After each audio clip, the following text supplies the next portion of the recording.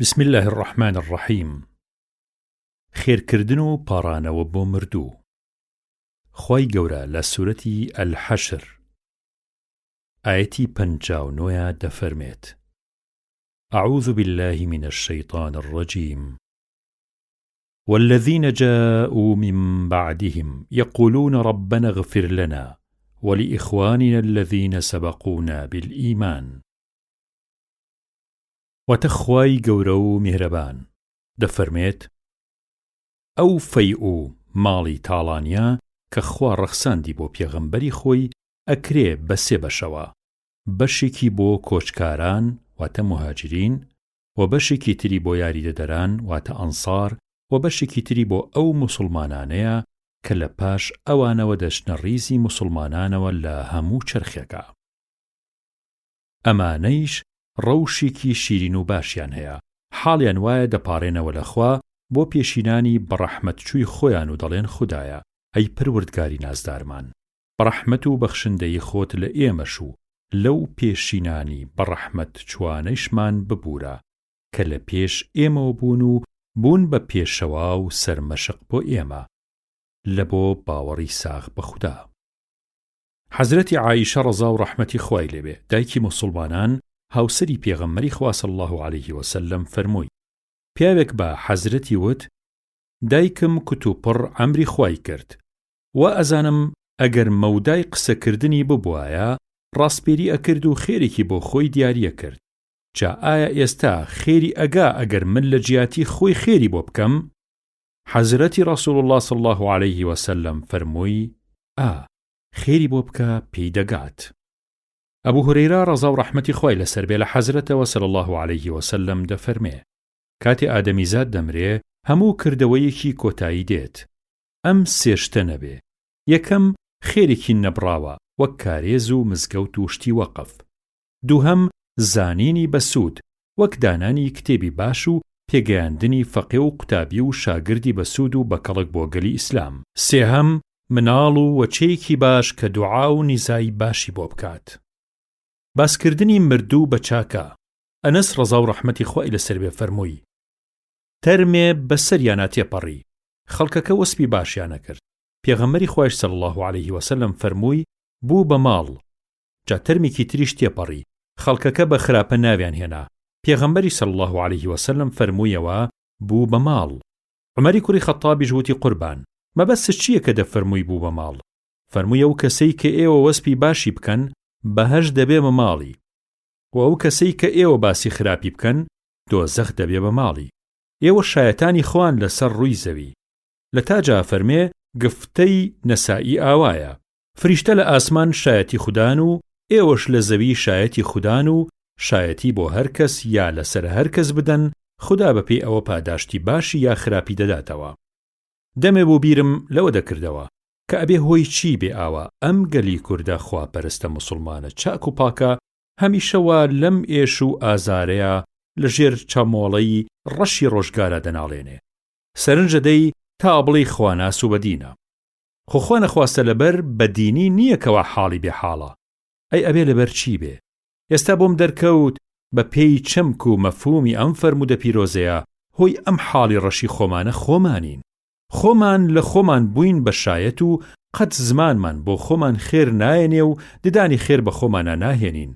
بۆ ئەم و ئەو بووین بە بلوێر و شایر، بۆ خۆشمان بووین بە زەمکەر و خوسپار، شەو و ڕۆژ، وەخت و ناوەخت، بەڕاست و بە درۆ، بە حەق و بە ناحەق، لەسەر مینبەر، لە وەعزە، لە خوتبەیە، لە مزگەوت، لە بازاڕ، لە دووکان، لە ماڵ، هەر کوردە و زەمی کوردەکاو.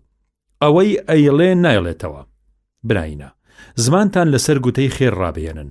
وەک پێشینانە فەرموون دەریا بە سەگ گڵاو نابێ. میلەتی کوردیش وەک دەریاوایە، بە تاک و تەرای خراپ ناوی پیس مەکەن.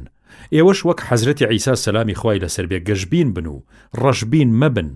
جارێ پێغەمبەر عیسا سەلامی خوای لەسەر بێ لەگەڵ دەستەیەکە بەلای کەلاکی سەگێکی تۆپیەوە تێپەڕین.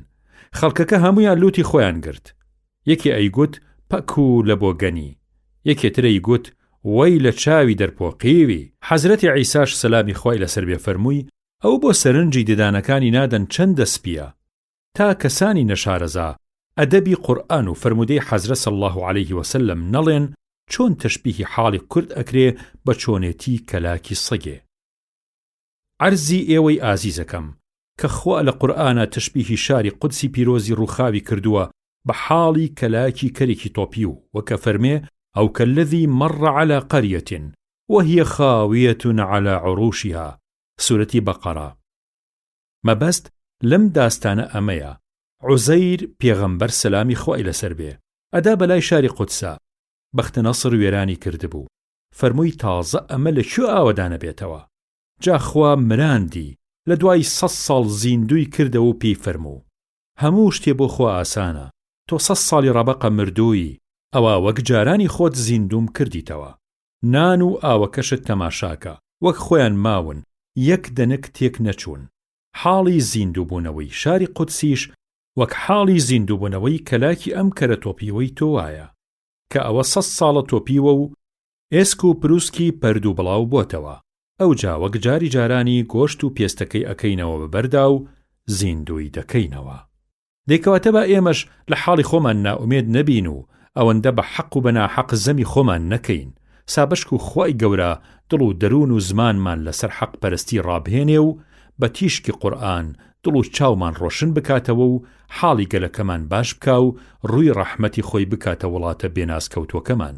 کوردستانیش وەک قودسی پیرۆز زیندوو بکاتەوە و خۆشی و خۆشگوزەرانی و ئاسایش و ئاشتی تیا بڵاو بکاتەوە و وەک بەهەشت بە نووری قورئان کون و قژبنی ڕووناک بکاتەوە. ئەبول ئەسوەد ڕەزا و ڕەحمەتی خوای لەسەر بێ فەرمووی چوون بۆ مەدینە پەتایەدا کەوتبوو لە خزمەتی عومەرە ڕەزا و ڕەحمەتی خوای لەسەر بێ دانیشتم تەرمێ لەوێ وەڕەت بوو خەڵکەکە وەسپی باشیانە کرد. حەزرەتی عومەریش ڕەزا و ڕەحمەتی خوای لەسەر بێ فەرمووی مسۆگەر بوو لە پاشا تەرمێکی تریش تێپەڕ بوو خەڵکەکە باسی خاوەنەکەیان بە خراپە دەکرد. حەزرەتی عومەریش گوتیەوە مسۆگەر بوو. ئەبول ئەسوەد دەفەرمێ منیش گوتم ئەی فەرمانڕەوای موسڵمانان چی مسۆگەر بوو؟ فەرمووی ئەوە دەڵێم کە پێغەمبەر صلی الله عليه وسلم فەرموویەتی هەر موسڵمانێ 4 کەس شایەتی باشی بۆ بدەن خوا دەیباتە بەهەشت. منیش عەرزم کرد ئەی 3 کەس شایەتی بۆ بدەن چۆنە؟ فەرمووی 3 کەسیش شایەتی بۆ بدەن هەروە. گوتم ئەی دوان. فەرمووی دوانیش هەروە بەڵام بۆ یەکێ لێمان نەپرسی چەند خۆشە مردن گەر بەڕوو سووری بچیە دیوانی خودا و حوزوری پتر ئاسوودەی تا پتر دووری لە بەزمی دنیا و ساز و سەمتوری. باسی خێری مناڵ مردن.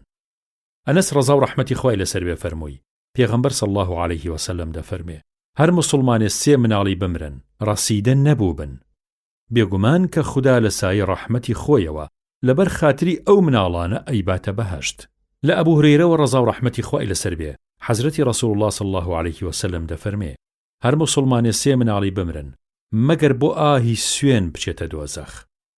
پێشەوای نەوەوی پڕ گۆڕەکەی لە نور و ڕەحمەت بێ دەفەرمێ مەبەست لە ئاهی سوێن لەم فەرمودەیەدا ئەو سوێنەیە کە لەم ئایەتە پیرۆزەیە هاتووە وإن منكم إلا واردها كان على ربك حتما مقضيا وتكسني لئيوة كبناو دوزخا نروى نچێتە ناوی ئەو چوونە دۆزەخا هەموانی واتە عمومیە بڕیارێکی خودانووسە و ڕەتبوونەوەی بۆ نییە. دەفەرمێ مەبەست لە ڕۆشتن بەناو دۆزەخا لەم شوێنەیە بە پەڕینەوەی سەرپردی سیڕاتە خۆی لە دەستی قوتارمان بفەرمێت. باسی گریان و ترس لە کاتی تێپەڕبوون بەلای گۆڕی ستەمکاران و جێگەی سەرنوگمبوونیانە.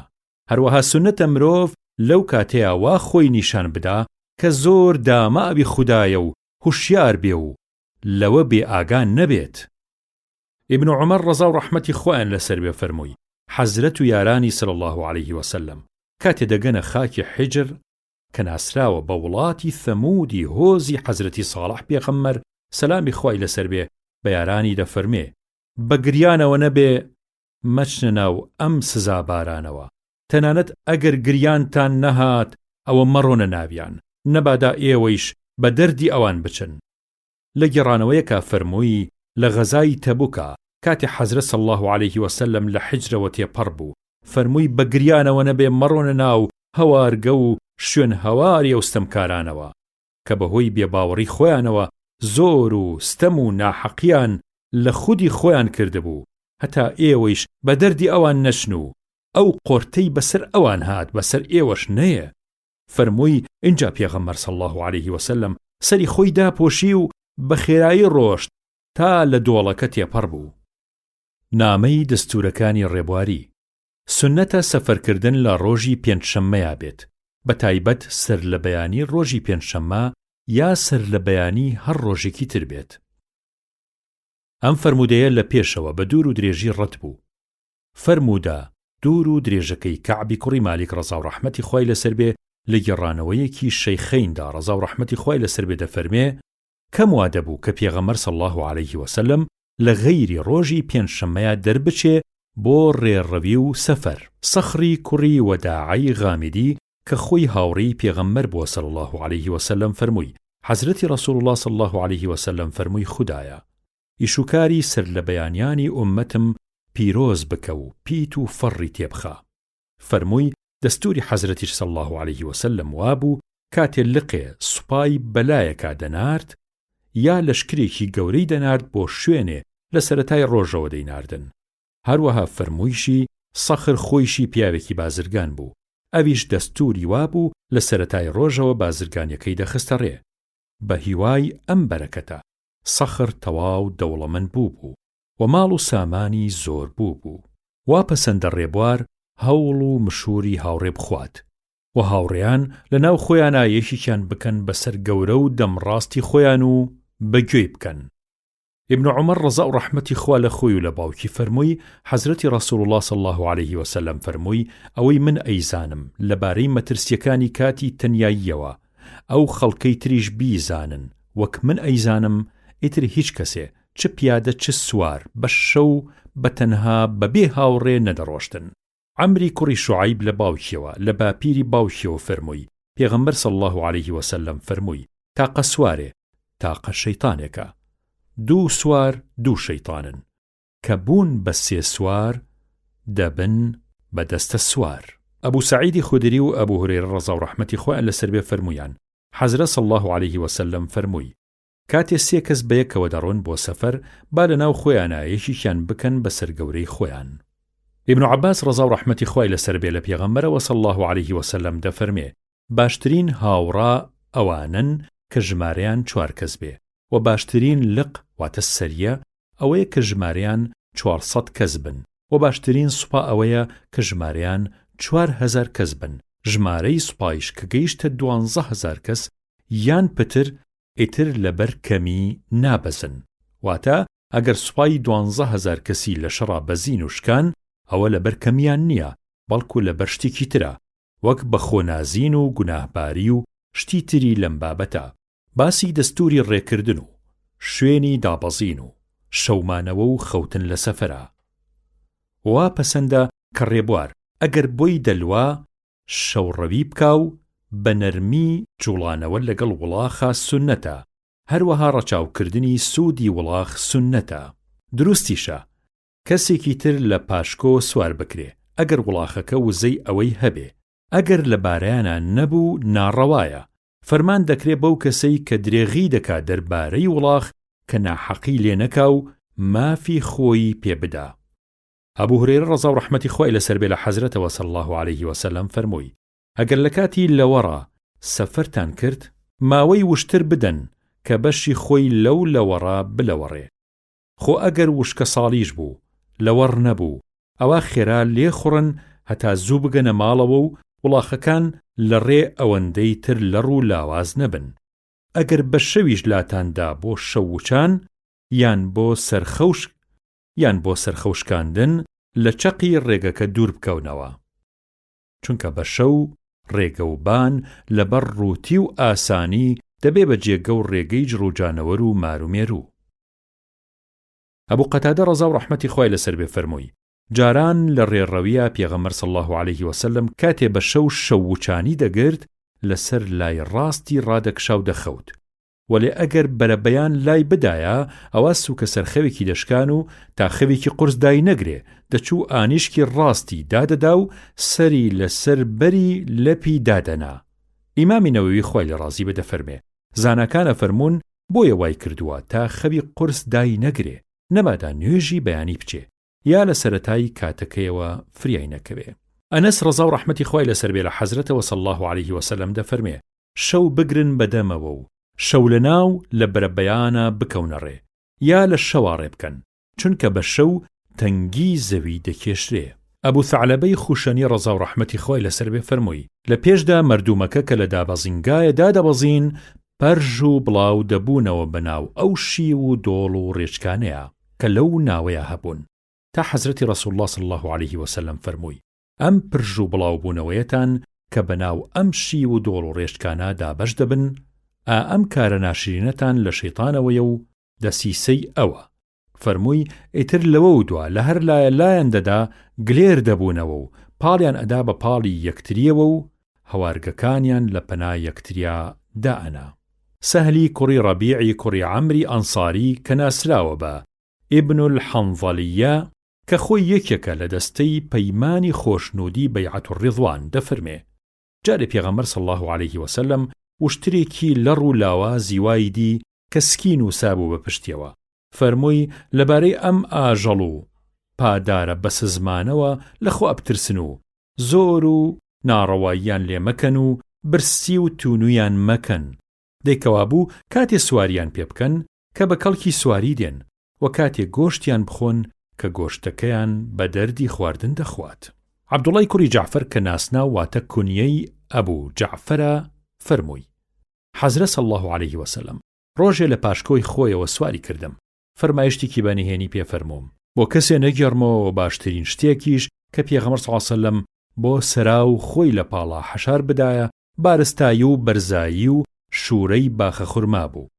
ئیمامی موسلیم ڕەزا و ڕەحمەتی خۆی لەسەر بێ ئاوا بە کورتی ئەم فەرمودەی گێڕاوەتەوە بەڵام ئیمامی بەرقانی بە هەمان ئیسناد و ڕشتە گێڕاوێتیەوە و ئەمەی لێ پتر کردووە ڕەزا و ڕەحمەتی خۆی لەسەر بێ جا حەزرەت صلی الله عليه وسلم ڕۆشتە ناو حەساری باخە خورمای پیاوێ لە یاریدەدەران وشترە نێرەیەکی لێبوو کە وشترەکە پێغەمبەری دی صلی الله عليه وسلم غوربەتی هەڵسا و کورکاندی و هۆن هۆن فرمێسک بە هەردوو چاوەکانی هاتە خوارەوە جا پێغەمبەر صلی الله عليه وسلم چوو بۆ لای و دەستی هێنا بە سەردووک و بە بناگوێیە ئیتر وشترەکە کوڵی گریانی نیشتەوە جا حەزرەت صلی الله عليه وسلم فەرمووی خاوەنی مشترە کێیە ئەرێ ئەم مشترە نێرە هی کێیە جەهێڵێ لە یاریدەدەران هاتووتی قوربان هی منە فەرمووی ئەدی ئەوە بۆ لە خوا ناترسی لەبارەی ئەم ئاژەڵە بە سەزمانەوە کە خوا تۆی کردو بە خاوەنی ئەوەتانە لە لای من هاواریەتی بەدەستەوە و سکاڵال لێکە کە تۆ هەم برسیەکەیت و هەم سەر و مڕ ئیشی پێکەیت و وچانی نادەی. ئەبوو داودیش ڕەزا و ڕەحمەتی خۆی لەسەر بێ ئەم فەرمودەی دەق وەک بەرقانی گێڕاوەتەوە. ئەنەس ڕەزا و ڕەحمەتی خۆی لەسەر بێ فەرمووی کاتێ لە دابەزینگایە لامانەدا هەتا بارمان نەخستایە نوێژمان ناکرد. ئەبوو داود ئەم فەرمودەی گێڕاوەتەوە بە پێی مەرجی موسلیم واتە ئەو پیاوانەی کە ئەبوو داود بەڕیز بەرودووە ئەم فەرمودەیەیان لێوە ڕیوایەتەکە هەمان ئەو پیاوانن کە موسلیم لە صحیحی موسلیمە ڕیوایەتی حەدیسی لێوە کردوون بەڵام حەدیسێکی تر نەوەک ئەم حەدیسەی بەردەستمان. ئیمامی نەوەوی ڕەزا و ڕەحمەتی خۆی لەسەر بێ دەفەرمێ مەبەست ئەوەیە هەرچەند زۆر بە تەنگی نوێژی سونەتەوە بووین بە تایبەتی نوێژی دیاری هەواری نوێ واتە سنەت تەحیەت المەنزل بەڵام لەگەڵ ئەوەشدا حەوانەوەی وڵاخەکانمان لەلا لە پێشتر بوو لە پێشخستنی ئەو نوێژانە. باسی کۆمەکی هاوڕێ جابر ڕەزا و ڕەحمەتی خۆی لەسەر بێ فەرمووی گەلێ جار حەزرەتی ڕەسوول الله صلی الله عليه وسلم کە ئەیویست بچێ بۆ غەزا ئەی فەرموو ئەی گەلی کۆچەران و یاریدەدەران بزانن هەندێ لە برادەرانتان لەگەڵمانە دێن بۆ ئەم غەزایە حاڵ و ماڵێکی وایان نییە و خاوەنی هۆز و خزمی دارا و دەوڵەمەند نین لەبەرەوە بە پیادەیی دێن دەی ئێوەش بە مەردانە بجوڵێنەوە و هەر کەسەتان 2 پیاو یان 3 پیاو لەم بێ وڵاخانە بخاتە تەک خۆی. فەرمووی ئیتر کەس نەئەما کە وڵاخەکەی هەر بۆ خۆی بێ وڵاخدار و بێ وڵاخ حاڵیان چون یەک دەبوو بەسرە بەرودووە سواری وڵاخەکان دەبوون گوتی من بەش بە حاڵی خۆم 2 کەسم وەک ئەوان بەسرە بەرودووە سواری نێرە وشترەکەم دەبوون. دیسان فەرمووی گەرێ جار پێغەمبەر صلی الله عليه وسلم لەناو کاروان و لەشکرا خۆی خستە دواوە، زەبوونەکانی لێ ئەخوڕی و پیادەی بێوڵاخی ئەخستە پاشکۆوە و نیزای باشی بۆ کردن. لە کاتی سواربوونی وڵاخە بە تایبەتی لە سەفەرە چی بڵێ باشە؟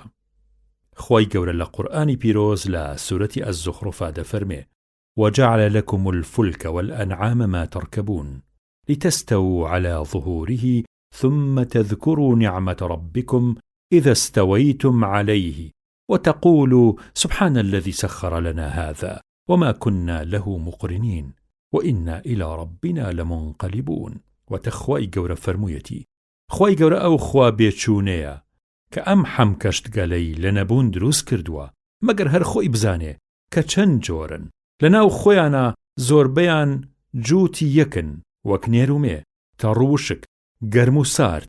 خوا هەمیشە بە چاوی مهر سەیریەوەکە. ئەوە تا نیعمەتی زۆری ڕژاندۆ بەسەرتانە، وەک ئەوە کەشتی و گەمێ و خۆشڕۆ و فڕۆکە و وشتر و ماین و شتی تری لەم بابەتانە بۆ سوودی ئێوە دروست کردووە. لە کاتی پێویست سواری پشتیانە بن، بەو پەڕی فەرەحیەوە وەک لەسەر تەخت و بارەگادا بنیشن ئاوا لەسەر پشتیاندا دەمەزرێن. دەی ئێوەش چاکەی خوداتان لەبەرچاو بێ و لەسەر هەموو چاکەیە سوپاسی بکەن و هەمیشە یادی پیرۆزی شەکری سەرزوبانتان بێت. جا کاتێ سواری سەرپشتیان بوون ئەم گوتە پیرۆزە بە دڵ و بە کوڵ بڵێن سبحان الذي سخر لنا هذا وما كنا له مقرنين وإنا إلى ربنا لمنقلبون. پاکی و نەنگی و بێگردی بۆ ئەو خوددا گەورەیە کە بە کەرەمی خۆی ئەم ئاژەڵ و پاپۆڕ و دەستگاگەلەی بۆ ئێمە ڕامهێناوە و ئاوا بە ئاسانی و بە خۆشی سواریانە بین. ئەمە لە سایەی ئەوەیە دەنا ئێمە دەرەقەتیان ناهاتین و ئەمە لە وزەی ئێمەدا نەبوو. مەردە و مەردەیە کە لە خۆی بایی نەبێ، بۆیە ئێمە لەم حاڵی سەرکەوتن و زاڵبوونەیە بەسەر ئەم جێ سواریانەیە ئەوەمان لەبیرە کە زوو یا درەنگ بەرەو گۆڕی نەوی و قوڵ گلێرە بینەوە و لەوێ بە ملکەچیە چینەوە بەردەستی خودای بەتوانە. بە تایبەت لەم سەفەرەیە ڕێی تێچێ کە لەم ڕێگەیە بگلین و بمرین و بگەڕینەوە بۆ لای حەق تەعالا. سەرنجێک دەلالەت چەند جۆری هەیە، وەک دەلالەتی لەفزی و دەلالەتی تەضەممونی و دەلالەتی ئیشارات. سەرچاوەی تەفسیری ئاەتیش یەکەم قورئان خۆیەتی، وەک گوتراوە إن القرآن يفسر بعضه بعضا. دووهەم حەدیث و ئەسەرە. سێهەم ئاشکرابوونی زۆر شتی نهێنیە لە سروشدا. دەقوەک خەبەرپێدانی قورئان لە کاتی خۆیە کە ئەو دەما ئەم جۆرەشتانە هێشتا بە بەڵگەی زانستی نەچەسپێنرابوون. ئەم دیاردەیە لەم ڕۆژگاری ئێمەیە پەرەی سندووە. بەڕاستی سەرنجی ئادەمیزاد بەرەو ئیعجازی قورئان ڕادەکێشێ.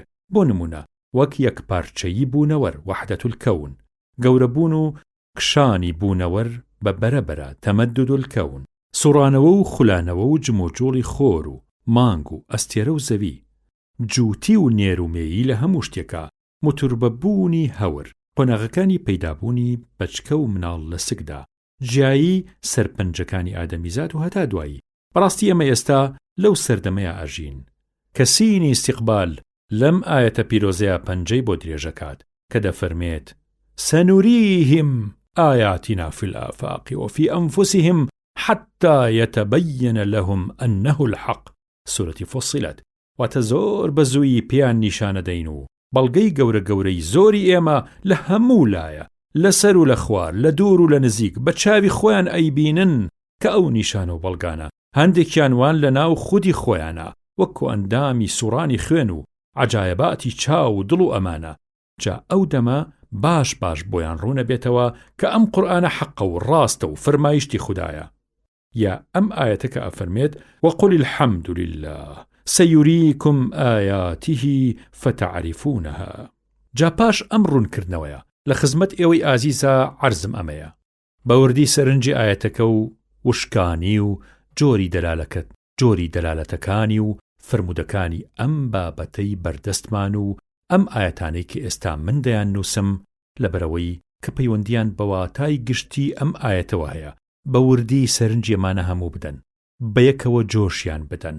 دەبینن وشە بە وشەی تەفسیرەکەی بەندە لە قورئان خۆی و لە حەدیث و ئەسەر و دەلالاتی جیاجیای وشەکان وەرگیراوە.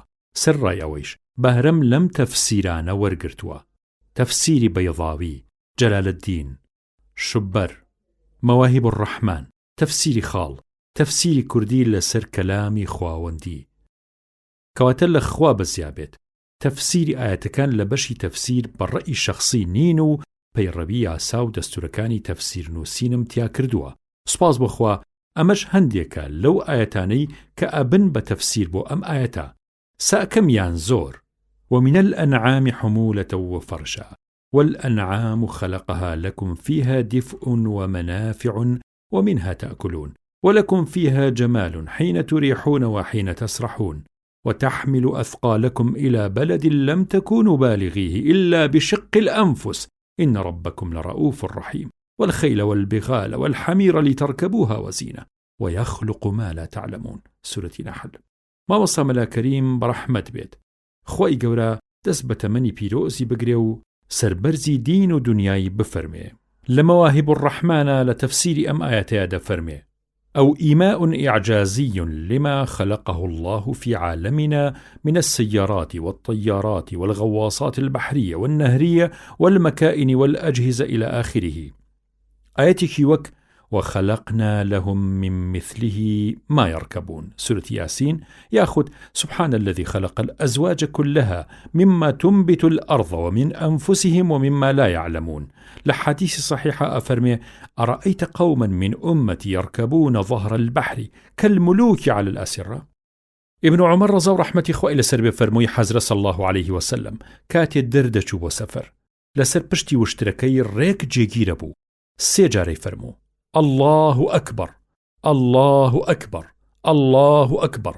دوای ئەوەی فەرموو: سبحان الذي سخر لنا هذا وما كنا له مقرنين وإنا إلى ربنا لمنقلبون. اللهم إنا نسألك في سفرنا هذا البر والتقوى ومن العمل ما ترضى. اللهم أنت الصاحب في السفر والخليفة في الأهل. اللهم إني أعوذ بك من وعثاء السفر وكآبة المنظر وسوء المنقلب في المال والأهل. أو كسي أمي بو إيم الرام كردوا بێنەنگ و بێگەردە. ئەمە لە سائر ڕەحمەتی ئەوەیە. دەنا ئێمە دەرەقەتی ئەمە ناهاتین. بێگومان شە لە باوان و کۆرە باوان. پەنا و پاسارمان هەر لای خوایە و بەداماویە چینەوە بەردەستی خۆی. خودایە لەم سەفەرەمانە خێر و چاکە و تەقوا و لە خواترسانمان بەنەسیب بفەرموو. هەروەها کارێکیش کە جێگەی ڕەزامەندی تۆ بێ خودایە. ئەم سەفەرەمان بۆ ئاسان بفەرموو یا ڕەب، و تەنگی زەویمان بۆ بکێشە و ڕێگەی دوورمان بۆ نزیک بکەرەوە.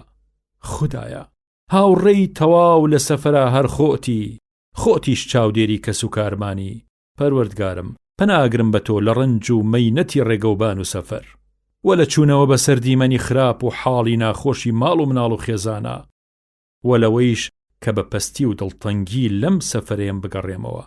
فەرمووی کاتی دەشگەڕایەوە هەر ئەمانەی دەخوێند، بەڵام ئەمەی لێ زیادە کرد: ئایبوونە تائیبوونە عابدوونە لڕەبینا حامدون. ئەوە بە پشتبەستن بەخوا دەگەڕینەوە بۆ ماڵەوەمان، لە گوناهەکانمان پەشیمانین، هەمیشە بەندەیی ساغ بۆ خوای پەروەردگارمانەکەین و لە سوپاس و ستایش درێغی ناکەین. عەبدوڵڵای کوڕی سەرجەش ڕەزا و ڕەحمەتی خوای لەسەر بێت فەرمووی جاران پێغەمبەر صلی الله عليه وسلم کە تەشریفی چوو بۆ ڕێبواری پەنایەگر بەخوا بەم شتانە ئەی فەرموو: أعوذ بالله وعثاء السفر وكآبة المنقلب والحور بعد الكون ودعوة المظلوم وسوء المنظر في الأهل والمال. پەناگرم بەیەزدان لە ڕەنج و مەینەتی ڕێگەوبان و سەغڵەتی سەفەر و لەوە کە بە پەستی و دڵتەنگی لەم سەفەرە بگەڕێمەوە و لە تەرابوون، لە شارەزابوون، لە سەرشۆڕی پاش سەربەرزی و لە ئاه و نزولەی ستەمبار و لە چوونەوە بە سەردیمەنی خراپ و حاڵی پەرشێوی ماڵ و مناڵ و خێزانە. عەلی کوڕی ڕەبیعە ڕەزا و ڕەحمەتی خوای لەسەر بێ فەرمووی: لەکن عەلی بووم، وڵاخەکەیان هێنابۆی. لە کاتی سواربوونە کە قاچی نایە ناو ئاو زەنگیەکەیەوە 3 جار فەرمووی: بسم الله، بە ناوی خوا سوارە بم. کە قیت دانیش لەسەر پشتی و تەواو دامەزرا فەرمووی: الحەمدولله، سوپاس بۆ خوا. ئەوجا 3 جار فەرمووی: الله ئەکبەر، خوا لە هەموو کەسێک گەورەترە. ئەوجا فەرمووی: سبحانك إني ظلمت نفسي فاغفر لي إنه لا يغفر الذنوب إلا أنت. بێگەرد و بێنەنگی، پاک و پیرۆزی، ڕاستە کە من زۆر و ستەمم لە خۆم کرد، وەلێ لە ڕەحمەتی تۆوە چاوەڕوانەکەم کە لە تاوانم خۆش بی. ئەوەی ڕاستی بێ ئەوەیە خۆت نەبێ کەسی تر ڕادەی ناکەوێ کە لە تاوانی بەندەکان خۆش بێ، لە پاشا پێکەنی. منیش عەرزیم کرد ئەی فەرمانڕەوای موسڵمانان لەبەر چی پێکەنی؟ فەرمووی جارێ پێغەمبەرم صلی الله علیه وسلم بینی ئەوەی کرد. عەرزم کرد ئەی پێغەمبەری خوا صلی الله علیه وسلم لەبەر چی پێکەنی؟ فەرمووی پەروەردگاری تۆ پاک و پیرۆز بێ سوبحانه وتعالى. زۆر خۆشی دێ لەوە کە بەندەی خۆی بڵێ رب اغفر لي ذنوبي، الله رب اغفر لي ذنوبي، والحاڵ بزانێ کە کەسی تر ڕادەی ناکەوێ کە لە تاوان خۆش بێ جگە لە خۆم. سنەتە کە ڕێبوار سەرکەوتە سەر ملە و گرد و ئەمانە الله ئەکبەر بکاو، کە گەیشتە ناوشی و دۆڵ و ئەم شوێنانە داپەڕی بەرەو خوار سبحان الله بکە، بڵێ سبحان الله، یزدانی پاک خوایکی پیرۆزە. وەلێ لە کاتی الله ئەکبەرکردن و یاد و زیکرکردنی ترە زۆر پێ لە دەنگ بەرزکردنەوە هەڵنەبڕێ. جابر ڕەزا و ڕەحمەتی خوای لەسەر بێ فەرمووی ئێمە لە سەردەمی حەزرەتا صلی الله علیه وسلم کە سەردەکەوتینە سەر بەرزایی و ملە و گرد و یاڵ و تەپە و لوتکە و شاخ و کێو ئەمان گوت الله ئەکبەر، کە لەمانەیش دا ئەپەڕین بەرەو نزمایی و نشێوی ئەمان گوت سبحان الله، خوا خوایەکی پاک و پیرۆزە.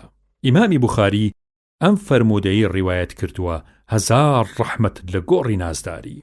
ابن عمر ڕەزا و ڕەحمەتی خوای لەسەر بێ ئەفەرمێ پێغەمبەر صلی الله علیه وسلم خۆی و لەشکرەکانی جاران کە سەر دەکەوتنە سەر ملە و بەرزایی الله ئەکبەریان دەکرد، کاتێکیش کە دادەپەڕینە خوارەوە سبحان اللهیان نەکرد. علمی حەدیث یان بڵین زانستی فەرموودە یا فەرمودەشوناسی علمیکی گەورەی سەر بەخۆیە. کەم کەس لە خوێنەرانی ئەم بابەتە کتێبە لەم ڕۆژگاری ئێمەیە سەری لێ دەرەکا یا ئاگای لێتی یا بگرە لێی تێگا. مامۆستا مەلا عەبدولکەریمی بیارە خوای گەورە پایە بەرزی بفەرمێ کتێبێکی جوانی بە ناوی ڕێگەی ڕەهبەر لەم عیلمەیە داناوە بۆ کەسی خۆی بەهرە بەخشە. مەبەستم لەم گوتەیە ئەمەیە خوێنەری ئازیزی ئەم ڕیاضە پیرۆزە بۆ ئەوەی کە پشتە سوور بێت لە بەهێزی فەرمودەکان ئەوەندەی بەسە کە ئیمامی نەوەوی ڕەزا و ڕەحمەتی خوای لەسەر بێ ئەم کتێبەی داناوە. ئیتر ئەم وردە بابەتانەی کە لە دوایی حەدیسەکەیە باسەکرێ بۆ ئەهلی اختصاصە، وەلێ ئەم ڕەمز و نیشانانش کە بەندە لە دوا تەرجەمە کوردیەکەیەوە ئەینووسم بێسوود نابێ، بەڵام لەسەر ئەساسی ئەم ڕەمز و نیشانانە حکم بە پایەی بەهێزی و بێهێزی حەدیسەکە بکرێ، وەلێ فەرمودەکانی نەوەوی خوای لە ڕازی بێ کە لە دوایی فەرمودەکانەوە تەقییم و تەصنیفی حەدیسەکانی پێفەرمێ ئەوە نرخی تەواوی خۆی هەیە و ئەبێ بە شایەت و بەڵگە لەسەرەوە کە نەوەوی خوا لێ ڕازی بێ خۆی ئەو حەدیسە بە صەحیح یاخود بە حەسەن دانێ. مایەوە سەرم خاڵە کە خوێنەری ئاسایی ئەم دوو زاراوە بە یەک شت دادەنێ، بەڵام مەرج نییە وابێت زاراوەی ئیسنادی صەحیح و حەدیسی صەحیح عموم و خصوصی من وەجهیان لە بەیندایە، چونکە هەیە ئیسنادەکەی نەگەیشتۆتە پای صەحیح وەک حەدیثی البەیعان بالخیار کە یەعلای کوڕی عوبەید لە سوفیانی ثەوری لە کوڕی دینار لە ئیبن عومەرەوە لە حەزرەتەوە صلی الله علیه وسلم ڕیوایەتی کردووە. ئەمە گەرچی ئیسنادەکەی معللە بەڵام مەتنی حەدیثەکە صەحیحە. لە سەرەتای دامەزراندنی علمی ڕیوایەت و ئوسوڵی علمی حەدیثە ڕستەی دوعا و نیزا بۆ پێغەمبەر و صلی الله علیه وسلم ئەصحابی و تابعی و زانا و پێشەوایانی ئیسلام جیاجیا بوو. وەلێ لەم ڕۆژگاری ئێمەیە وشەی ڕەزای خوای لێبێ کە جاران تایبەت بوو بۆ نیزا بۆ ئەصحاب، ئێستا موسامەحەی تێدا کراوە بۆ پایە بەرزانی تریش بەکاردەهێنرێت. ئیبن عومەر ڕەزا و ڕەحمەتی خوای لەسەر بێ فەرمووی جاران کە پێغەمبەر صلی الله علیه وسلم لە غەزا دەگەڕایەوە یا لە حەج یا لە عەمرە کە سەر دەکەوتە سەر لاشانێ یان سەریاڵێ سێ جار الله ئەکبەر یەکرد و ئینجا دەیفەرموو لا إله إلا الله وحده لا شريك له له الملك وله الحمد وهو على كل شيء قدير آيبون تائبون عابدون ساجدون لربنا حامدون صدق الله وعده ونصر عبده وهزم الأحزاب وحده. هر خدا خدایە و بەس، هیچ خوایەکی تر نییە مڵک و دارایی و پاشایەتی و سەڵتەنەت و سوپاس و ستایش هەمووی لە ڕاستیدا بۆ ئەوە و ئەو خودایەکی وایە دەستی دەڕوا بەسەر هەموو شتێکا و توانای هەموو شتێکی هەیە. ئەوە لە سایی خوداوە دەگەڕینەوە بۆ ماڵەکانمان، پەشیمانین لە گوناهەکانمان، هەمیشە بەندەیی ساغ بۆ خودای پەروەردگارمان دەکەین و لە سوپاس و ستایشی درێغی ناکەین. خدا بەڵێنی خۆی هێنایەدی، محەممەدی بەندەی خۆی سەرخست و بەتەنیا خۆی و بەس ئەو کافرانەی کە بە لەشکرێکی گەلێ زۆرەوە گەلە کۆمەکەیان لە ئیسلام کردبوو ژێری خستن و شکاندنی. لە گێڕانەوەیەکی موسلیمدا خۆی لە ڕازی بێت هاتووە فەرمێ جاران حەزرە صلی الله عليه وسلم یان لەگەڵ کۆمەڵێ شەڕکەرا دەگەڕایەوە یا لە حەج و عەمرە دەگەڕایەوە بۆ ماڵەوە ئەم زیکرەی دەخوێند. ئەبوو هورەیرە ڕەزا و ڕەحمەتی خوای لەسەر بێ فەرمووی پیاوێ گوتی ئەی پێغەمبەری خوا صلی الله عليه وسلم ئەمەوێ سەفەر بکەم، بەندم دادە و ئامۆژگاریم بکە. فەرمووی هەمیشە خودات لەگەڵدا بێ و خۆت لە نافەرمانی ئەو زاتە مەزنە بپارێزە و لە تەقوای خوادا بێ ئاگا مەبە و لەسەر هەموو بەرزاییەکیش الله ئەکبەر بکە. کاتێکیش پیاوەکە ڕۆشت حەزرە صلی الله عليه وسلم ئەم نیزایی بۆ کرد و فەرمووی اللهم اطوي له البعيد وهون عليه السفر. خدایە تەنگی زەوی بۆ بکێشە و دووری بۆ نزیک بکەرەوە، ئەم سەفەرەی بۆ ئاسان بفەرموو. ئەبوو موسای ئەشعەری ڕەزا و ڕەحمەتی خوای لەسەر بێ فەرمووی جارە لە سەفرێکە لە خزمەتی حەزرە صلی الله عليه وسلم خۆیا بووین. بەدەم ڕێگەوە گشت جارێ کە لە شیوێ سەرەکەوتینە سەریاڵ و بەرزایی تەهلیلە و الله ئەکبەرمان دەکرد و بەدەنگی بەرز دەمان گوت لا إله إلا الله الله ئەکبەر تا ڕۆژێ پێغەمبەر صلی الله عليه وسلم فەرمووی ئەی موسڵمانینە دڵتان بە خۆتان بسووتێ، خۆ ئێوە بانگی کەڕ و نادیار و شتیوان ناکەن تا ئاوازیا دەڕەوی لە دەنگ بەرزکردنەوەیە بکەن. ئێوە هاوار لە خواکەن، خوای گەورەش ئاگای لە خشەی مار و مێروە و هەمیشە لەگەڵتاندایە و نزیکە و دوور نییە، کەواتە بە شوێنەیی و بە هێواشی ئەم زیکرانە بکەن. ئەبوو هورەیرە ڕەزا و ڕەحمەتی خوای لەسەر بێ لە حەزرەتەوە صلی الله عليه وسلم دەفەرمێ ئەم سێ دوعایە بە بێگومان گیرابن. یەکەم نیزای زۆر لێکراوی ستەمدیدە، دوعای مەزلوم. دووهەم نیزای ڕێبوار. سێهەم نیزای باوک و دایک لە مناڵی خۆیان. نیزای ترسان لە کەسێ یان لە شتێک. ئەبوو موسای ئەشعەری ڕەزا و ڕەحمەتی خوای لەسەر بێ فەرمووی جاران حەزرە صلی الله عليه وسلم ئەگەر ترسی لە هۆزێ یان لە تاقمێ ببوایە ئەی فەرموو اللهم إنا نجعلك في نحورهم ونعوذ بك من شرورهم. خدایە خۆتەکەین بە کۆڵیانەوە و تیری قودرەتی تۆ دەنێین بە سنگ و بەرەوکیانەوە و پەناگرین بە پەنای تۆ لە شەڕ و وەزەنیان. نزای چوونە هەواری تازە و دابەزین لە جێگەیە. خەولەی کچی حەکیم ڕەزا و ڕەحمەتی خوای لەسەر بێ فەرمووی پێغەمبەر صلی الله عليه وسلم فەرمووی هەر کەسێک کاتێ ئەچێتە جێگەیە بڵێ أعوذ بكلمات الله التامات من شر ما خلق. پەنا ئەگرم بە پیرۆزی و بەرەکەتی وشە و فەرمایشتە تەواوەکانی خوددا، مەبەست صفەتی ئەزەلی کەلامی خوددایە لە شەڕی ئەوەی کە خوا خۆی دروستی کردووە و شەڕێ لێی دەوەشێتەوە.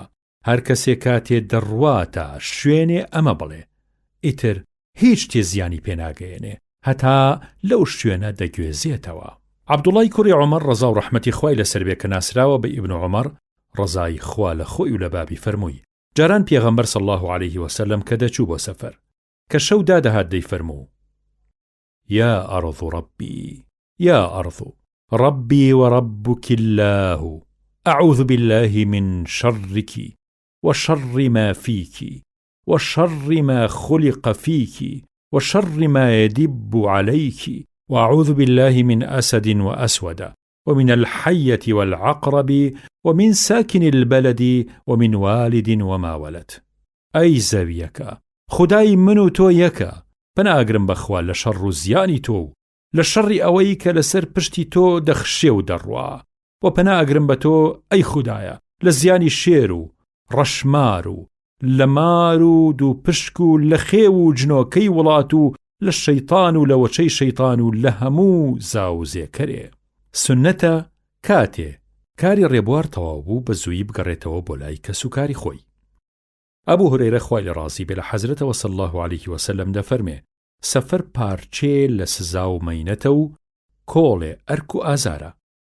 ئەوە تا نان و ئاو خەو و خۆراکتان لێ هەراسانەکە، دەیکەواتە کە مەبەستی سەفەرەکەتان هاتەدی بەبێ درەنگ بگەڕێنەوە بۆ لای کەس و کارتان. وا سونەتە پیاو کە لە سەفەر گەڕایەوە بە ڕۆژ بگاتە ماڵەوە.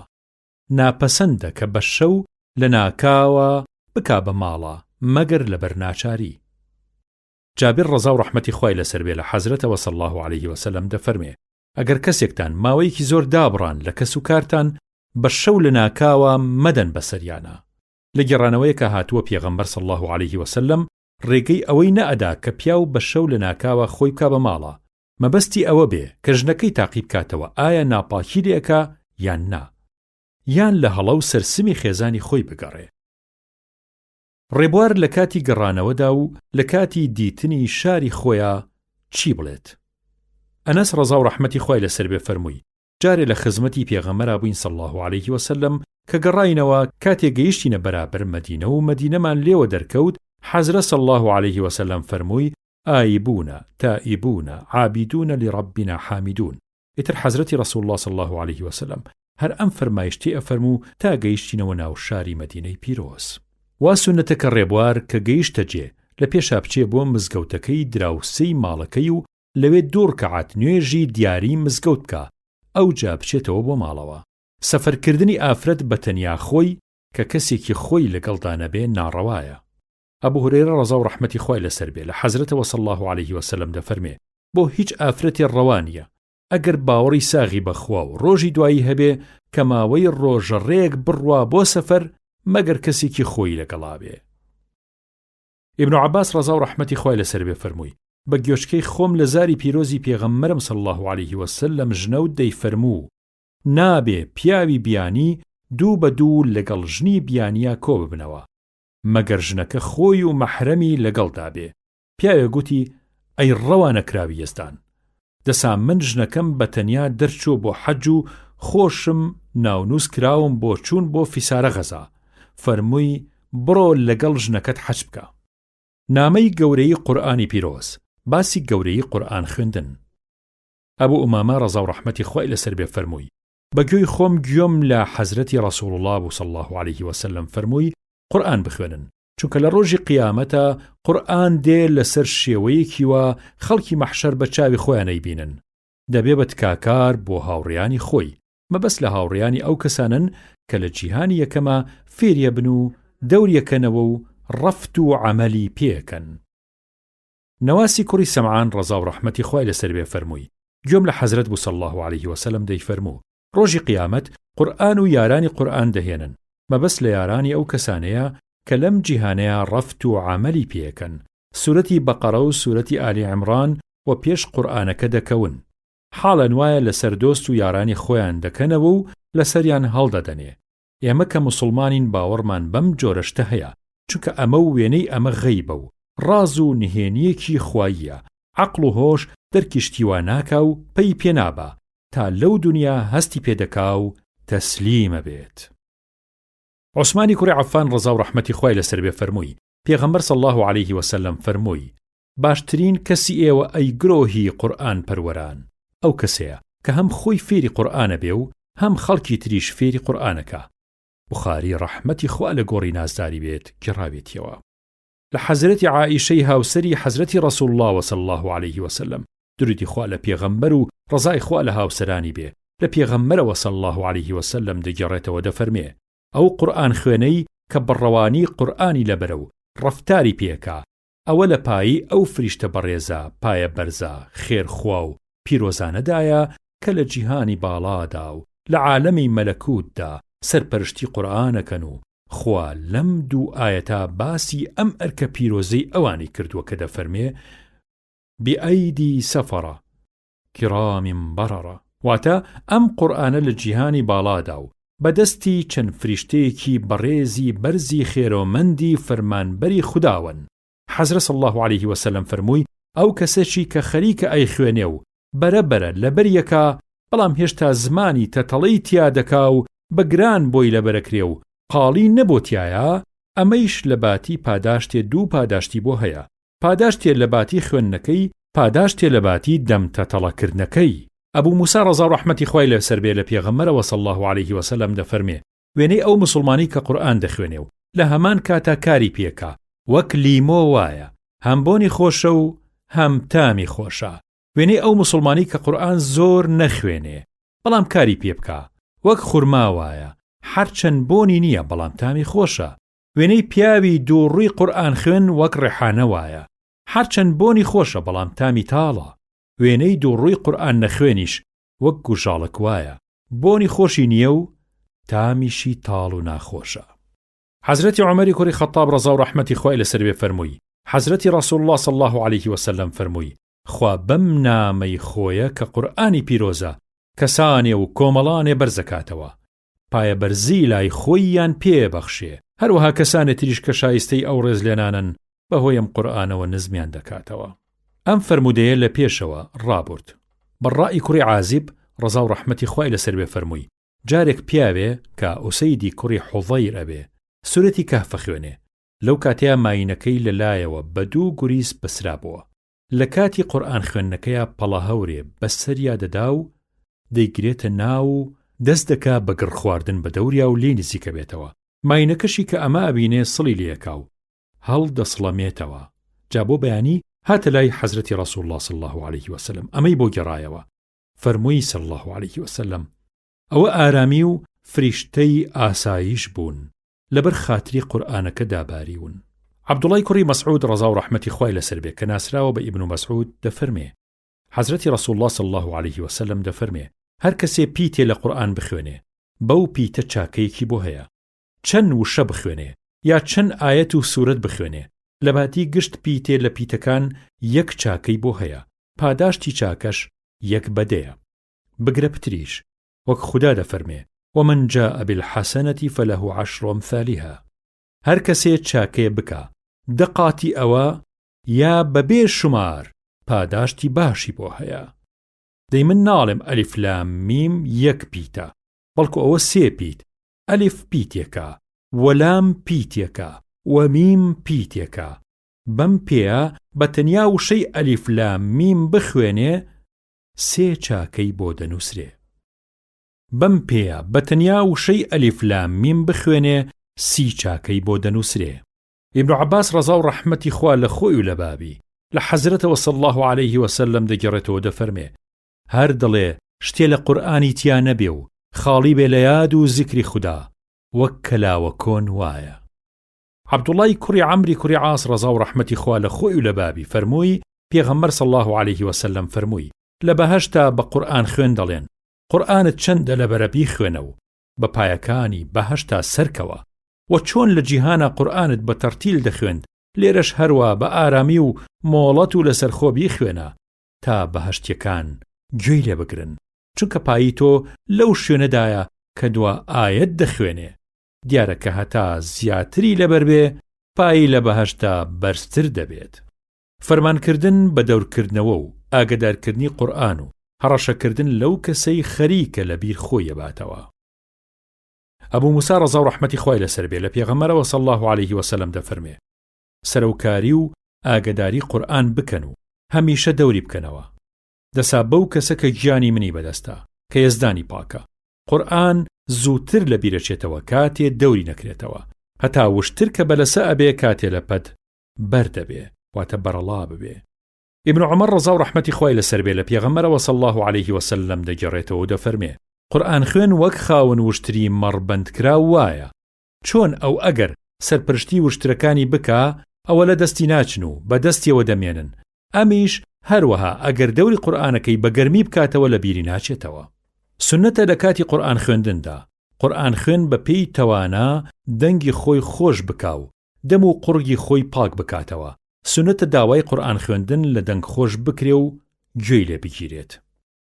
ئەبوو هورەیرە ڕەزا و ڕەحمەتی خوای لەسەر بێ لە حەزرەتەوە صلی الله علیه وسلم دەگەڕێتەوە دەفەرمێ خوا لە هیچ شتێک وا بە حوسنی ڕەزا گوێناگرێ وەک گوێ لە پێغەمبەرێکی دەنگ خۆش کە بە ئاوازی خۆش و بە مەقامی جوان قورئان بخوێنێ و بە شەوقەوە دەنگی لێ هەڵبڕێ. ئەبوو موسای ئەشعەری ڕەزا و ڕەحمەتی خوای لەسەر بێ فەرمووی پێغەمبەر صلی الله علیه وسلم فەرمووی پێم ئەی ئەبوو موسا بەڕاستی خوا دەنگ و ئاوازێکی خۆشی پێداویت. دەڵێی دەنگ و ئاوازە خۆشەکەی داوود پێغەمبەرە سەلامی خوای لەسەر بێت. لە گێڕانەوەیەکی ئیمام موسلیم ڕەزا و ڕەحمەتی خوای لەسەر بێ دەفەرمێ حەزرەت صلی الله عەلەیه وسەلەم فەرمووی پێی بریا دوێ شەو لە شوێنێکەوە چاوم لێت دەبوو کە چۆن گوێم لێ شل کردبوو بۆ ئەو قورئانەی کە بەو دەنگە خۆشت دەتخوێن. دیارە دەورکردنەوەکەی تۆم پێ خۆش بوو، تۆیش بە گوێگرتنەکەی من کەیفت دەهات. بەڕای کوڕی عازب فەرمووی جارێکیان گوێم لێ بوو لە پێغەمبەر صلی الله عەلەیه وسەلەم لە نوێژی خەوتنانە لە ڕکاتێکیانە سوورەتی وەتینی وەزەیتونی دەخوێند، کەسی ترم نەدیوە وەک ئەو ئاوا دەنگی خۆش بێت. ئەبوو لوبابە بەشیری کوڕی عەبدولمونذر دەفەرمێ حەزرەت صلی الله عەلەیه وسەلەم دەفەرمێ کاتێ قورئان دەخوێنن ئەوەی بە سۆزکردن و دەنگی خۆش و بە نقام و مەقام قورئان نەخوێنێ لە ئێمە نییە. لە پەراوێزە هاتووە مامۆستا مەلا نووری فارس دەفەرمێت ڕۆژی هەینی لە مزگەوتی حاجی کاکەحمەی شێخ ڕەزا و ڕەحمەتی خوای لەسەر بێ نوێژی هەینیم کرد. بەڕاستی شوێن و مەقامی وا پیرۆز جێگەی خرۆشان و هاتنە جۆشی کوورەی ڕەحمەتی خوایە. حاجی مەلا محەممەدی حاجی قاری گەجفرۆش حافظ یەکەمی سەرمەحفەلە بە دەنگێکی خۆشی بە تەئسیری بەسۆز عەشەرەیەکی داود ئاسایی خوێند بە ئارەزوو نیقام و مەقامێکی پڕجۆش و خرۆش و پڕڕێز و سۆز تا بڵێی دڵلاوێن و دڵنەرمکەر بە چریکەیەکی کەمێ خەماوی و گریاناوی. هەزار ڕەحمەت لە گۆڕت حاجی قار، کوڕی ڕەحمەت ئاوا بێت، ئەڵی بولبولی سەرگوڵزاری مەرقەدی حاجی کاکەحمەدی شێخە. فەقێ بووم لە مزگەوتی شێ مەحموودی قەرەچێوار گەلێ جار ئەم حاجی قارە پەڕ سەرسینیەک نان و چێشتی دەڕازانەوە و بەڕیشی سپیەوە خۆی ئەیهێنا بۆمان. فەقێیش گەرچی دڵپاکن مەشهورە دەمشڕ و هاروهاجن. هێشتا مام حاجی دوور نەئەکەوتەوە. ئێمە ئەچوین قسەمان بە کەنیشکەکانیە گوت کەچی ئەو ماڵوێرانە چونکە شتەکەی بۆ خوا بوو نەیە بردە سەر خۆی و نەیە گرتە دڵ بۆ سبەینێ بە قەرەوانەیەکی گەورەترەوە هاتەوە لە باتی گلەی بکە و بڵێ ئەرێ بووە ئەڵێن بە زەردەخەنەیەکی معنادارەوەی فەرموو توخوا کاکە کە دوعام بۆکەن با خۆم گوێم لێی نەبێت. ئەی هەزار ڕەحمەت لێ بێ.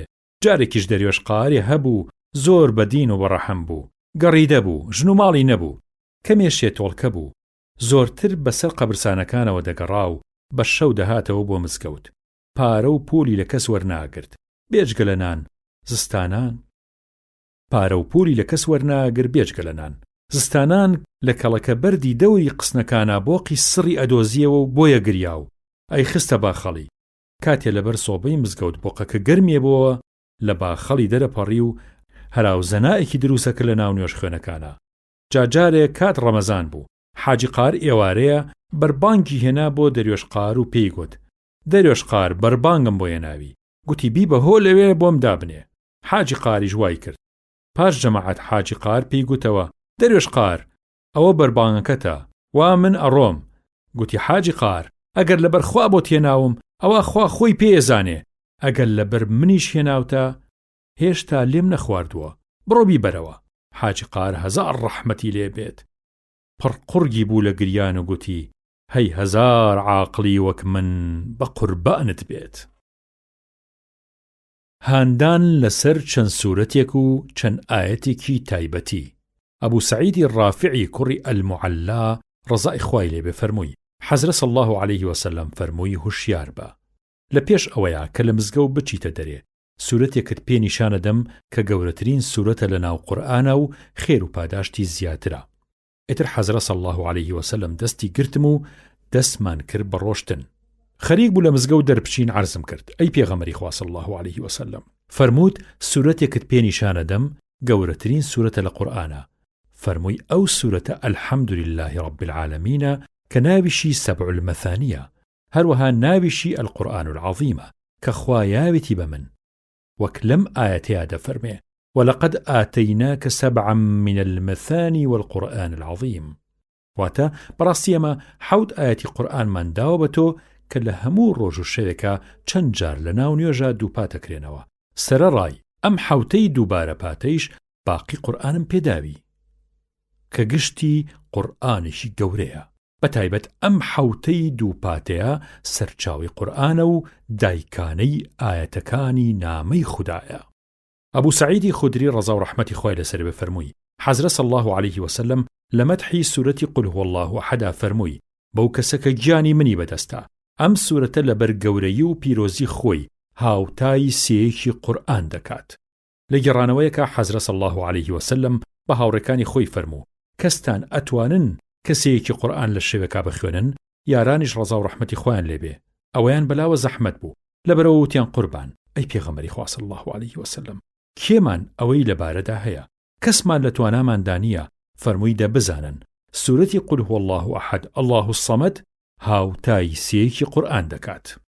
دیسان فەرمووی شەوێ پیاوێ هەر سورەتی قل هو الله ئەحەد ئەخوێنێ و دیسانەوە دووبارەیە کاتەوە پیاوێکی تر گوێی لەم کارابێ بۆ سبەینێچێتە خزمەتی حەزرەتی ڕەسوول الله صلی الله عليه وسلم ئەوەی عەرزەکات وەک بڵێ پیاوەکە خوێندنی ئەم سورەتە بەتەنیا خۆی بەکەم دابنێ وابوو. بۆیە پێغەمبەر صلی الله عليه وسلم فەرمووی بەو کەسە کە ڕەوانی من وا لە دەستیا ئەم سورەتە لەبەر گەورەی و پیرۆزی خۆی هاوتای سێیەکی قورئان دەکات. ئەبوو هورەیرە ڕەزا و ڕەحمەتی خوای لەسەر بێ فەرمووی حەزرە صلی الله عليه وسلم لە وەسپ و شانی سورەتی قل هو الله ئەحەدا فەرمووی ئەم سورەتە خۆی ئەدا لە سێیەکی قورئان. ئەنەس فەرمووی پیاوێ وتی پێغەمبەری خوا صلی الله عليه وسلم بەڕاستی من ئەم سورەتەی قل هو الله ئەحەدم زۆر خۆشەوێ فەرمووی دەبزانە خۆشەویستی ئەم سورەتە ئەتباتە ناو بەهەشت. عوقبەی کوڕی عامر فەرمووی پێغەمبەر صلی الله عليه وسلم فەرمووی پێم دەزانی کەوا ئەم شەو چەند ئاەتێکم بۆ هاتوون کە هەرگیز شتی وا گەورە و نایاب نەبینراوە کە ئەم دوو سورەتەن سورەتی قل أعوذ برب الفلق وقل أعوذ برب الناس. ئەبوو سەعیدی خودری ڕەزا و ڕەحمەتی خوای لەسەر بێ فەرمووی لە پێشدا هەتا سورەتی قل أعوذ برب الفلق و قل أعوذ برب الناس نەهات بوون یاسای پێغەمبەر صلی الله عليه وسلم وابوو پەنای ئەگر بە پەنای خوددا لە وەزن و زیانی بەرەی جنۆکە و شەیاطینی و لە چاوێنی چاوپیسی مرۆڤ دەیفەرموو اللهم إني أعوذ بك من الجان وعين الإنسان خدا من پەناگرم بە تۆ لە شەڕی بەرەی جنۆکە و لە چاوێنی چاوپیسی مرۆڤی چاوپیس. بەڵام کاتی ئەم دوو سورەتە دابەزین ئیتر ئەمانەی کرد بە ویرد و بە دوعای حیفظ و وازی لەوانی ترهێنا. لە ئەبوو هورەیرەوە ڕەزا و ڕەحمەتی خوای لەسەر بێ حەزرەتی ڕەسوول الله صلی الله عليه وسلم فەرمێ سورەتێ لە قورئانە هەیە 30 ئاەتی ڕێکە ناوی سورەتی تەبارەکە الذی بیەدیه المولکە. ئەم سورەتە تکا و شەفاعەتەکە لە لای خوددا بۆ ئەو پیاوانەی کە لە بەری ئەکەن و هەمیشە ئەیخوێنن هەتا خوا لەبەر خاتری ئەو لیان خۆشە بێت. ئەبوو مەسعودی بەدری ڕەزا و ڕەحمەتی خوای لەسەر بێ فەرمووی پێغەمبەر صلی الله عليه وسلم دەفەرمێ هەر کەسێ بە شەو دوو ئاەتەکەی کۆتایی سورەتی بەقەرە بخوێنێ ئەو شەوە ئەوەی بۆ نوێکردنەوەی باوەڕ و تازەکردنەوەی پەیمان لەگەڵ خوا بەستێتی. ئەمە ئەو دوو ئاەتەیە آمن الرسول بما أنزل إليه من ربه والمؤمنون كل آمن بالله وملائكته وكتبه ورسله لا نفرق بين أحد من رسله وقالوا سمعنا وأطعنا غفرانك ربنا وإليك المصير لا يكلف الله نفسا إلا وسعها لها ما كسبت وعليها ما اكتسبت ربنا لا تؤاخذنا إن نسينا أو أخطأنا ربنا ولا تحمل علينا إصرا كما حملته على الذين من قبلنا ربنا ولا تحملنا ما لا طاقة لنا به واعف عنا واغفر لنا وارحمنا أنت مولانا فانصرنا على القوم الكافرين. أبو هريرة رضا ورحمة خوای لەسەر بێ فەرمووی حەزرە صلی الله عليه وسلم فەرمووی ماڵەکانتان مەکەن بە گۆڕخانەی چۆڵ و هۆڵ هەر ماڵێ سورەتی بەقەرەی تیا بخوێنرێ شەیطان سڵی لێکا و لێی بەلەسا بێت. ئوبەی کوڕی کەعب ڕەزا و ڕەحمەتی خوای لەسەر بێ فەرمووی پێغەمبەر صلی الله عليه وسلم پێی فەرمووم ئەی باوکی منذر ئایا ئەزانی لەو قورئانەی کە لەبەرتە کام ئاەتی گەورەترە؟ گوتم ئاەت الکورسی الله لا إله إلا هو الحي القيوم. گوتی کەوام گوت حەزرە صلی الله عليه وسلم سووکێ دەستیدا بە سنگمدا و فەرمووی ئافرین بۆ خۆت بە خودا پێکات کەواتە عیلمت پیرۆز بێ و زانستت خۆش بێ ئەی باوکی منذر. ئەبوو هورەیرە ڕەزا و ڕەحمەتی خوای لەسەر بێ فەرمووی جارێک پێغەمبەر صلی الله عليه وسلم ئاگداری و سەرۆکاری زەکاتی سەرفیترەی ڕەمەزانی پێسپاردم. جا زەلامێ هات دەستی کرد بە خۆراک بردن لە کۆمەڵەی سەرفیترەکە. بە گوێڵ دەیماڵیە ناوکۆشی. منیش گرتم و گوتم بەخوا ئەدبم بۆ خزمەتی پێغەمبەر صلی الله علیه وسلم تا تۆڵەی ئەو تاوانە لێبسێنێ. بەڵام کابرا پاڕایەوە و گوتی ئەمە هی ئاتاج و نەبوانە. منیش نەبوو ئاتاجم و گەلێ نەدارم و سەرڕای ئەوەش خێزانێکی زۆری ڕەش و ڕوتم بەسەرەوەیە. لەبەرەوە منیش وازم لێهێنا. بۆ بەیانی حەزرەت صلی الله علیه وسلم فەرمووی ئەی ئەبوو هورەیرە ئەرێ دوێ شەو چیت لە دیلەکەت کرد؟ گوتم قوربان ئەی پێغەمبەری خوا صلی الله علیه وسلم سکاڵای لەدەست نەبوونی و بەسەراکەوتنی خێزانی زۆر کرد. منیش بەزەیم پیایە هاتەوە و بەرەڵام کرد. فەرمووی ئەدی ئەوە درۆی لەگەڵ کردووی دیسان دێتەوە. ئیتر لەبەر فەرمایشتەکەی حەزرەت صلی الله علیه وسلم زانیم کە دێتەوە. جا خۆم لێی داگرت تا هاتەوە و دەستی کردەوە بە لامشت لێدان لە خۆراکەکە. منیش گرتمەوە و گوتمەوە بەخوا ئەدبم بۆ دادکە بۆ لای پێغەمبەری خوا صلی الله علیه وسلم. ئەو خۆی ئەزانێ مافت چییە. گوتی ئەم جارش وازم لێ بێنە و مەمبە. ئەمە خۆشی هی نەدارا و ئاتاجانە و منیش نەدار و ئاتاجم و کۆشی خێزانی ڕەش و ڕوتیشم بەسەرا کەوتووە. بەخوا ئیتر نایەمەوە. ئیتر منیش بەزەیم پیا هاتەوە و وازم لێ هێنایەوە. بۆ سبەینە حەزرەت صلی الله علیه وسلم فەرموویەوە ئەی ئەبوو هورەیرە دیلەکەتت چی لێ کردووە؟ گوتم قوربان دیسانەوە سکاڵای لەدەست نەبوونی کردو. ئەی گوت خێزانی زۆرم بەسەرەوەیە. ئیتر منیش ڕەحمم پێی جوڵا و بەرەڵام کرد. فەرموویەوە ئەوە درۆی لەگەڵ کردویت. هەم دیس دێتەوە. جا لە شەوی سێهەمە خۆم بۆ مەڵازدا و خۆم لێداگرت تا هاتەوە و هەم دیسان دەستی کردەوە بەلا لەویشتان لە ڕزقەکە. منیش پڕم پیا کرد و گرتمەوە و گوتم ئەم جارەیان ئەدبم بۆ دادگا بۆ لای پێغەمبەری خوا صلی الله علیه وسلم. ئەمە سێ جارە تۆ ئەم درۆیە دەکەی گوایە ئیتر ناییتەوە کەچی هەم دیسان دەیتەوە. کەچی گوتی ئەگەر وازم لێ بێنی چەند وشەیەکی سوکەڵە و کەمت فێرەکەم کە خوا بەهۆی ئەوانەوە سوود و قازانجێ پێگەێنێ. گوتم کامانن. گوتی کاتێکیتە سەر نوێنی خەوتنەکەت ئایەتە الکورسی بخوێنە کە ئایەتی الله لا إله إلا هو الحي القيوم هەتا کۆتایی دەوری بکەرەوە و ئایەتەکە بە تەواوی بخوێنە. ئیتر لە تەڕەفی خواوە پاسەوانێکە بۆ دیاری ئەکرێت ئێشکت ئەگرێ و تا بەیانەکی شەیطان توخنن ناکەوێ. جا بۆ سبەینە حەزرەت صلی الله علیه وسلم کە لە خوداوە ئاگداری حاڵەکە کرابوو پێی فەرمووم ئەرێ دوێنێ شەوێ دیلەکەتت چی لێ کرد؟ عەرزم کرد قوربان ئەی ڕابەری موسڵمانان بە قسەی خۆی چەند ئایەتێکی پێنیشاندام گوایە ئەو ئایەتانە ئەو سوودەم پێگەێنێ. جا منیش بەرەڵام کرد. فەرمووی کام ئایەتە؟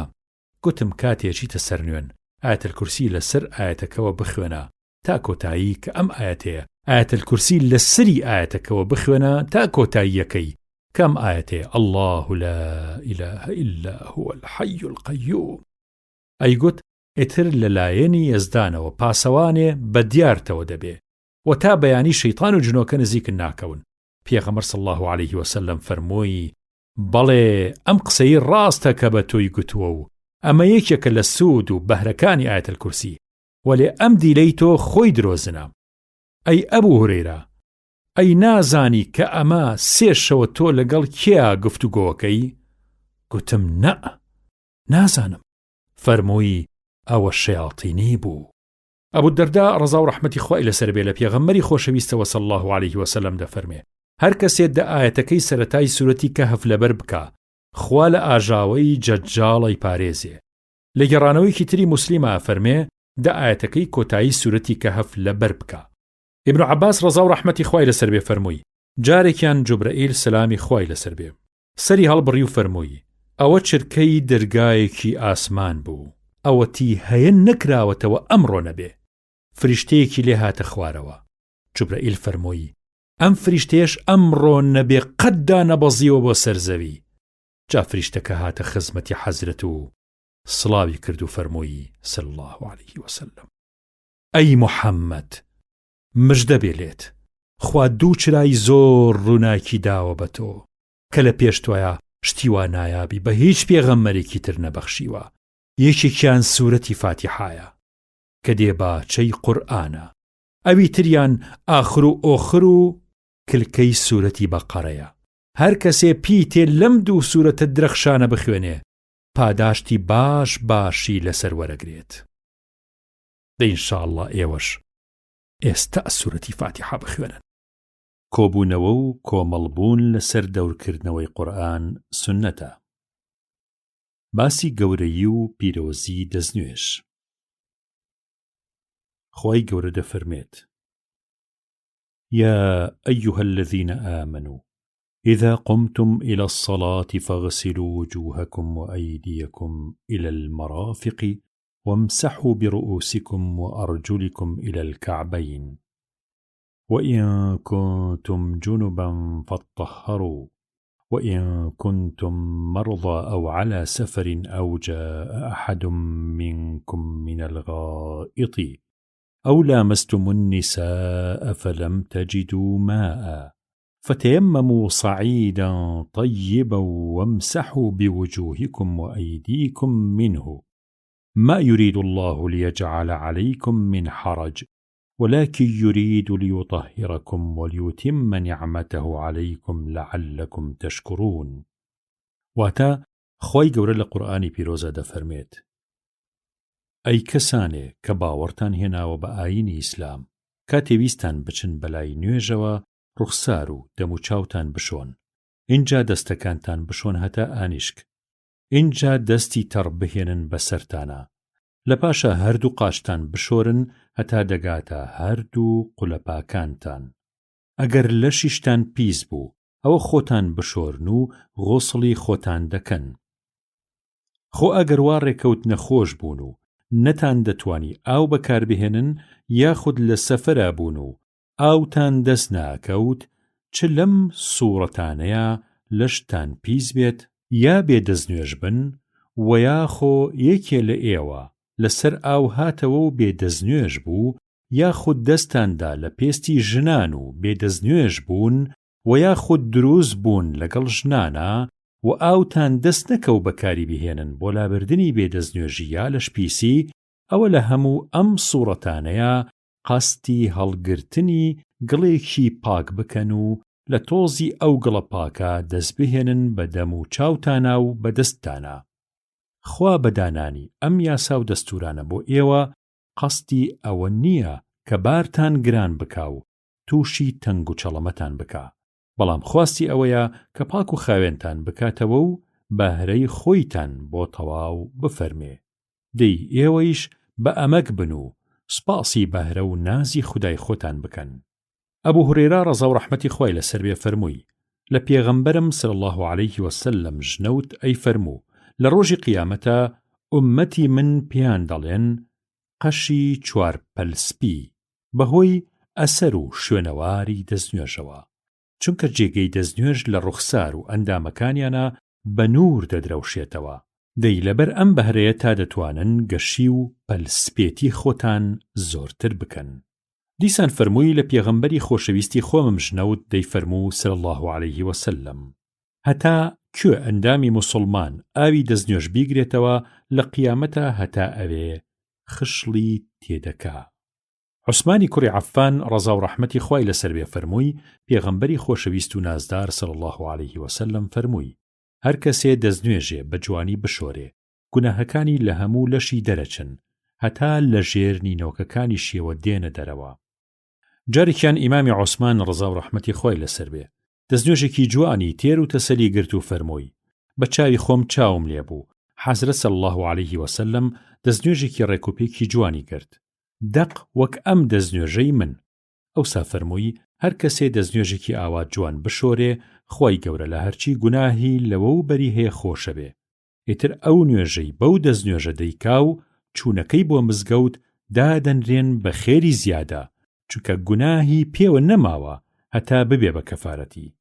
ئەبوو هورێرە ڕەزا و ڕەحمەتی خوای لەسەر بێ فەرمووی پێغەمبەر صلی الله عليه وسلم چوو بۆ سەر گۆڕستانی بەقیع فەرمووی: السلام عليكم دار قوم مؤمنين وإنا إن شاء الله بكم لاحقون. سڵاوتان لێبێت، مەبەستم لەو موسڵمانانەیە کە ئەم گۆڕستانە بووە بە ماڵی دواڕۆژیان. درود و سڵاوتان لێبێ ئەی دانیشتوانی شاری خامۆشان، ئێمەیش خوا حەسکا دەگەینەوە پێتان. اینجا حەزرەت صلی الله عليه وسلم فەرمووی: خۆزگەم براکانی خۆشمان دەبینی. یارانیش فەرموویان ئەی پێغەمبەری خۆشەویست صلی الله عليه وسلم بۆچی براکانت زیاد لە ئێمە کەیترن؟ فەرمووی ئێوە برا و هاوڕێ و یارمن، بەڵام براکانمان ئەو موسڵمانانن کە هێشتا نەهاتوونەتە جیهانەوە و جارێ لەدایک نەبوون. گوتیانەی پێغەمبەری خوا صلی الله علیه وسلم، ئەوە چۆن ئەوانە لە ئومەتت دەناسیتەوە کە هێشتا لەدایک نەبوون و لە جیهانە نایان بینی؟ حەزرەتی ڕەسوڵ الله صلی الله علیه وسلم فەرمووی پێم بڵێن ئەگەر پیاوێ ڕەوگەماینێکی مارۆی چوارپەلسپی هەبێ لەناو ڕەوگەماینێکی ڕەشی پەتیدا بێ، ئایا ڕەوگەکەی خۆی ناناسێتەوە؟ گوتیان بەڵێ.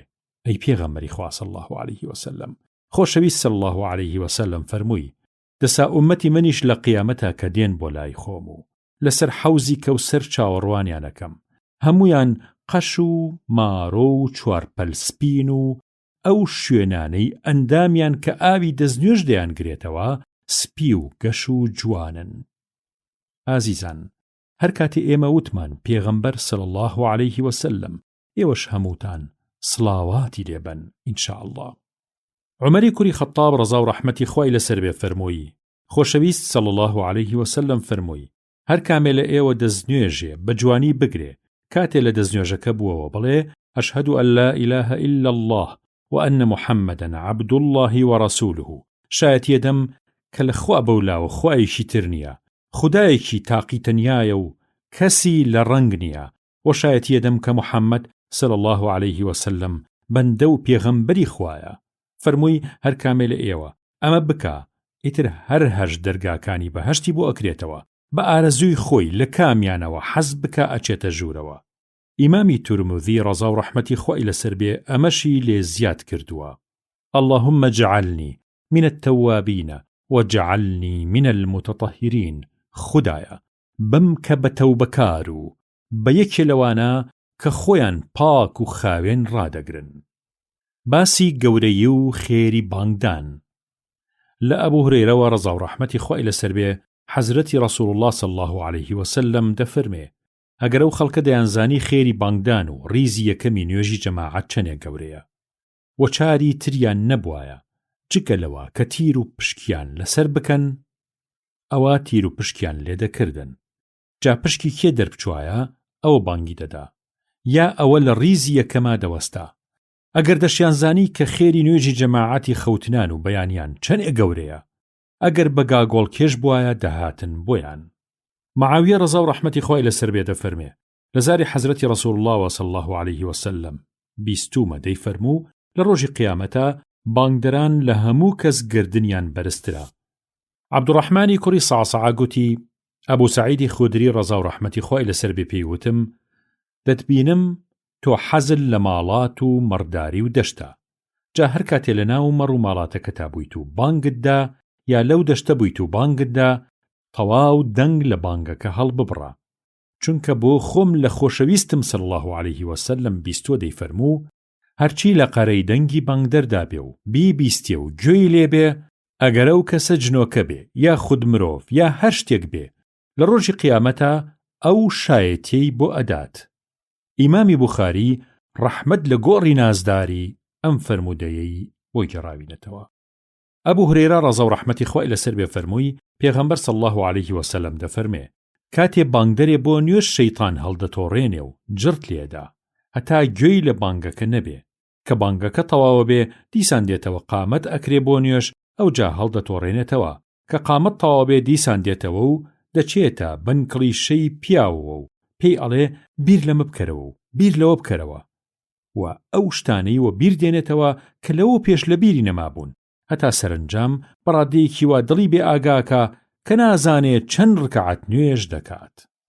عەبدوڵای کوڕی عامری کوڕی عاس ڕەزا و ڕەحمەتی خوای لەسەر بێ فەرمووی گوێم لە خۆشەویست بوو صلی الله علیه وسلم دەیفەرموو کاتێ گوێتان لە بانگ دەبێ بانگدەرەکە چی ئەڵێ ئێوەش ئەوە بڵێنەوە، لە پاشا سڵاوات لە دیداری من بدەن، چونکە ئەوەی یەک سڵاوات لە دیداری من بدا خودای گەورە لە باتیەوە دەڕەحمەت دەڕێژێ بەسەریا، لە پاشەوەیش داوای پایەی ئەلوەسیلەم لە خوا بۆ بکەن کە یەکێکە لە پایە هەرە بەرزەکانی بەهەشت دانراوە بۆ بەندەیەکی فرە باش لە بەندە هەرە باشەکانی خوددا، و بۆ ئەو نەبێ بۆ کەسی تر دەست نادا، و من ئومێدەکەم و هیوام هەیە کە خۆم ئەو بەندەیە بم.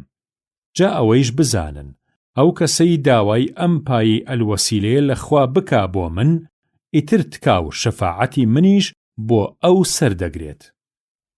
ئەبوو سەعیدی خودری ڕەزا و ڕەحمەتی خوای لەسەر بێ فەرمووی حەزرەتی ڕەسوول الله صلی الله عليه وسلم فەرمووی کاتێک گوێتان لە بانگ دەبێ، بانگ بێش چییە فەرمێ ئێوەش وشە بە وشە لە شوێن ئەوەوە گوتەکەی ئەو بڵێنەوە.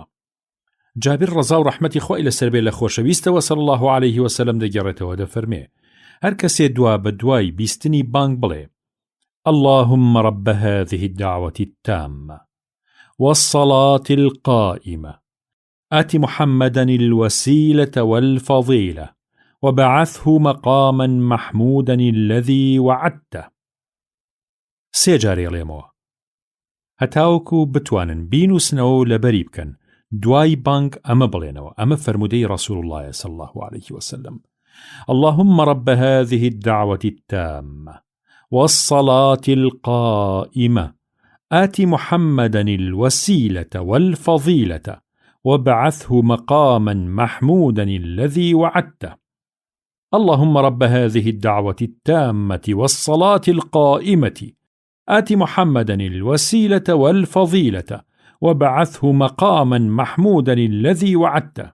واتە ئەی خودایە، ئەی خواوەندی ئەم بانگەوازە تەواوە کە بریتیە لەم بانگ و قامەتە پیرۆزە، ئەی پەروەردگاری ئەم نوێژە پایەدارە دابەسراوە، ببەخشە بە محەممەد صلی الله عليه وسلم پایی هەرە بەرزی ئەلوەسیلە و پلەی هەرە گەورەی ئەلفەضیلە و بیبەرە ئەو بارەگا پەسەندەی کە خۆت بەڵێنت پێیداوە و ڕەوانەی ئەوەی بفەرموو کە مەقامی شەفاعەتی گەورەیە. هەر کەسێ لەم کاتەیە ئەو نیزایە بڵێ لە ڕۆژی قیامەتە تکای من بۆ ئەو قبول دەبێت. الله. سعدی کوڕی ئەبی وەقاص ڕەزا و ڕەحمەتی خوای لەسەر بێ فەرمووی حەزرەتی رسول الله صلى الله عليه وسلم دەفەرمێ هەر کەسێ لەو کاتەیە کە بانگ دەبیستێ بڵێ أشهد أن لا إله إلا الله وحده لا شريك له وأن محمدا عبده ورسوله رضيت بالله ربا وبمحمد رسولا وبالإسلام دينا. شایەت یەدەم کە هەر خوا خوایە و بەس، تاک و تەنهایە و هیچ هاوڵ و هاوبەشی نییە، و هەروەها شایەت یەدەم کە محەممەد صلی الله عليه وسلم بەندە و پێغەمبەری ئەوە، یەزدانی پاکم بە خوددا قبوڵە و محەممەدم بە پێغەمبەر قبوڵە و ئیسلامم بە دین و ئاین قبوڵە. هەر کەسێ لەو کاتەیە ئەمە بڵێ خوا لە گوناهی خۆشە بێت. ئەنەس ڕەزا و ڕەحمەتی خوای لەسەر بێ فەرمووی خۆشەویست صلی الله عليه وسلم فەرمووی نیزا و دوعا لە ناوەندی بانگ و قامەتە ڕەت نابێتەوە. باسی گەورەی نوێژ خوای گەورە لە سورەتی عنکەبوت ئاەتی 45 فەرمێت إن الصلاة تنهى عن الفحشاء والمنكر. واتە بەڕاستی نوێژ بەری تاوان و خراپە و بێشەرعی دەگرێ. ئەبوو هورەیرە خوای لە ڕازی بێ فەرمووی لە پێغەمبەری نازدار و خۆشەویستم ژنەوت دەیفەرموو صلی الله عليه وسلم پێم بڵێن ئەگەر جۆگە ئاوێ لە بەردەرگای یەکێکتان نابێ و هەموو ڕۆژێ 5 جار خۆی تیا بشۆرێ، ئایا هیچ چڵکێ پێوە دەمێنێ؟ یاران فەرمویان نە، هیچ چڵکی پێوە نامێنێ. حەزرەتی رسول الله صلی الله عليه وسلم فەرمووی دە ئەمە وێنەی ئەم 5 نوێژە فەرزەیە کە خوا گوناهیان پێ ئەکوژێنێتەوە، واتە گوناهەکان پاکەکاتەوە، لەسەر ئەو مرۆڤە نامێنێت. عوسمانی کوڕی عەفان ڕەزا و ڕەحمەتی خوای لەسەر بێ فەرمووی بەگوێی خۆم لە زاری پیرۆزی حەزرەتی رسول الله صلی الله عليه وسلم بیست کە دەیفەرموو هەر موسڵمانێ کاتێک کە نوێژی لێ دەبێ بە جوانی دەستنوێژی بۆ بگرێ و بە سەرکزی و ملکەچی بە جوانی جێبەجێ بکە، ئەوا دەبێ بە کەفارەت و برێتی ئەو گوناهانەی کە لەوە پێش کردوونی بە مەرجێ کە گوناهی گەورە نەبێ. ئەم مەرحەمەتەیش هەتایە هەر بەردەوامە بێ و هەر دەمێنێت. الله. باسی گەورەی نوێژی بەیانی و عەسر.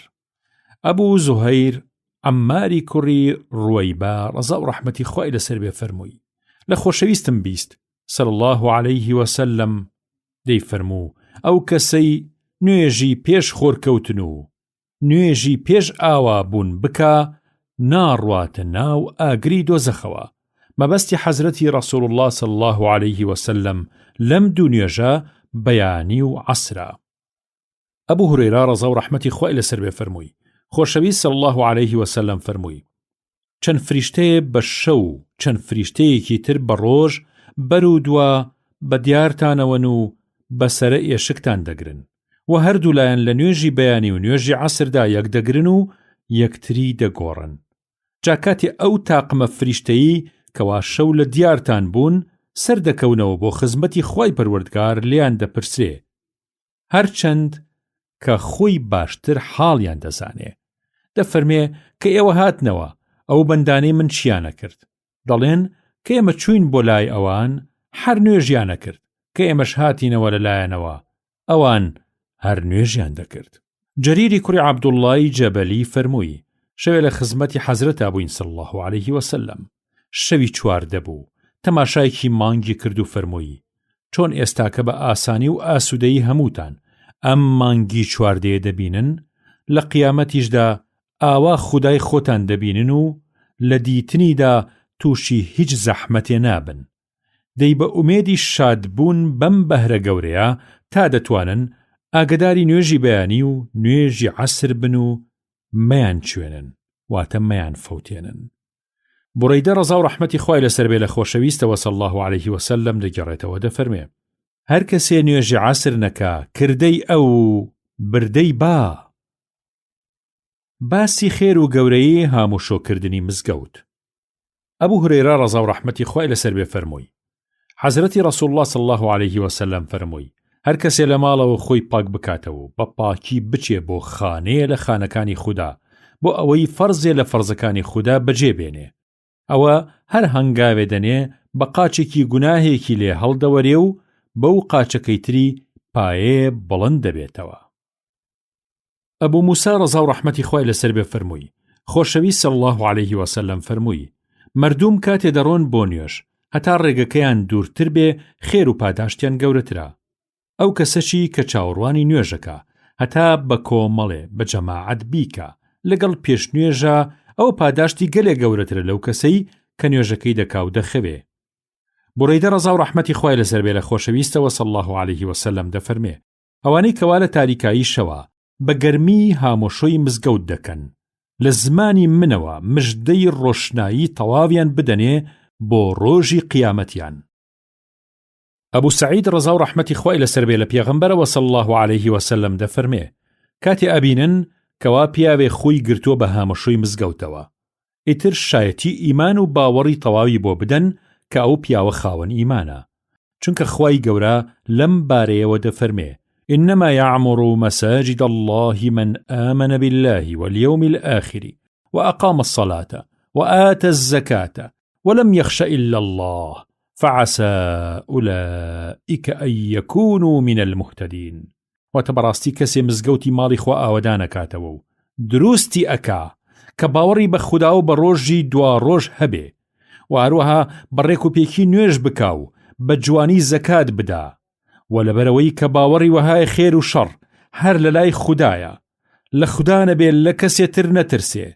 جا ئەم کەسانە کە ئەمە ڕەوش و حاڵیانە هیوا وایە لەو خوددا پێداوانە بن کە شارەزای ڕێگەی ڕزای خوددا و ڕێگەی بەختەوەری هەردوو دنیا بوون باسی گەورەی چاوەڕوانیکردنی نوێژ ئەبوو هورەیرا ڕەزا و ڕەحمەتی خوای لەسەر بێ فەرمووی حەزرەت صلی الله عليه وسلم دەفەرمێ چەندەی چاوەنواری نوێژ بکەن و ساغ لەبەر نوێژ نەشنەوە بۆ لای کار و ئیش و کەس و کارتان ئەوەیشتان هەر بە نوێژ بۆ دانرێت دیسان فەرمووی خۆشەویست صلی الله عليه وسلم فەرمووی هەتا بەدەست نوێژەوە لەو جێگەیە بمێننەوە کە نوێژی تیاکەن فریشتە بۆتان دەپاڕێنەوە و دەڵێن خودایە هەڵەی بپۆشە و لە گوناهی خۆش ببە خودایە میهرەبانی لەگەڵا بنوێنە و ڕەحمی پێ بکە ئەنەس ڕەزا و ڕەحمەتی خوای لەسەر بێ فەرمووی شەوێکیان پێغەمبەر صلی الله عليه وسلم هەتانی وە شەو نوێژی خەوتنانی دواخست اینجا کە نوێژی کرد ڕووی تێکردین و فەرمووی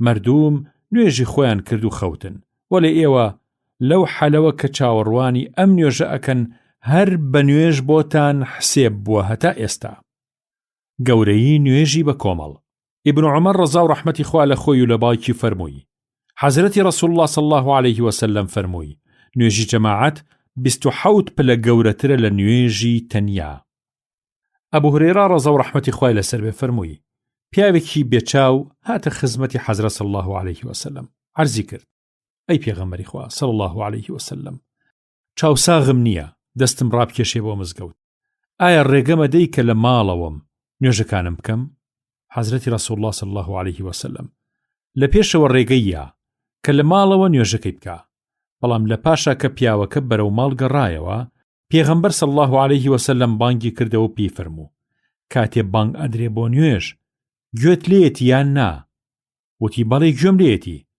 فەرمووی صلی الله عليه وسلم دەوەرە بە دەنگی بانگەکەوە عەبدوڵڵا کە ناوی ئیبن ئوم مەکتومە کە بانگدەری پێغەمبەر بوو صلی الله عليه وسلم کە بە قسەی هەندێک کەس ناوی عەمری کوڕی قەیس بووە عەبدوڵڵا عەرزی ڕەسوڵ الله ئەکا صلی الله عليه وسلم ئەڵێ ئەی پێغەمبەری خوا صلی الله عليه وسلم مەدینە جانەوەر و دڕندەی زۆرە و منیش بێچاوم ئایا ئەبێ کە نەیەم بۆ جەماعەت و لە ماڵەوە نوێژەکەم بکەم حەزرەتی ڕەسوڵ الله صلی الله عليه وسلم فەرمووی چونکە گوێت لە بانگە و حەی عەلە الصەلات و حەی عەلە الفەلاح بە گوێی خۆت ئەبیستی دەبێ بێی بۆ جەماعەت ئەبوو هورێرە ڕەزا و ڕەحمەتی خوای لەسەر بێ فەرمووی حەزرەتی ڕەسوڵ الله صلی الله عليه وسلم فەرمووی بەو کەسە کە ڕەوانی منی وا لەدەستا بەو کەسە کە ڕەوانی منی وا لەدەستا کە یەزدانی پاکە نیازم هەبوو کە بڵێم کۆمەڵێ چیلکەودار کۆ بکرێتەوە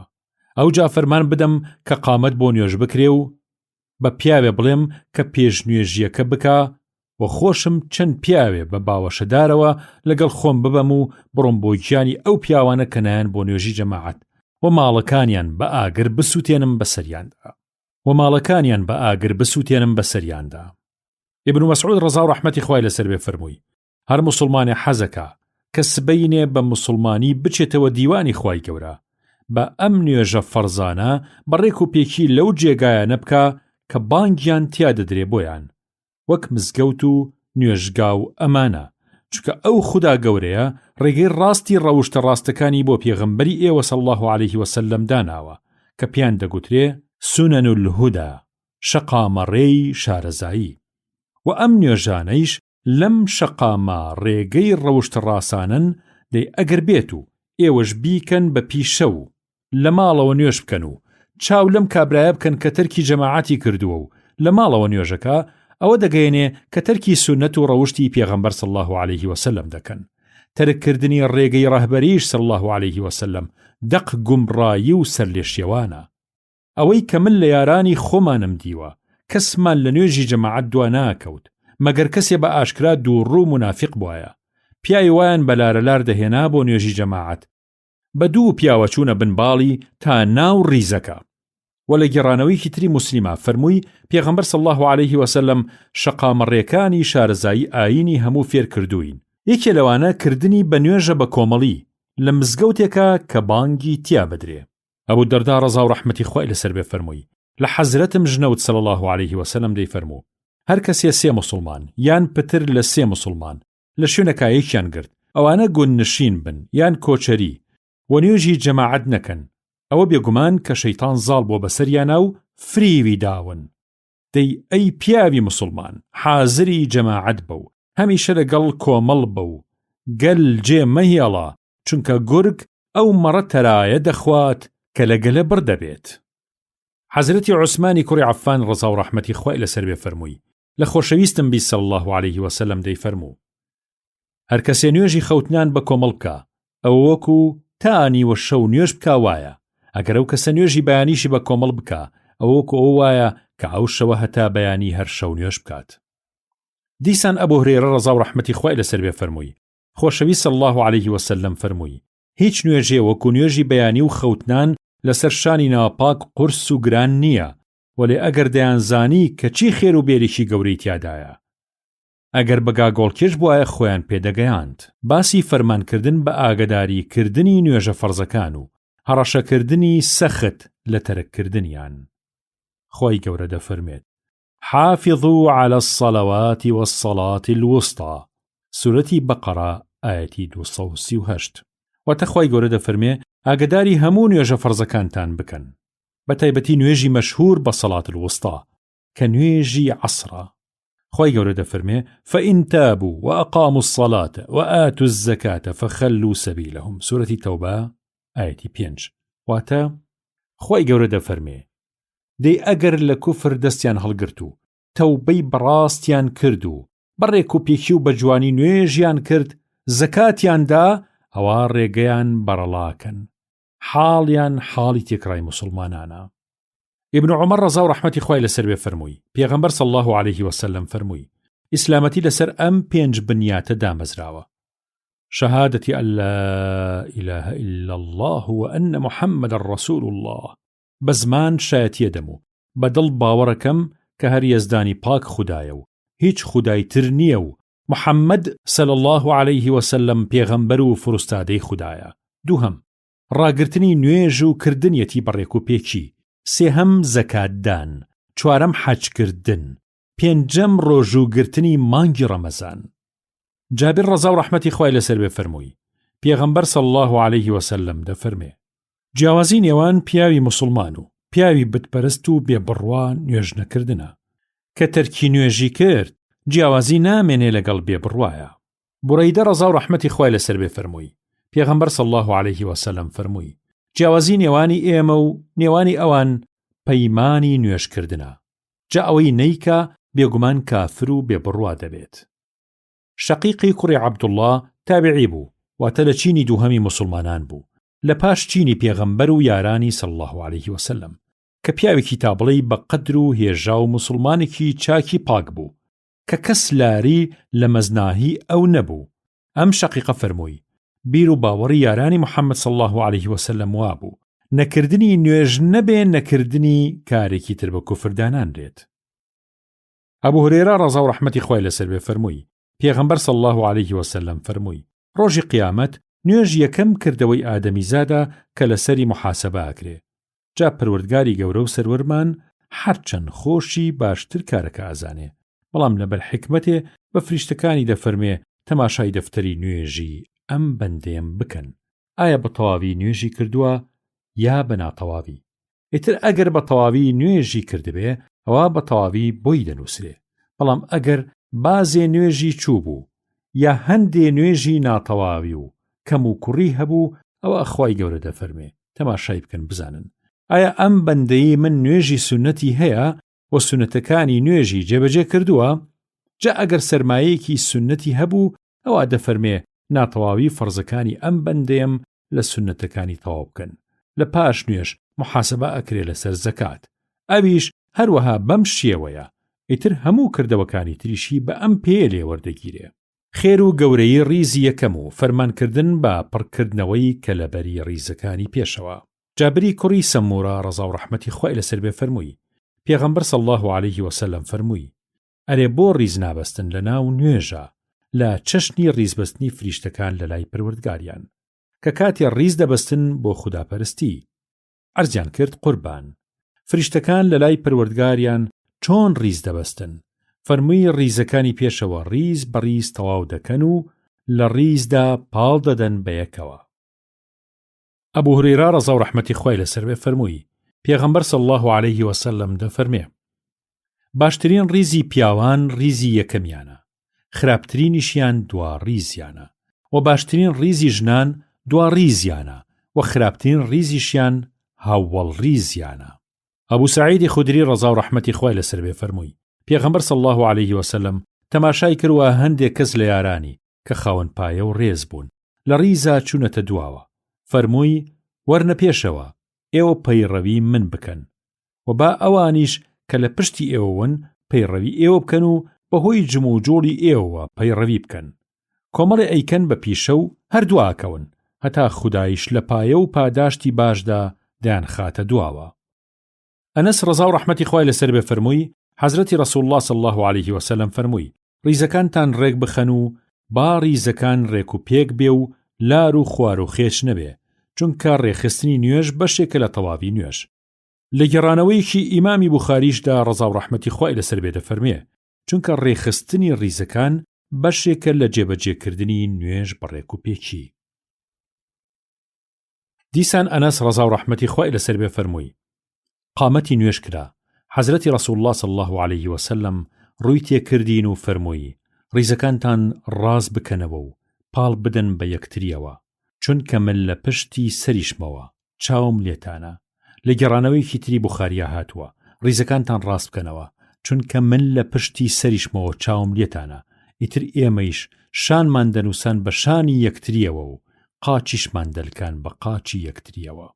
بەڕائی کوڕی عازب ڕەزا و ڕەحمەتی خوای لەسەر بێ فەرمووی پێغەمبەر صلی الله عليه وسلم لەم پەڕی ڕیزەوە تا ئەو پەڕی ڕیز دەکەوتە ناو ڕیزەکەوە و دەستی ئەهێنا بە سنگمانە و بە شانمانە و ڕێکی دەخستین و دەیفەرموو ناڕێک مەوەستن ئەگینا ناڕێکی و ناکۆکیتان تێدەکەوێ.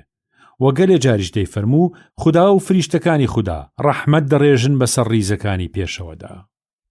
ئیبن عومەر ڕەزا و ڕەحمەتی خوای لەسەر بێ فەرمووی حەزرەتی ڕەسوول الله صلی الله عليه وسلم فەرمووی ڕیزەکان ڕاست بکەنەوە و شان لە ئاستی شانی یەکتر بگرن و کەلەبەر و بۆشایی پڕ بکەنەوە و مەهێڵن ڕیزەکان لار و خوار و کەلبن یان کەلەبەریان تێدا بێ و بە نەرمی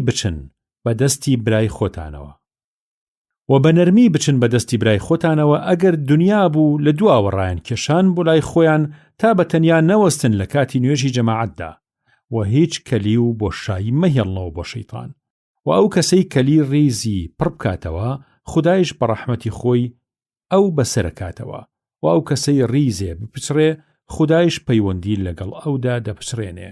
ئەنەس ڕەزا و ڕەحمەتی خوای لەسەر بێ فەرمووی حەزرەتی ڕەسوول الله صلی الله عليه وسلم فەرمووی ڕیزەکانتان ڕێکخەن و شان بدەن بە شانی یەکتریەوە و نێوانی ڕیزەکان لە یەکەوە نزیک بکەنەوە.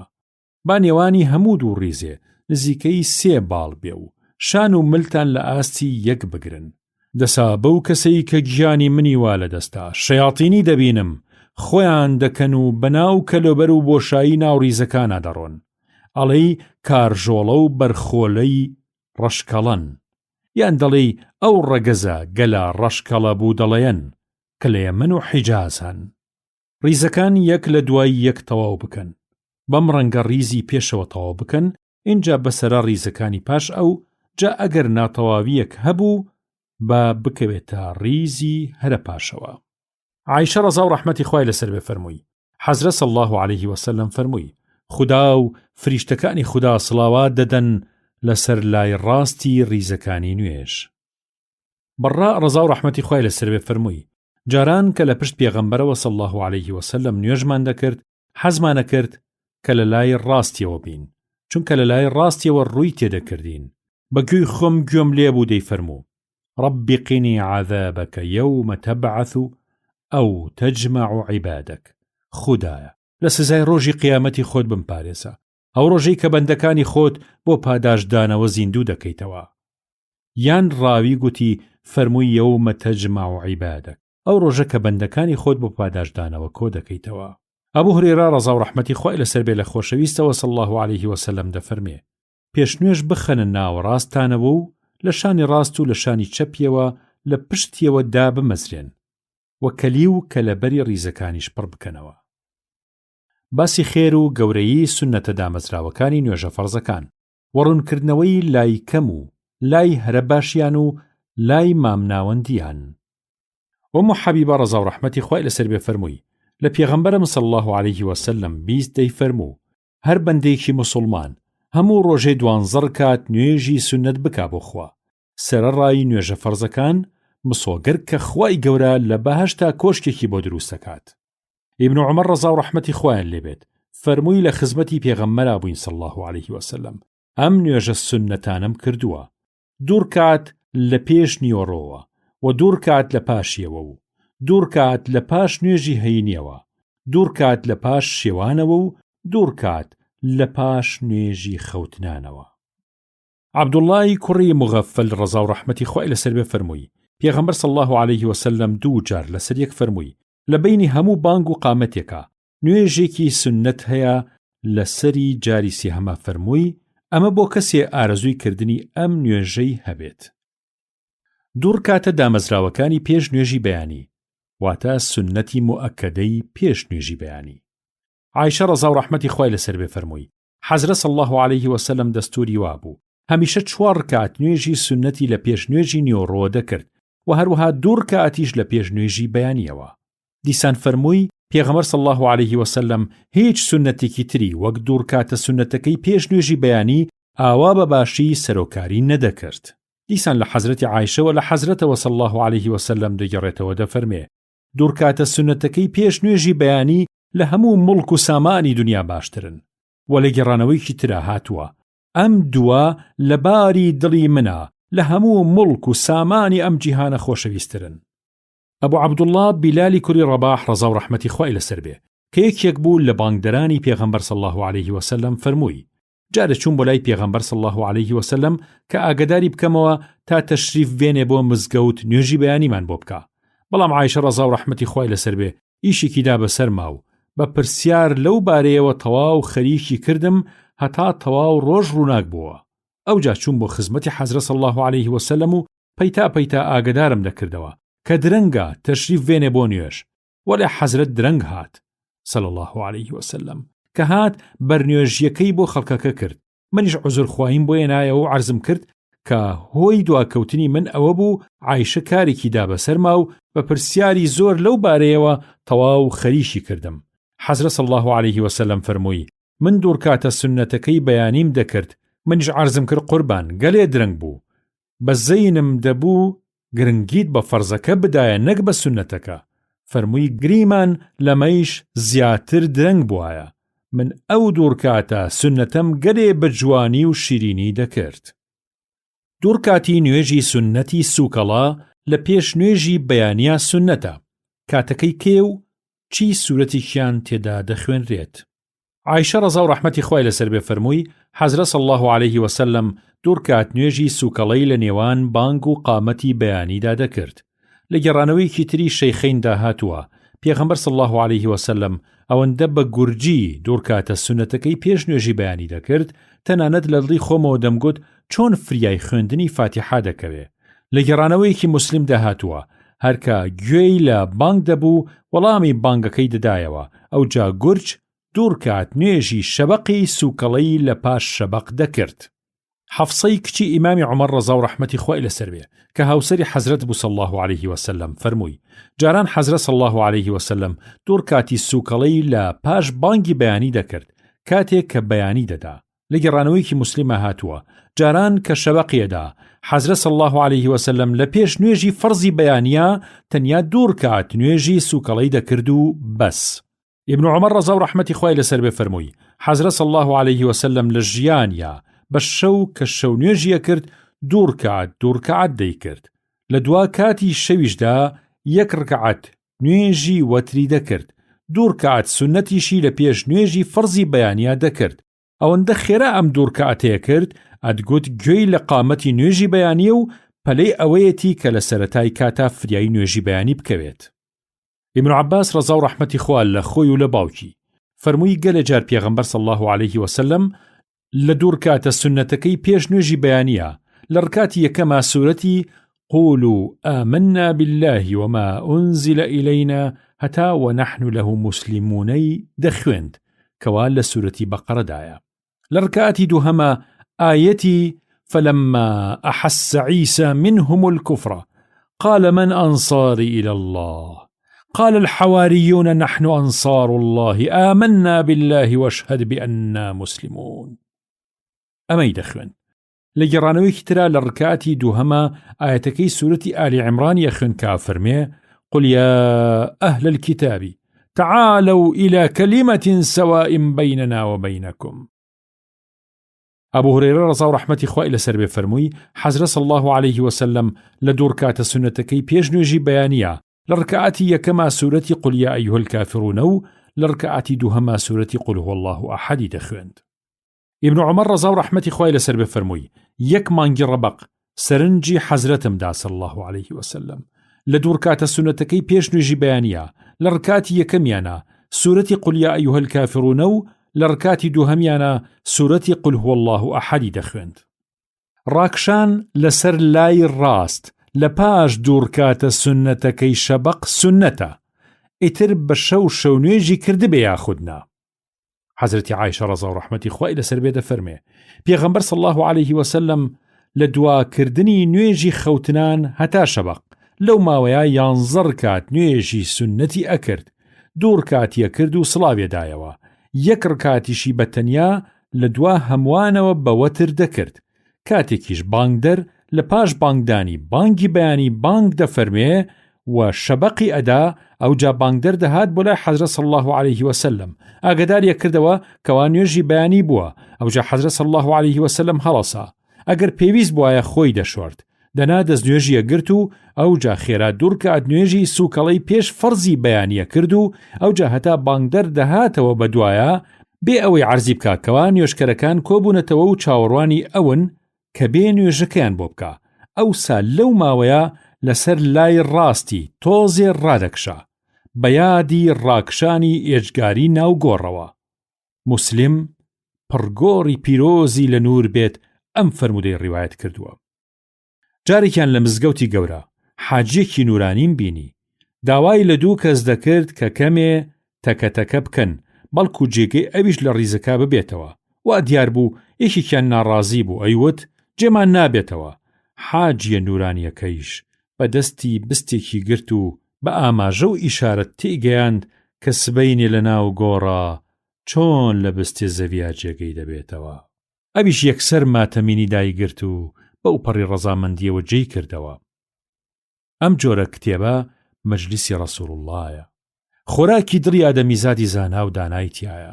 خۆشی لەو موسڵمانانەی کە بۆن و بەرامەی ئەم باخچە گەلەی بەهەشتە دێ بەسەریانە، یا چڵێ ڕێحانەی لەم باخە بەردەکەوێ، جا بە ئومێدی بەشداربوونی دڵ و چاو و دەروونمان بە بۆن و بەرامە و ڕەحمەت و پیت و بەرەکەتی ئەم ڕیاض الصالحینە کە دەڵێی باخی ڕەنگینی بەهەشتی بەرینە ئەمەتان عەرزەکەم.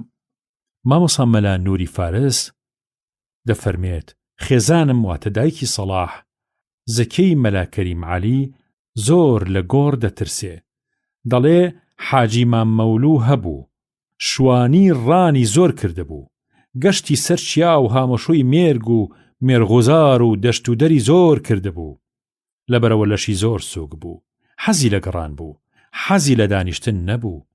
ئەم مام مەولووە برای حاجی مامە کاکەڕەش بوو، خەڵکی دێی شۆراوی چەمچەماڵ بوو، پیاوێکی زۆر سادە و نوێژ و ڕۆژ و قایم و خواناز بوو. هەموو جارێ وت بەخوا زۆر ستەمە پیاو بە ڕۆژگاری بەهار لە ناو گۆڕاستار بکە. خودایە پەنا هەر پەنای تۆیە، بەڕاستی پلانی سەخت و ڕێگەی پڕمەترسیمان لەبەرە. ئەومانەوەی ناو گۆڕە، ئەوە ژیانی بەرزەخە، ئەوە سارای مەحشەرە، ئەوە پردی سیراتە، ئەوە حەشرە و ئەوە نەشرە، ئەوە سیراتە، ئەوە میزانە و ئەوە نەکیر و منکرە، محکەمەیە، دادگایە، نامەی کردارە، ئەم مرۆڤە بێهێزە چنگە چلوچێوە، ئەگەر یاریدەی تۆ نەبێ لەکوێ بەرگەی ئەم هەموو بەردەر بەرد و بگرە و بەردەیە دەگرێ. پێغەمبەری خوا صلی الله عليه وسلم بە خۆڕایی نییە کە دەفەرمێ خۆزگەم درەختێ دەبووم، یەکێ دای دەهێنام و دەیبڕیم و ئیتر بۆ خۆم دەبڕامەوە و دەچوومەوە، ئەودی و پەردەی نەبوون و ڕزگارم ئەبوو لە چەن و چوون و کێشە و بەرەی هەردوو ژیانی هەردوو جیهان. خودایە هاوار بە ڕەحمی خۆت بە بەرەکەتی ئەم کتێبە پیرۆزە، لەبەر خاتری دانەرەکەی حەزرەتی ئیمامی نەوەوی ڕەزا و ڕەحمەتی خوای لەسەر بێ، لەبەر خاتری ئەو ڕاوی و محەدیثانەی کە ناوی پیرۆزیان وا لە ناو ڕشتە و سەنەدی ئەم حەدیسە مبارەکانەیە، لەبەر خاتری هەموو خاوەنجاه و خاتردارێ لە لای تۆ، لە پەنای خۆتا پەنامان بدە و من و هەموو موسڵمانان و خوێنەر و گوێگرێک کە بە هەر جۆرێ سوود و بەهرە لەم کتێبە پیرۆزە وەرەگرێ سەرفراز و ڕزگاری هەردوو جیهانمان بفەرموو، لەم شوێنانەیە فریامان بکەوە یا ڕەب، ئەوەی ئێستا گوێی لێمانە لە هەر شوێنێک، فریامان بکەوە لە پردی سیراتە، پردی سیراتمان بۆ بکە بە شەقامەڕی بەهەشت، حەشر و نەشرمان لە ژێر سایی سێبەری ئاڵای محەممەدا صلی الله عليه وسلم بفەرموو. یا ڕەب ئەم دوعایانە بۆ خۆمان و دایک و باوک و مناڵەکان و خاو خێزانمان بۆ تەواوی ئیمانداران. خودایە ترسی کەنیزی خۆت زەکەی کچی مەلا کەریم عەلی بە کەرەمی خۆت بڕێوێنەرەوە و سەربەرز و ڕووسور و سەرفرازی هەردوو جیهانی بفەرموو، لە مردوو زیندوی خۆش ببە و بیکە بە کەنیزێکی لە خوددا نزیک و نزاگیرا و عاقبەت خێر و تاعەت جوان. خودایە بە بەخشندەی خۆت گۆڕی هەمومان گوشاد بفەرموو، شەوگاری پاییزی لە ڕۆژگاری بەهاری خۆشتر و فێنکتر بێ. هەموو بەدەم و بەدڵ بڵێن ئامین ئامین ئامین یا رب العالمین. ئەبوو هورێرە ڕەزا و ڕەحمەتی خوای لەسەر بێ فەرمووی خۆشەویست صلی الله عليه وسلم فەرمووی کە دوڕکاتە سونەتەکەی پێش نوێژی بەیانیتان کرد لەسەر لای ڕاست بەرەو ڕووگە واتە ڕوو کەعبە کەمێک ڕابکشێن. باسی سونەتی نیوەڕۆ. حەزرەتی عایشە ڕەزا و ڕەحمەتی خوای لەسەر بێ فەرمووی گەلێ جار پێغەمبەر صلی الله عليه وسلم بەر لە کردنی نوێژی نیوەڕۆ لە ماڵەکەی منە 4 ڕکات نوێژی سونەتی پێش نوێژی نیوەڕۆی کرد. لە ماڵەکەی منە 4 ڕکات نوێژی سونەتی پێش نوێژی نیوەڕۆی دەکرد. ئەو جا دەچوو نوێژی نیوەڕۆی بۆ مەردوومەکە دەکرد. دەهاتەوە بۆ ماڵەوە 2 ڕکات نوێژی سونەتی دەکرد و دەیخوێند کە نوێژی خەوتنانیشی لە مزگەوتەکە بۆ مەردوومەکە دەکرد. لە پاشا دەهاتەوە لە ماڵەوە 2 ڕکات نوێژی سونەتی دەخوێند کە نوێژی خەوتنانیشی لە مزگەوت بۆ مەردوومەکە دەکرد. دەهاتەوە بۆ ماڵەکەی من 2 ڕکاتی نوێژی سونەتی پاش خەوتنانی لە ماڵەوە دەکرد. ئەو حەبیبە ڕەزا و ڕەحمەتی خوای لەسەر بێ فەرمووی حەزرەت صلی الله عليه وسلم فەرمووی هەر کەسێک 4 ڕکعات نوێژی سونەت لە پێش فەرزی نیوەڕۆ ئەنجام بدا و 4 ڕکعاتیش لە دوای نوێژی نیوەڕۆ ئەنجام بدا هەمیشە بەڕێک و پێکی ئەم نوێژانە بکە خوا قەدەغەی دەکات لە ئاگری دۆزەخ. الله. عەبدوڵڵای کوڕی سائب ڕەزا و ڕەحمەتی خوای لەسەر بێ فەرمووی جاران پێغەمبەر صلی الله عليه وسلم کە خۆر لای ئەدا لە ناوڕاستی ئاسمان لە پێشکردنی فەرزی نیوەڕۆیە 4 ڕکعات نوێژی خوێند. ئەی فەرموو لەم حەلەیە هەموو دەرگاکانی ئاسمان دەکرێنەوە لە بۆ بەرزەوە بوونی کردەوەکانی خەڵکی زەوی. جا لەبەرەوە حەزەکەم کە کردەوەیەکی باشی منیان لێوە سەرکەوێت. عایشە ڕەزا و ڕەحمەتی خوای لەسەر بێ فەرمووی حەزرەت صلی الله عليه وسلم دەستوری وابوو ئەگەر 4 ڕکعاتەکەی پێش نوێژی نیوەڕۆ بچوایە لە پاش 2 ڕکعاتە سونەتەکەی پاش نیوەڕۆ دەیکردنەوە واتە ئەو 4 ڕکعات سونەتەی بە قەرز دەگێڕایەوە واتە ئەو 4 ڕکعاتەی کە لە دەستی دەرچووە پێش نوێژی نیوەڕۆ بە قەزا دەیگێڕایەوە. باسی سونەتی عەسر. عەلی کوڕی ئەبی طالب ڕەزا و ڕەحمەتی خوای لەسەر بێ فەرمووی گەلێ جار پێغەمبەر صلی الله عليه وسلم لە پێش نوێژی فەرزی عەسرەوە 4 ڕکعات نوێژی سونەتی بە 2 سڵاودانەوە دەکرد. 2 ڕکعاتی دەکرد و سڵاوی دەدایەوە و سڵاوی لە فریشتە نزیکەکانی بارەگا دەکرد و هەروەها لە گشت مسلمانان و باوەڕدارێک کە پەیڕەوی ئەوان دەکا. ئیبن عومەر ڕەزا و ڕەحمەتی خوایان لەبێ لە حەزرەتەوە صلی الله عليه وسلم دەگێڕێتەوە دەفەرمێ ڕەحمەتی خوددا لەو مسلمانانە بێ کە لە پێش فەرزی عەسرا 4 ڕکعات نوێژی سونەتی پێشینە دەکەن. عەلی کوڕی ئەبوو طالب ڕەزا و ڕەحمەتی خوای لەسەر بێ فەرمووی حەزرەتی ڕەسوڵ الله صلی الله عليه وسلم گەلێ جار لە پێش نوێژی عەسرا 2 ڕکعات سونەتی پێشینەی دەکرد. باسی سونەتی پاشینە و پێشینەی شێوان واتە سونەتەکانی مەغریب.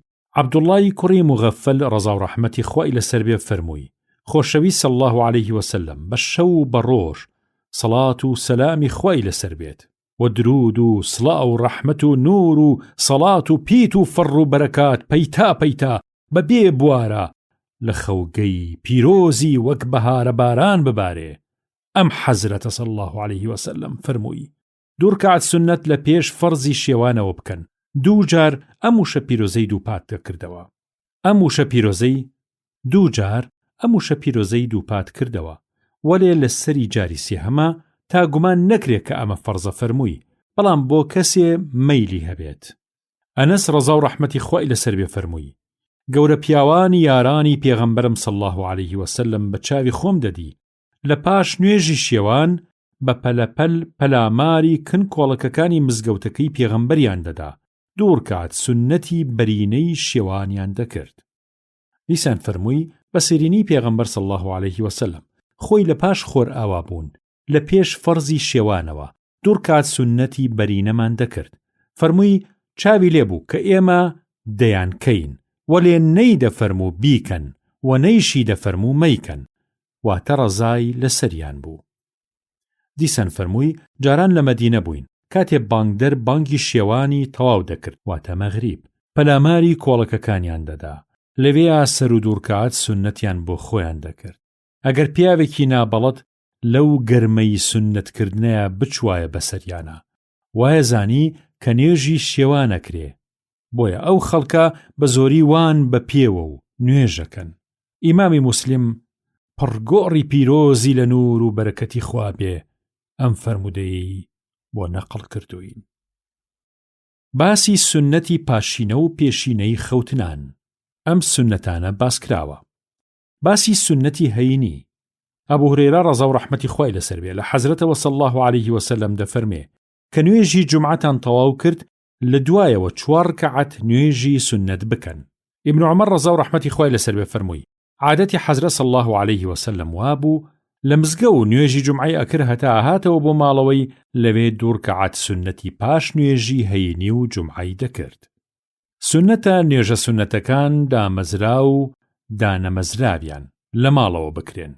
زەیدی کوڕی ثابت ڕەزا و ڕەحمەتی خوای لەسەر بێ فەرمووی پێغەمبەر صلی الله علیه وسلم فەرمووی ئەی موسڵمانینە بیکەن بە پیشە شەو نوێژ و نوێژی سونەت لە ماڵەوەتان بکەن چکە نوێژی فەرزی لێ دەرچێ خێرترین نوێژی موسڵمان ئەو نوێژەیەتی کە لە ماڵی خۆیان دەیکا چونکە لەوێ بێڕیاترە و ماڵەکەش پیرۆز دەکات. الله. ئیبن عومەر ڕەزا و ڕەحمەتی خوای لەسەر بێ فەرمووی حەزرەت صلی الله علیه وسلم فەرمووی بەشێ لە نوێژەکانتان لە ماڵەوەتان بکەن هەمویان هەر لە مزگەوت مەکەن دەنا ماڵەکانتان دەبێ بە گۆڕخانە کە کاری خێری تیا ناکرێ. جابر ڕەزا و ڕەحمەتی خوای لەسەر بێ فەرمووی پێغەمبەر صلی الله علیه وسلم دەفەرمێ کاتێ لە مزگە و نوێژە فەرزەکان دەکەن بەشی ماڵەوەش دابنێن چونکە خوددا ئەو نوێژەی ماڵەوەتان دەکا بە مایی خێر و خۆشیەکی زۆر. عومەری کوڕی عەتا ڕەزا و ڕەحمەتی خوای لەسەر بێ فەرمووی نافعی کوڕی جوبەیر ناردمی بۆ لای سائیبی خوشکزای نەمیری سەحابی ڕەزا و ڕەحمەتی خوای لێبێ کە لە جیاتی نافع من لە سائیب بپرسم کە لەبارەی شتێکەوە پرسیاری لێ بکەم کە معاویە لە سائیبی دیبوو و بەدڵی نەبوو بوو هەتا سائیب مەسەلەکەمان بۆ ڕوون بکاتەوە. سائیب فەرمووی بەڵێ ئەمە مەسەلەکەیە من و معاویە لەناو کولیت مەقسوورەکەی معاویەدا کە لەناو مزگەوتا بوو نوێژی هەینیمان کرد جا کاتێ معاویە ڕۆشتەوە بۆ ماڵەوە ناردی بە شوێنما کە چووم فەرمووی جارێکتر شتی وا مەکە کە نوێژی هەینیت کرد مەیلکێنە بە نوێژێکی ترەوە یا قسەیە لە بەینیانە بکە یان لە دوا دەرچوون نوێژی تر بکە چونکە پێغەمبەر صلی الله علیه وسلم ئەم فەرمانی پێکردوین کە نوێژ نەلکێنین بە نوێژەوە تا قسەیە لە نێوانیانە ئەکەین یا دەردەچین و دەچینەوە ماڵەوە. هاندان لەسەر نوێژی وەتر باسی لای کەمی و زۆری و ناوەندی و کاتەکەی و باسی ئەوەیش کە سونەتێکی دامەزراوە. عەلی ڕەزا و ڕەحمەتی خوای لەسەر بێ فەرمووی نوێژی وەتر فەرز نییە وەک 5 نوێژە فەرزەکە بەڵام سونەتێکە پێغەمبەر صلی الله علیه وسلم دایناوە دەیفەرموو ئەی قورئان خوانەکان ئەی پەی ڕەوانی قورئان واتە ئەی گەلی ئیسلام نوێژی وەتر بکەن کە نوێژێکە ڕکاتەکانی تاکە لە پاش نوێژی خەوتنانەوە دەکرێ چونکە خوددا خۆی تاکە و تاکی خۆشەوێ. حەزرەتی عایشە ڕەزا و ڕەحمەتی خوای لەسەر بێ فەرمووی حەزرەتی ڕەسوول الله صلی الله علیه وسلم لە هەموو کاتێکی شەوە وەتری ئەکرد هەندێ جار لە سەرەتای شەوەوە ئەیکرد هەندێ جار لە ناوەڕاستی شەوە ئەیکرد هەندێ جاریش لە دوادوایی شەوەوە ئەیکرد بەڵام لە پێش وەفاتیا هەر بەرەبەیان وەتری ئەکرد. ابن عمر ڕەزا و ڕەحمەتی خوای لەسەر بێ فەرمووی حەزرەت صلی الله علیه وسلم فەرمووی وەتر بکەن بە دواترین نوێژی شەوتان. ئەبوو سەعیدی خودری ڕەزا و ڕەحمەتی خوای لەسەر بێ فەرمووی خۆشەوی صلی الله علیه وسلم فەرمووی هەتا بەیان دەدا لە پاش نوێژی خەوتنان کاتی نوێژی وەتر دەمێنێ. عایشە ڕەزا و ڕەحمەتی خوای لەسەر بێ فەرمووی و ئەبوو پێغەمبەر صلی الله علیه وسلم دەستیە کرد بە شەو نوێژکردن منیش لە بەردەمیەوە ڕاکشا بووم کە شەو نوێژەکەی تەواو دەکرد و بەس وەتری دەما ئەوسا منیشی لە خەو هەڵەستان و دەستنوێژم ئەگرت و نوێژی وەترم دەکرد. لە گێڕانەوەیەکی تری موسلیمە هاتووە کە هەر وەتری دەما دەیفەرموو عائیشە هەڵسە لە خەو نوێژی وەتر بکە. ابن عمر ڕەزا و ڕەحمەتی خوای لەسەر بێ فەرمووی حەزرەت صلی الله علیه وسلم فەرمووی ئەگەر دەتوانن خێرا لە پێش شەبەقا نوێژی وەتر بکەن. جابر فەرمووی خۆشەوی صلی الله عليه وسلم فەرمووی هەر کەسێ ئەترسێ لە کۆتایی شەوەوە هەڵنەسێ با لە سەرەتای شەوەوە لە پاش نوێژی خەوتنان وەتر بکە، بەڵام ئەوەی کە بەتەمایە کە لە دوای شەوەوە هەڵبسێ بۆ شەو نوێژ با لە کۆتایی شەوەوە وەتر بکە، چونکە نوێژی ئاخری شەو فریشتەی ڕەحمەت دێنە دیاری و تەماشایەکەن، ئاشکرایە کە ئەمە زۆر باشترە. باسی خێری نوێژی چێشتەنگاو لای کەمی و زۆری و ناوەندی چەندە؟ هەڵنان لەسەر ئاگداریکردنی نوێژی چێشتەنگاو واتە سەڵات الضوحا. ئەبوو هورێرە ڕەزا و ڕەحمەتی خوای لەسەر بێ فەرمووی دۆستی گیانی بەگیانیم پێغەمبەری نازدار و خۆشەویستم صلی الله عليه وسلم ئامۆژگاری کردووم و وەسیەتی بۆ کردووم کە هەموو مانگێ 3 ڕۆژ بە ڕۆژوو بم و هەموو ڕۆژێ بەلانی کەمەوە 2 ڕکعەت نوێژی چێشتەنگاو بکەم بۆ احتیاطیش، نەوەکو لە دوایی شەوە خەبەرم نەبێتەوە لە پێش نووستنە نوێژی وەتر بکەم. عایشە ڕەزا و ڕەحمەتی خوای لەسەر بێ فەرمووی دەستوری پێغەمبەر صلی الله عليه وسلم وابوو هەموو چێشتەنگاوێ 4 ڕکعەت نوێژی چێشتەنگاویە کرد، گەلێ جارانیش چەندەی خوددا لە چارەی نووسی بوو زیادیە کرد. ئومو هانیئی کچی ئەبوو تاالب ڕەزا و ڕەحمەتی خوای لێبێ کە ناوی فاتیحە بوو کە حەق ئامۆزای حەزرەت بوو صلی الله عليه وسلم فەرمووی ڕۆژی ئازادکردنی شاری مەکە چوون بۆ خزمەتی حەزرەتی ڕەسوول الله صلی الله عليه وسلم سڵاوم لێ کرد، ڕوانیم کەوا خەریکە خۆی دەشۆرێ. فاتیمەی کچی بەجلکێ پەردەی بۆ گرتبووە، جا کە لە خۆشۆردنەکە بوویەوە 8 ڕکعەت نوێژی سنەتی بە 2 ڕکعەت کرد. ئەو حەلەش ڕێک چێشتەنگاو بوو، واتە نوێژی سەڵات الضوحای کردووە. کاتێ نوێژی چێشتەنگاو دەست پێکا لە کاتی بەرزەوە بوونی خۆرەوە بەقەد ڕمێ تا کاتی لادانی خۆر لە ناوڕاستی ئاسمان کە لارە بێتەوە بەلای خۆر ئاوادا. باشترین کاتیشی ئەو کاتەیە کە خۆر تەواو گەرمە بێ و دەبێ بە چێشتەنگاو. زەیدی کوڕی ئەرقەم ڕەزا و ڕەحمەتی خوای لەسەر بێ کۆمەڵێکی بینی لە کاتی خۆرکەوتندا چێشتە نوێژ واتە سەڵات الضوحایان دەکرد.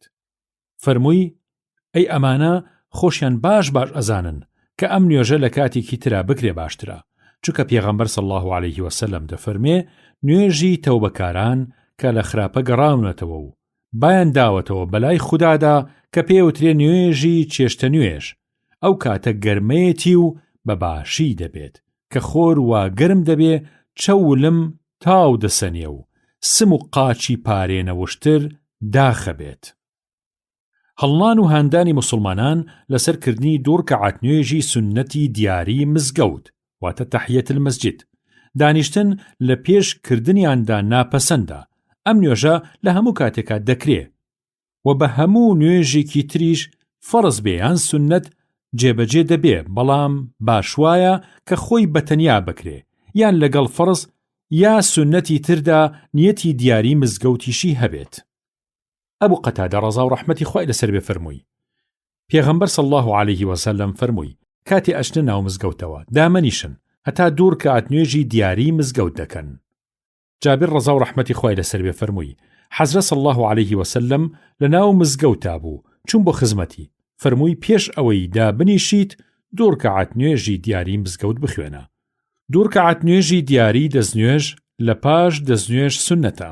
ئەبوو هورێرە ڕەزا و ڕەحمەتی خوای لەسەر بێ فەرمووی پێغەمبەر صلی الله عليه وسلم بە بیلالی فەرموو ئەی بیلال پێم بڵێ کام کارێ دەکەی کە بەلای خۆتەوە زیاتر جێگەی ئومێد بێ لە لای خوددا کە لەم سەردەمی ئیسلامەیە دەیکەی، چونکە ئەم شەو لە بەهەشتا لە بەردەم خۆمەوە گوێم لە چرپەی سۆلەکانت بوو. بیلال فەرمووی ئەو کارەی کە لە کاتی ئیسلامەتی ئایکەم و لەلام پتر جێگەی ئومێد بێ ئەوەیە هەر کاتێ بە شەو یان بە ڕۆژ کە دەستنوێژ دەگرم دەستنوێژی هی پاکی تەواو ئەگرم و چەندە خوا لە چارەی نووسی بێتم نوێژەکەم.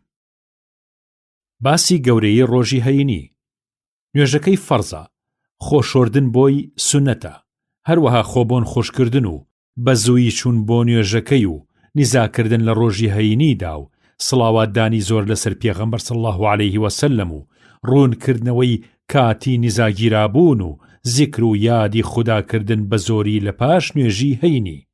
خۆی گەورە دەفەرمێت: فإذا قضيت الصلاة فانتشروا في الأرض وابتغوا من فضل الله واذكروا الله كثيرا لعلكم تفلحون. أبو هريرة رضا و رحمەتی خوای لەسەر بێ فەرمووی: پێغەمبەر صلی الله عليه وسلم فەرمووی: باشترین ڕۆژ کە خۆری لێ هەڵدێ ڕۆژی هەینیە. ئادەم لەم ڕۆژەیە خوددا دروستی کردووە، هەر لەم ڕۆژەیە ڕۆژتە ناو بەهەشتەوە و هەر لەم ڕۆژەیە لە بەهەشت دەرکرا. ابن عمر رضا و رحمەتی خوای لەسەر بێ فەرمووی: کاتێچن بۆ نوێژی هەینی خۆتان بشۆن.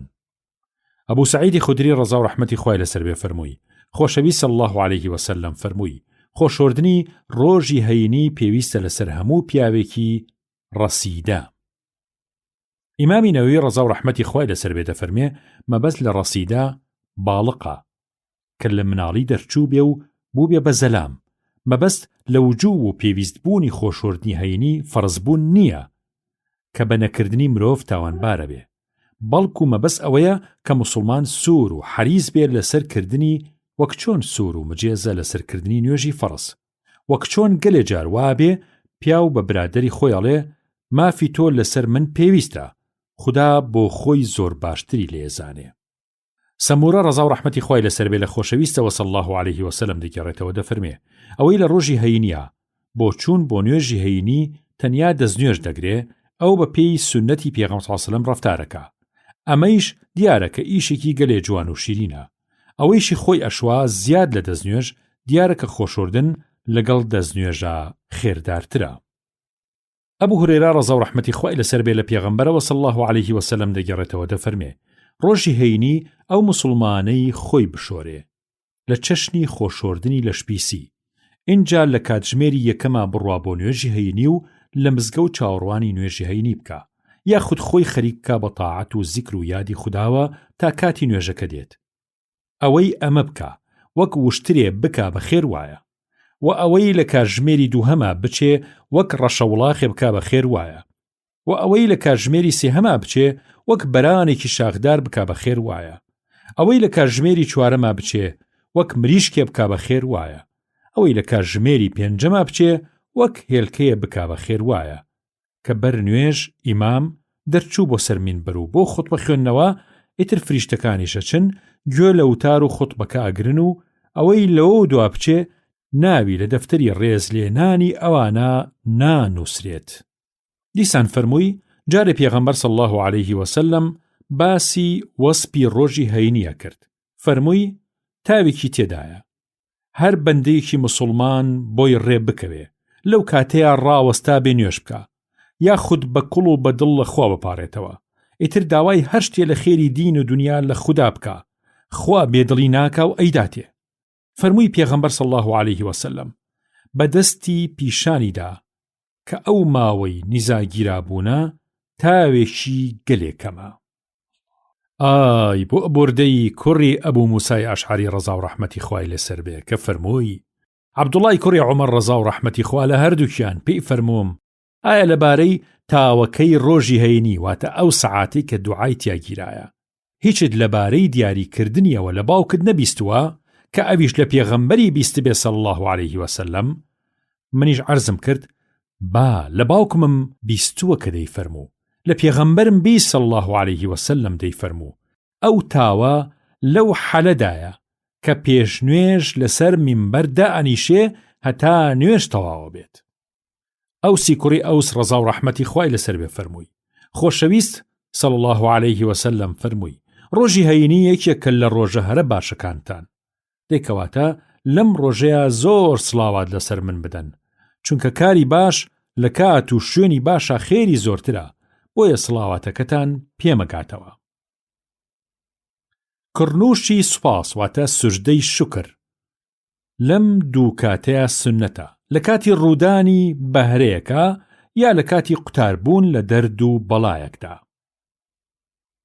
سعدی کوڕی ئەبی وەقاس ڕەزا و ڕەحمەتی خوای لەسەر بێ فەرمووی: لە خزمەتی حەزرەتا بووین صلی الله عليه وسلم لە مەکەوە دەچوین بۆ مەدینە، کە نزیکی عەزوەرا بووینەوە پێغەمبەر صلی الله عليه وسلم لە وڵاخەکەی دابەزی و هەردوو دەستی بەرز کردەوە و تاوێ باش لە خوا پاڕایەوە، اینجا کڕنووشێکی برد و تاوێکی چاک لە کڕنووشەکەیە مایەوە، اینجا هەڵسایەوە و دەستەکانی دیسان بەرز کردەوە و تاوێکی تریش پاڕایەوە و دیسانەوە لە پەڕوڕوو کڕوشێکی تری دوور و درێژی بردەوە. جا بۆ جاری سێم هەڵسایەوە سەر پێ و تاوێکی تریش بەڕاوەستانەوە دەستەکانی بەرز کردەوە. لە پاشا خرپ کەوتەوە بەسەر ڕوودا و سوژدەیەکی تری بردەوە. اینجا فەرمووی لەخوا پاڕامەوە و تکام بۆ ئوممەتم کرد. ئەویش تکاکەیەکی را کردم و سەیەکی ئوممەتەکەمی پێبەخشیم. ئەو بۆ منیش بۆ سوپاسکردنی خوددا کەوتم بەسەر ڕوودا و کڕنووشێکم بۆ برد. هەم دیسان سرم بەرز کردەوە و جارێکی تریش لە پەروەردگارم پاڕامەوە و تکام کردەوە بۆ ئوممەتەکەم. ئەویش سەیەکێکی تری ئوممەتەکەمی بەخشی پێم. ئەو بۆ منیش بۆ سوپاسکردنی خوددا کڕنووشێکی ترم بۆ بردەوە. هەم دیسانەوە سرم بەرز کردەوە بۆ ئوممەتەکەم. ئەویش ئەو تا قەسەیەکەی کەما بوو لە ئوممەتەکەم ئەویشی بەخشی پێم. ئەو بۆ منیش بۆ سوپاسکردنی خوددا کەوتم بەڕوودا و سوژدەیەکی شوکری ترم بۆ بردەوە. الحەمدولله. باسی خێری شەونێش. خۆی گەورە فەرمێ: ومن الليل فتجهد به نافلة لك عسى أن يبعثك ربك مقاما محمودا. وتخوي گەورە فەرمێ سەرڕای نوێژە فەرزەکان بە شەو واز لە خەو بێنە و هەندێ شەو نوێژ بکە و قورئانی تیا بخوێنە. هیوا هەیە لە نور و بەرەکەتی ئەم تاعەتە جوانەوە خوددا لە ڕۆژی قیامەتە بدباتە پایە و مەقامە پەسەندەکە کە پایەی تکا و شەفاعەتی گەورەیە لە دوا ڕۆژە. خۆی گەورە فەرمێ تتجافى جنوبهم عن المضاجع. هەروەها فەرمێ كانوا قليلا من الليل ما يهجعون. واتە ئەو خوددا پێداوانە بە شەو خەو لە چاویان ناکەوێ مەگەر کەمێ سەرخەو بشکێنن، هەر خەریکی خواپەرستی و شەو نوێژن. حەزرەتی عەلی ڕەزا و ڕەحمەتی خوای لەسەر بێ فەرمووی شەوێ حەزرەت صلی الله عليه وسلم تەشریفی هێنا بۆ لای من و فاتیمە. سەیری کرد کە نووستوین. فەرمووی ئەرێ بۆ شەو نوێژ ناکەن.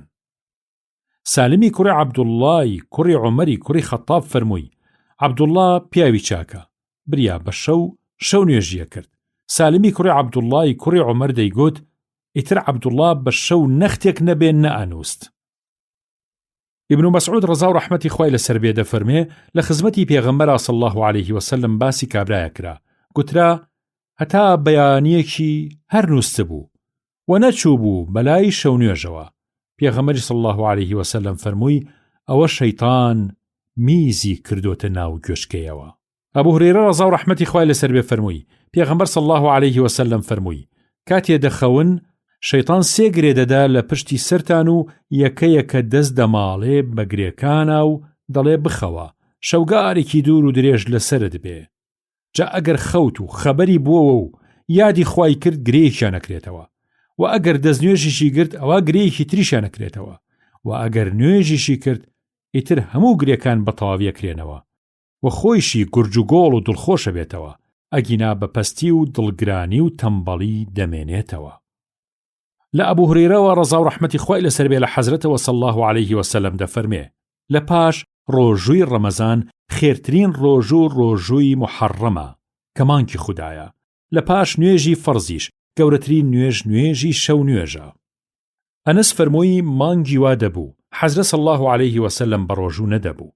لە دڵی خۆمانە ئەمانوت وا دیارە حەزرەت صلی الله عليه وسلم لەم مانگە ڕۆژوو ناگرێ. مانگی وایشە بوو حەزرەت صلی الله عليه وسلم هەر بە ڕۆژووە بوو. لە دڵی خۆمانە ئەمانوت وا دیارە حەزرەت صلی الله عليه وسلم ئەم مانگە هەمووی بە ڕۆژووە بێت.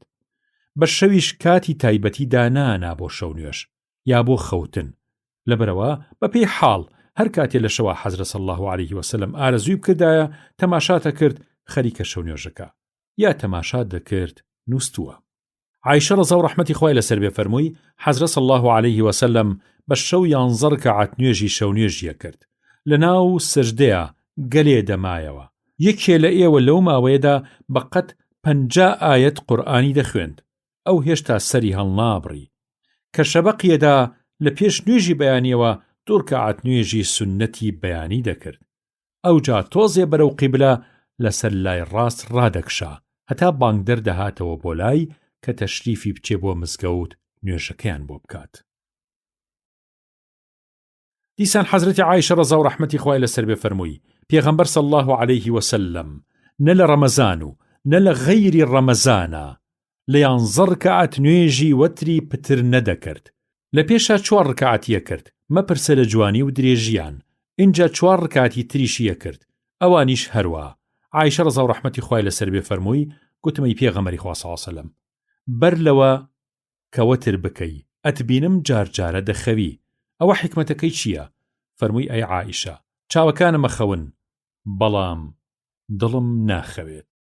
حەزرەت صلی الله عليه وسلم دەستوری وابوو لە سەرەتای شەوەوە لە پاش نوێژی خەوتنان دەنووست، بەڵام لە نیوەی شەو بەدواوە هەڵدەستایەوە و شەو نوێژی دەکرد. جابر ڕەزا و ڕەحمەتی خوای لەسەر بێ فەرمووی پرسیار کرا لە پێغەمبەر صلی الله عليه وسلم کامەی نوێژ خێری زۆرترە؟ فەرمووی بە پێوە ڕاوەستانی دوور و درێژ کە لەو کاتەیە نوێشکەر قورئان دەخوێنێت.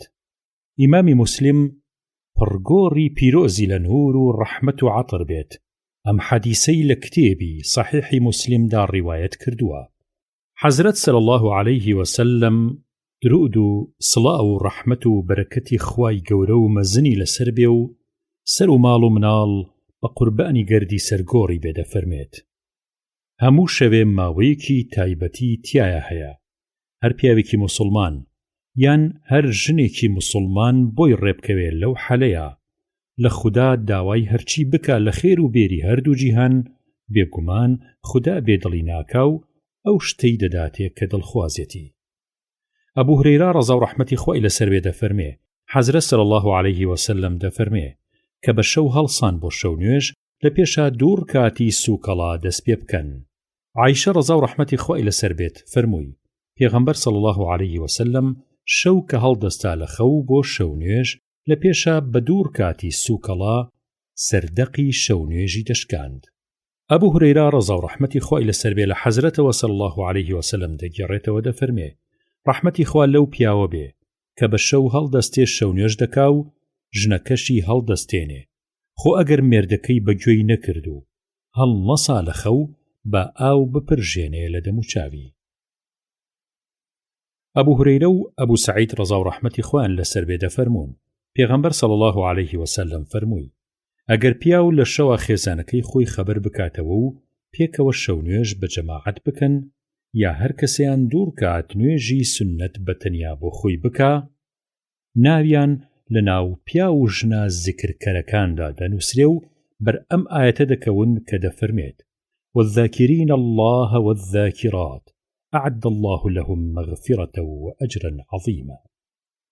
واتە ئەو پیا و ژنانەی کە بە زمان و دڵ هەمیشە زیکر و یادی خواکەن و ناو یادی خوددا بە ئاشکرا و بەنهێنی بووە بە شەکری سەرزار و وردی سەرزوبانیان، ئەوانە خودای گەورە لێ خۆشبوونی خۆی و پاداشتی گەورەی بۆ ئامادە کردوون.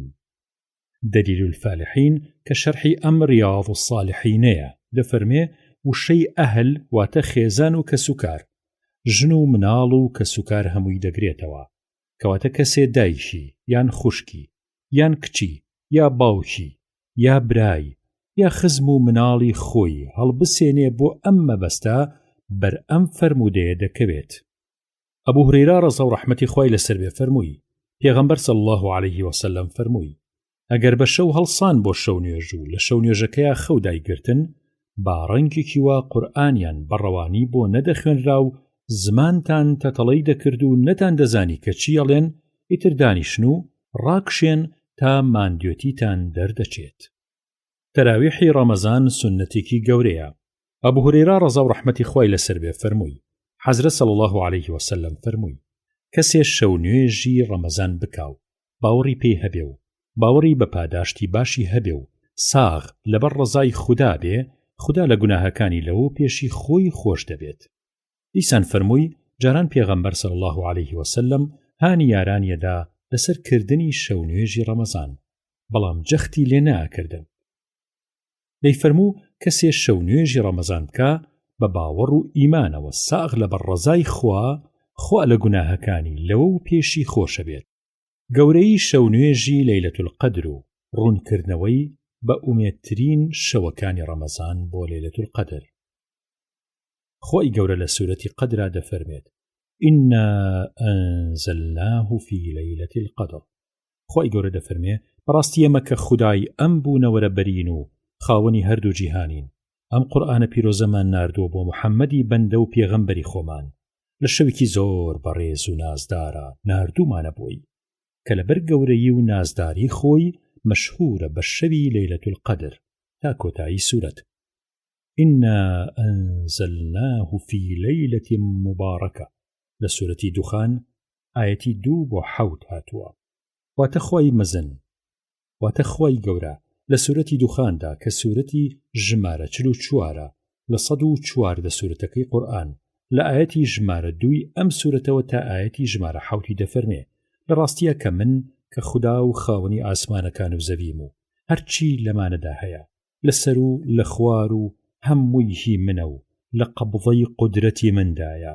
من ئەم قورئانە پیرۆزەم لە شەوی لەیلەتول قەدرا کە شەوێکی پیرۆز و فەردارە کە حاڵی ئەو شەوە وایە هەموو کاروبار و ئیش و کارێکی گرنگ و پڕحکمت لەو شەوەیە یەکلا دەکرێتەوە و یەکلایی دەبێتەوە. من ئەم قورئانم لەم شەوەدا ناردۆتە خوارەوە بۆ محەممەد چکە بڕیاری من لەسەر ئەمەیە کە نامە بنێرم بۆ پێغەمبەرانی خۆم، ئەمەیش ڕەحمەتێکە لە خودای تۆ ئەی محەممەد بۆ هەموو جیهانیان. ئەبوو هورەیرە ڕەزا و ڕەحمەتی خوای لەسەر بێ فەرمووی پێغەمبەر صلی الله علیه وسلم فەرمووی هەر موسڵمانێ بە ئیمان و باوەڕەوە ساغ لەبەر ڕەزای خوا شەو نوێژی شەوی لەیلەتول قەدر بکە خوا لە گوناهەکانی لەوە و پێشی خۆشە بێ. ئیبن عومەر ڕەزا و ڕەحمەتی خوای لەسەر بێ فەرمووی چەند پیاوێ لە یارانی پێغەمبەر صلی الله علیه وسلم لە خەونە لە 7 شەوەکانی دوایی ڕەمەزانە لەیلەتول قەدریان پێنیشان درابوو.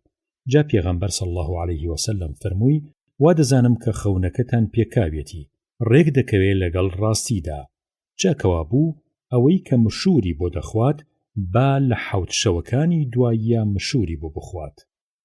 عایشە ڕەزا و ڕەحمەتی خوای لەسەر بێ فەرمووی یاسای پێغەمبەر صلی الله علیه وسلم وابوو لە دەی دوایی ڕەمەزانە خەڵوەی لە مزگەوتا دەکێشا و دەی فەرموو لە 10 شەوی دوایی ڕەمەزاندا بۆ لەیلەتول قەدر بگەڕێن. دیسان فەرمووی بگەڕێن بۆ شەوی لەیلەتول قەدر لە شەوە تاکەکانی دوایی ڕەمەزاندا. دیسان فەرمووی جاران پێغەمبەر صلی الله علیه وسلم ئەو کۆش و تێکۆشانەی کە لە مانگی ڕەمەزانە دەیکرد لە مانگەکانی تردا نەیدەکرد و ئەو کۆش و تێکۆشانەی کە لە دەی دوایی ڕەمەزانیشدا دەیکرد لە هیچ کاتێکی تردا ئەوەی نەدەکرد. دیسان فەرمووی عەرزی حەزرەتم کرد قوربان صلی الله علیه وسلم ئەگەر زانیم شەوی لەیلەتول قەدر کام شەوە چی گوتێ بڵێم باشە؟ فەرمووی بڵێ اللهم إنك عفو كريم تحب العفو فاعف عني. خدایە بەڕاستی تۆ تاوان بەخش و گوناه پۆشی و حەز دەکەی کە گوناه و نەنگی بەندەی خۆت بپۆشی کەوایە تاوانم بپۆشە و لە گوناهم خۆش ببە. باسی خێر و گەورەی سیواک و ئەو ڕەوشە جوانانەی کە دادەنرێن بە خوویەکی زگماکی و سروشتی. ئەبوو هورەیرە ڕەزا و ڕەحمەتی خوای لەسەر بێ لە حەزرەتەوە صلی الله علیه وسلم دەفەرمێ نەبادا ئازار و زەحمەتی ئوممەتم بدەم یان فەرمووی زەحمەتی ئەم خەڵکە بدەم ئەگینا فەرمانم پیان دەکرد کە بۆ هەموو نوێژێ سیواک بکەن. حوذەیفە ڕەزا و ڕەحمەتی خوای لەسەر بێ فەرمووی جاران پێغەمبەر صلی الله علیه وسلم کە شەو هەڵدەستا لە خەو بۆ شەو نوێژ یا بۆ هەر شتێ سیواکی لە دەمی ڕادەدا. عایشە ڕەزا و ڕەحمەتی خوای لەسەر بێ فەرمووی جاران بە شەو سیواک و ئاوی دەستنوێژمان بۆ حەزرەت صلی الله علیه وسلم ئامادە دەکرد چەندەی حەزی خودای لەسەر بوایە وەکەی مەیلی ببوایە لە خەو هەڵی دەساند و سیواکی دەکرد و دەستنوێژی دەگرت و دەستی دەکرد بە شەو نوێژ. ئەنەس فەرمووی خۆشەویست صلی الله علیه وسلم فەرمووی لەبارەی سیواکەوە زۆرم لەگەڵ گوتن. شورەیحی کوڕی هانێ ڕەزا و ڕەحمەتی خوای لەسەر بێ فەرمووی بە حەزرەتی عایشەم گوت جاران پێغەمبەر صلی الله علیه وسلم کە دەهاتەوە بۆ ماڵەوە لە پێشا دەستی بەچی دەکرد؟ فەرمووی دەستی بە سیواککردن دەکرد. ئەبوو موسا ڕەزا و ڕەحمەتی خوای لەسەر بێ فەرمووی چوومە خزمەتی حەزرەت صلی الله علیه وسلم لەو دەمەیە سەری سیواکەکە بەسەر زمانیەوە بوو. حەزرەتی عایشە ڕەزا و ڕەحمەتی خۆی لەسەر بێ فەرمووی پێغەمبەر صلی الله عليه وسلم فەرمووی سیواک هەم دەموددان پاککەرەوەیە و هەم هۆ و مایەی ڕەزامەندی و خۆشنودی خودایە. ئەبوو هورێرە ڕەزا و ڕەحمەتی خۆی لەسەر بێ فەرمووی حەزرەت صلی الله عليه وسلم فەرمووی ئەم پێنج شتە لە فیترەتن، واتە یاسا و دەستور و ڕەوشێکی گەلێ کۆنن و لەبەر کۆنی و لە مێژی دەڵێی خویەکی زکماک و سروشتین. یەکەم کوڕ و کچ سنەتکردن، دووهەم بەرتاشین، سێهەم نینۆکردن، چوارەم هەڵکێشانی مووی بنباڵ، پێنجەم بەرسمێڵکردن و قرتاندنی مووی سمێڵ. عائشە ڕەزا و ڕەحمەتی خۆی لەسەر بێ فەرمووی خۆشەویست صلی الله عليه وسلم فەرمووی ئەم دەشتا ڕەوشتێکی سروشتین و لەبەر کۆنی و لە مێژی خۆیان دەڵێی خویەکی زکماکین. یەکەم بەرسمێڵکردن و قرتاندنی مووی سمێڵ، دووهەم ڕیشهێشتنەوە، سێهەم نینۆکردن فرچەکردنی دەمودان، چوارەم ئاو لە لود ڕادان، پێنجەم نینۆکرداندن، شەشەم شۆردنی لۆچی سەرجمگە و گرێپەنجەکان و جێی لۆچاوی لەش وەک دەوروبەری گوێ و چاڵی ناوک، حوتەم هەڵکێشانی مووی بنباڵ، هەشتەم تاشینی مووی بەر، نۆیەم تارەتگرتن بە ئاو واتە خۆشۆردن بە ئاو لە پاش سەر ئاوکردن. مۆسعاب کە یەکێکە لە گێڕەرەوەکانی ئەم فەرمودەیە فەرمووی دە هەمیانم لە یاد نەماوە مەگەر ئاو لە دەموەردان بێت. ئیبن عومەر ڕەزا و ڕەحمەتی خۆی لەسەر بێ فەرمووی پێغەمبەر صلی الله عليه وسلم فەرمووی سمێڵ کورت بکەنەوە و بەرسمێڵ بکەن، بەڵام ڕیش پەروەردە بکەن واتە بیهێڵنەوە. باسی دووپاتکردنەوەی پێویستی زەکات و ڕوونکردنەوەی خێر و گەورەی زەکات و ئەو شتانەی پەیوەندیان هەیە بە زەکاتەوە. خۆی گەورە دەفەرمێت وأقیموا الصلاة وآتوا الزەکات، واتە یزدانی مەزن فەرموویەتی نوێژێکی ڕێکوپێک بە بنیات و مەرجەکانیەوە بکەن و زەکات بدەن. وما أمروا إلا ليعبدوا الله مخلصين له الدين حنفاء ويقيموا الصلاة ويؤتوا الزكاة وذلك دين القيمة. تفسيري أم آيتا لبيشة ورابرت.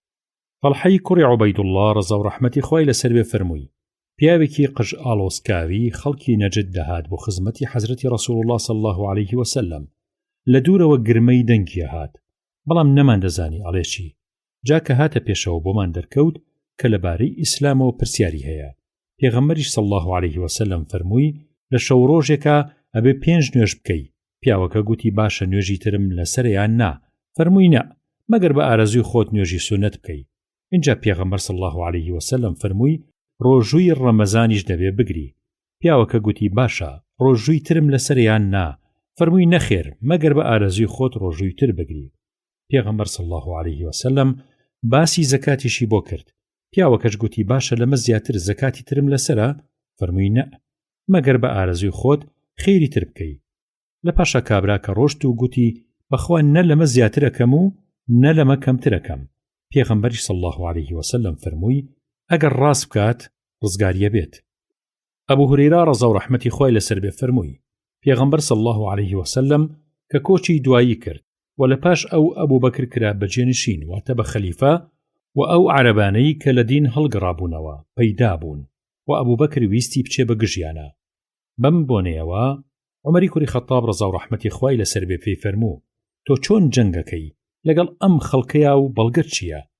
ئەوەی چی دەکەیلەوە کە پێغەمبەر صلی الله عليه وسلم دەفەرمێ فەرمانم پێکراوە کە شەڕ بکەم لەگەڵ ئەم خەڵکەیە تا شایەتومان دێنن و بە زمان دەڵێن لا إله إلا الله واتە هەر خوددا خودایە و بەس.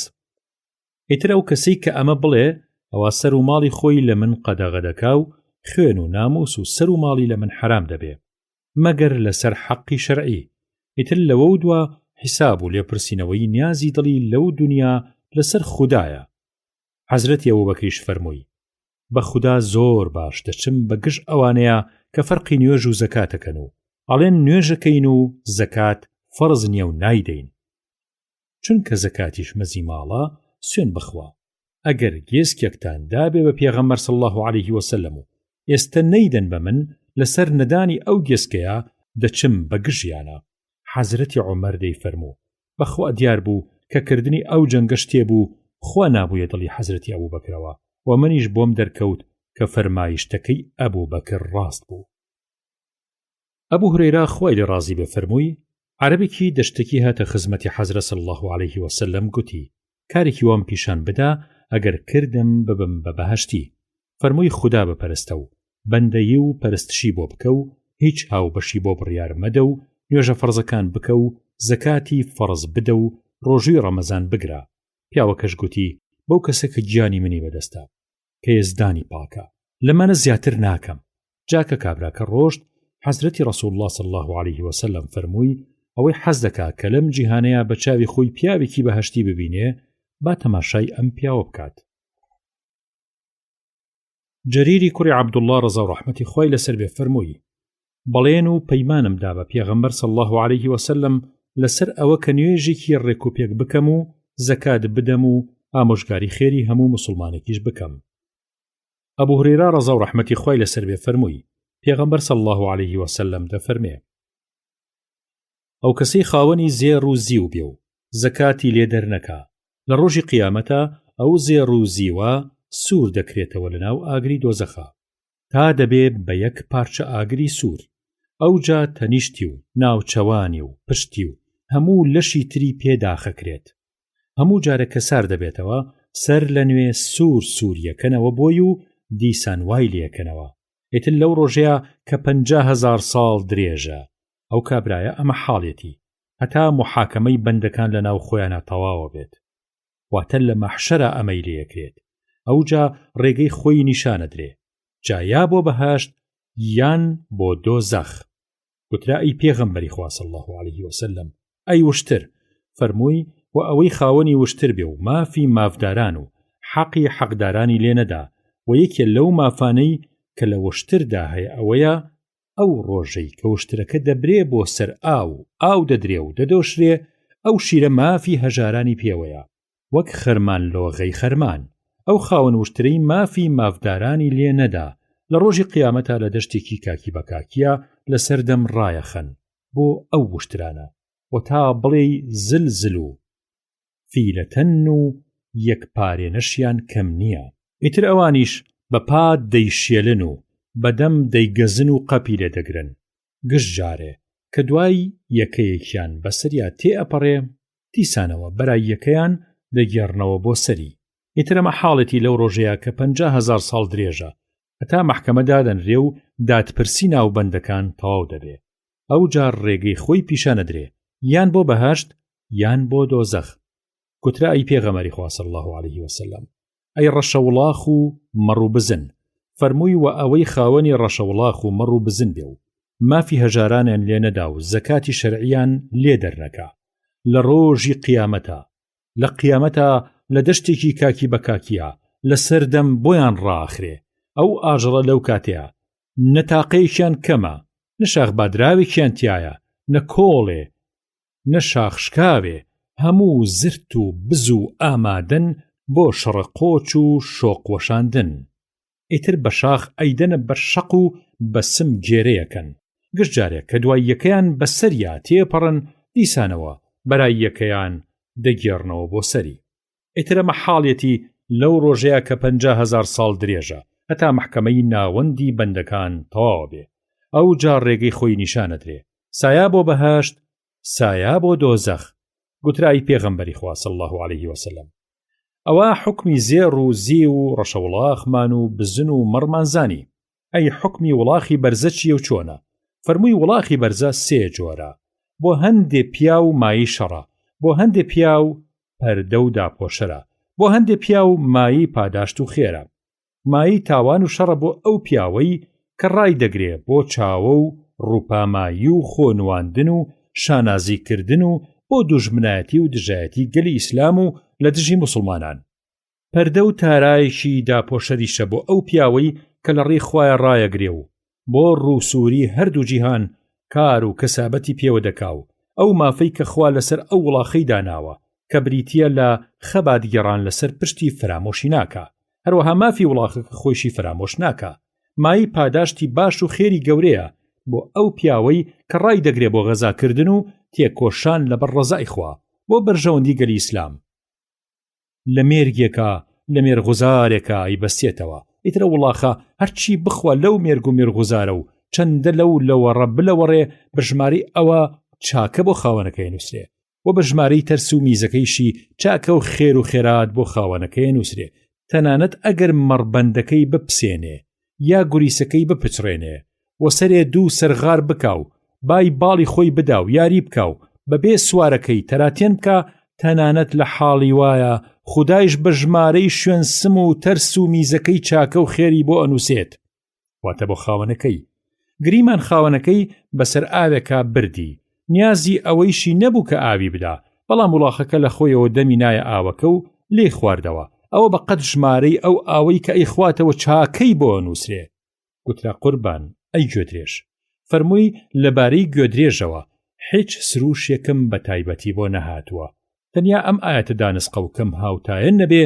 کە تێکڕا هەموو جۆرە خێرێ کەم و زۆر دەگرێتەوە کە دەفەرمێت فمن يعمل مثقال ذرة خيرا يره ومن يعمل مثقال ذرة شرا يره سورة زلزلة آية 8 واتە هەر کەسێ بەقەت سەنگی مێروچە بچکۆلێ یا مسقالە زەڕێ کە زۆر بچووکترە چاکەی کردبێ پاداشتەکەی دەبینێتەوە و هەر کەسێ بەقەت سەنگی مێرو لە بچکۆلەیە یا مسقالە زەڕەیە خراپەی کردبێ پاداشتەکەی دەبینێتەوە باسی فەرزی ڕۆژووی ڕەمەزان و خێر و گەورەی ڕۆژوو ئەو شتانەی پەیوەندیان بە ڕۆژووە هەیە خۆی گەورە لە قورئانی پیرۆزە دەفەرمێت يا أيها الذين آمنوا كتب عليكم الصيام كما كتب على الذين من قبلكم أتاوكو آتي شهر رمضان الذي أنزل فيه القرآن هدى للناس وبينات من الهدى والفرقان فمن شهد منكم الشهر فليصمه ومن كان مريضا أو على سفر فعدة من أيام أخر وتيزداني مزند فرمي أي كسانك خاوني إيمان باورن ڕۆژوو فەرز کراوە و دانراوە لە سەرتان هەر وەک دانراوە لە سەرە و گەلانەی کە لە پێش ئێوەدا بوون بە هیوای ئەوە کە لە خوددا بترسن و خۆتان بپارێزن لە سزای پەروەردگار ئەو ڕۆژوەیش وا لە چەند ڕۆژێکی هەڵژمێرراودا کە مانگی ڕەمەزانە دەی کەسێ نەخۆش بێ یان لەسەر سەفەر بێ ئەگەر بە ڕۆژوو نەبێ دروستە بەڵام دەشێ کە عوزرەکەی نەما و بیانوەکەی بڕا چەند ڕۆژی خواردووە ئەوەندا قەزا بکاتەوە پێویست و فەرزە لەسەر ئەو کەسانە کە ساغن و لە شوێنی خۆیاندان بەڵام لەبەر پیری و ناتەوانایی بە خەرشکردنی هەموو تەوانایان نەبێ ناتوانن ڕۆژوو بگرن پێویستە لەسەریان کە تۆڵەی ئەو ڕۆژیان بدەن بۆ هەر ڕۆژەی بە ئەندازەی ژەمێ خواردەمەنی گەدایەک وەڵێ ئەگەر کەسێ بە ئارەزوی خۆی لەم ئەندازە پتر بدا بە گەدا ئەوە خێرە و بۆ خۆیەکە هەروەها ئەگەر ئەم پیر و بێتاقەتانە دەیانزانی کە خێری ڕۆژوو چەندە گەورەیە نەیان دەشکاند و بە ڕۆژوو دەبوون مانگی ڕەمەزان ئەو مانگە پیرۆزیە کە قورئانی پیرۆزی تێدا نێرراوەتە خوارەوە بۆ سەر حەزرەتی محەممەد صلی الله عليه وسلم ئەو قورئانەی کە بووە و دەبێ بەڕێنمایی هۆشمەندان بۆ بیر و باوەڕی باش و بۆ کردەوەی چاک هەروەک بووە و دەبێ بەشایەت و بەڵگە و نیشانەی درەخشان لەسەر پێغەمبەرێتی محەممەد صلی الله عليه وسلم و بووە و دەبێ بەهۆی شارەزایی هۆشیاران و بەهۆی جیاکردنەوەی ڕاست لە ناڕاست و حەق لە ناحەق دەی هەر کەسێ لە ئێوە لەم مانگەیە لە جێ خۆی بوو واتە لەشی ساغ بوو و لە سەفەرا نەبوو و بەهانەی ڕەوای پێنەبوونی نەبوو ئەوە با بەڕۆژوو بێ بەڵام نەخۆش و ڕێبوار بەڕۆژوو نەبن و لێ کاتێ بەهانە ڕەهاکەیان نەما چەند ڕۆژیان لە ڕەمەزان خواردووە بە ئەندازەی ئەوە قەزا بکەنەوە خی گەورە هەمیشە خۆشی ئێوەی دەبێ و کارتان بۆ ئاسانەکا و نایەوێ کە بە خۆڕایی و بەبێ حکمت تووشی زەحمەت و کاری گرانتان بکە کە ڕۆژووی لەسەرتان داناوە کە زەحمەت و ئەرکی تێدایە دیارە بە بەلاش نییە و خێری ئێوەی تێدایە کە ڕێگەی نەخۆش و ڕێبوار و بیانوداریش دەدا کە بە ڕۆژوو نەبن دیارە بارسووکیە کە بۆ ئێوەی بەندەکان کەواتە مانگەکە بە تەواوی بە ڕۆژوو بن و لێی کەل مەکەن لە دووار ڕەمەزانیش لە شەوی جەژنەوە دەست بکەن بە ئەڵڵاه ئەکبەر کردن وەک ئەوە بڵێن الله أكبر الله أكبر الله أكبر لا إله إلا الله والله أكبر ولله الحمد دەی ئەم عیبادەتی ڕۆژوە بە نیعمەت بزان و بە ئەرک و زەحمەتی دامەنێن چونکە بەندەیی خوددا هۆی شادبوونە بە بەهرە و ناز و نیعمەتەکانی بەهەشت. ناز و نیعمەتیش دەبێ شکری لەسەر بکرێ. ئەبو هورێرە ڕەزا و ڕەحمەتی خوای لەسەر بێ فەرمووی حەزرەتی ڕەسوول الله صلی الله عليه وسلم فەرمووی خوای گەورە و سەروار لە حەدیثێکی قودسیە دەفەرمێ هەموو کردەوەیەکی ئادەمیزاد بۆ خۆیەتی و بەشی دنیایی خۆی پێوەیە بێجگە لە ڕۆژوو، بەڵام ڕۆژوو ساغ هەر بۆ منە، لەبەرەوە من خۆم پاداشتی دەدەمەوە و بەس. پاداشتێکی وا کە بە کەسی تر نەدرێ. ڕۆژوو قەڵغانە و مردوم لە خراپە دەگێڕێتەوە و چەکی دەستی ڕۆژوانە و دەبێ بە حەسار و شوورە بە دەوری ئاگری دۆزەخا. جا هەر ڕۆژێ بە ڕۆژوو بوون قسەی پوچ و شاتە شات مەکەن.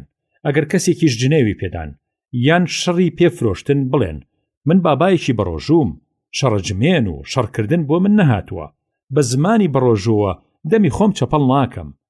بەو کەسە کە گیانی محەممەدی بەدەستە صلی الله عليه وسلم کە خودای فریاد ڕەسا بۆنی بەڵخی ڕۆژوان لە لای خوددا لە بۆنی میسک خۆشترا.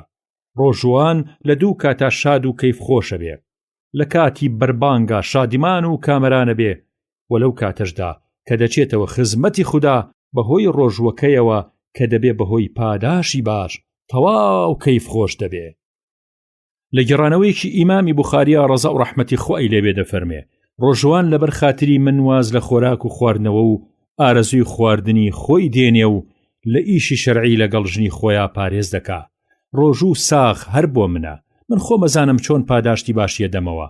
چاکەش یەک بەدەیە. لە گێڕانەوەیەکی موسلیم داهاتووە فەرمێ هەموو کردەوەیەکی ئادەمیزاد چەند قات پاداشتی دەدرێتەوە. چاکەیش یەک بەدەیە، هەتا یەک بە 700 هەیە، بەڵکو زیاتریش. خوای گەورە و سەروەریش دەفەرمێ ڕۆژوو نەبێ، چونکە ڕۆژوو ساغ هەر بۆ خۆمە و پاداشتی ڕۆژوو هەر بە خۆمە درێتەوە.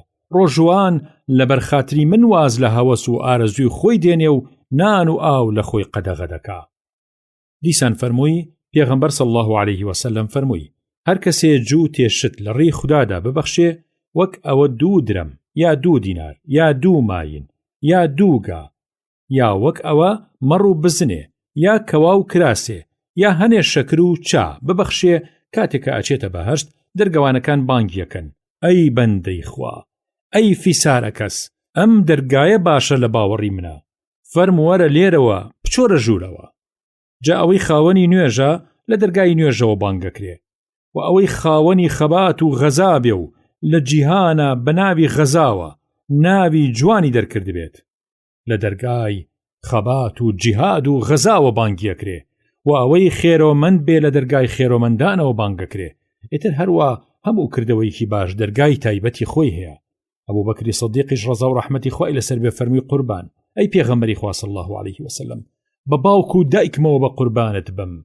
خۆ قەیدی نییە یەکێ لە هەموو دەرگاکانەوە بانگ بکرێ و ئایا کەسێ وا هەیە کە لە هەر 8 دەرگاکانی بەهەشتەوە بانگ بکرێ؟ حەزرەتی ڕەسوول الله دایک و باوکم بە قوربانی بێ فەرمووی بەڵێ هەیە، لە هەموو دەرگاکانەوە بانگەکرێ. ومێ دەکەم کە تۆ یەکێک بیلەوان. سەهلی کوڕی سەعد ڕەزا و ڕەحمەتی خوای لەسەر بێ فەرمووی حەزرە صلی الله عليه وسلم فەرمووی دەرگایەک لە بەهەشتا ناوی دەرگای تێراوە. لە ڕۆژی قیامەتە تەنها ڕۆژوانەکان لەو دەرگایەوە دەچنە ژوورەوە و بەس. بانگەوازەکەن ڕۆژوانەکان کوان لەکوێن؟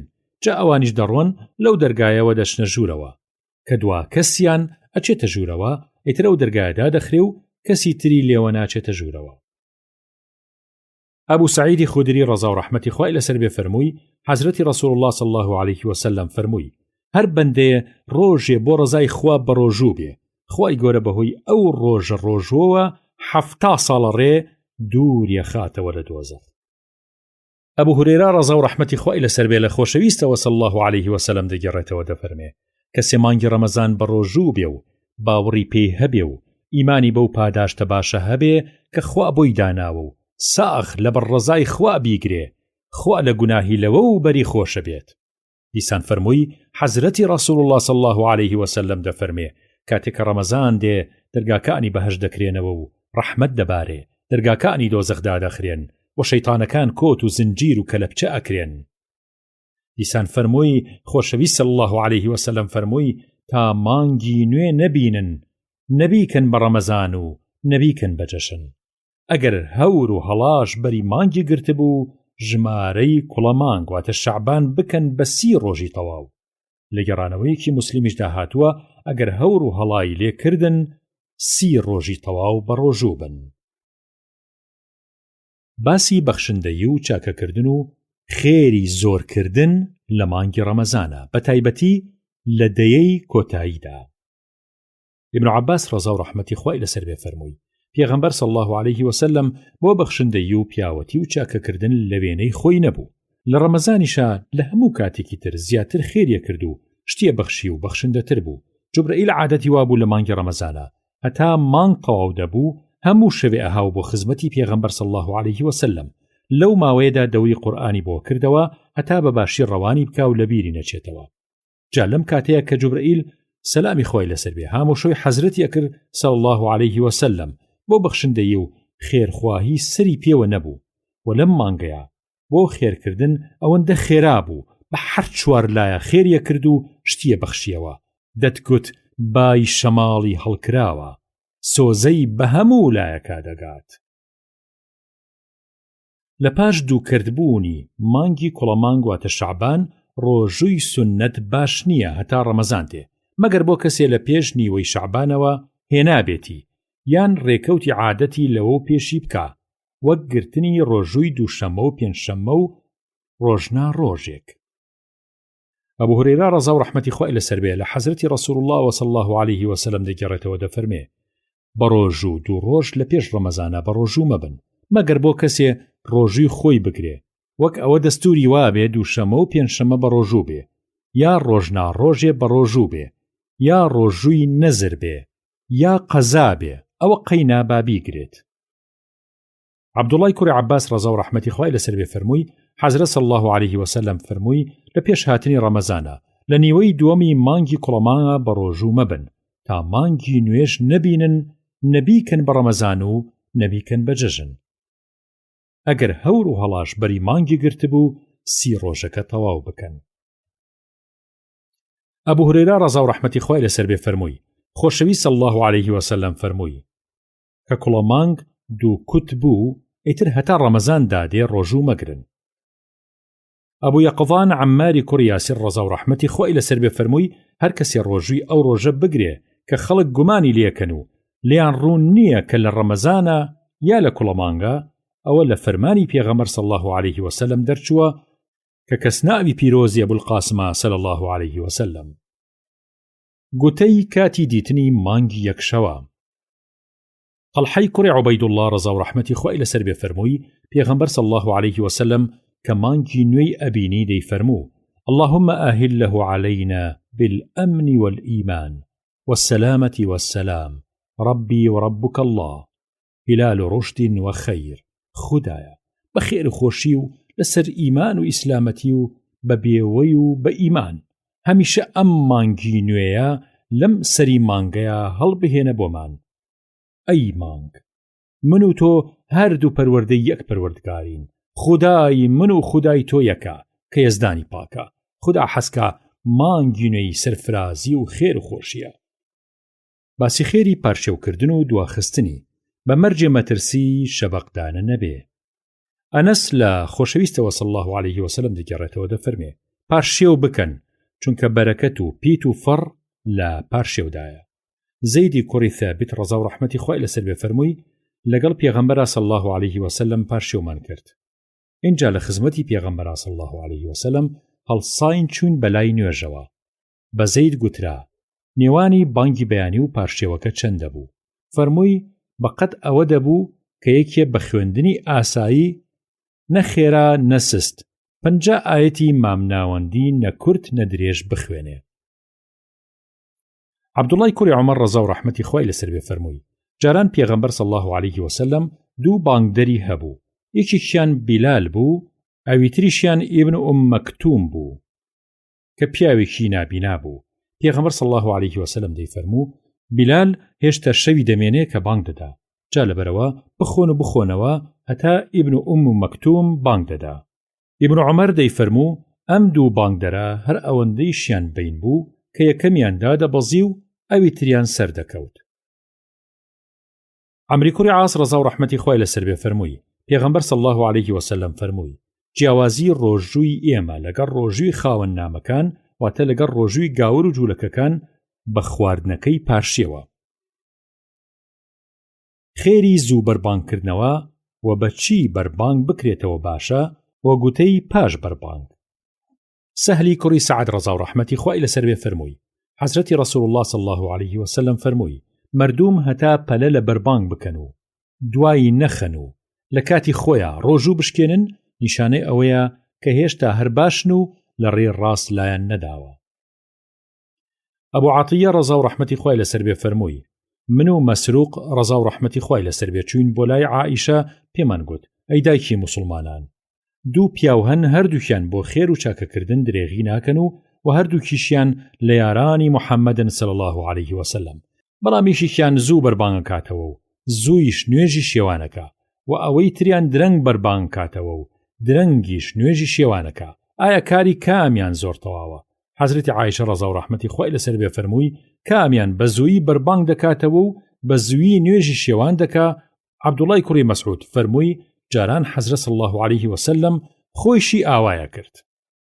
ئەبوو هورێرە ڕەزا و ڕەحمەتی خوای لەسەر بێ فەرمووی پێغەمبەر صلی الله عليه وسلم فەرمووی خودای گەورە و سەروەر لە فەرمایشتێکی پیرۆز واتە حادیثێکی قودسیە دەفەرمێ خۆشەویستترینی بەندەکانم لەلام ئەوانەیانە کە زوو بەربانگ دەکەنەوە.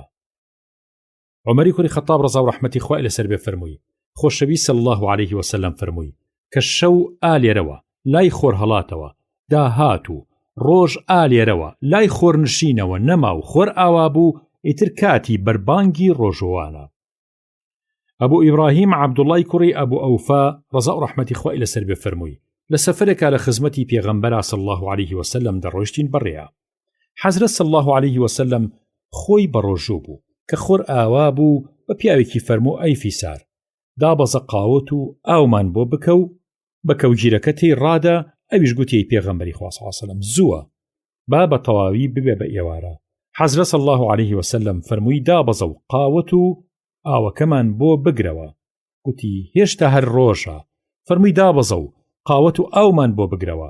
پیاوەکەش دابەزی و قاوەت و ئاوی بۆ کردن و شڵقاندی و دای پێیان جا پێغەمبەر صلی الله عليه وسلم خواردیەوە.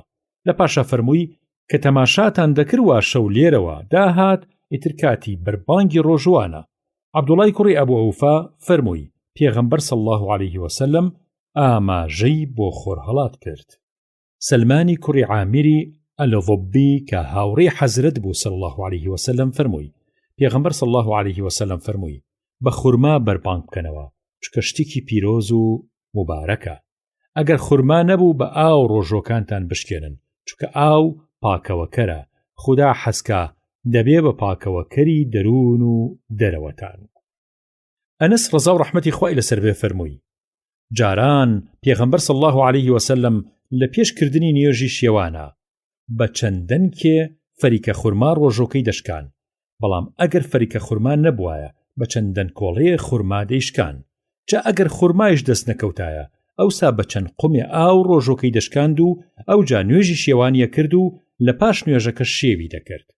وەک لە دەلیل الفالحیندا دەفەرمێ دانەر حەدیسی گوتەی پاش بەربانگی لەبیر چووە لەبەرەوە ئەم دوو حەدیسە لەم بارەیەوە دەنووسین.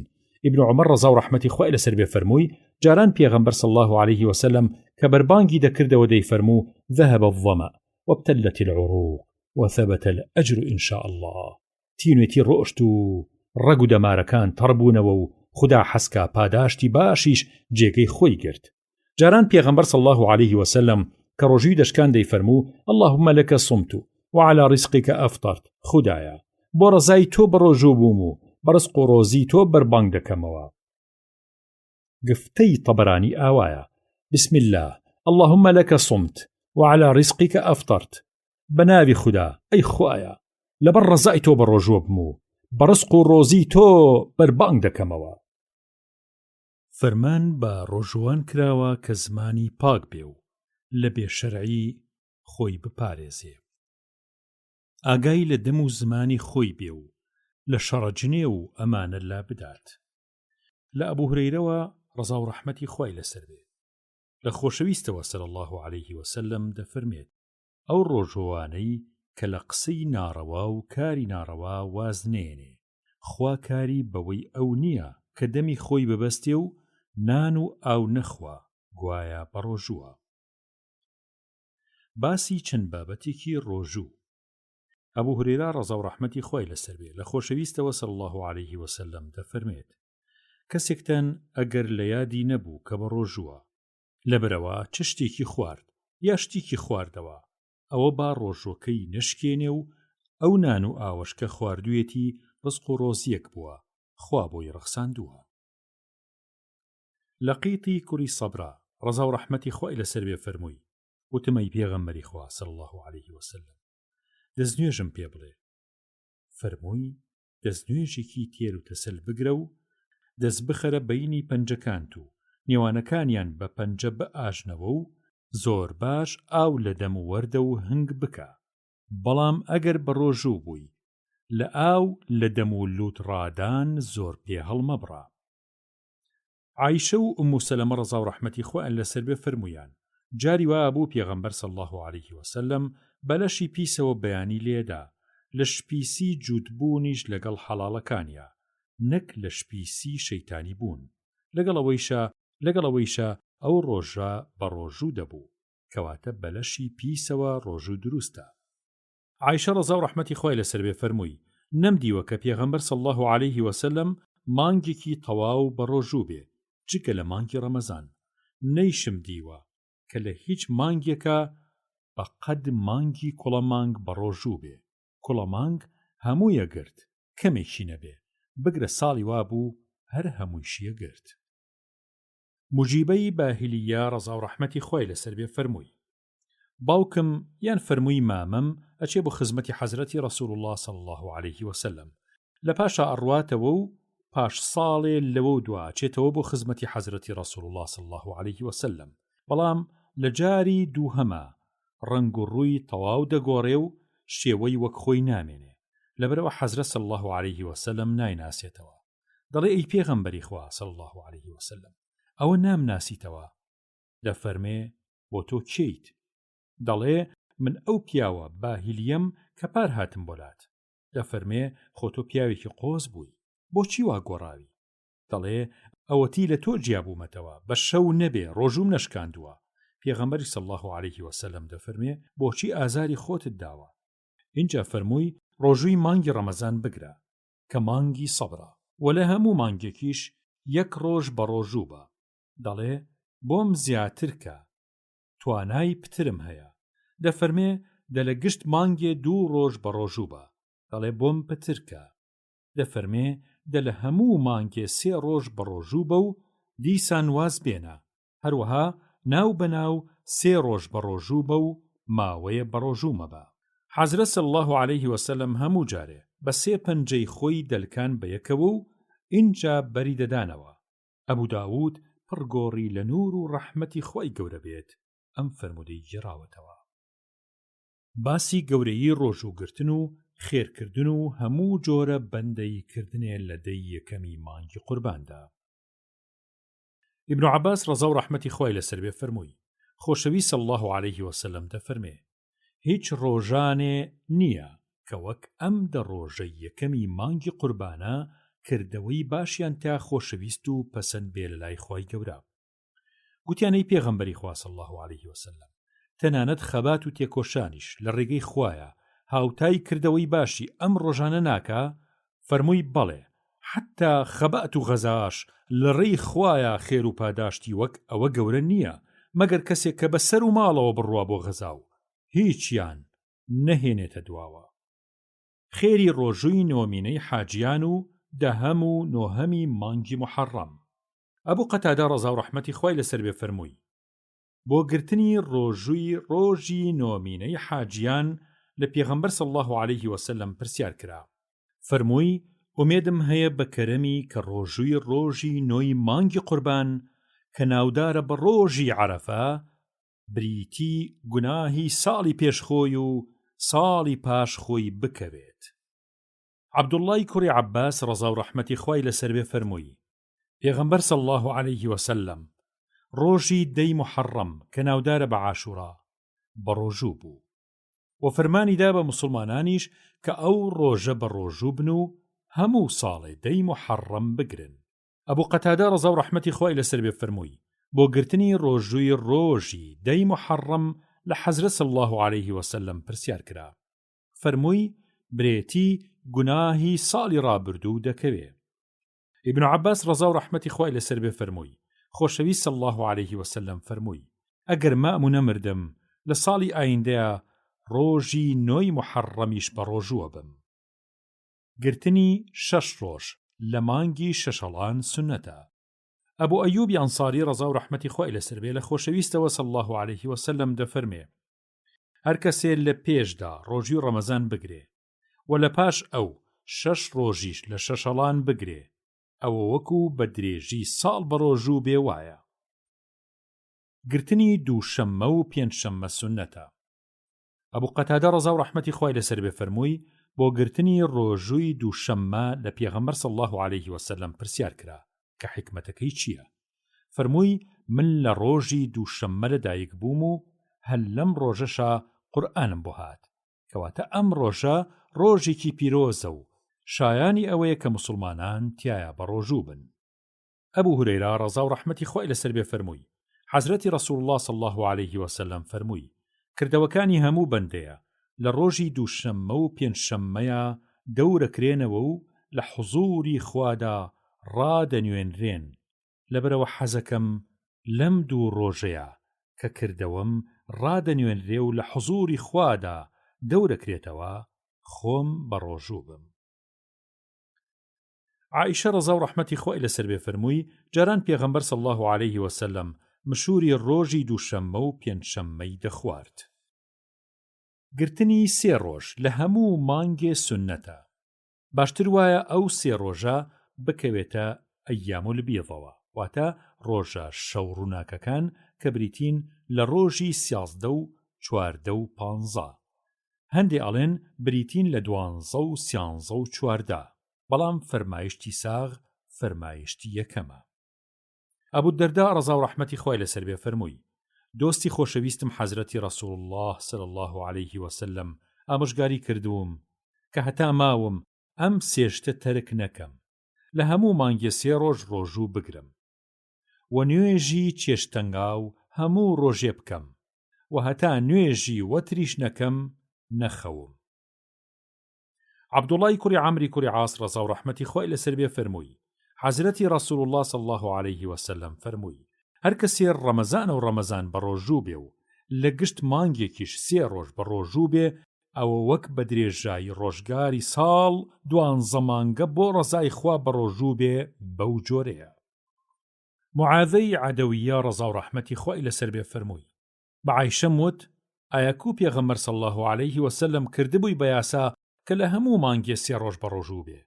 فەرمووی گوتی پێم گوت لە کوێی مانگەوە بە ڕۆژوو دەبوو؟ فەرمووی دەربەستی ئەوە نەبوو کە چ ڕۆژێ لە مانگ بە ڕۆژوو بێت. ئەبوو ذەر ڕەزا و ڕەحمەتی خوای لەسەر بێ فەرمووی خۆشەویست صلی الله عليه وسلم پێی فەرمووم ئەگەر لە مانگ 3 ڕۆژ بە ڕۆژوو بووی ئەوە 13 و 14 و 15 بە ڕۆژوو بە. قەتادەی کوڕی میلحان ڕەزا و ڕەحمەتی خوای لەسەر بێ فەرمووی جاران حەزرەت صلی الله عليه وسلم فەرمانی پێکردین کە ڕۆژە شەو ڕووناکەکان ئەیامول بیضەکان بە ڕۆژوو بین کە ڕۆژانی 13 و 14 و 15. ئیبن عەباس ڕەزا و ڕەحمەتی خوای لەسەر بێ فەرمووی جاران حەزرەت صلی الله عليه وسلم نە لە ماڵەوە و نە لە سەفەردا لە ڕۆژە شەو ڕووناکەکانە ڕۆژووی نەدەشکات. خێری کەسێ بەربانگ بدا بە ڕۆژوان و خێری ئەو ڕۆژوانەی شتی لەلادا دەخورێ و شتخۆرەکە چ نزایە بۆ ڕۆژوانەکە بکە کە شتی لەلا دەخوات. لە زەیدی کوڕی خالیدی جوهەنیەوە ڕەزا و ڕەحمەتی خوای لەسەر بێ لە خۆشەویستەوە صلی الله عليه وسلم دەفەرمێ هەر موسڵمانێ بەربانگ بدا بە ڕۆژوانێ ئەویش بەقەد ڕۆژوانەکە پاداشتی باشی بۆ ئەنووسێ وەلێ لە پاداشتی ڕۆژوانەکە 1 تۆس کەم نابێتەوە. ئومو عیمارەی ئەنساری ڕەزا و ڕەحمەتی خوای لەسەر بێ فەرمووی پێغەمبەر صلی الله عليه وسلم تەشریفی هات بۆ دێنیم بۆ ماڵەوە منیش نانم بۆ دروست کرد و بۆیم دانا فەرمووی دەخۆی شت بخۆ ئەی دایکی عومارە. عەرزیم کرد ئاخر من بە ڕۆژووم. فەرمووی هەر ڕۆژوانێ شتی لەلا بخۆن هەتا ئەوان لەو خواردنە لێ ئەبنەوە فریشتەی ڕەحمەت بۆ ئەو ڕۆژوانە ئەپارێتەوە و دوعای بەخێری بۆکەن. ئەنەس ڕەزا و ڕەحمەتی خۆی لەسەر بێ فەرمووی حەزرە صلی الله عليه وسلم چوو بۆ لای سەعدی کوڕی عوبادەی سەرگەورەی هۆزی خەزرەج. سەعد نان و ڕۆنی زەیتونی بۆ دانا. حەزرە صلی الله عليه وسلم نانی خوارد و لە پاشا فەرمووی ئەفطر عندكم الصائمون وأكل طعامكم الأبرار وصلت عليكم الملائكة. هەمیشە وەکو ئێستا ڕۆژوانان بەربانگتان لەلا بکاتەوە و ئەم بەهرە گەورەیەتان بەنسیب ببێ و پیاوچاکان نانتان بخۆن و فریشتەکان درود و ڕەحمەتتان بۆ بنێرن. نامەی خەڵوەکێشان واتە ئیعتیکاف. ئیبن عومەر ڕەزا و ڕەحمەتی خۆی لەسەر بێ فەرمووی پێغەمبەر صلی الله عليه وسلم یاسای وابوو لە دەی دوایی ڕەمەزانە لە ناو مزگەوتە خەڵوەی دەکێشا. عایشە ڕەزا و ڕەحمەتی خۆی لەسەر بێ فەرمووی جاران پێغەمبەر صلی الله عليه وسلم کردبووی بەدەستور لە دەی دوایی ڕەمەزانە لە مزگەوتە خەڵوەی دەکێشا هەتا ئەو کاتەی خوددا بردیەوە بۆ لای خۆی ئەمەی تەرک نەکرد بۆیە لە پاش خۆی شنەکانیشی لە مزگەوتە خەڵوە دەکێشن. ئەبوو هورەیرە ڕەزا و ڕەحمەتی خۆی لەسەر بێ فەرمووی دەستوری پێغەمبەر صلی الله عليه وسلم وابوو لە هەموو ڕەمەزانێکە 10 ڕۆژ لە ناو مزگەوتە خەڵوەی دەکێشا، بەڵام لەو ساڵەیە کە تیایدا وەفاتی کرد 20 ڕۆژ خەڵوەی کێشا. نامەی حەج خۆی گەورە فەرمێ ولله على الناس حج البيت من استطاع إليه سبيلا ومن كفر فإن الله غني عن العالمين. سورة آل عمران آية 97. وتخوي قورو سرور لقرآن بيروزا لسورة آل عمران دا كسورة جمال السيا لسورة كان قرآن لآية 97 أم سورة يادا فرمي خدا کردوێتی بە فەرز و پێویست لەسەر گشت کەسێک کە حەجی خانەی خوددا بکە بە مەرجی ئەوە توانای چوون و هاتنەوەی ئەو ڕێگەی هەبێ و هەر کەسێ باوەڕی بە حەج نەبێ ئەوە خوددا بێنیازە لەو کەسە چونکە خوددا بێباکە و نیازی بە هیچ شتێک نییە. ئەبوو هورەیرە ڕەزا و ڕەحمەتی خۆی لەسەر بێ فەرمووی حەزرە صلی الله عليه وسلم وتارێکیدا فەرمووی ئەی خەڵکینە خوددا حەجی داناوە لەسەرتان دەی حەج بکەن. پیاوێ گوتی ئەی پێغەمبەری خوا صلی الله عليه وسلم ئایا هەموو ساڵێ؟ پێغەمبەر صلی الله عليه وسلم دەنگی نەکرد تا 3 جار پیاوەکەم پرسیارەی کردەوە. ئەوجا پێغەمبەر صلی الله عليه وسلم فەرمووی ئەگەر بڵێم بەڵێ ئەوە هەموو ساڵێ حەج فەرزە بێ لەسەرتان و بۆشتان ناکرێ. اینجا فەرمووی کاتێ من وازم لە ئێوە هێنا تا دوایی فەرمودەکە کە لە ژمارە 156 دا ڕابرد. دیسان لەوە فەرمووی لە حەزرە صلی الله عليه وسلم پرسیار کرا قوربان چی کردەوەی خێرترە؟ فەرمووی ئیمان و باوەڕ بە خوددا و بە پێغەمبەری خوا. وترا ئەی لە دوای ئەو چیتر؟ فەرمووی ئەوجا حەجی دروست و باش. حەجی دروست ئەوەیە کە حاجی گوناهی تێدا نەکات. دیسان فەرمووی گوێم لێبوو لە زاری پێغەمبەری خوا صلی الله عليه وسلم فەرمووی هەر کەسێ بۆ ڕەزای خوا حەجێ بکاو لە کاتی کردنی حەجەکەیە پارێز لە کەیفکردن لەگەڵ ژندا بکاو گورێز لە هەرزەگۆیی و قسەی پڕوپوچ بکاو گوناه نەکا ئەوە وەک ئەو ڕۆژە لەدایک دەبێ ئاوا لە گوناه پاک دەبێتەوە. دیسان فەرمووی پێغەمبەر صلی الله عليه وسلم دەفەرمێ ئەم عەمرە هەتا ئەو عەمرە بریتی گوناهی نێوانی هەردووکیان دەکەوێ. حەجی دروستیش هەر بەهەشتە پاداشتی و بەس. عایشە ڕەزا و ڕەحمەتی خۆی لەسەر بێ فەرمووی وتمەی پێغەمبەری خوا صلی الله عليه وسلم ئێمە خەبات و غەزاکردن بە باشترین کردەوە ئازانین. جا ئایا نەچین بۆ غەزا و خەباتکردن؟ فەرمووی نە، بەڵام بۆ ئێوەی ژنان حەجی باش گەورەترین غەزا و خەباتە. دیسان فەرمووی حەزرە صلی الله عليه وسلم فەرمووی لە هیچ ڕۆژێکە خوددا بەقەد ڕۆژی عارفەی جەژنی قوربان بەندەی خۆی ئاوا بە زۆری لە ئاگری دۆزەخ ئازاد ناکا. ئیبن عەباس ڕەزا و ڕەحمەتی خۆی لەسەر بێ فەرمووی حەزرە صلی الله عليه وسلم فەرمووی عەمرەیە لە ڕەمەزانە هاوتای حەجێ ئەکا یان فەرمووی هاوتای حەجێ لەگەڵ مندا بکرێ دەکا.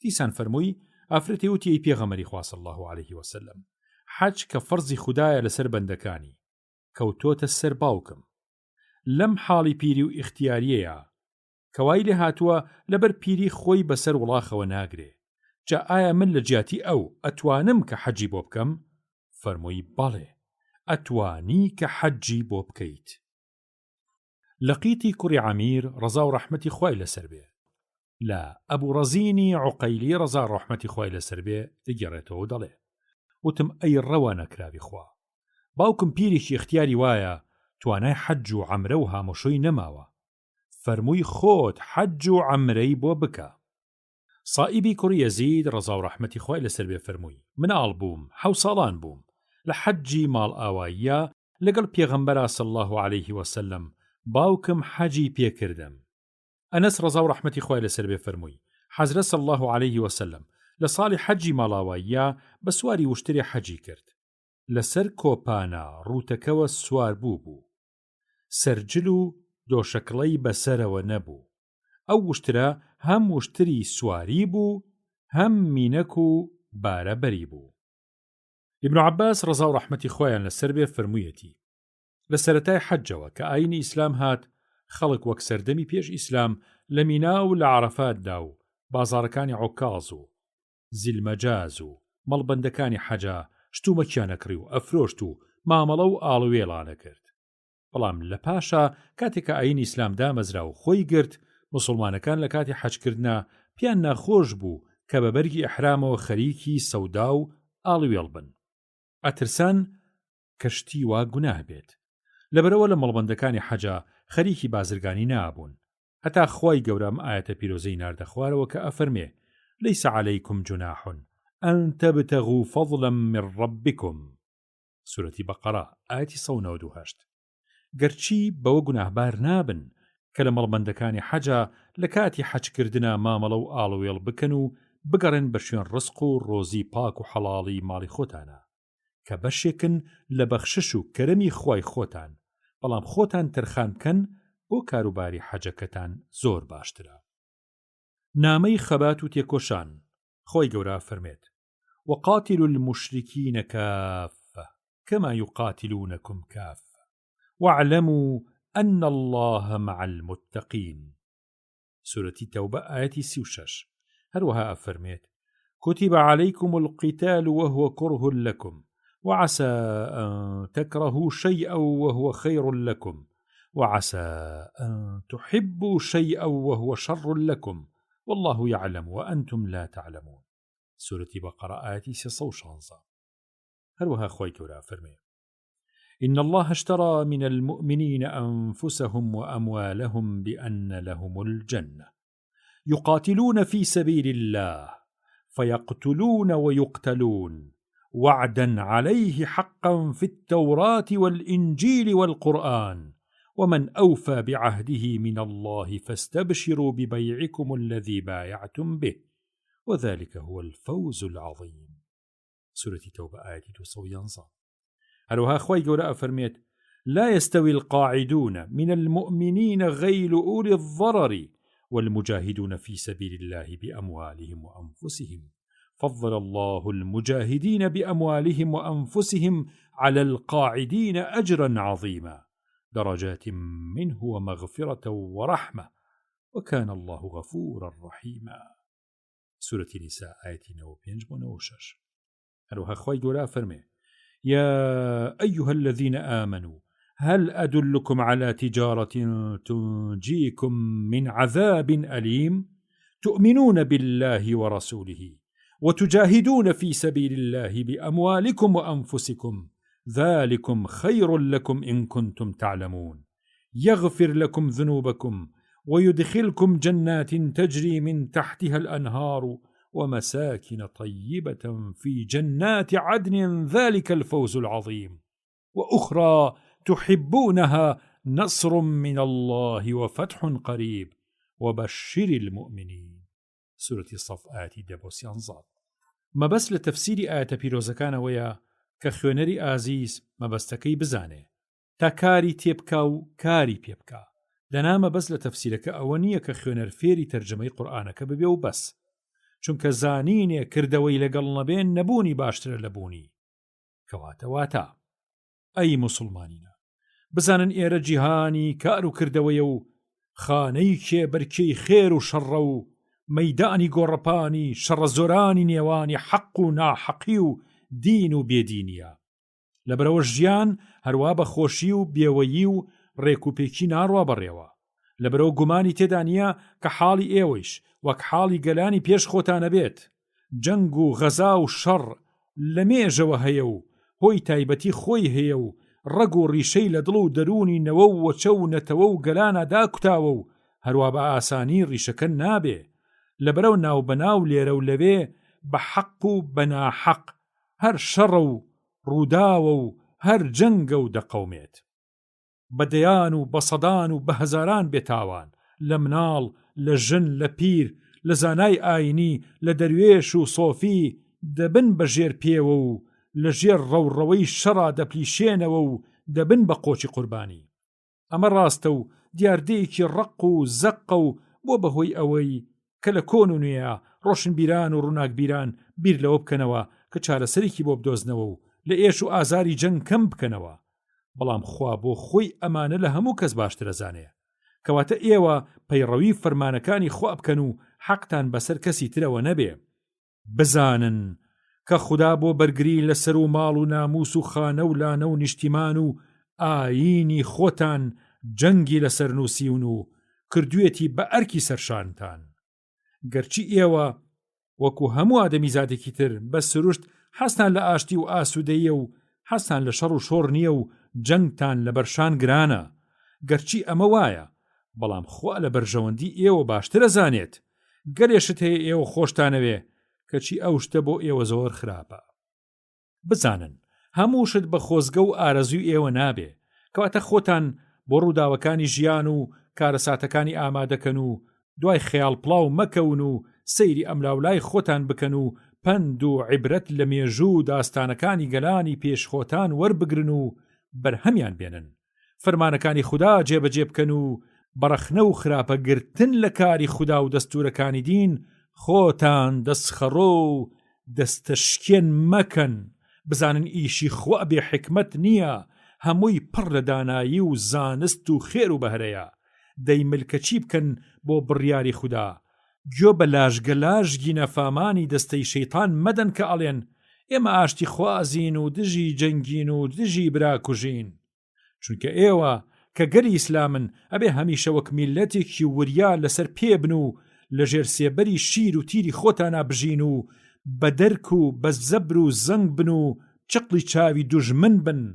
دەشێ بە پێی حاڵ و بە پێی ڕۆژگار و کات، بە پیر و لاوتانەوە، بە سەر و بە ماڵ ئامادە بن بۆ جەنگ و غەزا و جیهاد، بە چەک و تفاق و کەرەستەی پێویستەوە.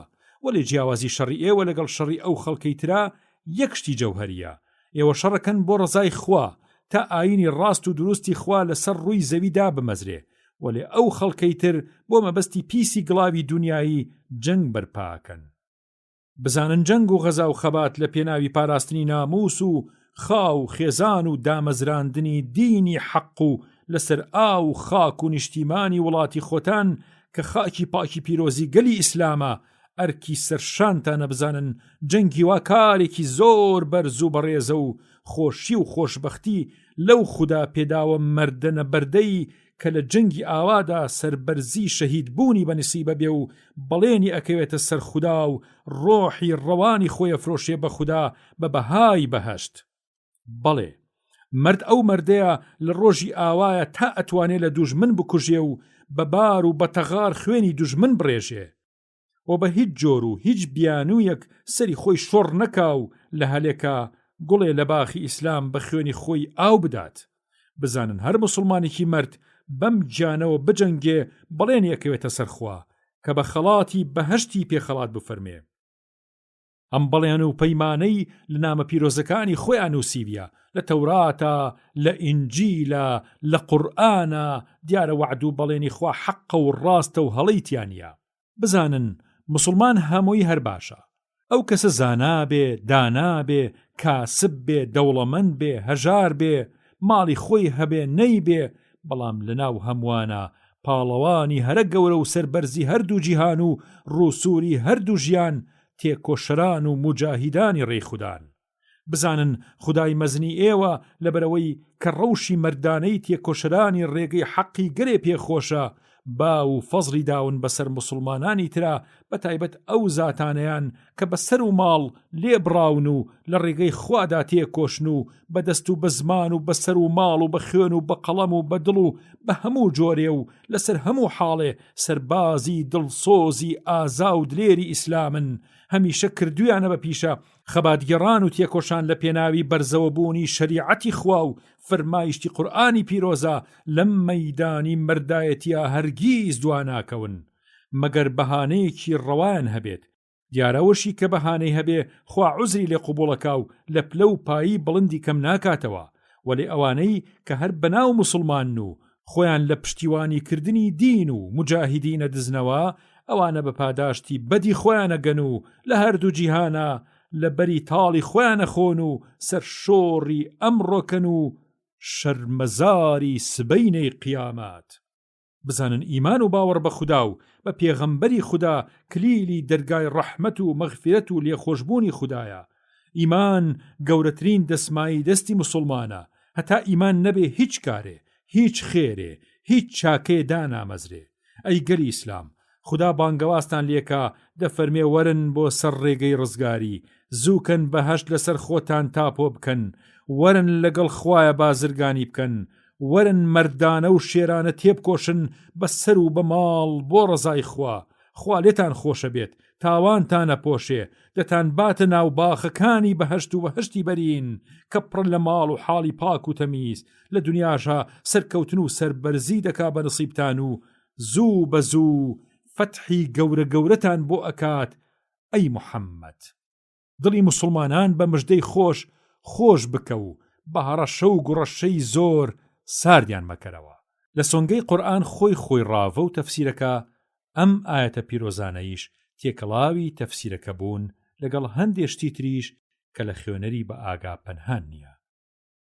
ئەم بەشە مامۆسای خۆشەویست، مامۆسای وەرگێڕی کتێبی ریاض الصالحین، مامۆستا نوری فارس نووسیوێتی.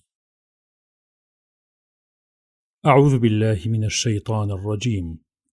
لقد خلقنا الإنسان في كبد يا أيها الإنسان إنك كادح إلى ربك كدحا فملاقيه أم حسبتم أن تدخلوا الجنة ولما يأتكم بمثل الذين خلوا من قبلكم مستهم البأساء والضراء وزلزلوا وتلك الأيام نداولها بين الناس فإذا لقيتم الذين كفروا فضرب الرقاب حتى إذا أثخنتموهم فشدوا الوثاق فإما منا بعد وإما فداء حتى تضع الحرب أوزارها ليس بأمانيكم ولا أماني أهل الكتاب من يعمل سوءا يجز به وأعدوا لهم ما استطعتم من قوة وإن جنحوا للسلم فاجنح لها محمد رسول الله والذين معه أشداء على الكفار رحماء بينهم الذين آمنوا يقاتلون في سبيل الله والذين كفروا يقاتلون في سبيل الطاغوت وما لكم لا تقاتلون في سبيل الله والمستضعفين من الرجال والنساء والولدان الذين أخرجوا من ديارهم بغير حق إلا أن يقولوا ربنا الله ولولا دفع الله الناس بعضهم ببعض لهدمت صوامع وبيع وصلوات ومساجد يذكر فيها اسم الله كثيرا وكلمة الله هي العليا والله عزيز حكيم قد خلت من قبلكم سنن فسيروا في الأرض فانظروا كيف كان عاقبة المكذبين. أبو ذر رضا رحمتي خوا إلى سربي فرموي قتم قربان أي پیغمبری خوا صلى الله عليه وسلم كام کردەوە لە کردەوە باشەکان خێرترە و پاداشتی باشی پترە. فەرمووی لە پاش باوەڕ بەخوا و پێغەمبەری خوا باشترین کردەوەی بەندەی مسلمان تێکۆشان و غەزاکردن و خەباتگیرانە لەبەر ڕزای خوا. ئەنەس ڕەزا و ڕەحمەتی خوای لەسەر بێ لە پێغەمبەرەوە صلی الله عليه وسلم دەگەڕێتەوە دەفەرمێ تاقی کۆشش و تێکۆشان لە ڕێگەی خوادا، چی تاقی بەیانی و چی تاقی ئێوارە لە هەموو سامان و مڵکی جیهان چاکترە. سەهلی کوڕی سەعد ڕەزا و ڕەحمەتی خوای لەسەر بێ فەرمووی پێغەمبەر صلی الله عليه وسلم فەرمووی یەشکگرتنی یەک ڕۆژ لە سەر سنووری ئیسلام لەبەر ڕزای خوا لە هەموو سامان و مڵکی جیهان باشترە. هەروەها تاقێک کۆشش و تێکۆشان لە ڕێگەی خوایە، چی تاقی ئێواران و چی تاقی بەیانی لە هەموو سامان و دارایی و سەڵتەنەتی جیهان چاکترە. سلمان ڕەزا و ڕەحمەتی خوای لەسەر بێ فەرمووی ژنەوتم لە پێغەمبەر صلی الله عليه وسلم دەیفەرموو یەشکگرتنی ڕۆژ و شەوێ لەسەر سنووری ئیسلام لە بۆ ڕزای خوا چاکترە لە ڕۆژ و شەو نوێژی یەک مانگ و ئەوەی لەم دێ پیرۆزەیە بمرێ.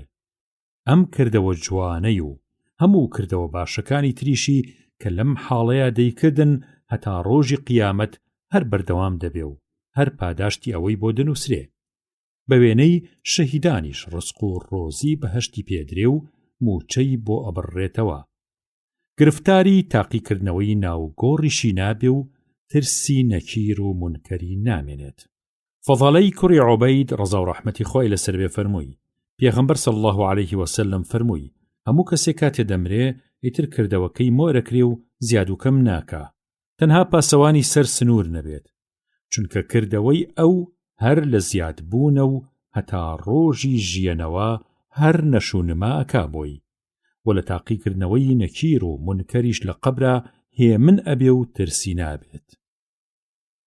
عوثمان ڕەزا و ڕەحمەتی خوای لەسەر بێ فەرمووی بەگوێی خۆم لە زاری حەزرەتی ڕەسوول الله صلی الله عليه وسلم بیستم کە دەیفەرموو تاقە یەک ڕۆژ ئێشکگرتنی سەرسنووری وڵاتی ئیسلام کە لەبەر خاتری خوای گەورە بێت خێرترە لە 1000 ڕۆژ خێرکردنی مەڵبەندەکانی تر.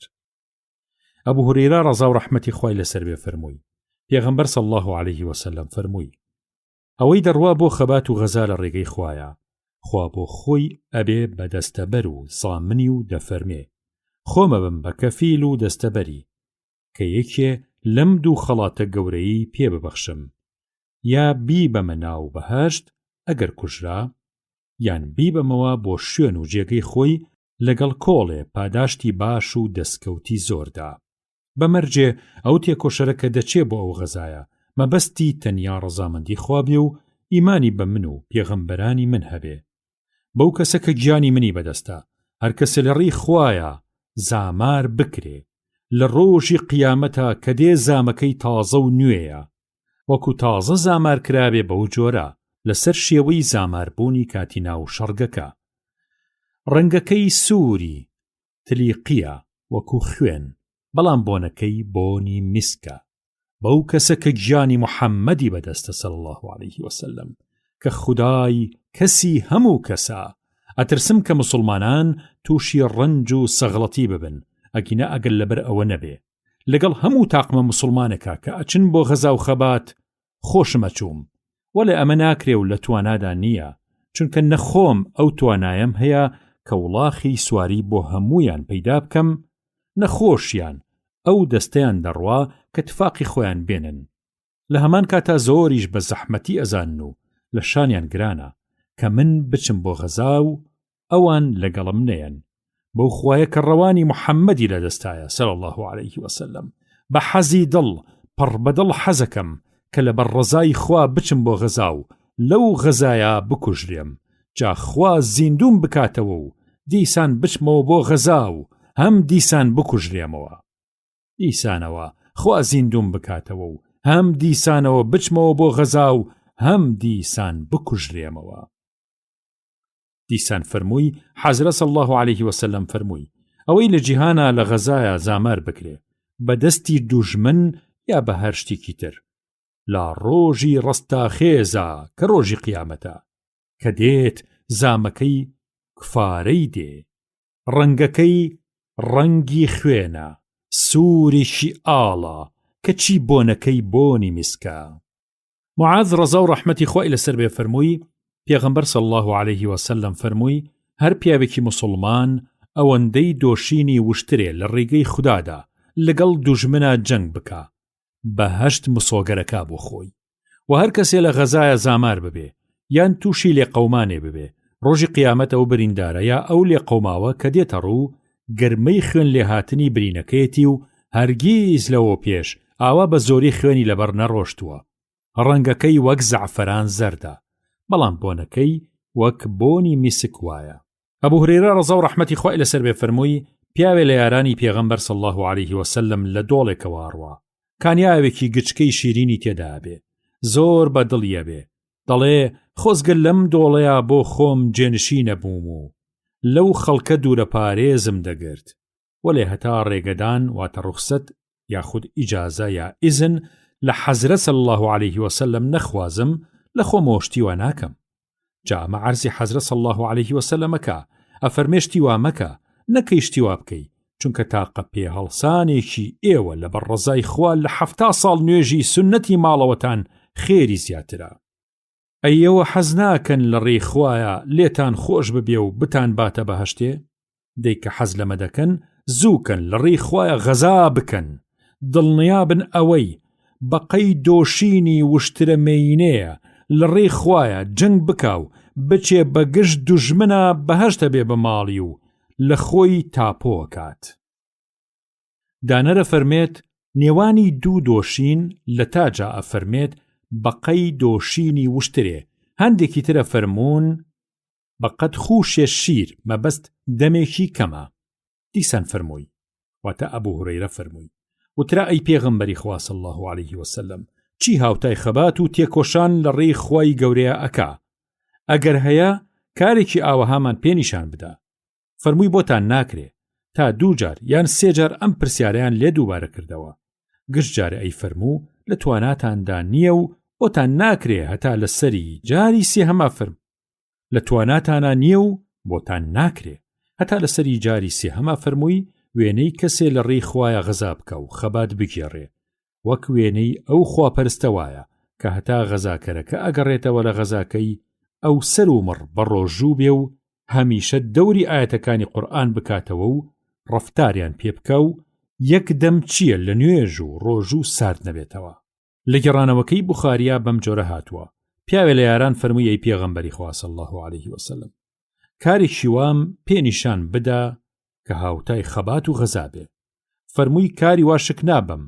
لە دواییە فەرمووی دەی پێم بڵێ ئایا ئەتوانیت کە خەباتگێڕ ڕۆژت بۆ غەزا تۆیش بچیتە ناو ژووری مزگەوت و سەرگەرمی نوێشکردن بی و لێی سارد نەبیتەوە و هەر بە ڕۆژوش بی و قەت نەیشکێنی پیاوەکەوتی جاکی ئەوە ئەتوانێ.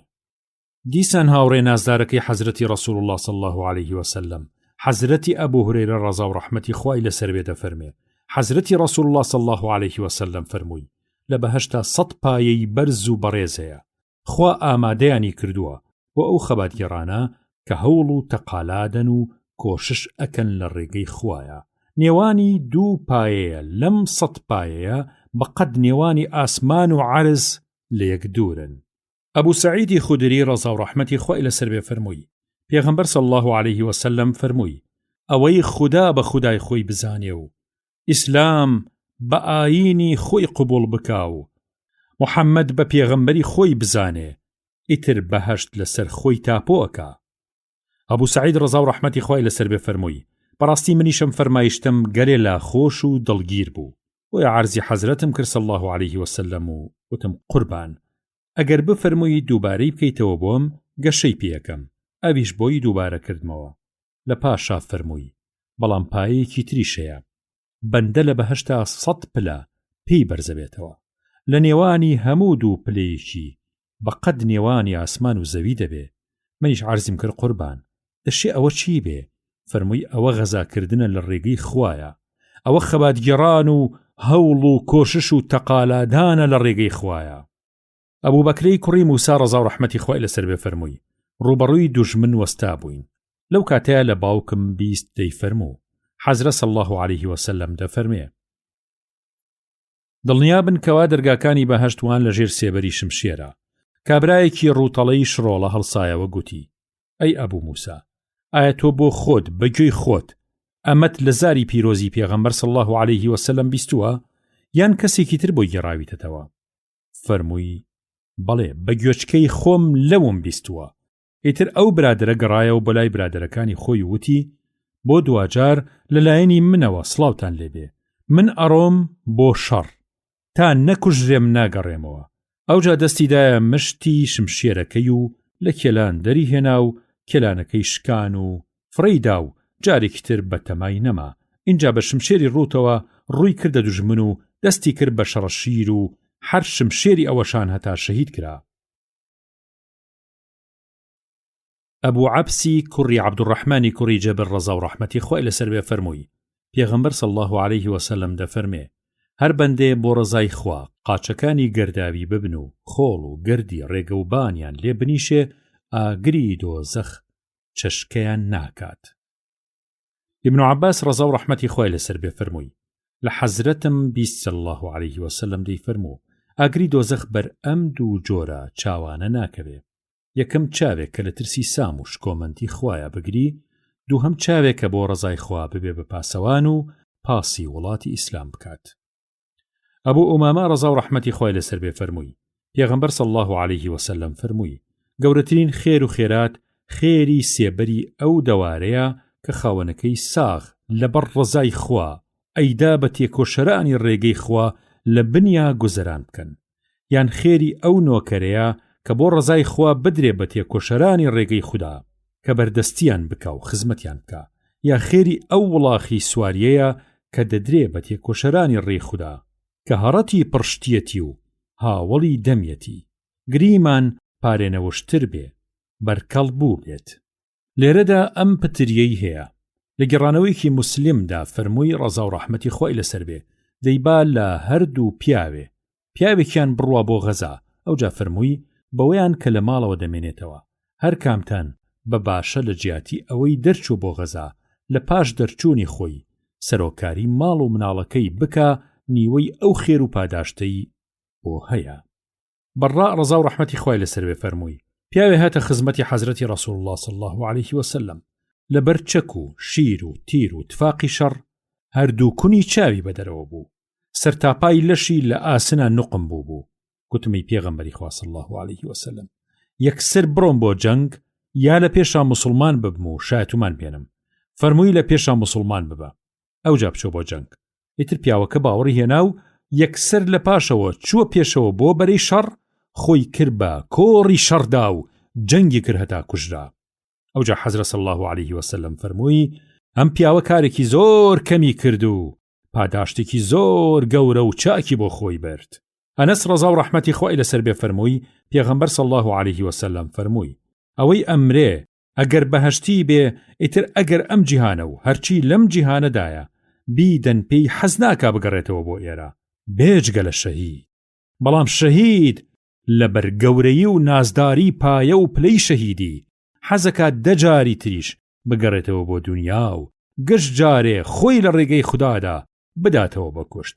لە گەڕانەوەیەکە هاتووە حەزەکە دەجاری تریش بگەڕێتەوە بۆ دنیا و هەموو جارێ خۆی بداتەوە بە کوشت، چونکە بە چاوی خۆیە بینێ کە شەهید چەندە بە قەدر و بەڕێز و گرانە. لە عەبدوڵڵای کوڕی عەمری کوڕی عاسەوە ڕەزا و ڕەحمەتی خۆی لەسەر بێ لە حەزرەتەوە صلی الله عليه وسلم دەفەرمێ تەنیا قەرز نەبێ خوا لە هەموو گوناهێکی تری شەهید خۆشە بێ. لە گەڕانەوەیەکی تری موسلیمە هاتووە کوژران لە ڕای خوایە هەموو خراپە و گوناهێکی شەهید داپۆشێ بێجگە لە گوناهی قەرزاری. جابر ڕەزا و ڕەحمەتی خۆی لەسەر بێ فەرمووی پیاوێک وتی ئەی پێغەمبەری خوا صلی الله عليه وسلم ئەگەر لە پێناوی ئەم ئاینەی تۆیە بکوژرێم لەو دنیا شوێنم کوێیە؟ فەرمووی جێگەت بەهەشتا. ئیتر پیاوەکە چەندەنکی خورما لە ناو دەستیا بوو، فڕیدان و دەستی کرد بە جەنگین و جەنگی کرد هەتا کوژرا. ئەنەس ڕەزا و ڕەحمەتی خۆی لەسەر بێ فەرمووی لە غەزای بەدری گەورەیە پێغەمبەر و سوپاکەی صلی الله عليه وسلم کە بریتی بوون لە یارانی بەرەو شەڕگەی بەدر کەوتنە ڕێ. بەر لە سوپای مشریکین خۆیان گەیاندا سەر کانیەکەی بەدر.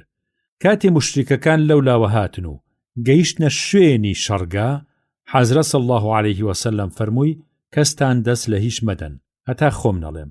کاتێ بتپەرستەکان نزیک بوونەوە و بوو بە شەڕ حەزرەت صلی الله عليه وسلم فەرمووی ئادەی هەستن خۆتان بگەێنە ئەو بەهەشتەی کە خوا لە پەسنیا دەفەرمێ وسارعوا إلى مغفرة من ربكم وجنة عرضها السماوات والأرض وبچن بلاي أو بانگوازي خدا وكذا فرميه إن الله اشترى من المؤمنين أنفسهم وأموالهم بأن لهم الجنة يقاتلون في سبيل الله فيقتلون ويقتلون وعدا عليه حقا فرموي عميري كري حمامي أنصاري رضا ورحمتي خوا إلى سربيد فرمي أي پیغمبري خوا صلى الله عليه وسلم بهشتي كبانا يكي بقد همو أسمان كانوا أم زفية فرموي بالي عمير فرموي بهبه حضرت صلى الله عليه وسلم فرموي خير علي بهبه قسكت بدلايام بس تشتيكي ترى عمير فرموي نبخواي پیغمبري خوا صلى الله عليه وسلم خوانا خواز بدغزة ونالم تنيا ما بستمويا کە لە دانیشتوانی ئەو بەهەشتە بەری نەبم حەزرەت صلی الله عليه وسلم فەرمووی دەدڵنیا بە تۆ خەڵکی ئەوەی جا چەندانەیە خورمای لە هەگبەی تیردانەکەی دەرهێنا و لە خۆشییا دەستی کرد بە لێ خواردنیان لە پاش تۆزێ فەرمووی بەخوا تا لە خواردنی ئەم قلە خورمایانە بمەوە درەنگم بەسەر دێ و ئەوە ژیانێکی دوور و درێژیەوێ ئیتر ئەو خورمایی پێی بوو گشتی فرێدا و دەستی کرد بە جەنگین هەتا کوژرا دیسان فەرمووی وەفدێ هاتە خزمەتی حەزرەتی رسول الله صلى الله عليه وسلم وتیانەی پێغەمبەری خوا صلى الله عليه وسلم دەستەیە زانامان لەگەڵا بنێرە هەتا قورئان و ڕەوشتی تۆمان فێر بکەن حەزرەت صلى الله عليه وسلم هەفتە پیاوی لە ئەنسارەکان بۆیان نارد پیان دەگوتن قورئان زانەکان خاڵێکی منیان تیا بوو ناوی حرام بوو ئەمانە ئیشیان ئەوە بوو بە شەو قورئانیانە خوێند و دەوریانە کردەوە و ڕەوانیانە کرد تا بە تەواوی فێریە بوون بە ڕۆژیش ئەچوون ئاویان دەهێنا و لە مزگەوت دایان دەنا بۆ پێویستی خەڵکی مزگەوت دوا ئەوە دەچوون داریانە بڕی و چیلکە و چەواڵ و داریان کۆ کردەوە و ئەیان برد لە بازاڕیان فرۆشت و نان و خۆراکیان بۆ خەڵکی سوفە و هەژارانی تر پێکڕی کاتی حەزرەت صلی الله عليه وسلم بەم نیازە پیرۆزە ناردنی لە ڕێ عامیری کوڕی توفەیل ئەو دوژمنی خوایە پەلاماریان و هەمویانیان کوشت پێشەوەی بگەنە ئەو شوێنەی بۆیە چوون کە گەمارۆیاندان فەرمویان خودایە ئێمە واین لە خزمەتی تۆیە بە چارەنووسی تۆ قایلین و هەرچیت لە چارەمان نووسیوە لەسەر سەرمانە لە تۆ بەزیابێ لە ئێمە ڕازیت ئەو تا ڕێگەی بەهەشتت بەنسیب کردوین دەی بە ڕەحمەتی خۆت حاڵمان بە پێغەمبەری خوامان بگەێنە کە ئێمە ئەمە حاڵمانە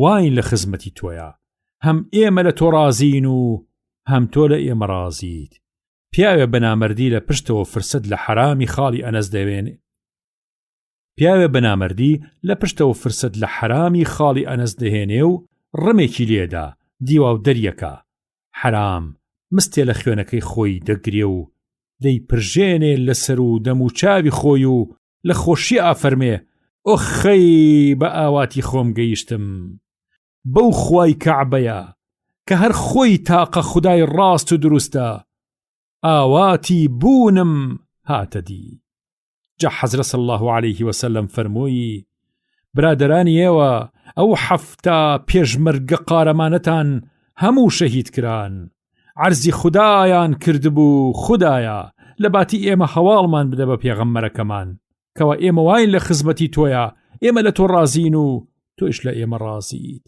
بەهرەیش لەمە گەورەترە بێ چی بێت سەمورە ڕەزا و ڕەحمەتی خوای لەسەر بێ فەرمووی پێغەمبەر صلی الله عليه وسلم فەرمووی ئەم شەو لە خەومە تا دوایی فەرمودەکە خوایار بێ بە تەواوی فەرمودەکە لە دواوە باسی لێکەین ئەنەس ڕەزا و ڕەحمەتی خوای لەسەر بێ فەرمووی ئوم ڕەبیعی کچی بەڕاو کە دایکی حارثی کوڕی سوراقە بوو کە حارثی کوڕی لە غەزای بەدرە شەهید بوو هاتە خزمەتی حەزرەت صلی الله عليه وسلم و عەرزی کرد ئەی پێغەمبەری خوا صلی الله عليه وسلم خۆزگایە باسی حاڵی حارسی کوڕمت بۆ کردم ئەگەر جێگەی باش بێ و لە بەهەشتا بێ ئەوە سەبوریم بۆ دێ و ددان بە خۆماگرم خۆخوا نەخواستە ئەگەر حاڵی باش نەبێ و جێگەی خراپ بێ ئەوە هەتا وزەم لێ ئەبڕێ هەر بۆ یەگریم حەزرەتی ڕەسوول الله صلی الله عليه وسلم فەرمووی ئەی دایکی حارسە خۆی وایە بەهەشتگەرێکی زۆرن و وان لە ناو بەهەشتی بەریندا لە سایر ڕەحمەتی خوداوە و بەهۆی شەهید بوونەوە کوڕەکەی تۆ بەهەشتی هەرە باش و هەرە باڵای بەرکەوتووە کە ناسراوە بە فیردەوس.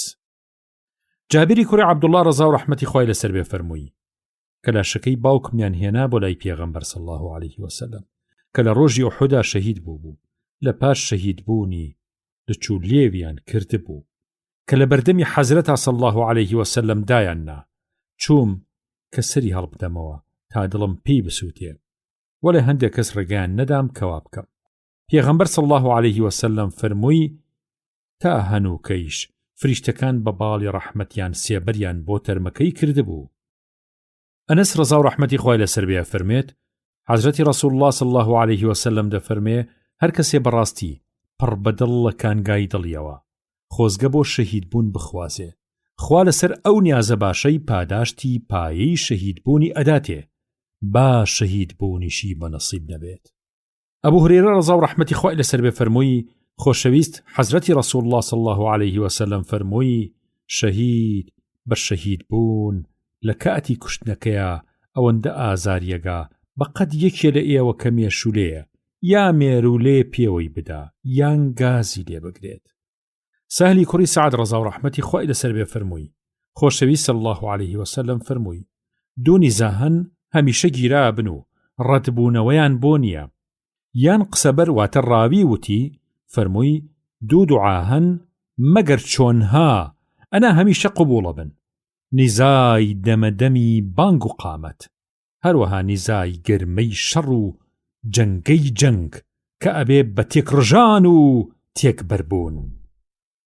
ئەنەس ڕەزا و ڕەحمەتی خوای لەسەر بێ فەرمووی خۆشەویست صلی الله علیه وسلم کە ئەچوو بۆ غەزای فەرموو اللهم أنت عضدي ونصيري بك أحول وبك أصول وبك أقاتل. پەروەردگارە ئەی خودای من هەر خۆت پشت و پەنا و کۆمەکی منیت و بەس هەر بە پشتی تۆ دێم و دەچم و دەر و دەشت دەکەم هەر بە پشتی یاریدەی تۆش پەلاماری دوژمنە دەم و هەڵمەت ئەبەمە سەری هەر تۆیش دەکەم بە گشت دوژمنی خۆمە. ابن عمر ڕەزا و ڕەحمەتی خوای لەسەر بێ فەرمووی خۆشەویست صلی الله علیه وسلم فەرمووی لە کاکۆڵی چارەوە ماین و ئەسب خێر گرێ دراوە هەتا ڕۆژی قیامەت واتە ناوچاوانی ماین خێری پێوەیە. عوڕوەی باریقی ڕەزا و ڕەحمەتی خوای لەسەر بێ فەرمووی خۆشەویست صلی الله علیه وسلم فەرمووی هەتا ڕۆژی قیامەت واتە تا نزیکی قیامەت پیرۆزی و پیت و فەڕ وە بە ناوچاوانی وڵاخی بەرزەوە هەم پاداشتی باشی لای خوددا هەم ماڵی دەستکەوتی حەڵاڵیش. ئەبوو هورێرە ڕەزا و ڕەحمەتی خوای لەسەر بێ فەرمووی خۆشەویست صلی الله علیه وسلم فەرمووی هەر کەسێ لە ڕێی خوایە وڵاخێکی بەرزە ڕابگرێ و ترخانی بکا بۆ غەزا لەبەر ڕەزای خوا و لە هەمان کاتە ئەمە بۆیە بکا چونکە باوەڕی هەیە بە خودا و بەڵێنی خودا لەم لایەنەوە بەڕاستەزانێ ئەوە لە ڕۆژی قیامەتە تێرەخۆر و پارا و تەرس و گمێزی ئەو وڵاخەدا دەنرێ لە تای خێری ترازوی خاوەنەکەیە. ئەبوو مەسعود ڕەزا و ڕەحمەتی خوای لەسەر بێ فەرمووی پیاوێ وشترە میانگەیەکی قەمتەرکراوی بۆ پێغەمبەر صلی الله علیه وسلم هێنا و فەرمووی قوربان ئەمەم هێناوە ئەیدەم لە ڕێگەی خوایە. حەزرەتی ڕەسوول الله صلی الله علیه وسلم فەرمووی لە ڕۆژی قیامەتە خوا لە باتی ئەمە 700 وشتری مێینەی قەمتەرکراوت ئەداتێ. عوقبەی کوڕی عامری جوهەنی ڕەزا و ڕەحمەتی خوای لەسەر بێ فەرمووی گوێم لێ بوو خۆشەویست صلی الله علیه وسلم لەسەر مینبەر واتە لە دوانگە دەی فەرموو وأعدوا لهم ما استطعتم من قوة. اینجا فەرمووی بزانن کە مەبەست لە قووە لەم ئاەتەیە تیرەندازی و تیرهاوێشتن و تەقەکردنە. حەزرەت صلی الله علیه وسلم بۆ گرنگیدان بە بابەتەکە 3 جار ئەم وشە پیرۆزەی دووبارە کردەوە تا موسڵمانان بە گرنگی بیگرن. دیسان فەرمووی بەگوێی خۆم لە زاری پیرۆزی خۆشەویستم بی صلی الله علیه وسلم دەی فەرموو بەم زوانە خوا لە سەردەستیەوەیە وڵاتێکی زۆر ئازادەکا بۆتان و بۆتانی ئەگرێ و فەتحیەکا و دەیدا بەدەستانەوە و خوددا بۆ خۆی چارەسەری دوژمنتان بۆکە و کاروباری شەڕتان بۆ دەبا بەڕێگەوە وەلێ بە هەر حاڵ ئێوە لە چالاکی خۆتان خاو مەبنەوە و واز لە تیربازی و شەڕەشیر و مەشقکردن بە چەک مەهێنن. وا دەزانم هەتا لە حاڵی وایشدا کە خوا خۆی بە ئاشکرا یارمەتیان بدا، ساردبوونەوە لە مەشقکردن زۆر ناشایستەیە. واتە سوپای ئیسلام هەتا سەرکەوتوتر بێ دەبێ باشتر خۆی ئامادە بکا بۆ شەڕ و لە هەموو کاتێ زیاتر چالاکی و شەوکەت و ڕەشیدی بنوێنێ دەنا پشتی سار دەبێتەوە. دیسان فەرمووی خۆشەوی صلی الله عليه وسلم دەفەرمێ ئەوەی فێری ڕەمبازی و تیرەندازی و تەقەکردن ببێ و لەبیر خۆی بەرێتەوە ئەوە لە ئێمە نییە، یان ڕاوی فەرمووی ئەوە بێ فەرمانی خوددا ئاکات. دیسان فەرمووی لە حەزرەتم بی صلی الله عليه وسلم دەی فەرموو بەهۆی تاقەتیرێکەوە خودای گەورە سێ کەس دەخاتە بەهەشتەوە. یەکەم تیرسازەکە، ئەوەی لەبەر ڕزای خوا دروستیەکە و ساغ مەبەستی لە دروستکردنەکەی خێر و قازانجی ئیسلامە. دووهەم تەقێنەرەکەی کە دەیتەقێنێ. سێهەم بەردەستەکەی کە تیرەکە ئەداتە دەستی.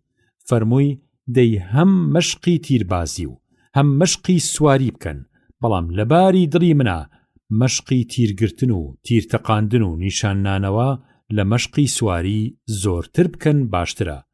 کەسێ لە پاش فێربوون تەقەکردن و مەشقی چەکتەقاندن تەرگ بکاو تاقەتی لێی بچێ و حەزی لێی نەمێنێ ئەوە دەست بە خێری خۆیەوە دەنێ، یان فەرمووی ئەوە لە قەلە ناز و نیعمەت ئەدات. سەلەمەی کوڕی ئەکوع ڕەزا و ڕەحمەتی خوای لەسەر بێ فەرمووی حەزرە صلی الله عليه وسلم چوو بۆ لای دەستەیەک، نیشانەیان نابوو و بۆڕبۆڕێنیان دەکرد تا بزانن کێ دەستی ڕاستە و کێ تیری پتر دەڕوا. فەرمووی ئەینەوەی ئیسماعیلی کوڕی ئیبراهیم پێغەمبەر سەلامی خۆیان لێبێ دەی هەمیشە ئاوا تیر بتەقێن و مەشقی تەقاندن بکەن. ئەم ڕەوشە بەرزە بە میراتی لە بابە گەورەتانەوە بۆتان ماوەتەوە، چونکە لە کاتی خۆیان ئیسماعیلی بابە گەورەشتان کە باپیرەی عەرەبانە تیر ئەنداز بوو. عەمری کوڕی عەبسە ڕەزا و ڕەحمەتی خوای لەسەر بێ فەرمووی ژنەوتم لە حەزرە صلی الله عليه وسلم دەی فەرموو ئەوەی لەبەر ڕەزای خوای گەورە تیرێ بتەقێنێ پاداشت و خێری ئازادکردنی بەندەیەکی بۆ هەیە.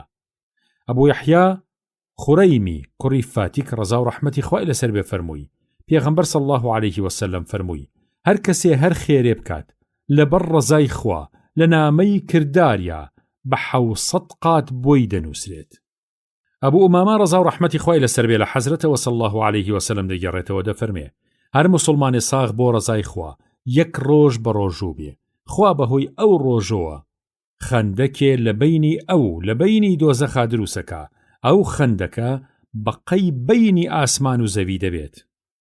ئەبوو هورێرە ڕەزا و ڕەحمەتی خوای لەسەر بێ فەرمووی حەزرەت صلی الله عليه وسلم فەرمووی ئەوەی بمرێ و غەزای نەکرد بێ و لە دڵیشیەوە بە تەمای غەزا نەبوو بێ کە دەمرێ دەماریشی نیفاق و ناپاکی تێدایە.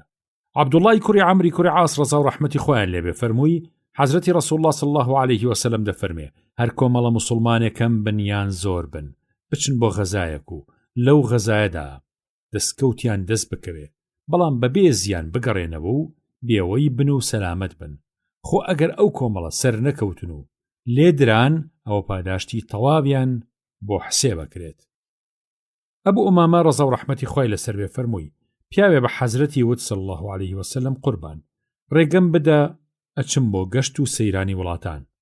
حەزرەتی ڕەسوول الله صلی الله عليه وسلم فەرمووی گەشت و گوزاری گەلی من بریتێ لە خەباتگیڕان و غەزاکردن لە ڕێگەی خوای گەورە و سەردارە.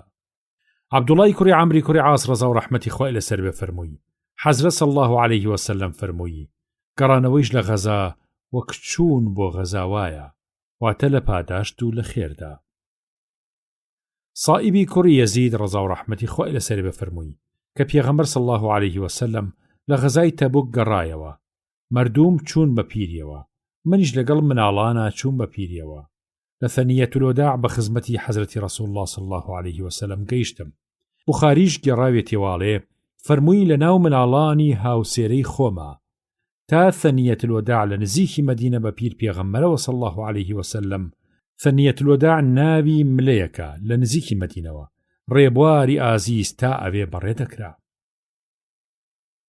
ئەبوو ئومامە ڕەزا و ڕەحمەتی خوای لەسەر بێ فەرمووی حەزرەت صلی الله عليه وسلم فەرمووی کەسێ نەخۆی غەزای کردبێ و نەتفاقی غەزاکردنی غەزاکەرێکی بۆی ئامادەکرد بێ و نە بە چاکە سەرپەرشتی خێزانی غەزاکەرێکی کردبێ ئەو خۆی گەورە لە ژیانی دنیاە بەر لە قیامەت تووشی کارەساعاتێکی دڵتەزێری ئەکات. ئەنەس ڕەزا و ڕەحمەتی خوای لەسەر بێ فەرمووی حەزرەت صلی الله عەلەیه وسەلەم فەرمووی چ بە سامان چ بە گیان چ بە زمان بە سەر و ماڵ و بە زوبان خەبات لەگەڵ هاو بەش پەیداکەراندا بکەن و واتە لەگەڵ مشریکین بچن بە گژیانا و بەرپەرچیان بدەنەوە. ئەبوو عەمەر پێشیە گوترێ ئەبوو حەکیم نوعمانی کوڕی مقەڕن ڕەزا و ڕەحمەتی خوای لەسەر بێ فەرمووی گەلە جاران بۆ خۆم لە خزمەتی حەزرەتا صلی الله عەلەیه وسەلەم بووم.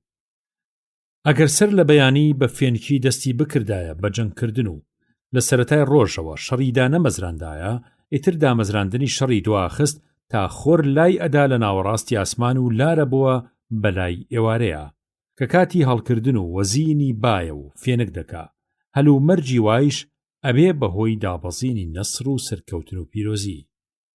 ئەبوو هورەیرە و جابر خۆشنودی خودایان لێبێ فەرموویان حەزرەتی ڕەسوڵ الله صلی الله علیه وسلم فەرمووی جەنگ فڕوفێڵە شەڕ بە فێڵ و فەرەش دەبرێتەوە واتە پیاوی شەڕزان پێش بۆردانی دوژمن لە گۆڕەپانی نەبەردیە کە بەنووکی گولە و شیر و تیر لە شەڕگەیە بیبەزێنێ و سەری پێدانەوێنێ لە مەیدانی بیرروباوەڕە هۆش و عەقڵ دەخاتە کار و بەدانانی پلانی جەنگ و بەنەخشە کێشانی باش و لەبار و تەیار و ساز بە شوێنە گومکێ و جێگۆڕکێ بە شێلە و بێلە بە درۆ دەلەسا بە چاوبەست و فێڵ و تەڵەکە ورەی دەڕوخێنێ و بە تەواوی هەڵیە خەڵەتێنێ تا لە شەڕی دەما و لە شەڕقسەیە داشی سوارە بێ و هەڵمەت ئەباتە سەر دوژمن و ئەیکا بە پۆڕی خوراو وەلێ موسڵمان نابێ بە درۆ پەیمان بدا بە نەیاری خۆی موسڵمان و بێپەیمانی و پەیمان شکاندنیان نەوتووە. باسی دیاریکردنی کۆمەڵێ لە شەهیدانی قیامەت. بەڵام چونکە شەهیدی دنیاش نین و بە پێی باو یاسای ناو کۆمەڵ لە دنیادا ناویان دەرنەکردووە بە شەهیدی وەک مردووی ئاسایی هەم دەشۆرێن و هەم نوێژیان لەسەر دەکرێ بە پێچەوانەی کوژراوی شەڕی بێبڕوایانەوە واتە ئەوانەی لە جیهادا شەهیدە بن جیاوازن. ئەبوو هورەیرە خوای لێ ڕازی بێت لە خۆشەویستەوە صلی الله عەلەیه وسەلەم دەگەڕێتەوە و دەفەرمێ ئەم 5 کەسێ شەهیدن کەسێ بە تاعون بمرێ شەهیدە کەسێ بە دەردی ناوسک بمرێ شەهیدە کەسێ لە ئاوا بخنکێ شەهیدە کەسێ شت بڕوخێ بە سەریا و بمرێ شەهیدە کەسێ لە خەباتی ڕێگەی خودادا بکوژرێ شەهیدە. دیسان لەوەوە واتە لە ئەبوو هورەیرەوە ڕەزا و ڕەحمەتی خوای لەسەر بێ فەرمووی پێغەمبەری خوا صلی الله عەلەیه وسەلەم فەرمووی ئەی یارانی من ئێوە لە ناو خۆتاندا کێ بە شەهید دانێن؟ گوتیان قوربان دیارە ئەو کەسە بە شەهید دادەنین کە لە غەزای ڕێگەی خوادا بکوژرێ. فەرمووی ئەگەر وابێ شەهیدانی ئومەتی من زۆر کەمن. وتیانەی پێغەمبەری خوا صلی الله عەلەیه وسەلەم ئەی کێ شەهیدە؟ فەرمووی ئەوەی لە خەباتی ڕێگەی خوادا بکوژرێ شەهیدە و ئەوەی لە ڕێگەی خوادا بمرێ شەهیدە و ئەوەی بەهۆی تاعونەوە بمرێ شەهیدە و ئەوەی بە دەردی ناوسک بمرێ شەهیدە و ئەوەی لە ئاوا بخنکێ شەهیدە. خوا ئەمرازم بە بگەم بە ئاوات شەهیدی علمم بە نەسیب بکات. عەبدوڵای کوڕی عەمری کوڕی عاس ڕەزا و ڕەحمەتی خوای لەسەر بێ فەرمووی حەزرەتی ڕەسوڵ الله صلی الله عەلەیه وسەلەم فەرمووی کەسێ لەسەر ماڵی خۆی بکوژرێ شەهیدە.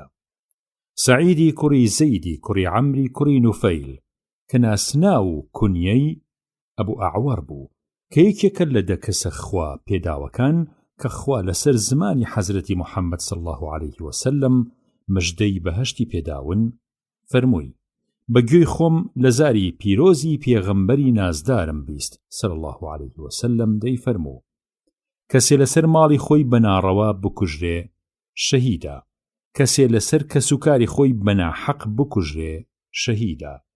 ئەبوو هورەیرە خوای لێ ڕازی بێ فەرمووی پیاوێ هاتە خزمەتی حەزرەتی ڕەسوڵ الله صلی الله عليه وسلم وتی ئەی پێغەمبەری خوا صلی الله عليه وسلم پێم بفەرموو ئەگەر زەلامێ هات ویستی بە زۆر ماڵی حەڵالی خۆم ببات بۆ خۆم چی بکەم؟ فەرمووی ماڵی خۆتی مەدەرێ. وتی ئەی پێم بفەرموو ئەگەر ئەو کابرایە لەسەر ئەوە چوو بە گژما فەرمووی تۆش بچۆ بە گژیا. وتی ئەی پێم بفەرموو ئەگەر لەم حاڵەیە ئەو منی کوشت جێگەم کوێیە و پایم چییە؟ فەرمووی تۆ شەهیدیت و جێگەت بەهەشتا. وتی ئەی پێم بفەرموو ئەگەر من ئەوم کوشت من لە هەلومەرجێکی ئاوایە ئەو جێگەی کوێیە؟ فەرمووی ناو کلۆرەی دۆزەخە. زانای گەورە و سەروەردانەری کتێبی دەلیل الفالحین مامۆستا مەلا محەممەدی کوڕی عەلان ڕەزا و ڕەحمەتی خۆی لەسەر بێ لەم باسەیە لە ئاخیرەوە دەفەرمێ شیعرەکەی بەم جۆرە کراوە بە کوردی واتە پایە بەرزێ ژمارەی شەهیدەکانی ڕۆژی قیامەت لەم چەند شیعرەیە هۆنیوێتیەوە وا بەندەش بەڕیس ئەم خوددا پێداوانەی کە دادەنرێن بە شەهیدی قیامەت بە شیعر دەهۆنمەوە چونکە شیعر لەبەرکردن لەبارترە. بەناوی یەزدان خودای میهرەبان سوپاسی ئەکەم بە دڵ و بە زوبان ناوی چەند خۆشە لەکن موسڵمان تۆشەی دڵیەتی و شکری سەرزمان الله یا یەزدان خوددا یا ڕەحمان ئەسمائی حوسنان واتە ناوی جوان خوددا چونکە خۆی خودای هەموانە بە گشت زمانێ ناوەکەی جوانە وەلێ زەتی خوا کونهی پەنهانە کوردیش وەک عەرەب تیا دەستەوسانە بسم الله واتە بە ناوی یەزدان یەکەم ئایەتە کە ئەکە لە قورئان وا لە ناویدا سێ ناوی جوان تۆ بڵێ ئەڵڵا و ڕەحیم و ڕەحمان ناوی گەورەی خوا برا ئەڵڵایە ئەم ناوە عەجەب سڕێکی تایە مایی پیرۆزی بەندەی خودایە مرکزی قودسی هەموو دنیایە ڕەحیم و ڕەحمان دوو ناوی خودان چەتر ڕەحمەتن لەسەر شەهیدان پایی شەهیدی بەهرەی یەزدانە بە هەرکی ئەدا دەدا خۆی میهرەبانە لە پاش بسم الله و سوپاسی خوددا ڕەحمەت لەو کەسەی سەڵاواتەدا اللهم صل على سيدنا محمد وعلى آل محمد لەسەر محەممەد صلى الله عليه وسلم لەگەڵ درودە لەگەڵ کۆمەڵە یاخو بەجوودا شەهید شەهیدی ڕێگەی خودایە هەر خۆی شەهیدی هەردوو دنیایە ژمارەی شەهید خۆی ئەدا لە چل وا دەیهۆنمەوە وەک گەردانەی مل بە شیعری ئاسان ناسک و ڕەوان خۆش بێ لە گوێدا و سووک لەسەر زوبان خاکمان بە خوێنی شەهید سەران سەر کوڵکن و ڕەنگین وەک حەوزی کەوسەر شەهیدی ڕێگەی خواوەندی سەمەد شەهیدی عەشقی ئاڵای محەممەد صلی الله عليه وسلم ئەم دوو دەستەیە لای زانای ڕەشید سەرقافڵەن لە بۆ کاروانی شەهید کەسێ گوستاغ بێ لە ڕووی زۆرداردا بە قسەی ڕەوا ڕۆحی لە داردا فەقێ و فێرخوازیش هەر کاتێ مردن لە ڕێی زانینە شەهید و مردن هەروە ئەو کەسەی لەسەر دەزنوێش دەخەوێ عومری کورد بێیان درێژ ئەوەی بە مەرگی کوتوپڕ دەڕوات شەهیدە بۆ خۆی گەیی بە ئاوات زوو ڕزگاری بوو لە مەینەتی ژین لە تەپاوتلی سەرنوێن و سەرین سوتا ئەو خنکاو هەردوو شەهیدن هەروە کەسانێ بە ئاشوب مردن شت پێوەدا و بە جاد و مردوو هەروە مردوویە ژارکار تێکردوو ئەوەی لە تونیا خنکا بێ قوربان شەهیدە لە لای خودای میهرەبان ژنی دووگیان و گەورە کچ هەردوو هەروە ئەو کەسەی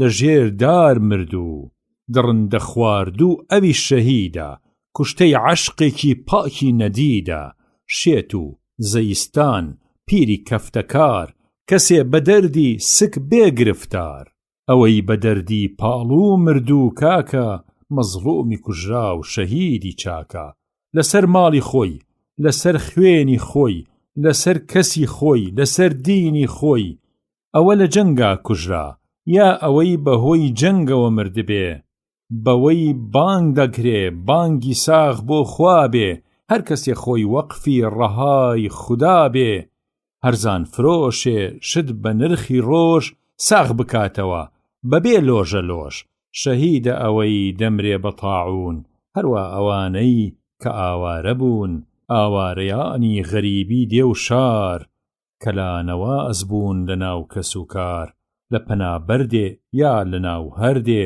لە بەینی دوودێ یا لە بن گردێ یان لە وێرانەی کلاوەی گوندێ بێنیاز دەمرن بە هەموو دەردێ وێڵ و غەریبی دێهات و شارن پایە ڕاگەندەی زۆری زۆردارن زمان و قەڵەم کولن وەکو من بۆ دەربڕینی دات لە دەست دوژمن تیری چاوی پیس زۆر کوشندەیە تیغی بڕندەی سەری بەندەیە بەچی پێت خۆشە بمکوژە ئەی یار شەهیدم مەکە بە چاوی خومار سێ ئایەت هەیە کۆتایی حەشرە ئەوەی بیخوێنێ شەهیدی قەبرە شەهیدە هەر کەس بکا ئەو سێیە وەتر و چێشتەنگاو لە مانگ سێپێیە کەسێ دووشەممان سنەتی زەوال دەرکات بکا بۆ خوای ذیلجەلال لە پاش فاتحە ئایەت الکورسی بخوێنێ لەگەڵ سوورەتی ئیخلاس لە نەخۆشینی سەرەمەرگا سڵاوات لەسەر محەممەد صلی الله عليه وسلم بەم جۆرە بدات صلی وسلم وەزید وەبارک بەقەد ئەستێرەی ناوشەوی تاریک لە پاش وە باریک 25 وشە با هەڵبژێرێ ئیتر زۆر باشە رب هذه الدعوة التامة بخوێنە برا ئەوە تەمامە کەسێ بەڕاستی لەخوا داواکە پلەی شەهیدی ئەکا بە ئاوات ئەمانە هەموو لە دنیای دووهەم لای خوا شەهیدن بەبێ زیاد و کەم ئەم نورجوویەم من بە پێی عەینی شەرح و ڕاوە کرد گەلێ بە جوانی وەلێ سێ شیعری ساقە بەنەخێر خۆم شەرحەم کردوون با نەبێتە زوێر ئەگەر وانەبوو ڕاستی کەرەوە پاداشتی گەورەش بۆ خۆت بەرەوە زانستی دینی ئەمڕۆ بێنازە ڕۆژی پارەیە بە عیلمی تازە دەناخوا حەقە نووری ئەمەی تۆ دەیکەی گوڵێکە زۆر بەڕەنگ و بۆ دەترسم نەزان بە نەزانی خۆی قالۆنچە ئاسا جارز بێ لە بۆی سوپاس بۆ خودا لە سایەی خواوە دۆستی خێر هێشتا بەشی تۆ ماوە تووتی و بولبول و کە و کەناری چەند جوانن لە ناو گەنمە قەناری نمونەن لە بۆ ناو کوردەواری کە بۆ ئەهلی دین بۆتە دەواری وەرگێڕ واتە مامۆستا نووری فارس لە دەی 1991 نووسیوێتی باسی بەهرەی واتە خێری ئازادکردنی بەندە واتە عەبد خوای گەورە لە قورئانی پیرۆز لە سوورەتی بەلەد ئایەتی 1 تا 20 فەرمێ بسم الله الرحمن الرحيم لا أقسم بهذا البلد وأنت حل بهذا البلد ووالد وما ولد لقد خلقنا الإنسان في كبد أيحسب أن لن يقدر عليه أحد يقول أهلكت مالا لبدا أيحسب أن لم يره أحد ألم نجعل له عينين ولسانا وشفتين وهديناه النجدين فلا اقتحم العقبة وما أدراك ما العقبة فك رقبة أو إطعام في يوم ذي مسغبة يتيما ذا مقربة أو مسكينا ذا متربة ثم كان من الذين آمنوا وتواصوا بالصبر وتواصوا بالمرحمة أولئك أصحاب الميمنة والذين كفروا بآياتنا هم أصحاب المشأمة عليهم نار مؤصدة قورئانی پیرۆز خۆی زۆر گرنگی بە مۆسیقای ناوخۆی وشەکانی داوە هەرەوەیە شیعری عەروضی نییە دەنا هەموو جوانکاری و ناسکی و نازداری شیعری بە زیادەوە تێدایە کەم وابێ کە سەری ئایەتەکان دوان و سیان یەک سەرواویان نەبێ بگرە ئایەتی وا هەیە کێشی شیعری عەروضی یا پەنجەی هەیە گەرچی شتیوا بوونەکەی ڕێکەوتە و قەستی نییە.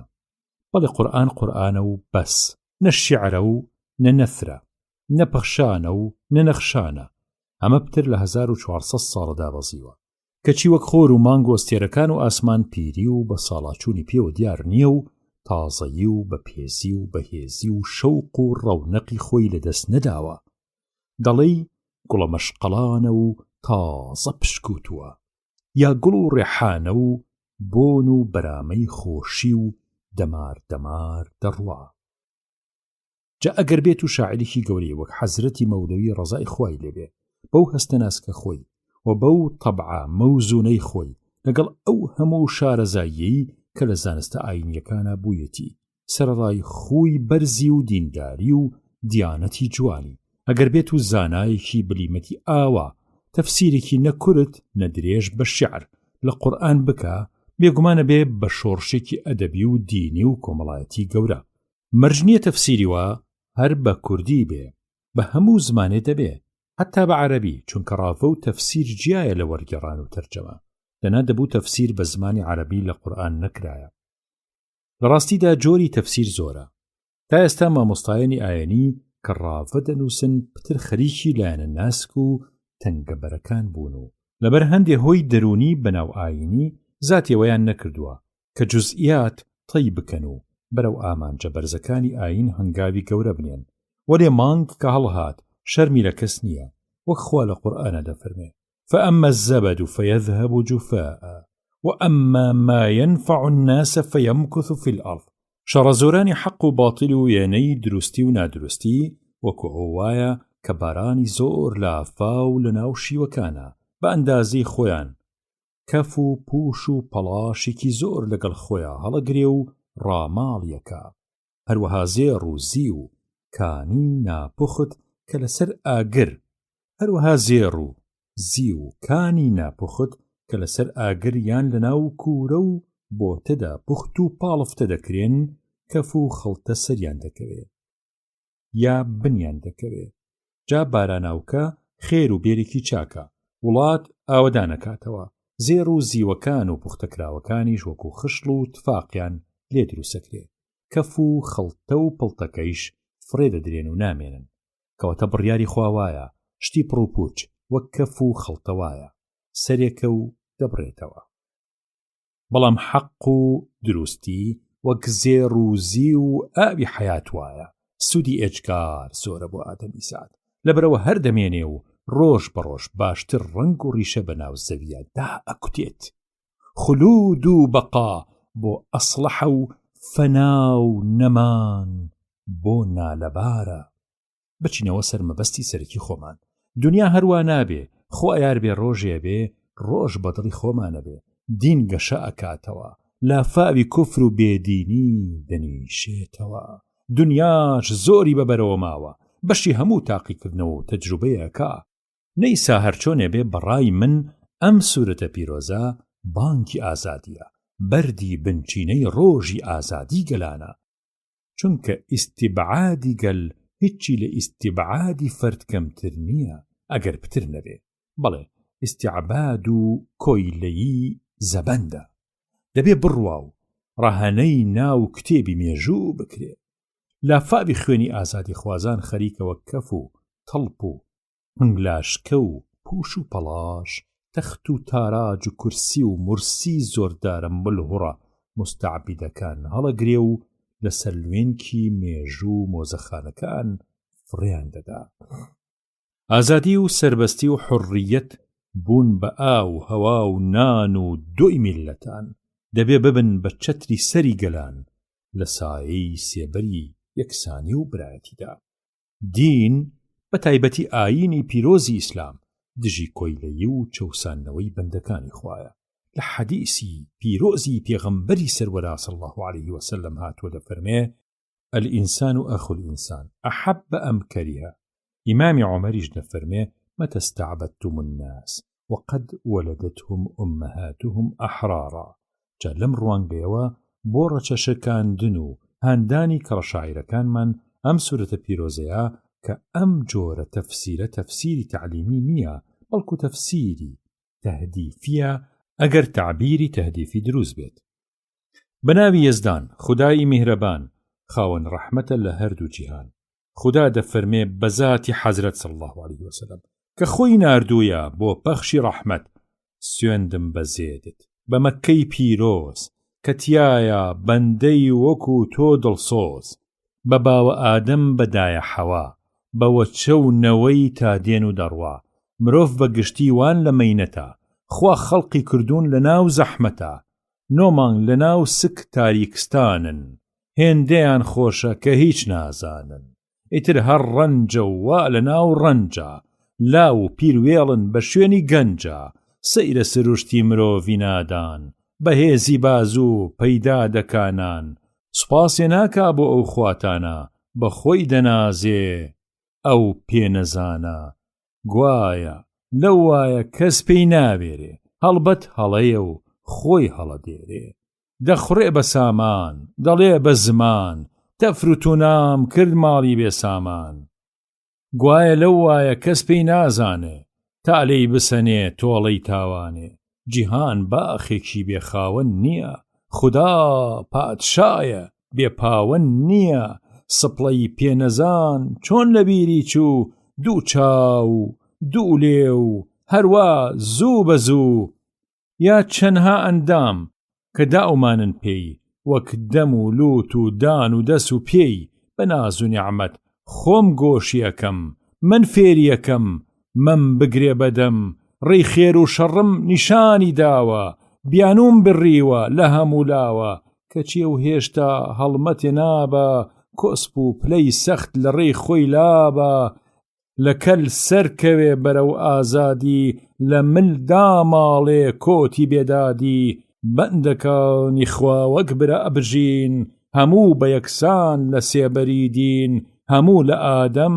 ئادەمیش لەگەڵ چۆن بازێ خار بێ و بازێ تریش گۆڵ هەڵبەت هێشتا کە دەژی لە پەستی ماویە بگاتە قوچکەی سەربەستی واتە بگاتە تەوقە سەری کەل ئازاد بێ هەموو کەس و هۆز و گەل خاوەن پیاوەتی و جوان و دیوان بێ پەنای هەتیوی بێ ئاو و نان بێ چاوی لە حاڵی لێ قەوماوان بێ سەرەڕای ئەوەش ئەهلی ئیمان بێ مامۆستای سەبر و ئارامی جوان بێ دڵی بۆ ڕەحمەت سەرچاوەی کان بێ چاوی لە قاپی خودای میهرەبان بێ ئەوەی بەم ڕەنگەوە موسڵمان بێ یارانی دەستی ڕاستی یەزدان بێ ئەوەشی لە دین هەڵگەڕایەوە بەرپەرچی نامەی خوای دایەوە ئەوە نەگبەتە ئاگری نایەوە ڕۆشتە ناوی و سەری نایەوە وەک گەوهەربوونە ئەڵقەی گۆشی هۆش ئافەریم نووری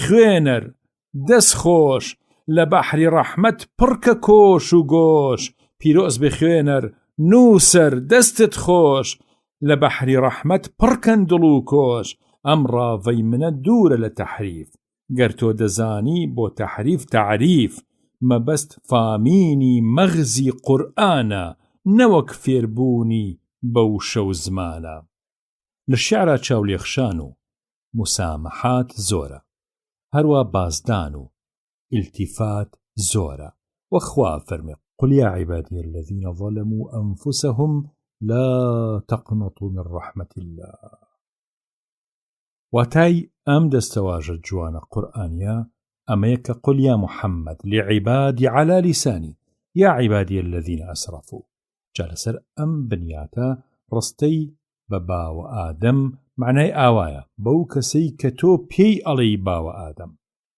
ئەبوو هورەیرە خۆی لە ڕازی بێ فەرمووی حەزرەت صلی الله عليه وسلم فەرمووی هەر کەسێ بەندەیەکی موسڵمان ئازاد بکە خۆی گەورەش لە جیاتی هەر ئەندامێکی ئەو بەندەیە ئەندامێکی ئەو کەسە ئازادەکا لە ئاگری دۆزەخ تەنانەت دامن و شەرمگای ئازادکەرەکە لە جیاتی دامن و شەرمگای ئازادکراوەکە ئازادەکا ئەبوو زەر خۆی لە ڕازی بێ فەرمووی عەرزی حەزرەتم کرد صلی الله عليه وسلم قوربان کام کاری چاکەیە زۆر بەهرەدارە فەرمووی ئیمان و باوەڕ بە خودا و غەزا و خەبات و تێکۆشان لە ڕێگەی ئەودا وتم ئەی کام بەندەیە ئازاد بکرێ پاداشتی گەورەترە فەرمووی ئەوەی کە بە بەها گرانە و لە لای خاوەنەکەی گەرێ چاک و نایابە بەهرەی پیاوەتیکردن لەگەڵ بەندە و خوڵامە معروری کوڕی سوەید ڕەزا و ڕەحمەتی خوای لەسەر بێ فەرمووی ئەبوو زەڕم بینی دەستێ بەرگی لەبەرا بوو غوڵامەکەشی لە هەمان دەستی لەبەرا بوو عەرزم کرد هۆی چییە کە بەرگی خۆت و غوڵامەکەت وەک یەکە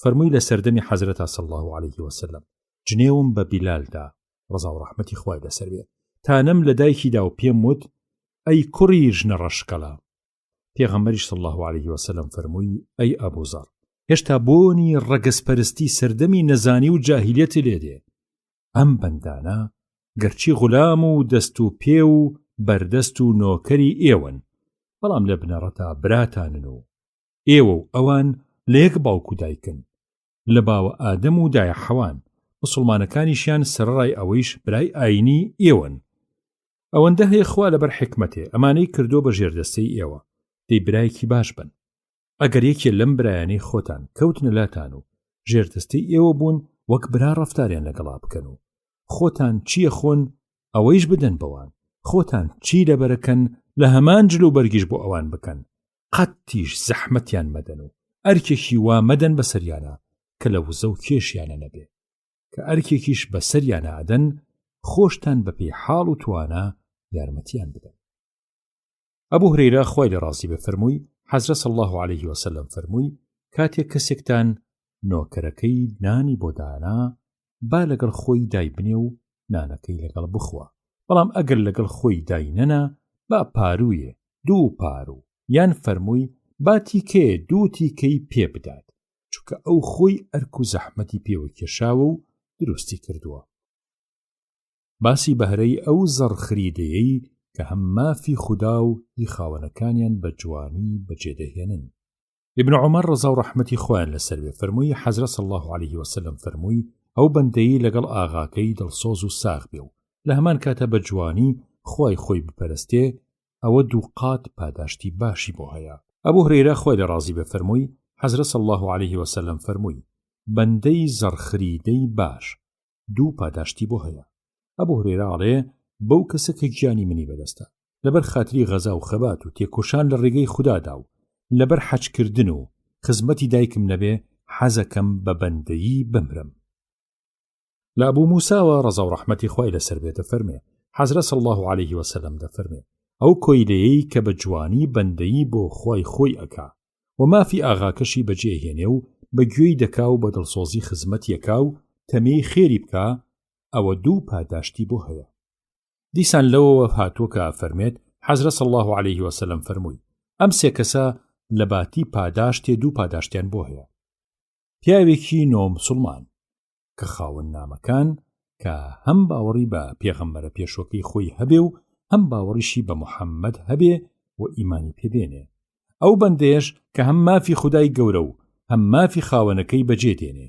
ئەو پیاوەیش کە کەنیزەکێکی هەبێ بە جوانی تەمەی بکاو فێری وێڵ و ڕەوشتی بەرزی بکە اینجا فێری زانین و خوێندن و پێویستی هەردوو جیهانی خۆی بکە اینجا ئازادی بکە و مارەی بکە بۆ خۆی بەهرەی خوداپەرستی لە کاتی پشێوی و بگرە و بەردەیە معقلی کوڕی یەسار ڕەزا و ڕەحمەتی خوای لەسەر بێ فەرمووی حەزرەت صلی الله عليه وسلم فەرمووی بەندەیی و عیبادەتکردن بۆ خودای گەورە لە کاتی پشێوی و فەرتەنەیە خۆی ئەدا لە کۆچکردن و ڕەوکردن لە سەردەستی دوژمنی ئاین بۆ لای من داخەکەم لە کاتی ڕەوەکەیە ئەم بەهرە گەورەیەمان لە کیس چوو بەهرەی سەرڕاستی و مامەڵە خۆشی و دانەوەی قەد و شتیوە لەسەر شێوەیەکی جوان بە خاوەنەکەی و داواکردنی شت لە خەڵک بە نەزاکەت و سڵاودانەوەی عیارە و تەرازوو لە کاتی شت پێوانە و شت کێشاندا و قەدەغەکردنی تەرازوبازی هەروەک بەهرەیەکی گەورەیە کە دارا مۆڵەتی قەرزاری نەدار بدا یا لە قەرزەکەی سەریدا بشکێنێ بۆی خۆی گەورە فەرمێ وما تفعلوا من خير فإن الله به عليم هروها أفرمي ويا قوم أوفوا المكيال والميزان بالقسط ولا تبخسوا الناس أشياءهم وتشعيب پیغمبر سلامي خوا إلى سربيه بفرماني خوا بقلي خوي فرمو أي خزمينا أي قلي خوم لما ملو كرين وفروشتنو سوداو آلويلا عيارتان طواوبيو ترازوتان بفروفيل بي بڕێک و پێکی و بە عەدالەت لەنگەری ئەیارە و تەرازوو بگرن و کە شتێ ئەکێشن یا ئەپێون سڵاوی بدەنەوە و بە هیچ جۆرێ قاچ و قوچ لە شمەکی خەڵک مەکەن و ناخونەکیان لێمەدەن. أعوذ بالله من الشيطان الرجيم. ويل للمطففين الذين إذا اكتالوا على الناس يستوفون وإذا كالوهم أو وزنوهم يخسرون ألا يظن أنهم مبعوثون ليوم عظيم يوم يقوم الناس لرب العالمين. وتأي هاوار لحالي ترازو بازان واي لو كاتي كدبين الناو شيبي ويلي ناو دوزخوا كردويانا بخو كاتێک لە ماڵی مردوم شتێ پێوانە کێشانە بکەن بۆ خۆیان بە زیادەوە پێوانە یا کێشانەیەکەن و بە زۆر ئەیبەن و کاتێکیش کە لە ماڵی خۆیان بۆیان پێوانە یا کێشانە بکەن کەمیانە دەنێ و قاچ و قوچی لێەکەن.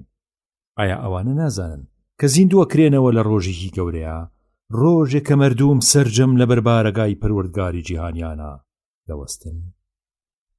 ئەبوو هورەیرە خوای لێ ڕازی بێ فەرمووی کابرایە سەری ئاژەڵی لە سەر پێغەمبەر صلی الله علیه وسلم بوو کە داوای کردەوە قسەی ڕق بوو لەگەڵ پێغەمبەر صلی الله علیه وسلم. لەبەرەوە هاوڕێیان قەرمیان لێ خۆش کرد کە پەلاماری بدەن و تەمەی بکەن و لێ پێغەمبەر صلی الله علیه وسلم فەرمووی وازی لێ بێنن چونکە خاوەن ماف قسەی ڕەوایە و حەقی قسەی هەیە. ئاژەڵێکی هاوتەمەنی ئاژەڵەکەی خۆی بۆ بکڕن و بیدەنێ. وتیان ئاژەڵی وانە مەگەر لە هینەکەی خۆی باشتری بۆ پەیدا بکەین. فەرمووی دەبیکڕن و بیدەنێ چونکە پیاو خاسانی ئێوە قەرز و شتیوا زۆر بە جوانیە دەنەوە. لە جابیرەوە خۆی لە ڕازی بێ لە حەزرەتەوە صلی الله علیه وسلم دەفەرمێ ڕەحمەتی خوا لەو کەسە بێ کە لە سەودای کڕین و فرۆشتن و داواکردنی حەقی خۆیدا مامەڵەی خۆش و نەرمونیانە. ئەبوو قەتادە خۆی لە ڕازی بە فەرمووی بەگوێ خۆم لە زاری حەزرەتم ژنەوت صلی الله علیه وسلم دەیفەرموو هەر کەسێ حەزی لەوەیە کە خوددا لە مەینەتی ڕۆژی قیامەت ڕزگاری بکە با پشووی قەرزاری نەدار بدا و بە پێی تەوانە مۆڵەتی بدا یا شتێ لە قەرزەکەی سەری بۆ دابشکێنێ. لە ئەبوو هورەیرەوە ڕەزا و ڕەحمەتی خوای لەسەر بێ لە حەزرەتەوە صلی الله علیه وسلم دەفەرمێ پیاوێ هەبوو قەرزیەدا بە خەڵک دەستوری وابوو بە سەرکارەکەی دەگوت کە چووی بۆ لای قەرزاری نەدارە پێی لێ مەکەرە کەوش و مۆڵەتی بدە و چاوپۆشی لێ بکە ئایا بەڕووی خۆش بێ یا بە لێداشکاندن بێ یا بە لێبوردنی تەواو بێ سابەشک و خۆیش بە ڕەحمەتی خۆی چاوپۆشی لە ئێمە بکە. جا کاتێک کە مرد و چوە دیوانی خوا چاوپۆشی لێ کرد و لەو کەسە خۆش بوو. ئەبوو مەسعودی ئەلبەدری ڕەزا و ڕەحمەتی خۆی لەسەر بێ فەرمووی خۆشەویست صلی الله علیه وسلم فەرمووی پیاوێک کە لە نەتەوەکانی پێش ئێوە بوو لێپرسینەوەی لەگەڵدا کرا ئەوەی پێی بڵێ خێر و چاکە نەیبوو تەنیا ئەوە نەبێ کە ئاڵ و وێڵی ئەکرد لەگەڵ خەڵکا و بەهۆی مامەڵە و سەوداوە تێکەڵی لەگەڵ خەڵکا ئەکرد و خۆشی دەوڵەمەنێکی بەرچاو تێر بوو. هەمیشە فەرمانی بە پیاوەکانی ئەکرد کە چاوپۆشی لە قەرزاری نەدارا بکەن. خودای زاڵ و شکۆداریش فەرمووی ئەی فریشتەکانی من چاوپۆشیکردن و لە حەق بردن لە ئێمە باشتر دەوەشێتەوە هەتا لەم بەندەیە کەوایە ئێوەش چاوپۆشی لێ بکەن. حوذەیفە ڕەزا و ڕەحمەتی خوای لەسەر بێ فەرمووی پیاوێ ئەبرێ بۆ خزمەتی خوددا یەکی ئەبێ لەو بەندانەی خوا کە خوا کردوونی بە خاوەندارایی و ماڵ و سامان خوا پێ فەرمێ لە جیهانە چیت کردووە. حوذەیفە ڕەزا و ڕەحمەتی خوای لەسەر بێ فەرمووی وەک خوددا لە قورئانە لە سورەتی نیسادا دەفەرمێ ولا يكتمون الله حديثا لە ڕۆژی زیندوو بوونەوەی قیامەتا کەس ناتوانێ هیچ شتێ نەوتار نەکردار لە خودای گەورە حەشار بدا و بیشارێتەوە. جا بۆیە بەندەکە ڕاستە و ڕاست بەبێ پێچ و پەناڵێ خوایە تۆ خۆت ئاگار لێتی ئەو ماڵی کە دابوت پێم لەگەڵ دارادا بەخۆشی ڕەفتارم دەکرد و کامەی ئاسان بۆیە ئەوم دەکرد مۆڵەتی نەداریشم دەدا و پێم لێ نەئەکردە کەوش. خوای گەورەش فەرمووی چاوپۆشیکردن و خۆشڕەفتاری لە من باشتر دەوەشێتەوە تا تۆ. ئەی فریشتەکانی من وازی لێبێنن و چاوپۆشی لێ بکەن. عوقبەی کوڕی عامیر و ئەبوو مەسعودی ئەنساریش ڕەزا و ڕەحمەتی خوای لەسەر بێ فەرموویان ئێمەیش ئەم فەرمودەیەمان هەروە لە زاری حەزرەتی ڕەسوول الله صلی الله علیه وسلم بیستووە بەبێ زیادووکەم.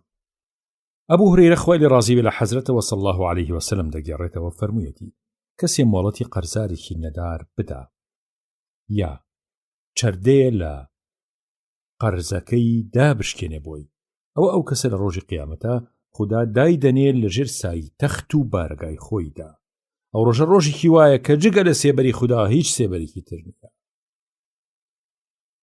ئەبوو سەفوان سوەیدی کوڕی قەیس ڕەزا و ڕەحمەتی خوای لەسەر بێ فەرمووی: من و مەخرەمەی ئەلعەبدی لە هەجەرەوە کوتاڵمان هێنا. حەزرەت صلی الله عليه وسلم تەشریفی هات بۆ لامان. سەودای شەڕواڵێکی لێکردین. تەرازووە دەستێکم لەلا بوو، بە کرێشتی بۆ دەکێشام. حەزرەت صلی الله عليه وسلم لە کاتی کێشانی بەهای شەڕواڵەکەیە پێی فەرموو: بیکێشە و سڵاوی بدەنەوە. نامەی زانین واتە کتاب العلم.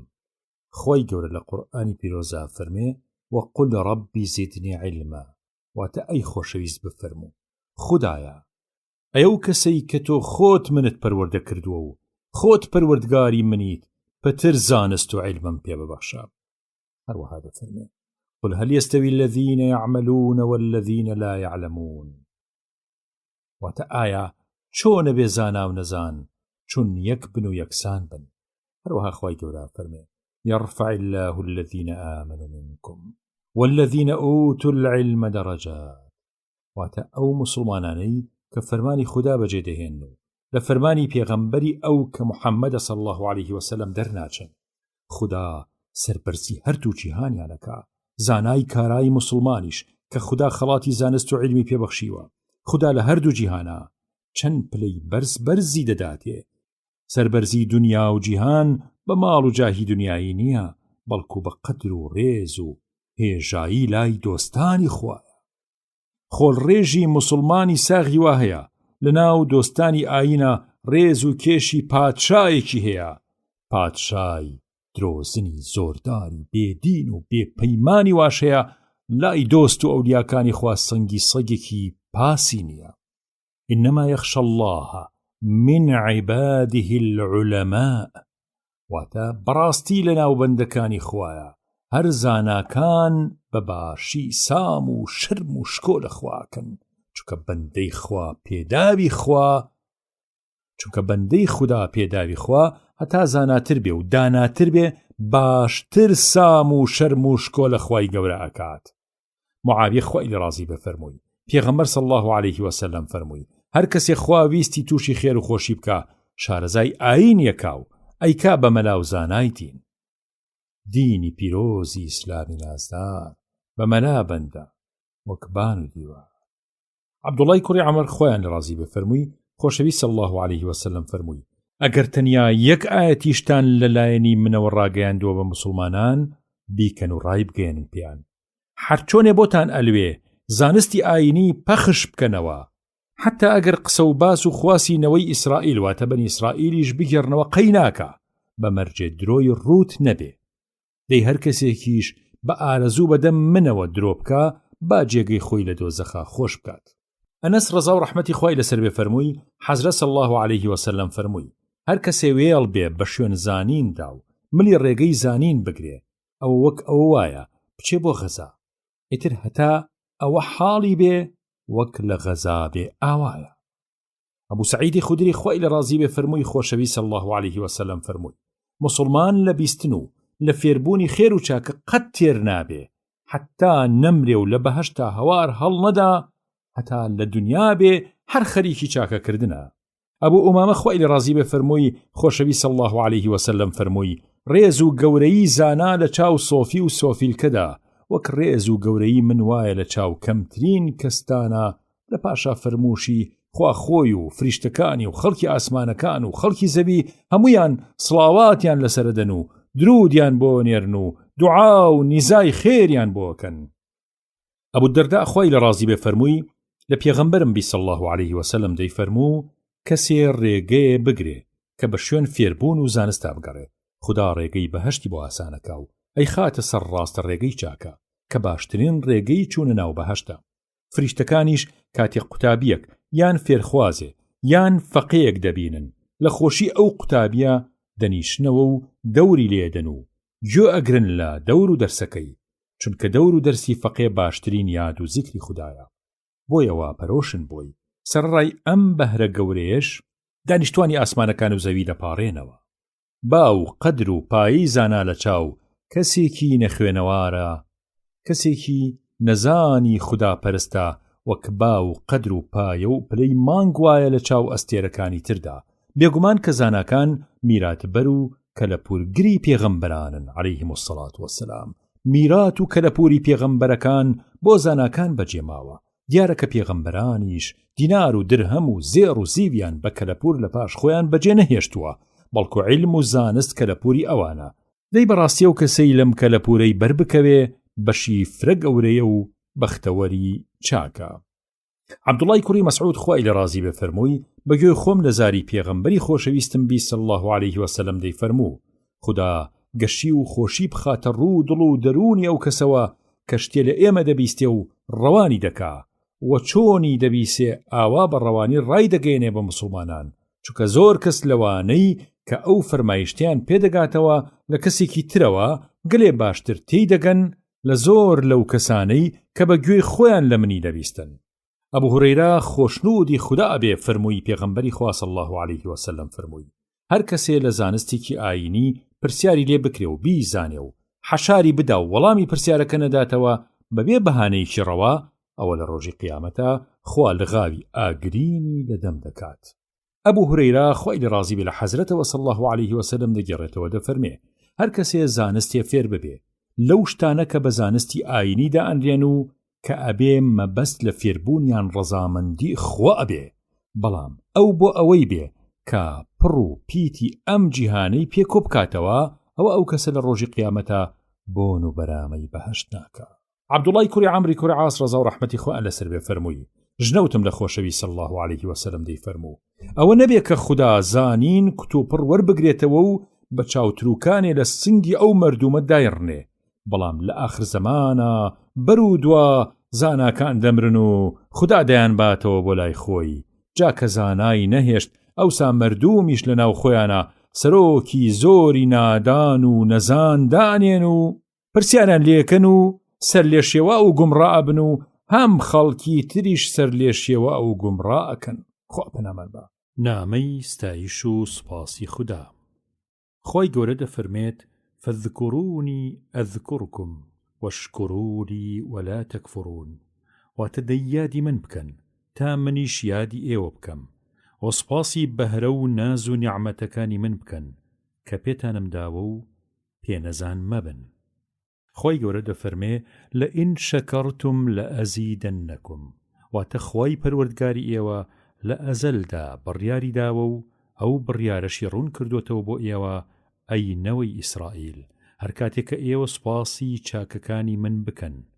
بەم ڕەنگە لە فەرمانم دەرنەچن منیش ئەوەندەی تر ناز و نیعمەتتان بەسەرا بڕێژم خۆی گەورە دەفەرمێ وەقول الحەمد لله واتە بفەرموو سوپاس و ستایش بۆ خوددا کە خودایەکی هەرە مەزنی بێنیازی وایە هاوەجێی بە هیچ کەسێ نییە هەروەها دەفەرمێ وآخر دعواهم ئەن الحەمد لله رب العالمین واتە بەهەشتیەکان دوعا و نیزای خۆیان لە بەهەشت بەم وشە پیرۆزە کۆتایی دەهێنن دەفەرمون الحەمد لله رب العالمین سپاس بۆ خودای خاوەنی هەردوو جیهان ئەبوو هورەیرە خۆی لە ڕازی بێ فەرمووی پێغەمبەر صلی الله علیه وسلم ئەو شەوەی کە دەبرێ بۆ شەوڕەوی کە لە ناو کوردەواریان ناودارە بە شەوی میعراج حەزرەتی جوبرەئیل سەلامی خۆی لەسەر بێ دوو پیاڵەی بۆ دێنێ پیاڵەیەکیان پڕ دەبێ لە مەی و ئەوی تریان پڕ دەبێ لە شیر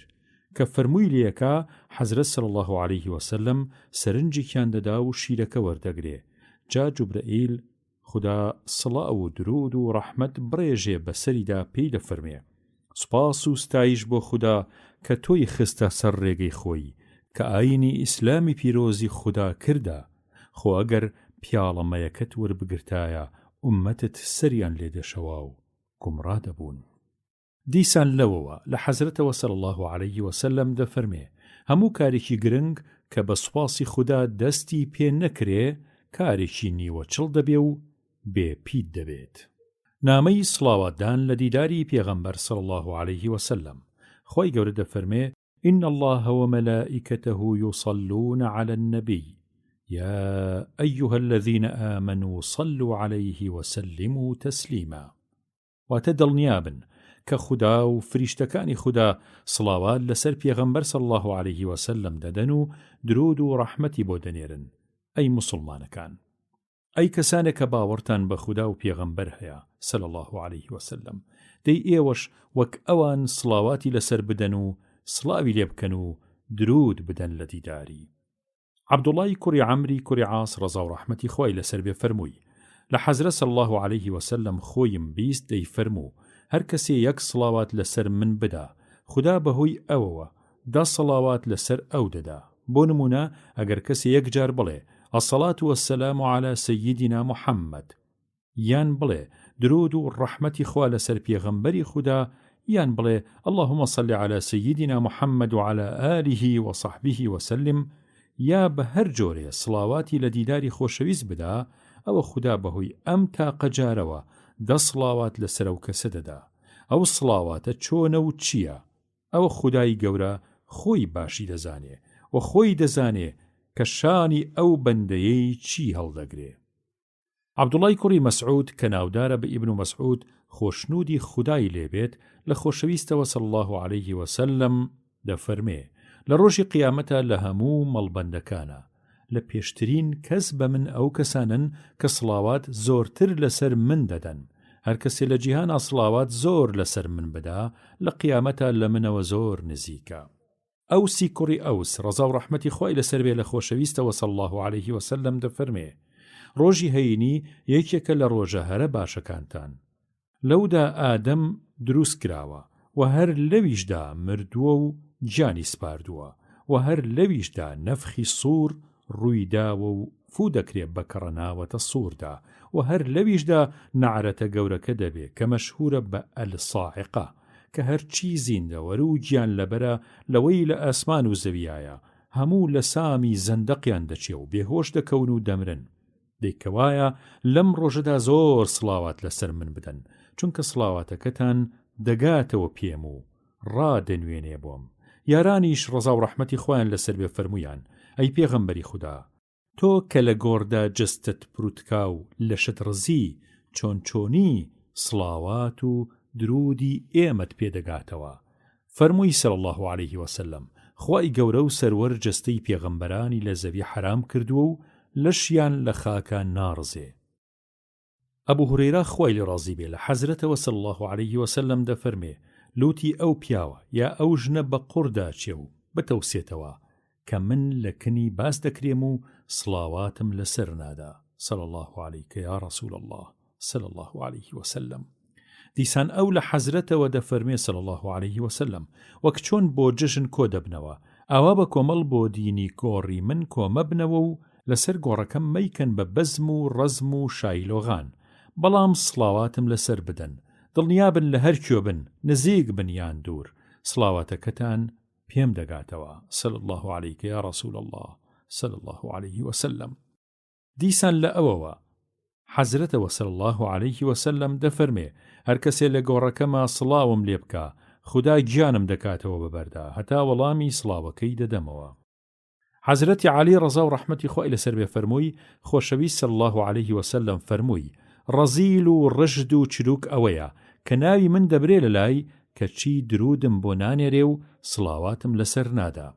فوزاڵەی کوڕی عوبەید ڕەزا و ڕەحمەتی خۆی لەسەر بێ فەرمووی جارێ پێغەمبەر صلی الله عليه وسلم گوێی لێبوو کە پیاوێ لە ناو نوێژەکەیە نیزای دەکرد و دەپاڕایەوە کەچی نە سوپاسی خودای دەکرد و نە درودی نارد بۆ پێغەمبەر صلی الله عليه وسلم. حەزرەت صلی الله عليه وسلم فەرمووی ئەمە پەلەی کرد. لە پاشا حەزرەت صلی الله عليه وسلم گازی کرد واتە بانگی کرد یا بەو یا بە یەکێکی تری فەرموو کاتێ نوێژ دەکەن بە سوپاس و ستایشێکی جوانی پەروەردگارتان دەست پێ بکەن کە خودایەکی پاک و پیرۆز و بێگەردە. لە دوا ئەوە درود و ڕەحمەت بنێرن بۆ پێغەمبەر صلی الله عليه وسلم. جا لە دوا ئەوە بە ئارەزووی خۆی بۆچی دەیەوێ با بپاڕێتەوە. کەعبی کوڕی عوجرە ڕەزا و ڕەحمەتی خۆی لەسەر بێ فەرمووی خۆشەویست صلی الله عليه وسلم هات بۆ ناومان وتمان قوربان ئەوە فێربووین کە چۆن سڵاوات لێ بدەین. بەم ڕەنگە لە تەحیاتە ئەڵین السلام عليك أيها النبي ورحمة الله وبركاته. درود لەسەر تۆ ئەی پێغەمبەری خوددا صلی الله عليه وسلم لەگەڵ ڕەحمەت و میهرەبانی و پیت و بەرەکەتی زۆری خوددا. ئەی چۆنی سڵاوات لە دیار بدەین. فەرمووی بڵێن اللهم صل على محمد وعلى آل محمد كما صليت على آل إبراهيم إنك حميد مجيد. اللهم بارك على محمد وعلى آل محمد كما باركت على آل إبراهيم إنك حميد مجيد. أي خدايا برجينا مهرباني ورحمة بوسر محمد كسكاري محمد صلى الله عليه وسلم وك أو مهرباني ورحمتي كرجان دوت بسر إبراهيم كسكاري إبراهيم عليه السلام وبيتو فرو بركة برجينا بسر محمد بنمالي محمد صلى الله عليه وسلم وك أو بيتو فرو بركتي كرجان دوت بسر إبراهيم آل بيت بنمالي إبراهيم سلامي خوائي به بەڕاستی تۆ ئەی خوددایە شایستەی هەموو ستایشێک و سوپاسێکیت و خوددایەشی گەلێ گەورە و پیرۆزیت. ئەبوو مەسعودی بەدری ڕەزا و ڕەحمەتی خۆی لەسەر بێ فەرمووی لە دیوەخانەکەی سەعدی کوڕی عوبادە لە لای دانیشت بووین. حەزرە صلی الله عليه وسلم هات بۆ لامان. بەشیری کوڕی سەعد پێی فەرموو قوربان خوددا فەرمانی پێمان کردووە کە سڵاوات لەسەر تۆ بدەین و پێمان دەفەرمێ یا ئەیها الذین ئامنوا صلوا وسلموا تسلیما. باشە چۆنی سڵاواتە لەسەر بدەین. حەزرە صلی الله عليه وسلم تاوێ مات بوو. بێدەنگەکەی وا درێژەی کێشا تەنانەت گوتمان خۆزگە ئەم پرسیارەی لێن نەدەکرد. لە پاشی بینێ حەزرە صلی الله عليه وسلم فەرمووی بڵێن اللهم صل على محمد هەتا إنك حميد مجيد. ئەوجا فەرمووی ئەمە شێوەی سڵاواتدانە لەسەر من، شێوەی سڵاوکردنیش لە من وەک لە تەحیاتە فێرکراون ئاوایە.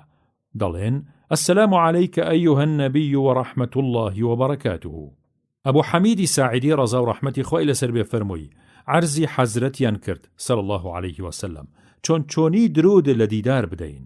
فەرمووی بڵێن اللهم صل على محمد وعلى أزواجه وذريته كما صليت على آل إبراهيم وبارك على محمد وأزواجه وذريته كما باركت على آل إبراهيم إنك حميد مجيد. وتخدايا رحمة مهرباني برجنا بسر محمد خوي داو صلى الله عليه وسلم بسر هاو سر باكي زكاني داو بسر وچو نوو آلي نوي پیغمرا صلى الله عليه وسلم وەک چۆن ڕەحمەت و میهرەبانیت ڕژاندووە بەسەر ئیبراهیم پێغەمبەردا و پیت و فەڕ و پیرۆزی برژێنە بەسەر محەممەد خۆی و بەسەر هاوسەرەکان و نەوەکانیا هەتا ڕۆژی دوایی وەک چۆن پیت و فەڕ و پیرۆزیت ڕژاندووە بەسەر ئیبراهیم پێغەمبەردا. بەڕاستی تۆ ئەی خوددایە شایستەی هەموو ستایشۆک و سوپاسێکیت و خوددایەکی گەلێ گەورە و پیرۆزیت. برژێنە خوددا بارانی ڕەحمەت پەی لەسەر ئارامگای حەزرەت صلی الله عليه وسلم لەگەڵ درود و سەڵات و سڵاو ئامێتەی نور و تێکەڵی گوڵاو وەک سێڵاوی نوح لافاوی ڕەحمەت دنیادا پۆشیە و ڕاماڵێ زەحمەت گۆڕی هاوسەر و نەوە و یارانی هەڵقوڵێ لێیان ڕەحمەت وەکانی. نامەی زیکر و یادی خۆی گەورە باسی بەهرەی زیکر و یادی خواکردن. خۆی گەورە لە کۆمەڵە ئاەتێکە باسی زیکری خواکات. نمونەی ئەو ئاەتانە ئەفەرمێ وەلەذیکر الله ئەکبەر، هەروەها فەرمێ فەذکرونی ئەذکرکم، هەروەها واذكر ربك في نفسك تضرعا وخفية ودون الجهر من القول بالغدو والآصال ولا تكن من الغافلين. هروها فرمي واذكروا الله كثيرا لعلكم تفلحون. هروها فرمي إن المسلمين والمسلمات والمؤمنين والمؤمنات والقانتين والقانتات والصادقين والصادقات والصابرين والصابرات والخاشعين والخاشعات والمتصدقين والمتصدقات والصائمين والصائمات والحافظين فروجهم والحافظات والذاكرين الله كثيرا والذاكرات أعد الله لهم مغفرة وأجرا عظيما. هروها خوي جورا فرمي يا أيها الذين آمنوا اذكروا الله ذكرا كثيرا وسبحوه بكرة وأصيلا. ما بس لآيتكان بتيكراي يادو ذكر خوال لها مو طاعتك ترقورترا قورترين ذكر خواش نيجا كبزوري بريتي ليادي خدا كوايا بە نوێژی زۆری دروست و بە تاعەتی جوان یادی خوا بکەن هەتا خوداش بە پاداشتی باش یادی ئێوە بکە.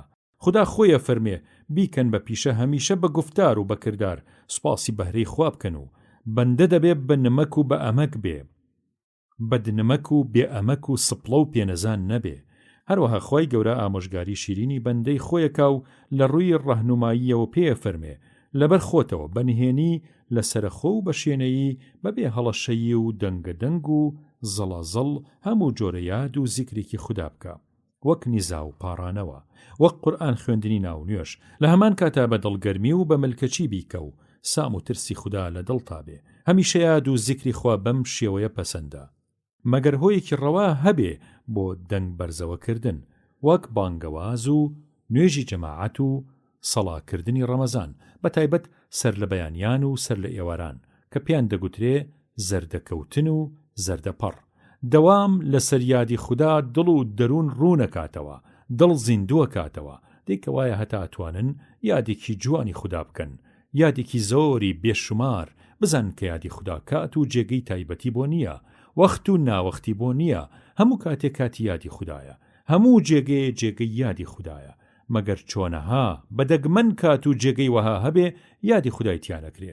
لە هەموو بارودۆخێکە بەندە ئەتوانێ یادی خوددا بکە، لە حەجە، لە نوێژە، لە ماڵە، لە مزگەوتە، لە بازاڕە، لە دەشت، لە دەر، بە دانیشتنەوە، بە پێوە، بەدەم ڕۆشتنەوە، بە ڕاکشانەوە، تەنانەت سەرجێیی و سەراوکردن و پژمین و باوێشک و نووستن و یاریکردنی ڕەوا و خۆشۆردن و حەمامکردن و جللەبەرکردن و نەخۆشی و بێتاقەتی و سەرەمەرگ و دەرد و مەینەتیش دوعا و نیزا و یاد و زیکری تایبەتی خۆی هەیە. خوای گەورە مژدەی پیرۆزی و سەربەرزی و سەرفرازی هەردوو ژیان لە هەردوو جیهانە ئەدا بەو کەسانە کە خۆیان گرتووە بە یاد و زیکری خودداوە. بەڵێ زیکری خوا بە زۆری دەبێ بە مایەی پیرۆزی و ڕزگاری. دەی ئەی مەردی خوددا، ئەی پیاوی خوددا پێدا و ئەی ژنی لە خوددا نزیک، هەلە و فرسەتە تا ئەمە و داماوە و مەرگ یەخەی پێ نەگرتوون دەستان بە یاد و زیکری خودداوە بێ، دڵ بدەنە زیکرەکەتان، تەقدیسی خوددا بکەن، بە پاک و پیرۆزی بزانن، تەحمیدی بکەن، تەهلیلە و لا إله إلا الله بکەن، سڵاو و تەمجیدی خوددا بکەن. خوای گەورە مژدەیەکی خۆشی پیرۆزەدا بە هەموو ژن و بە هەموو پیاوێ کە دەفەرمێ دڵنیابن ئەو مسلمانانەی کە بڕوایەکی ساغی بە خودای خۆی هەبێ و بە جوانی خوددا پەرستی بکا و بەردەوام بێ لەسەری و ڕازگۆ و کاردروست بێ و بە ئارام و خۆگر بێ و بە دڵگەرمیەوە سەرگەرمی تاعەتی خوددا بێ و بەدەم و بەدڵ و بە هەموو ئەندامەکانی ملکەچی تەواوی فەرمانەکانی خوددا بێ و بێهەوا و بێفیز و بێدەعیە بێ و زەکاتی سەری بدا و بەپێی تەوانات درێغی و کۆتایی لە خێرکردن نەکا و خێرکەر و خێرۆمەند بێ و سەرڕای ئەم ڕەوشە جوان جوانانە زمانیشی بەیادی خوا پاراو بێ و هەمیشە یاد و ناو و زیکری زۆری جۆر بە جۆری خوای گەورە وەک نوقڵ و نەبات و شەکر و شەربەت لەسەر زاری بن و هەمیشە هەموو کارێکی بۆ خوا بێ و بۆ دنیا و بۆ پارە و بۆ پلە و پایە و مەنسەب و بۆ سیاست و حیزبایەتی نەبێ. دڵنیابن ئەو مسلمانانەی کە ئەمە ڕەوشی بەرزی بێ و ڕەفتاری شیرینی بێ، چ پیاو بێ و چ ژن بێ، خوای گەورە بێ مهرەبانی و بە بەخششی خۆی گوناهی دەپۆشێ و لێ خۆشە بێ و پاداشتێکی گەورەی باشیشی لەسەرم کارە جوانانە دەداتەوە. ئەمە پاڵفتەی ناوڕۆکی ئەم ئایەتە پیرۆزانە بوو. لە قورئانە ئایەتی تری لەم بابەتە هەر زۆر زۆرە و لە لای کەسی خۆی زانرا و ئاشکران.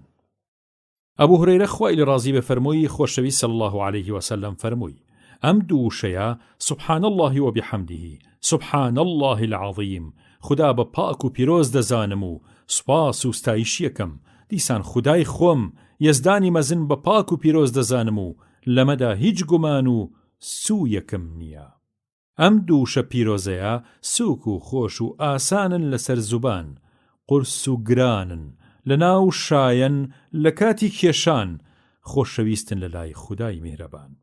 دیسان لەوەوە ڕەزا و ڕەحمەتی خوای لەسەر بێت، واتە لە ئەبوو هورەیرەوە فەرمووی حەزرەت صلی الله عليه وسلم فەرمووی سوێندم بە خوددا یەک جار بڵێم سبحان الله والحمد لله ولا إله إلا الله والله أكبر، پاکی و پیرۆزی بۆ خودایە، هەروە سوپاس و ستایش تەنیا یەزدانی پاک خودای بە حەقە و بەس، خدا لە هەموو کەسێک گەورەترە. فەرمووی یەکجار ئەم وشە پیرۆزەیە بڵێم لە کنم لە هەموو مڵک و سامانی جیهان باشترە. ئەبوو هورەیرە لە حەزرەتەوە صلی الله عليه وسلم دەگەڕێتەوە دەفەرمێ هەر کەسێ بەڕۆژ 100 جار بڵێ لا إله إلا الله وحده لا شريك له له الملك وله الحمد وهو على كل شيء قدير. واتە هەر خدا خدای بە حەقە و بەس، خدایەکی تاک و تەنیایە، هیچ هاوبەشێکی نییە، مڵک و سامان و دارایی و پاشایەتی و سەڵتەنەت و سوپاس و ستایش هەمووی بۆ ئەوە و خۆی خدایەکی وایە کە دەستی دەڕوا بەسەر گشت شتێکا و توانای هەموو شتێکی هەیە. فەرمووی هەر کەس لە ڕۆژێکا 100 جار ئەم زیکرە بڵێ هاوتای خێری ئازادکردنی دەبەندە دەکا. سەرڕای ئەوەش 100 چاکەی لە نامەی کردارە بۆ نووسرێ و 100 خراپەیش لە دەفتەری کرداری دەکوژێتەوە. سەرباری ئەمانەیش دەبێ بە قەسن و پەرژین و دژ و قەڵالە دژی شەیتان و ئەو ڕۆژە هەتا ئێوارەیە شەیتان پێی ناوێرێ و هیچ کەسێ لە یادکارانی خودای گەورە بەقەت ئەو خێری ناگا مەگەر کەسێ کە لەم یاد و زیکرە لەو پتر بکە واتە ژمارەی زیکرەکانی بەویستی خۆی زیاد بکە. فەرموویشی صلی الله عليه وسلم و هەر کەسێ لە ڕۆژە 100 جار بڵێ سبحان الله وبحمده بە فەرمانی خدا هەموو گوناهەکانی هەڵدەوەرن ئەگەرچی لەبەر زۆری وەک کەفی دەریا ئاوا زۆر بن. ئەبوو ئەیوبی ئەنساری ڕەزا و ڕەحمەتی خوای لەسەر بێ لە خۆشەویستەوە صلی الله عليه وسلم دەگەڕێتەوە دەفەرمێ هەر کەسێ 10 جار ئەم زیکرە بە زمان بڵێ و بەدڵ باوەڕی پێی هەبێ وەک ئەوە وایە کە بۆ ڕەزای خدا 4 کەس لەنەوەی ئیسماعیلی باپیرە گەورەی پێغەمبەر ئازاد کا صلی الله عليه وسلم. واتە ئەم زیکرە بخوێنێ لا إله إلا الله وحده لا شريك له له الملك وله الحمد وهو على كل شيء قدير. ئەبوو زەر ڕەزا و ڕەحمەتی خوای لەسەر بێ فەرمووی پێغەمبەر صلی الله عليه وسلم فەرمووی هوشیار بە با پێت بڵێم کە خۆشەویستترین گوتار لە لای یەزدانی پاک چییە؟ دڵنیا بە کە خۆشەویستترین گوتار لە لای یەزدانی پاک ئەم گوتە پیرۆزەیە سبحان الله وبحمده. سعدی کوڕی ئەبوو وەقاص ڕەزا و ڕەحمەتی خوای لەسەر بێ فەرمووی عەرەبێکی چۆڵنشین هاتە خزمەتی خۆشەوی صلی الله عليه وسلم وتی قوربان وتارێکم فێر بکە کە بۆ خۆم بیڵێم. فەرمووی بڵێ لا إله إلا الله وحده لا شريك له الله أكبر كبيرا والحمد لله كثيرا سبحان الله رب العالمين لا حول ولا قوة إلا بالله العزيز الحكيم. گوتی ئەم وشانە سوپاس و ستایشن بۆ پەروەردگار من بفەرموو گوتەیەکی وایشم پێ بفەرموو کە بۆ خۆم بێ. فەرمووی بڵێ اللهم اغفر لي وارحمني واهدني وارزقني خدایە لێم خۆش بە و ڕەحمم پێ بکە و ڕێگەی حەقم پێنیشان بدە و ڕۆزیم بدە. ثەوبان ڕەزا و ڕەحمەتی خوای لەسەر بێ فەرمووی جاران خۆشەوی صلی الله عليه وسلم کە سڵاوی نوێژیەدایەوە 3 جار داوای لێخۆشبوونی لە خوددا کرد و دەیشی فەرموو اللهم أنت السلام ومنك السلام تباركت يا ذا الجلال والإكرام. واتە خدایە ئەی خواوەند سەلام ناوێکە لە ناوە جوانەکانی تۆ سەرچاوەی سەلام و سەلامەتی و ئامان و پەنا و هانای بەڕاستی تۆ فرە بە فەڕ و پیرۆز و گەورەیت ئەی خاوەن شکۆی بە قەدر و نازدار. بە ئەوزاعیان گوت کە ئەویشێکێکە لە قسەبەرانی ئەم فەرمودەیە استیغفار و داوای لێخۆشبوون چۆن چۆنی بکا و بڵێ چی؟ فەرمووی ئەستەغفر الله ئەستەغفر الله ئەستەغفر الله لەخوا داوای لێبوردن دەکەم. مغیرەی کوڕی شوعبە ڕەزا و ڕەحمەتی خوای لەسەر بێ دەفەرمێ جاران پێغەمبەر صلی الله عليه وسلم کە لە نوێژ دەبووە و سڵاوی دەدایەوە و دەیفەرموو اللهم لا مانع لما أعطيت ولا معطي لما منعت ولا ينفع ذا الجد منك الجد. خدای ڕاست و دروست تەنیا یەزدانی پاکە خدایەکی تاک و تەنیایە هیچ هاو بەشێکی نییە مڵک و دارایی و پادشایی و سپاس و ستایش هەمووی هەر بۆ ئەوە و ئەو خوایەکی ئەو تۆیە دەستی دەڕوا بەسەر هەموو شتێکا و توانای هەموو شتێکی هەیە. پەروەردگارە خواوەندە هەرچی تۆ بیدەیت بە کەسی تر نابڕێت و هەرچیش تۆ نەیدەیت بە کەسی تر نادرێت. دارایی و دارا و دەستداری دەستدار هیچ دادێکیان نادا لە لای تۆ ئەوەی بەدادیان دەخوا چاودێری تۆیە و کاری باشی خۆیان. عەبدوڵای کوڕی زوبەیر خۆشنودی خودایان لێبێ دەستوری وابوو کە سڵاوی نوێژیەدایەوە لە پاش هەموو نوێژێ ئەم نیزایی دەخوێند لا إله إلا الله وحده لا شريك له له الملك وله الحمد وهو على كل شيء قدير. لا حول ولا قوة إلا بالله، لا إله إلا الله، ولا نعبد إلا إياه، له النعمة وله الفضل وله الثناء الحسن، لا إله إلا الله مخلصين له الدين ولو كره الكافرون. خدای ڕاست و دروست تەنیایە زدانی پاکە، تاک و تەنیایە، هیچ هاو بەشێکی بۆ نییە، مڵک و دارایی و پادشایی، سوپاس و ستایش هەمووی هەر بۆ ئەوە، دەستی دەڕوا بەسەر گشتێکە، هێز و تەوانایی هەر بەدەستی خوددا خۆیەتی و بەس. خدای ڕاست و دروست تەنیا یەزدانی پاکە، خۆی نەبێ کەسی تر ناپەرستین، بەهرەی ئەوە، چاکە و تەواوی هەر بۆ ئەوە، وەسپ و پەسەنی جوان ئەوەیە کە بۆ تاریف و پیاهەڵدانی ئەو بێ، دیسان وەک گشت جارێ هەر دەڵێم و دەڵێمەوە خودای بە حەق بەس خودایە. لە حاڵێکدا ئەم گوتە پیرۆزەیە دەڵێم کە لەگەڵ تێکڕای موسڵماناندا بەنیازێکی پاک ئاینداری بۆ خودای خۆمان دەکەین، بە کوێرایی چاوی بێ بڕواکانەوە.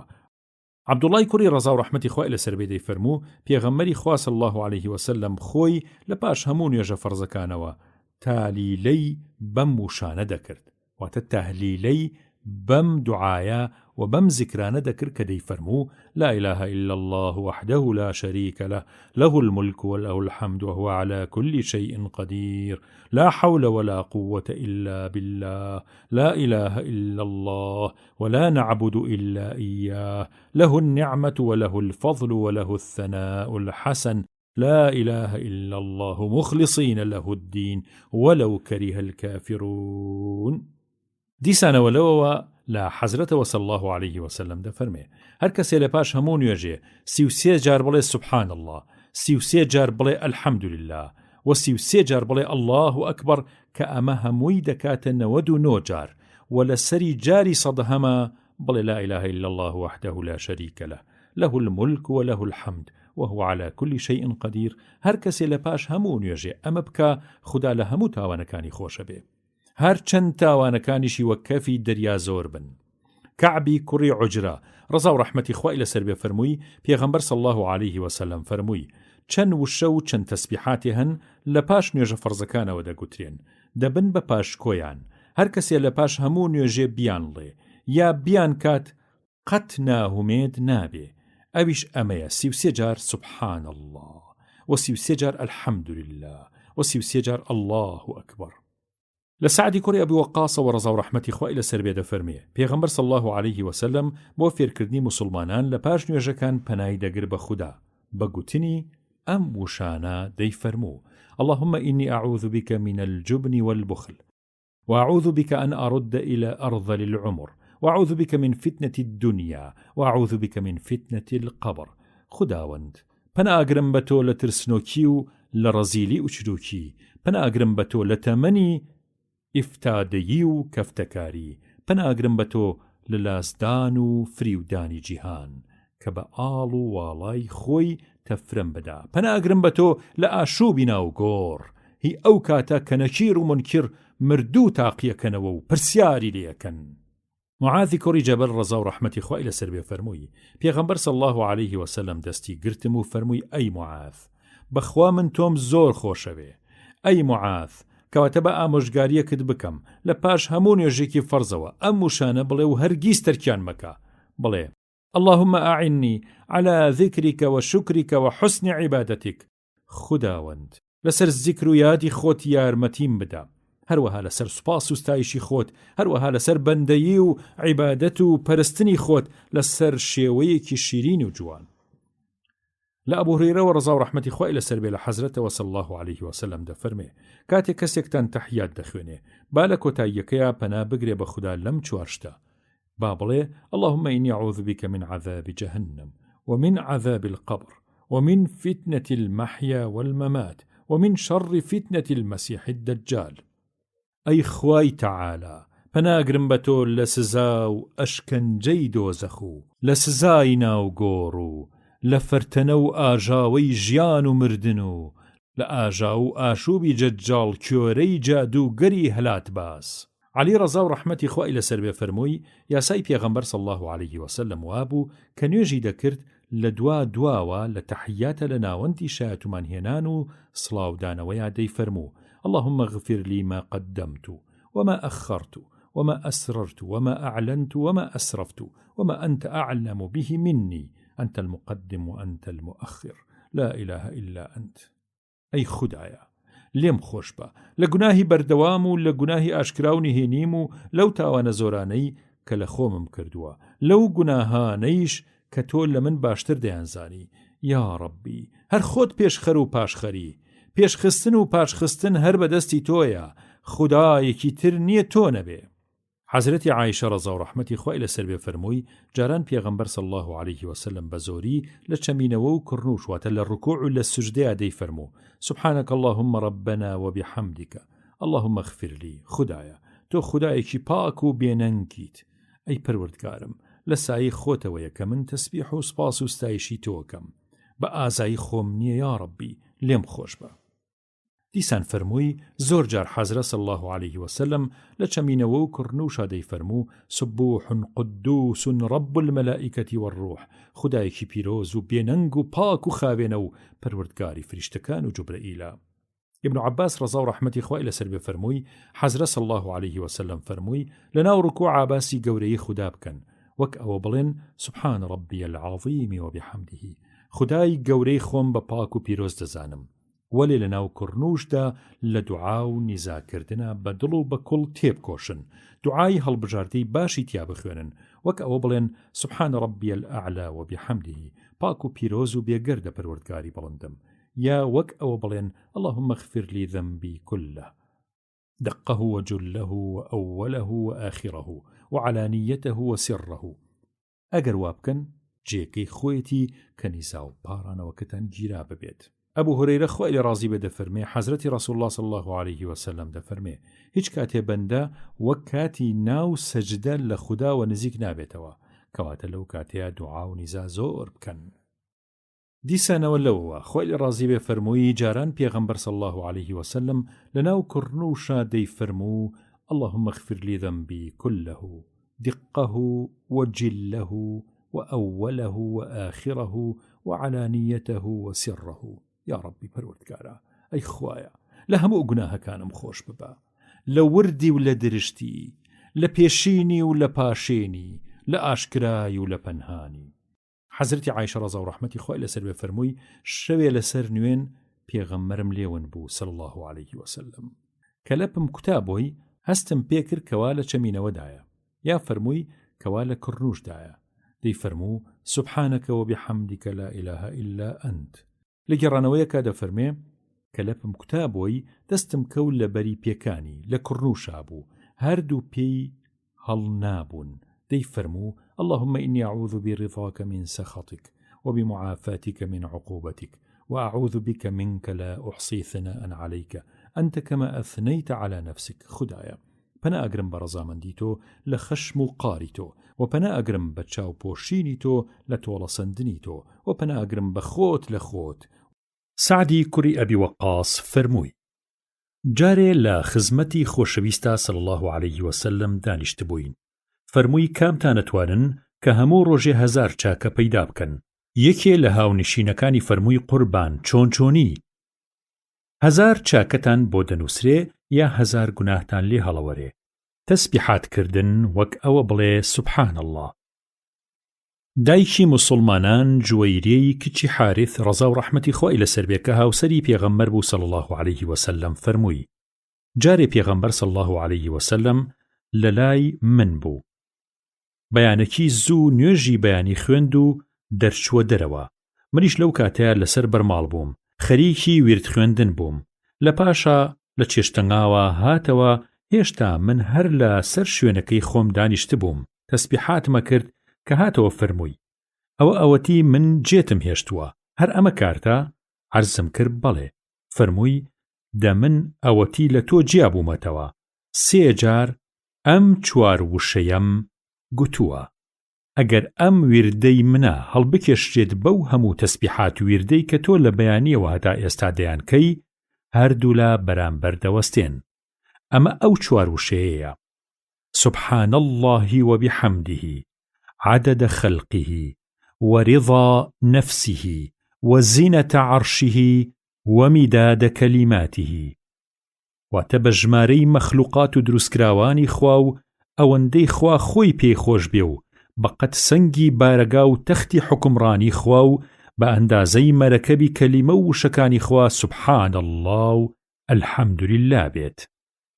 لە گێڕانەوەیەکی تری موسلیمە هاتووە سبحان الله عدد خلقه، سبحان الله رضا نفسه، سبحان الله زينة عرشه، سبحان الله مداد كلماته.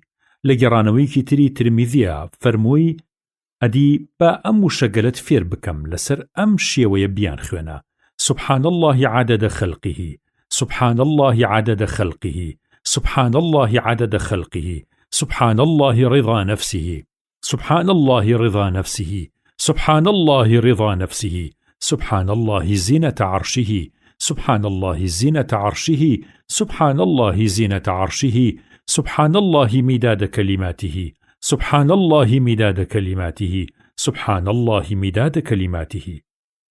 أبو موسى أشعري رضا ورحمة خوا إلى سربي لحزرة وصلى الله عليه وسلم دفرمي وێنەی نەستەقی ئەو کەسەی کە یاد و زیکری پەروەردگار خۆی دەکا دەق وەک وێنەی زیندوو وایە کە چەند گەش و ناسک و نازدارە. وێنەی ئەنتیکەی ئەو کەسەی کە یاد و زیکری پەروەردگاری خۆی ناکا دەق وەک وێنەی سیسەوەبووی بێخێری مردوو وایە. لە ئەبوو هورەیرەوە ڕەزا و ڕەحمەتی خوا لە سەر بێ حەزرە صلی الله عليه وسلم دەفەرمێ خودای گەورە لە حەدیثێکی قودسی واتە فەرمایشتی پیرۆزی خۆیە دەفەرمێ بەندەی من گومانی چۆن بێ بە من وا دەبم لەگەڵیا، گومانی باشی بێ بە من ئەوە باش دەبم بۆی، گومانی خراپ بێ بە من ئەوە خراپ دەبم بۆی. لەو دەمەدا کە ئەو ناوی من دەبا و یاد و زیکری من دەکا لەو دەمەدا من وام لەگەڵیدا لە شەیطان دەیپارێزم و یاریدەی دەدەم. ئەڵبەت هەموو کاتێ من وام لەگەڵ بەندەی یادکاردا ئەگەر بەتەنیا هەر خۆی یاد و زیکری من بکە بە مەرجێ ساغ بۆ ڕزای من بێ ئەوە منیش هەر خۆم یادی ئەو دەکەم. بەندەم ئەگەر لەناو دەستە و کۆڕێکا یاد و زیکری من بکە لەناو ئەڵقەی زیکرا زیکری من بکە ئەوە منیش لەناو کۆڕ و دەستەیەکی هەڵبژاردەی باشتردا یادی ئەو دەکەم. دیسان فەرمووی حەزرە صلی الله عليه وسلم فەرمووی بەتەنیا ماوەکان یا تاکپەروەرەکان ناویان کرد و پێشکەوتن. یاران گوتیان قوربان بەتەنیا ماوەکان کێن واتە مفەڕەدون. فەرمووی ئەو پیا و ژنانن کە هاوتا و هاوتەمەنەکانیان هەموو دەمرن و خۆیان بەتەنیا دەمێنن و هەر یاد و زیکری خوا دەکەن زۆر زۆر. جابر ڕەزا و ڕەحمەتی خوا لەسەر بێ لە حەزرەتەوە صلی الله عليه وسلم دەفەرمێ ئەوەی یەک جار بڵێ سبحان الله وبحمده یەک دار خوڕمای لە بەهەشتا بۆ دەنێژرێ و ئەوەی زیاتر بڵێ زیاتری بۆ دەنێژرێ. دیسان فەرمووی لە حەزرەت خۆیم ژنەوت دەیفەرموو صلی الله عليه وسلم گەورەترین یادی خوددا وشەی پیرۆزی لا إله إلا اللهە. عەبدوڵای کوڕی بوسر ڕەزا و ڕەحمەتی خوا لەسەر بێ فەرمووی پیاوێ گوتیەی پێغەمبەری خوا صلی الله عليه وسلم لە سایی خودداوە مەسئلەکانی شەریعەتی ئیسلام زۆر بوون و پەرەیان سندووە و لەبەر زۆری فریای کردنی هەمویان ناکەوم. دەیشتێکی وام پێ بفەرموو کە تەرکی نەکەم و تۆڵەی ئەرکی سونەتەکانی ترم بۆ بکاتەوە. فەرمووی با هەمیشە زمانت بە زیکری خوا پاراو بێت. ابن مسعود ڕەزا و ڕەحمەتی خوا لەسەر بێ فەرمووی خۆشەوی صلی الله عليه وسلم فەرمووی شەوی ئیسرا لەکن بەیت المەعموور گەیشتم بە ئیبراهیم سەلامی خوای لەسەر بێ فەرمووی ئەی محەممەد سڵاوی من ڕابگەێنە بەگەلی خۆت و پیان بفەرموو کە بەهەشت خاکەکەی پاک و باشە و ئاوەکەی شیرین و سازگارە و دەشتایی و نەرمایی و بەیاری زۆری تێدایە.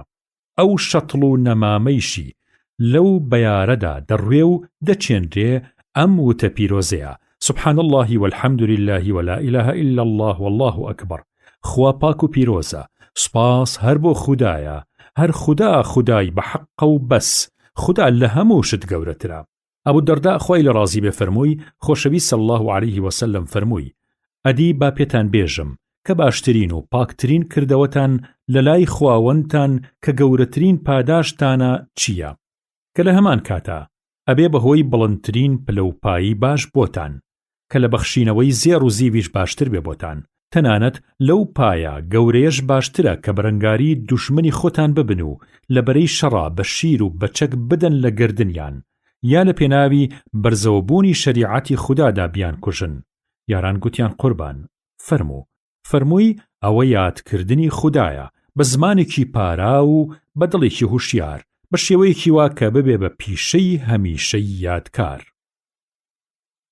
سعدی کوڕی ئەبوو وەقاص ڕەزا و ڕەحمەتی خوای لەسەر بێ فەرمووی جارێ لە خزمەتی حەزرەتا صلی الله عليه وسلم چوین بۆ لای ئافرەتێ کە لە کەسوکاری حەزرەت بوو.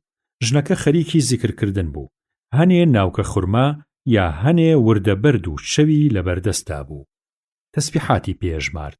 حەزرەت صلی الله عليه وسلم فەرمووی پێی شتێکت پێڵێم لەمە ئاسانتر بێ بۆت، یان فەرمووی لەمە باشتر بێ، یا فەرمووی ئەوەیش ئەمەیە کە دەفەرمێ سبحان الله عدد ما خلق في السماء وسبحان الله عدد ما خلق في الأرض وسبحان الله عدد ما بين ذلك وسبحان الله عدد ما هو خالق والله أكبر مثل ذلك والحمد لله مثل ذلك ولا حول ولا قوة إلا بالله مثل ذلك.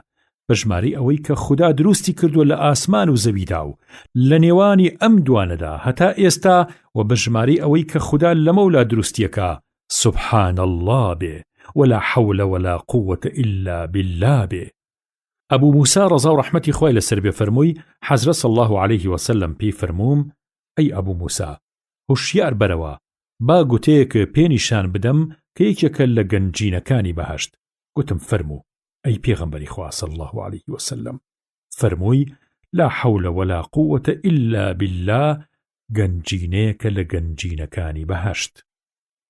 باسی یادی خودای گەورە لە هەموو حاڵەکە، بەسەر پێوە، بە دانیشتنەوە، بە ڕاکشانەوە، بە دەستنوێژەوە، بەبێ دەستنوێژ، بە لەشی پاکەوە، بە لەشی پیسەوە، لە کاتی بێنوێژی و زەیستانیدا. لەم کاتانەدا گشت زیکرێکی خوددا دروستە، تەنیا بۆ لەش پیس و ئافرەتی بێنوێژ و زەیستان قورئان خوێندن دروست نییە، بە نیەتی تیلاوەتی قورئان، بەڵام بۆ تەبەڕوک و حیفظ و دوعا و زیکر دروستە، وەک بسم الله کردن لە کاتی خواردندا.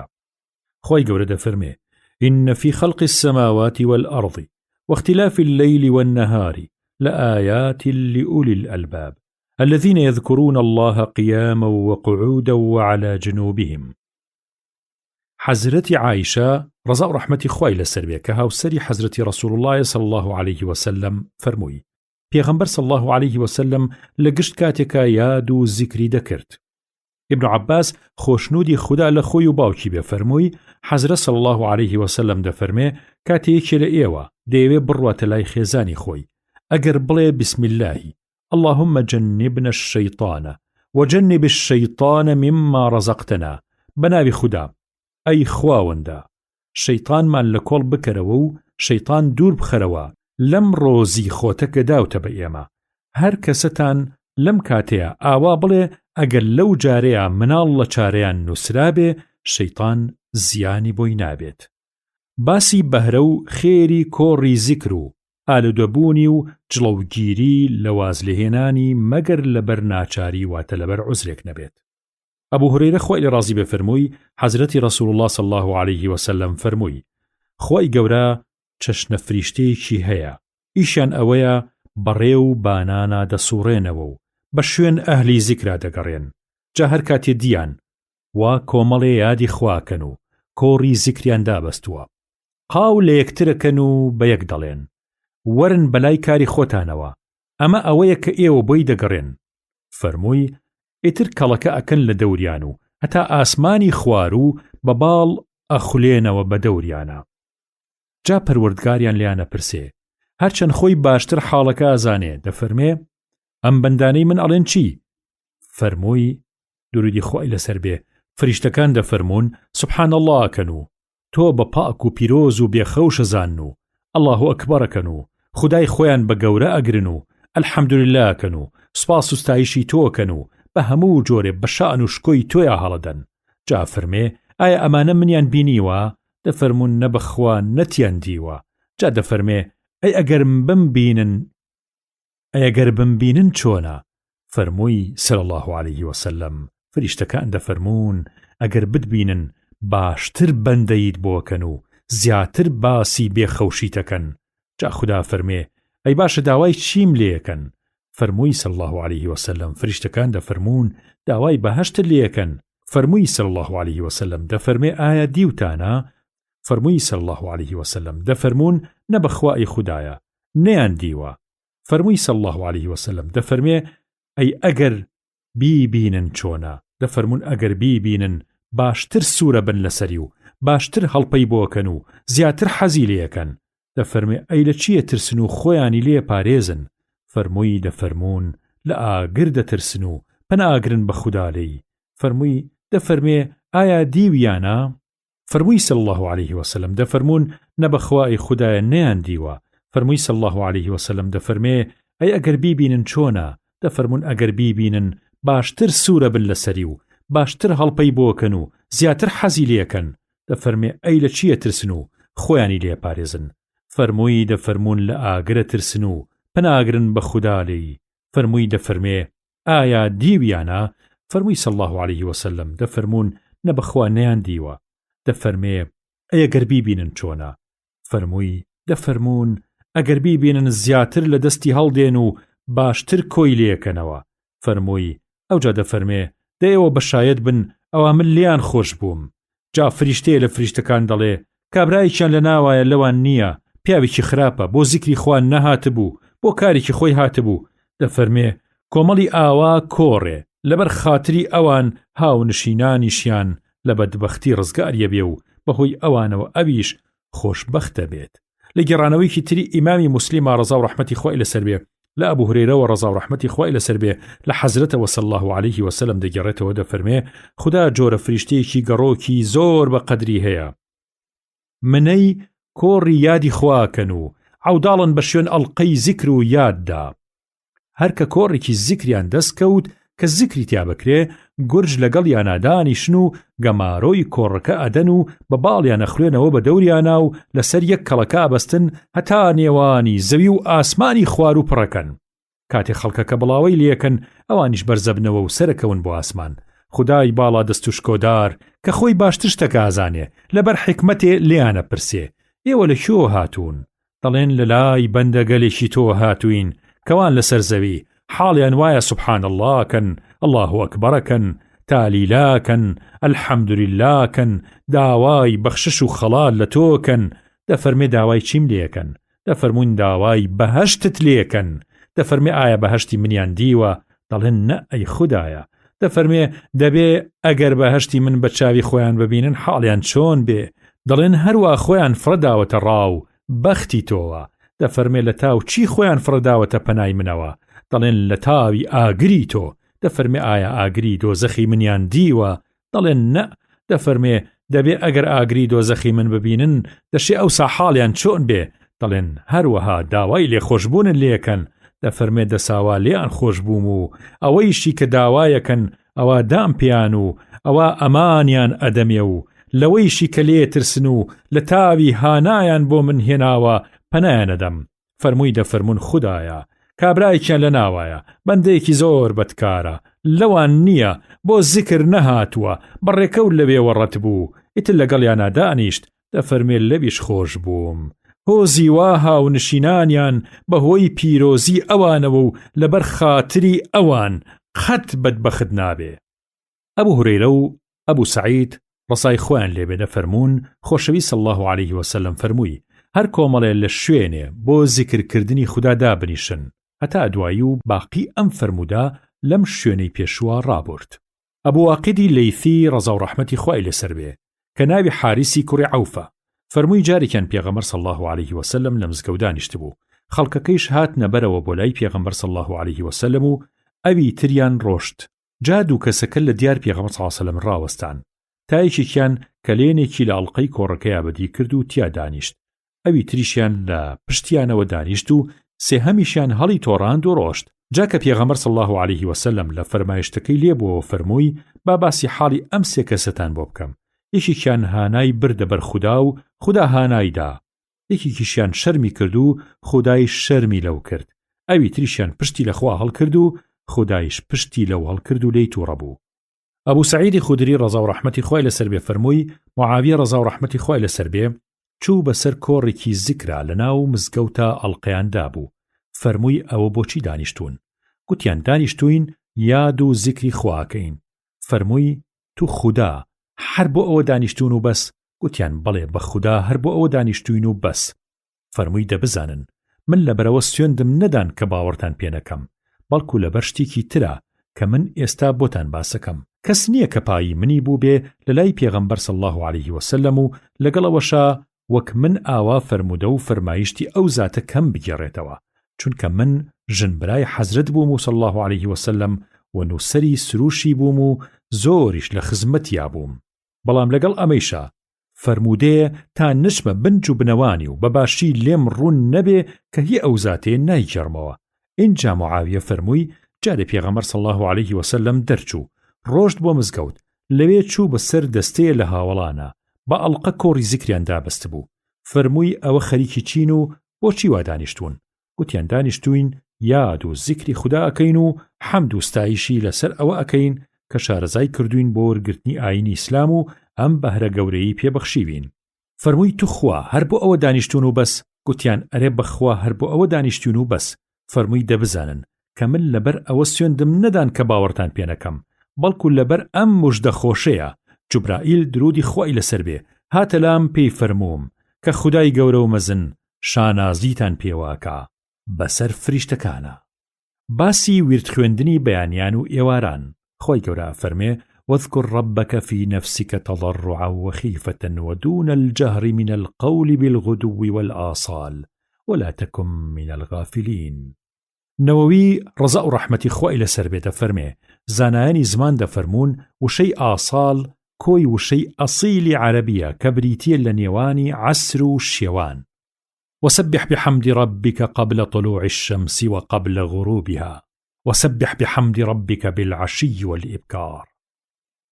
هروها خوای گەورە فەرمێ في بيوت أذن الله أن ترفع ويذكر فيها اسمه يسبح له بالغدو والآصال رجال لا تلهيهم تجارة ولا بيع عن ذكر الله. هروها فرمي إنا سخرنا الجبال معه يسبحن بالعشي والإشراق. ما بس لآية كان همان ما بستك لزنجيريد وصوت لچوارا باسكراوا.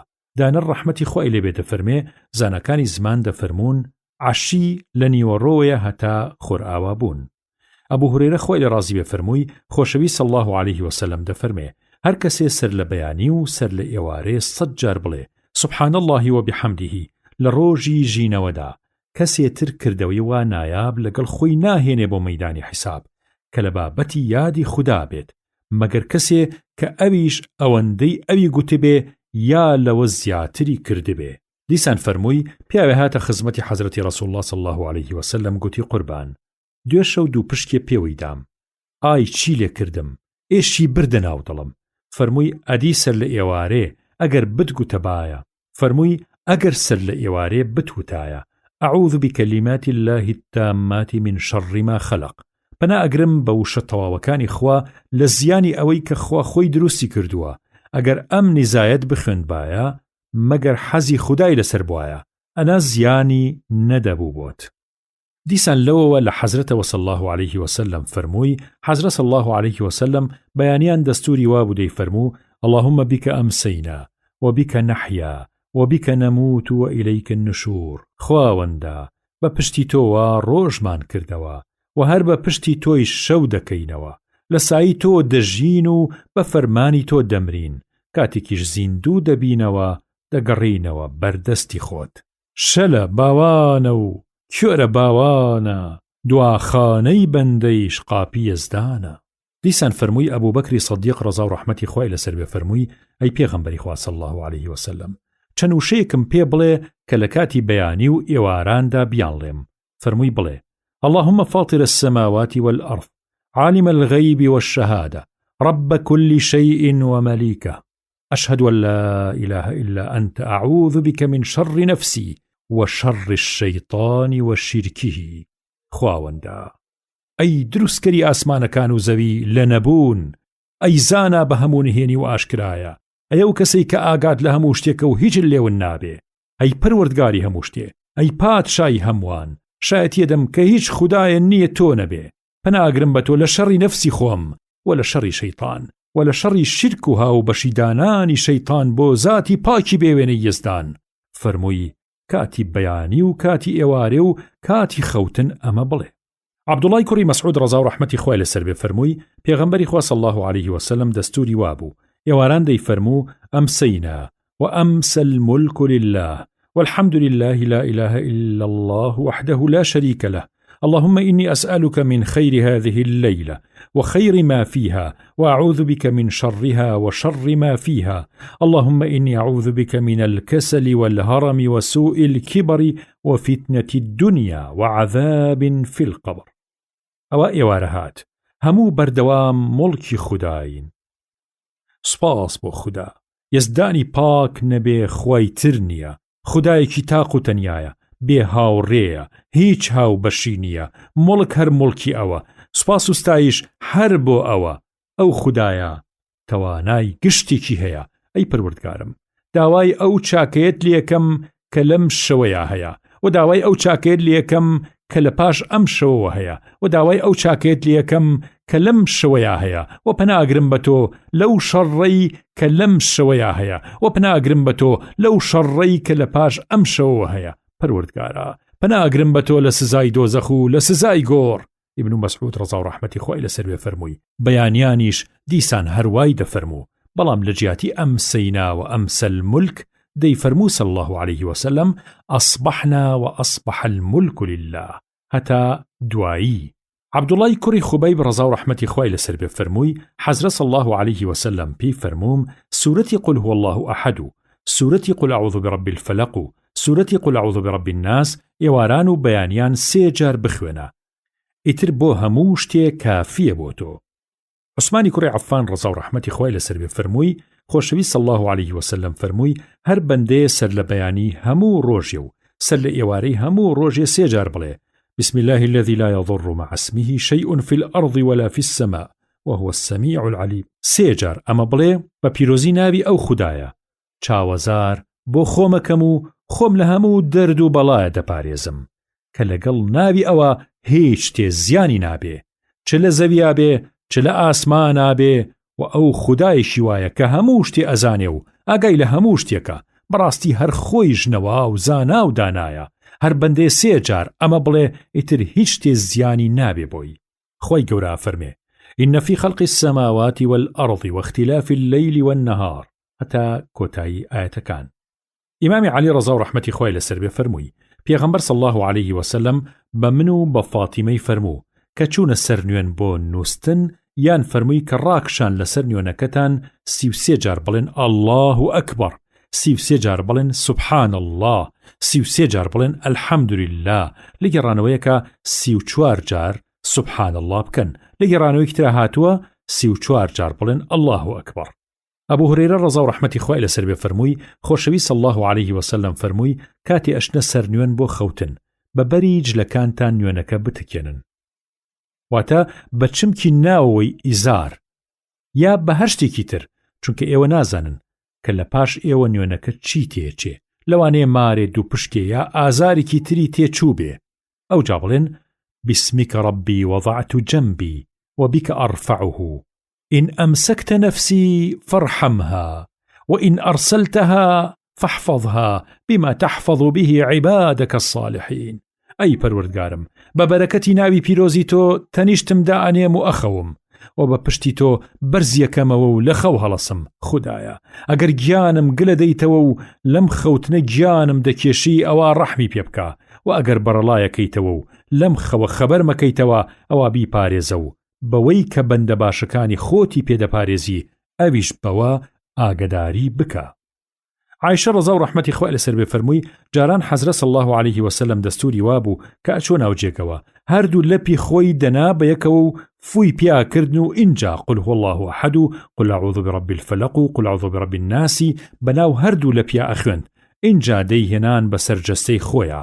لە گەڕانەوەیەکی بوخاری و مسلمدا رضی الله عنهما ئەفەرمێ جاران پێغەمبەر صلی الله عليه وسلم هەموو شەوێکە ئەچۆ ناوجێکەوە هەردوو لەپی دەستی خۆی دەنا بە یەکەوە و فوی پیاکردن و اینجا قل هو الله ئەحەد و قل ئەعوذەکانی بەناو هەردوو دەستیا دەخوێند اینجا دەیهێنان بە سەرجەستەی خۆیدا سەرتاپە ئەوەندەی کە دەستی پێی دەگەیشت لە پێشا دەیهێنان بەسەر سەر و ڕوخساریە، اینجا بەبەری لەشیە، ئەوجا بە دیوی لەشیە، 3 جار ئاوایە کرد، بە تەڕی دەمی فوی دەکردە ناو لەپەکانی و ئەوسا ئەو سوورەتانەی تیا دەخوێندن و دەستی دەهێنا بەجەستەی خۆیدا، ئەم سێشتەی 3 جار دووبارە دەکردەوە. بەڕای کوڕی عازیب ڕەزا و ڕەحمەتی خوای لەسەر بێ فەرمووی خۆشەوی صلی الله علیه وسلم پێی فەرمووم کاتێ ئەتەوێ بچیتە سەر نوێنی نووستن لە پێشا دەستنوێژە بگرە وەک دەستنوێژی نوێژ، اینجا لەسەر لای ڕاستت ڕابکشێ و بڵێ اللهم أسلمت نفسي إليك وفوضت أمري إليك وألجأت ظهري إليك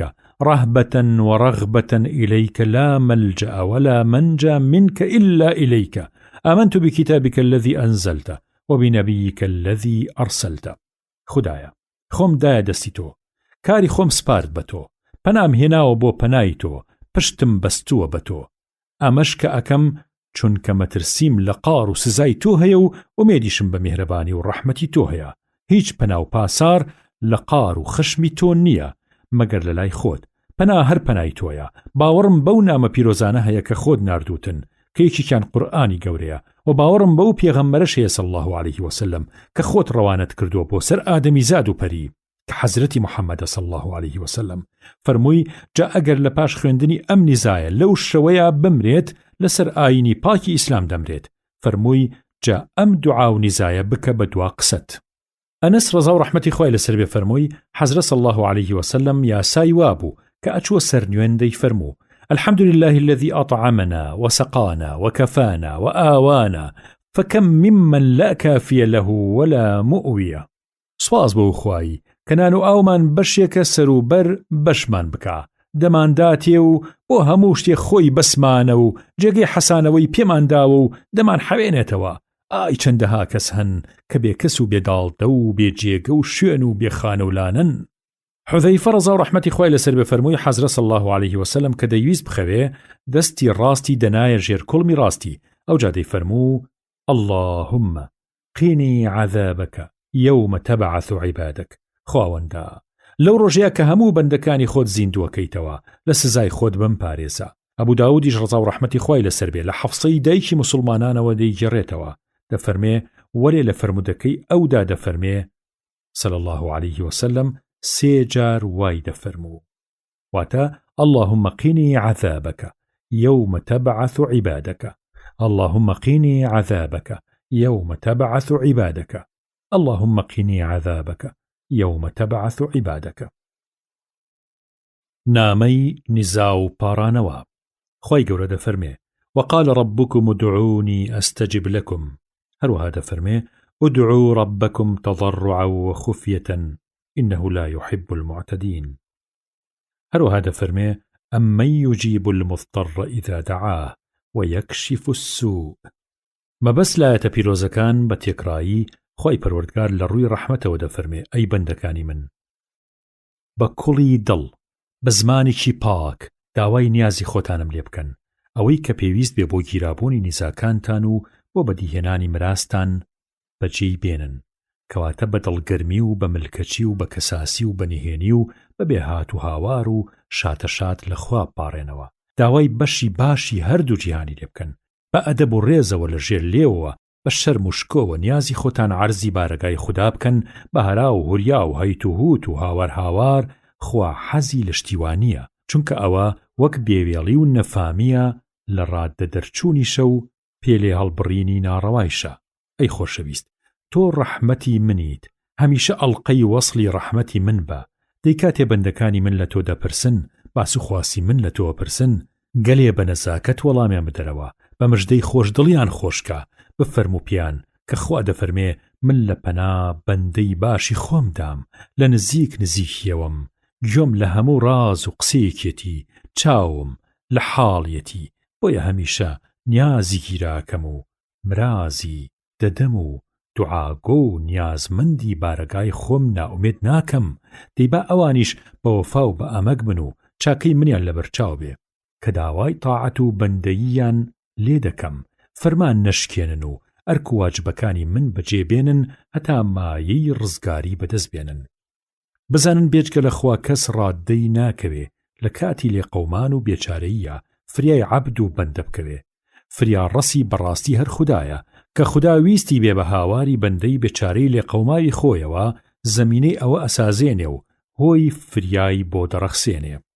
ماوەسا نووری فارس لە پەراوێزا دەفەرمێ لە جێدا لێ دەکەوی دوور لە بێداری شەوی هەستە ڕوو لە خوداکە خەو بەناخی عەرزاکە بەرگی نور بەبەرداکە خۆت لە مردوو جوداکە گڵ بە چاوی خەواکە شەو بە شەو نوێژ ئاواکە بەدەم و دڵ دوعاکە دوعا چەکی زۆر چاکە نزا مەغزی خواناسی ئەوانەی بە کەساسی بەدڵ گەرمی و بەڕاسی بەدڵ سۆزی و ئیخلاسی دوعا و نیزا دەخوێنن خودای خۆیان دەدوێنن ئەوانە لە هەر شوێنن پەیکەری بەفر و خوێنن واتە پاک و بێباکن ڕووبەفرین و دڵپاکن لای خوا پیاوی چاکن ڕووسووری ناوی خاکن. لە نوعمانی کوڕی بەشیرەوە ڕەزا و ڕەحمەتی خوای لەسەر بێ لە حەزرەتەوە صلی الله عليه وسلم دەفەرمێ نیزا و پارانەوە لە خوددا باشترین عیبادەت و خوداپەرستیە. حەزرەتی عایشە ڕەزا و ڕەحمەتی خوای لەسەر بێ فەرمووی پێغەمبەر صلی الله عليه وسلم حەزی لە نیزای هەمەگر بوو کە وشەکانی فرەگر و پڕواتا بن ووازی لە ئەوانی تر دەهێنا کە ئاوا نەبوون. ئەنەس ڕەزا و ڕەحمەتی خوای لەسەر بێ فەرمووی زۆرتری دوعای پێغەمبەر صلی الله عليه وسلم ئەمە بوو اللهم ربنا آتنا في الدنيا حسنة وفي الآخرة حسنة وقنا عذاب النار. خواوەندا لە دنیا و لە قیامەتا چاکمان بۆ بکە لە دنیا لە بەشی جوان بەشمان بدە و لە پاشە ڕۆژیشا لە بەشی باش بەشمان بدە و لە سزای ئاگری دۆزەخ بمان پارێزە. مسلم ڕیوایەتیم فەرمودەی کردووە ڕەزا و ڕەحمەتی خوای لەسەر بێ لە گێڕانەوەی خۆیە ئەمەی پتر کردووە قسەبەر واتە ڕاوی گوتی جاران ئەنەس ڕەزا و ڕەحمەتی خوای لەسەر بێ کە دەیویست داوای مراز و نیازی لە خوددا بکە ئەم دوعایە کرد هەروەها کە ئەیویست نیزا بکە و بپارێتەوە ئەم دوعایی لە ناو نیزاکەیە ئەخوێند و ئەیکرد بە بەشێ لە پارانەوەکەی کە فەرموویەتی اللهم ربنا آتنا في الدنيا حسنة وفي الآخرة حسنة وقنا عذاب النار. تارقی کوڕی ئەشیم ڕەزا و ڕەحمەتی خوای لەسەر بێ فەرمووی کاتێ پیاوێ موسڵمان دەبوو لە پێشا پێغەمبەر صلی الله عليه وسلم نوێژی فێرە کرد ئەوجا ئەم وشانەشی فێرە کرد کە نیزایان پێ بکا بۆ خۆی پێی دەگوت کە بڵێ اللهم اغفر لي وارحمني واهدني وعافني وارزقني خواوەندا لێم خۆش بە و ڕەحمم پێ بکە و ڕێڕاستم پیشان بدە و بێوەی و سەر ئاسوودەم کە و ڕۆژیەکی حەڵاڵی سەر و بەرم بدەرێ. لە گێڕانەوەیەکی تری مسلیمە ڕەزا و ڕەحمەتی خوای لەسەر بێ دەفەرمێ لە تاریقەوە ڕەزا و ڕەحمەتی خوای لەسەر بێ دەفەرمێ گوێم لێبوو بە گوێی خۆم پیاوێ هاتە خزمەتی حەزرەت صلی الله عليه وسلم عەرزی کرد قوربان ئەی پێغەمبەری خوا صلی الله عليه وسلم کاتێک ڕاز و نیاز و مرازی خۆم عەرزی بارەگای پەروەردگاری خۆم کرد چۆن عەرزی بکەم و بڵێم چی؟ فەرمووی بڵێ اللهم اغفر لي وارحمني وعافني وارزقني چونکە ئەم وشەگەلە خێر و خۆشی هەردوو جیهانت دەگرێتەوە. عەبدوڵای کوڕی عەمری کوڕی عاص ڕەزا و ڕەحمەتی خوای لەسەر بێ فەرمووی خۆشەوی صلی الله عليه وسلم فەرمووی اللهم مصرف القلوب صرف قلوبنا على طاعتك. ئەی خواوەندا ئەی هەڵگێڕ و وەرگێڕی دڵان دڵمان لەسەر تاعەتی خۆت ڕابگرە. ئەبوو هورەیرە خوای ڕازی بێ لە حەزرەتەوە صلی الله عليه وسلم دەگەڕێتەوە دەفەرمێ پەنا بەخوا بگرن لەمانە و بڵێن أعوذ بالله من جهد البلاء ودرك الشقاء وسوء القضاء وشماتة الأعداء. پەنا ئەگرم بە خودا لە بەڵای بەرز بڕوو لە توشبوونی نەکبەتی و لە یەخەگرتنی چارەڕەشی و لە چارەنووسی خراپ و لە شادەکامی و پێخۆشبوونی دوژمنان. لە گێڕانەوەیەکە سوفیان ڕەزا و ڕەحمەتی خوای لەسەر بێ دەفەرمێ و ئەزانم کە لەم چوارە من یەکێکیانم زیاد کردووە. ئەبوو هورەیرە ڕەزا و ڕەحمەتی خوای لەسەر بێ دەگەڕێتەوە کە پێغەمبەر صلی الله عليه وسلم فەرموویەتی خواوەندا دینەکەم کە مایەی خۆشی و باشی هەموو کارێکمە ڕێک و پێکی بخە بۆم و دنیاکەم کە تیا ئەژیم گوزەرانی تیاکەم سازی بکە بۆم و دوا ڕۆژم کە تیا زیندوە بمەوە باشی بکە بۆم.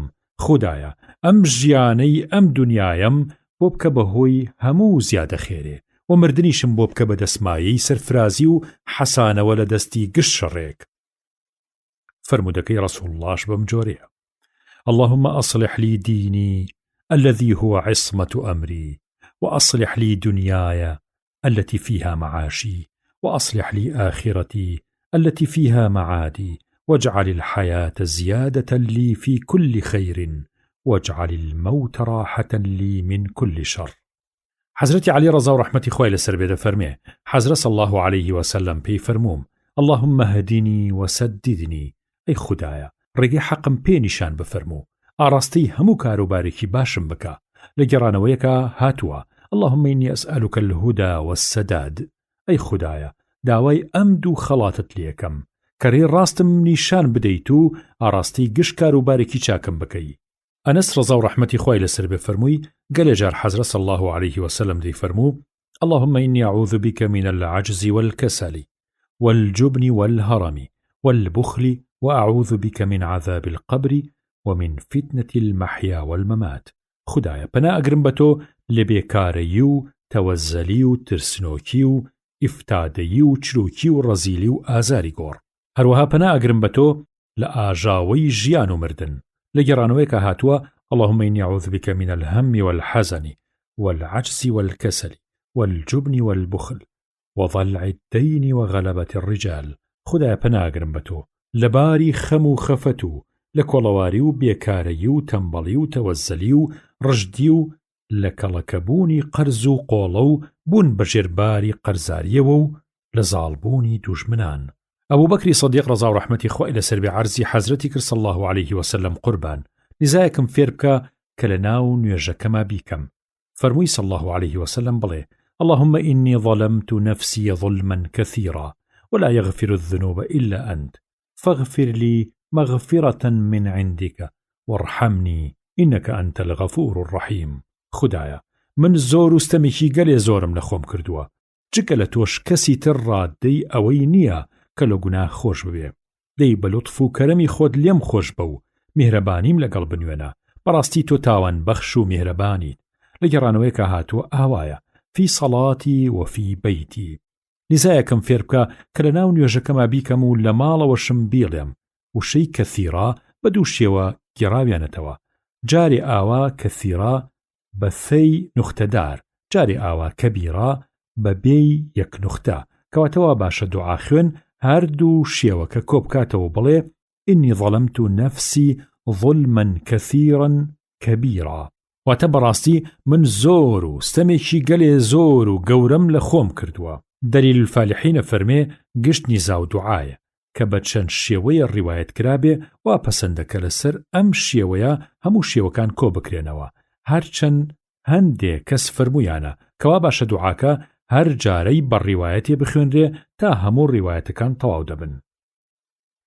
ئەبوو موسا ڕەزا و ڕەحمەتی خوای لەسەر بێ فەرمووی پێغەمبەر صلی الله عليه وسلم گەلێ جار ئەم دوعایی دەکرد، دەی فەرموو اللهم اغفر لي جدي وهزلي وخطئي وعمدي وكل ذلك عندي، اللهم اغفر لي ما قدمت وما أخرت وما أسررت وما أعلنت وما أنت أعلم به مني، أنت المقدم وأنت المؤخر وأنت على كل شيء قدير. خواوەندە لێم خۆش بە، لە هەموو جۆرە گوناهێکم خۆش بە، لە نادانی و نەفامیم خۆش بە. تۆ بۆ خۆت دەفەرمووی إنما التوبة على الله للذين يعملون السوء بجهالة، پەیمان و بەڵێنە لەسەر خوددا تەوبەی ئەو کەسانە گیرا بکە کە لەبەر نەفامی و نەزانی خۆیان خراپە و گوناه دەکەن. لە زیادەڕەوی و شوڵێ هەڵکێشانم لە هەموو کارێکما خۆش بە، لەو گوناهیشم خۆش بە کە خۆت لە من باشتر ئاگال لێتی و ئەیزانی. خودایە تاوانەکانم هەمووی بپۆشە، چ بەڕاستی و بە ئەنقەست بن، چ بەگاڵتەوە بن و چ بە هەڵە بن، چ بە ئارەزوو بن و ئەم جۆرە گوناهانەیشم هەموو هەن.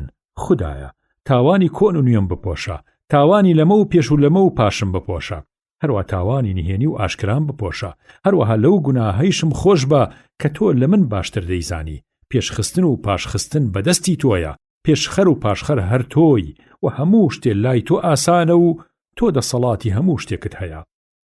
حەزرەتی عایشە ڕەزا و ڕەحمەتی خوای لەسەر بێ فەرمووی پێغەمبەر صلی الله عليه وسلم گەلێ جار لە پاڕانەوەیە دەیفەرموو اللهم إني أعوذ بك من شر ما عملت ومن شر ما لم أعمل. خدایە پەنا ئەگرم بە تۆ لە شەڕی ئەوەی کە لە ڕابردووە کردوومە و لە شەڕی ئەوەی کە لەمەوتوە لە ئایندەیە دەیکەم.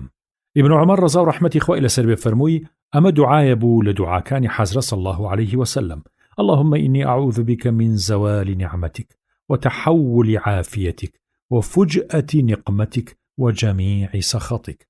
خدایە ئەی یزدانی پاک، ئەی پادشای بێباک، پەناگرم بە تۆ لەوەی کە لە پڕێکا بەهرە و ناز و نیعمەتێک کە تۆ ڕژاندووتە بەسەرما پشتم تێبکا و نەممێنێ، لەوەیش کە ئەو بێوەیی و ئاسوودەیی کە داوتە پێم لە ناکاوێکە لێم وەرگریتەوە، لەوەیش کە ناگەهەن تۆڵەیەکی کتۆپڕم لێ بسەنی، هەروەها پەناگرم بە تۆ لە هەرچی دەبێ بەهۆی ناڕەزایی تۆ. زەیدی کوڕی ئەرقەم ڕەزا و ڕەحمەتی خوای لەسەر بێ فەرمووی جاران حەزرە صلی الله عليه وسلم دەیفەرموو اللهم إني أعوذ بك من العجز والكسل والجبن والبخل والهرم وعذاب القبر.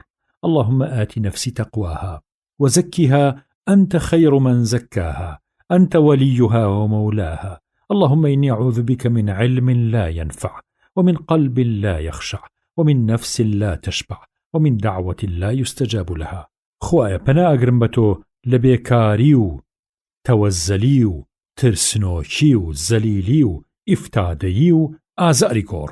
خواوەندە سام و ترسی خۆت بخەرە ناو دڵمەوە و بیکە بە خاوەن تەقوا و ناو دەروونم لە چڵک و دەغەز و کینە پاک بکەرەوە و خاوێن و تەمیز ڕای بگرە و بە نووری خواناسی ڕۆشن و ڕووناکی بکەرەوە. تۆ لە هەموو کەس باشتر دەتوانی کە پاک و خاوێنی بکەیتەوە. تۆ خۆت هەم خاوەن و هەم گەورەی خودی منیت. خدایە پەناگرم بە تۆ لە زانستی بێسوود و بێکەڵک و لە دڵی بێئاگا کە بە زیکری خوا ڕانەچەنێ و سامی لێ نەنیشێ و لە دەرونی چاوبرسی چاوچنۆک و لە دوعا و نیزایە کە گیران نەبێ و بدرێتەوە بەسەر خاوەنەکەیە. ئیبن عەباس ڕەزا و ڕەحمەتی خوای لەسەر بێ فەرمووی حەزرە صلی الله عليه وسلم گەلێ جار دەیفەرموو اللهم لك أسلمت وبك آمنت وعليك توكلت وإليك خاصمت وبك حاكمت فاغفر لي ما قدمت وما أخرت وأسررت وأعلنت وما أنت أعلم به مني لا إله إلا أنت. أي خدايا خۆم سپارد بە تۆ باوەڕم هەیە بە تۆ پشت و پەنام هەر تۆی داڵدەم هێناوەتە بەر تۆ بە پشتی تۆ ئەچم بە گژنا حەزی خۆمە مەحکەمە و دادی خۆم دێنمە لای تۆ و تۆ دەکەم بە حەکەم لە نێوانی خۆم و نێیارمە ساتۆیش بە کەرەم و بەخششی خۆت لە گوناهی بەر و دوام خۆش بە هەروە لە گوناهی نهێنی و ئاشکرام. پەروەردگارە پێشخستن و پاشخستن بەدەستی تۆیە خدای ڕاست و ڕەوان هەر تۆی هەندێ گێڕەرەوە ئەمەی پترە ولا حول ولا قوة إلا بالله. خوای ڕاست و دروست هەر تۆی بزوتن و هێز و توانایی هەر بەدەستی خدا خۆیەتی و بەس. حەزرەتی عایشە ڕەزا و ڕەحمەتی خوای لەسەر بێ دەفەرمێ حەزرە صلی الله عليه وسلم گەلێ جاران بەم وشانە نیزای بۆ خۆیە کرد دەیفەرموو اللهم إني أعوذ بك من فتنة النار وعذاب النار ومن شر الغنى والفقر. خدایە پەناگرم بە تۆ لە فەرتەنەی دۆزەخ و سزای ئاگر و لە شەڕی دەوڵەمەندی و لە شەڕی هەژاری. زیادی کوڕی علاقە گوتی مامەم قوتبەی کوڕی مالیک خدا لێیان ڕازی بێ فەرمووی جاران خۆشەوی صلی الله عليه وسلم دەیفەرموو اللهم إني أعوذ بك من منكرات الأخلاق والأعمال والأهواء. خدایە ئەی پەروەردگاری خۆم پەناگرم بە تۆ لە ڕەفتاری ناپەسەند و لە کرداری گەند و لە ئارەزوبازی. شەکەلی کوڕی حومەید ڕەزا و ڕەحمەتی خوای لەسەر بێ فەرمووی وتمەی پێغەمبەری خوا صلی الله عليه وسلم نیزایەکی گرنگم فێر بکە فەرمووی بڵێ اللهم إني أعوذ بك من شر سمعي ومن شر بصري ومن شر لساني ومن شر قلبي ومن شر منيي. خواوەندە پەناگرم بە تۆ لە شەڕی گوێم و لە شەڕی چاوم و لە شەڕی زمانم و لە شەڕی دڵم و لە شەڕی تۆماوی خۆم. ئەنەس ڕەزا و ڕەحمەتی خوای لەسەر بێ فەرمووی حەزرەتی ڕەسوڵ الله صلی الله عليه وسلم زۆر جاران دەیفەرموو اللهم إني أعوذ بك من البرص والجنون والجذام ومن سيء الأسقام. خدایە پەناگرم بە تۆ لە بەڵەکی و لە شێتی و لە گولی و لە هەموو دەردێکی خراپ و پیس.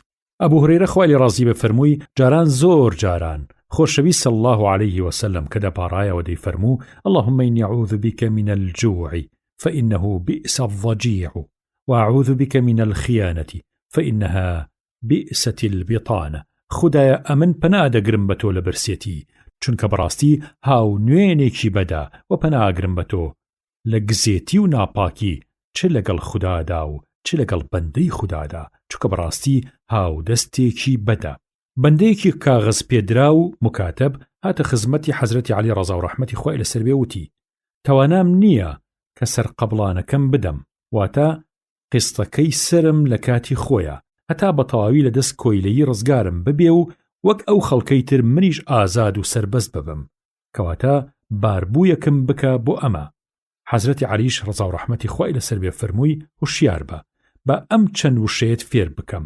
لە کاتی خۆی پێغەمبەر صلی الله علیه وسلم ئەوانەی فێری خۆم کردووە، ئەگەر گریمان بە قەت چیایەکیش قەرز و قۆڵەت بەسەرەوە بێ، ئەو وشانە بڵێ خوا بۆتی ئەداتەوە، بڵێ: اللهم اكفني بحلالك عن حرامك واغنني بفضلك عمن سواك. خدایە بە حەڵاڵی خۆت بێزیانم بکە لە حرامی خۆت، و لە سایە خۆشتەوە داماوی دەستی کەسی ترم مەکە. عیمرانی کوڕی حوسەین ڕەزا و ڕەحمەتی خوای لەسەر بێ فەرمووی: حەزرەت صلی الله علیه وسلم دوو شەی فێری حوسەینی باوکم کرد، نیزای پێکردن کە فەرمووی: اللهم ألهمني رشدي وأعذني من شر نفسي. أي خدایە دڵم شارەزای ڕێ ڕاست بفەرموو و پەنام بدە لە شەڕی دەرونی خۆم. ئەبول الفەضل واتە عەباسی کوڕی عەبدولموطەلیب ڕەزا و ڕەحمەتی خوای لەسەر بێ فەرمووی: گوتمەی پێغەمبەری خوا صلی الله علیه وسلم، شتێکم فێر بکە کە داوای ئاسوودەیی و بێوەیی لە خوددا بکەم. لە دوا چەند ڕۆژێکی تر دیسان چوومەوە بۆ لای و عەرزیم کردەوە: ئەی پێغەمبەری خوا صلی الله علیه وسلم، شتێکم فێر بکە کە داوای بکەم لە خوای گەورە. جا فەرمووی: ئەی عەباس، ئەی مامی پێغەمبەری خوا صلی الله علیه وسلم، داوای ئاسوودەیی و بێوەیی جیهان و دوا ڕۆژ لە خوددا بکە. شەهری کوڕی حەوشەب ڕەزا و ڕەحمەتی خوای لەسەر بێ فەرمووی: عەرزی ئومو سەلەمەی هاوسەری حەزرەتم کرد صلی الله علیه وسلم. ئەی دایکی مسلمانان، جاران حەزرەت صلی الله علیه وسلم کە تەشریفی لای تۆ دەبوو، بە زۆری دوعا و نیزا و پارانەوەی چی بوو؟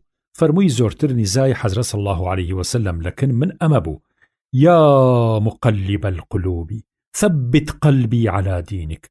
ئەی خودایە، ئەی هەڵسوڕێنەری دڵان، دڵم ڕاگرە لەسەر ئایینی خۆت.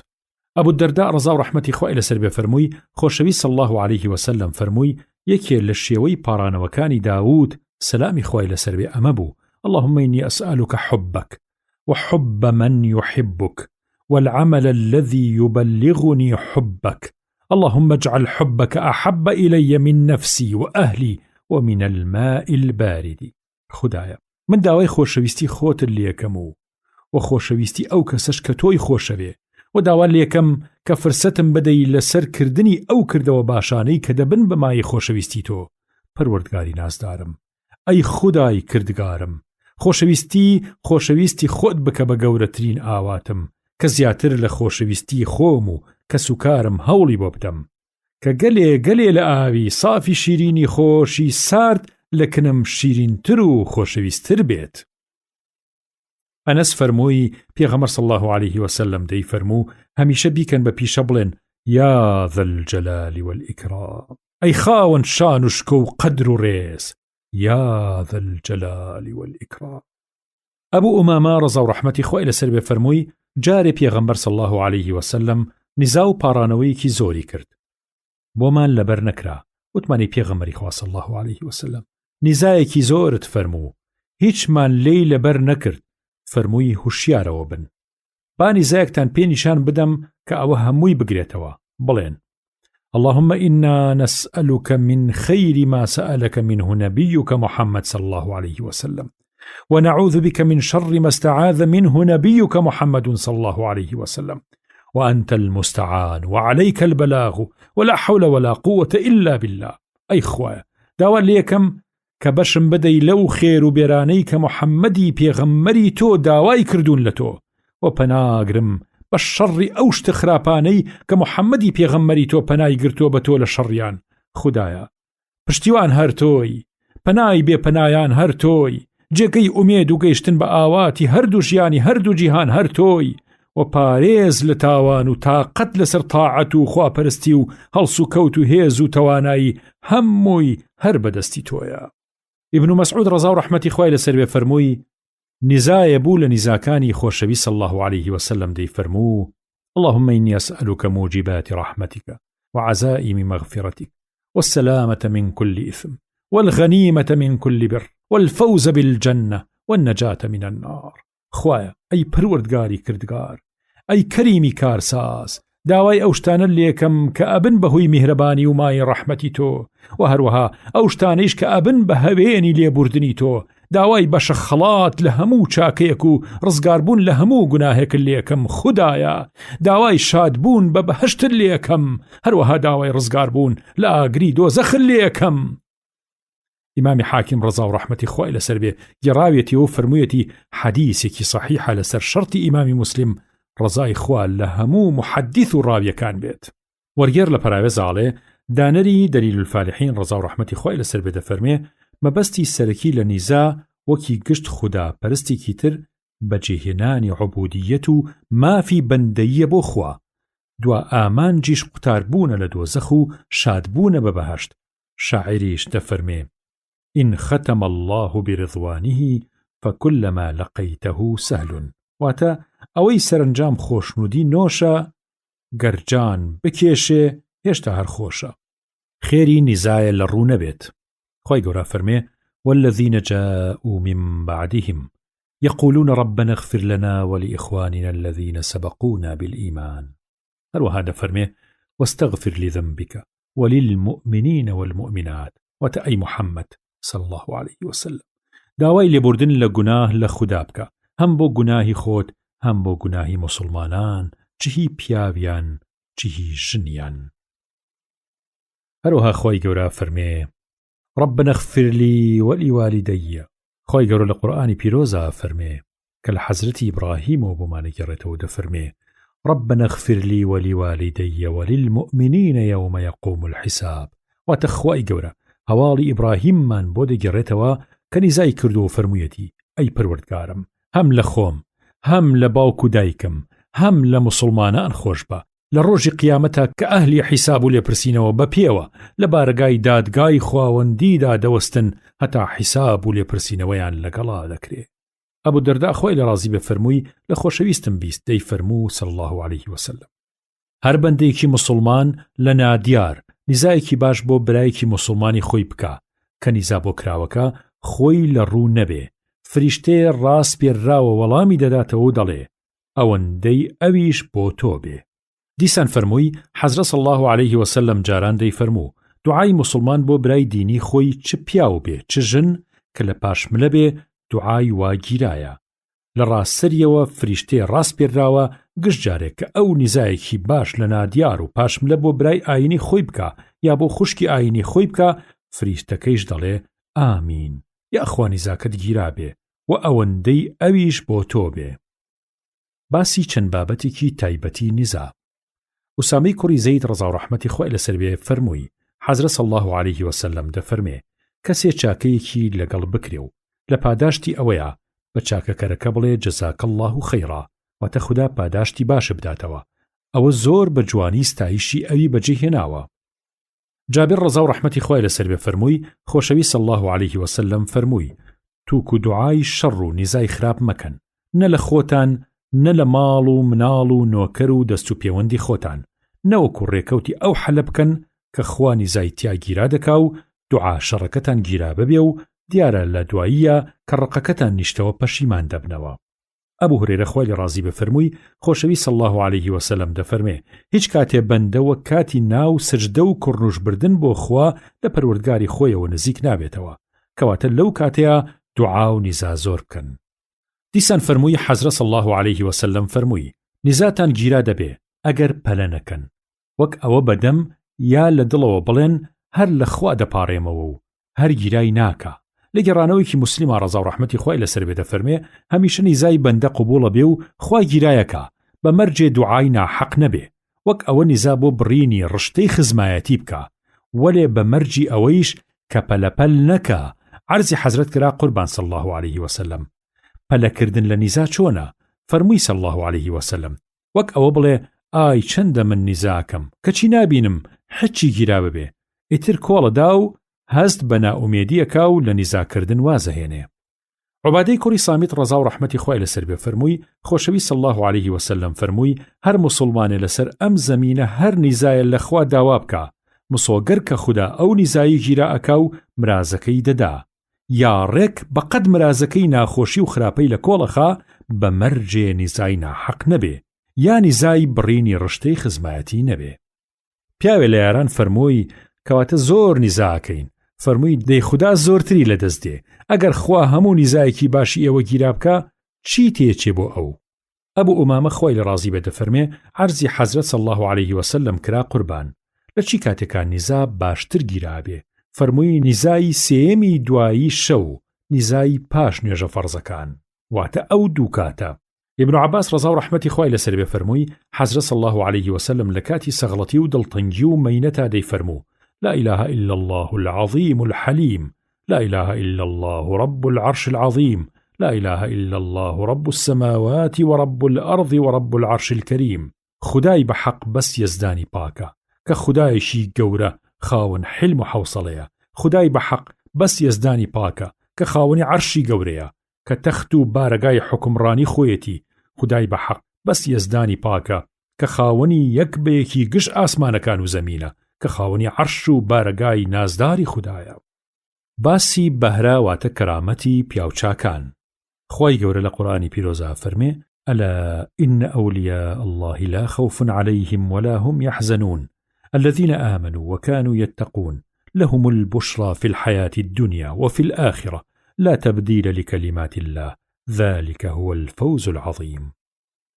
هروها فرمي وهزي إليك بجذع النخلة تساقط عليك رطبا جنيا فكلي واشربي وقري عينا. هروها فرمي كلما دخل عليها زكريا المحراب وجد عندها رزقا قال يا مريم أنى لك هذا؟ قالت هو من عند الله إن الله يرزق من يشاء بغير حساب.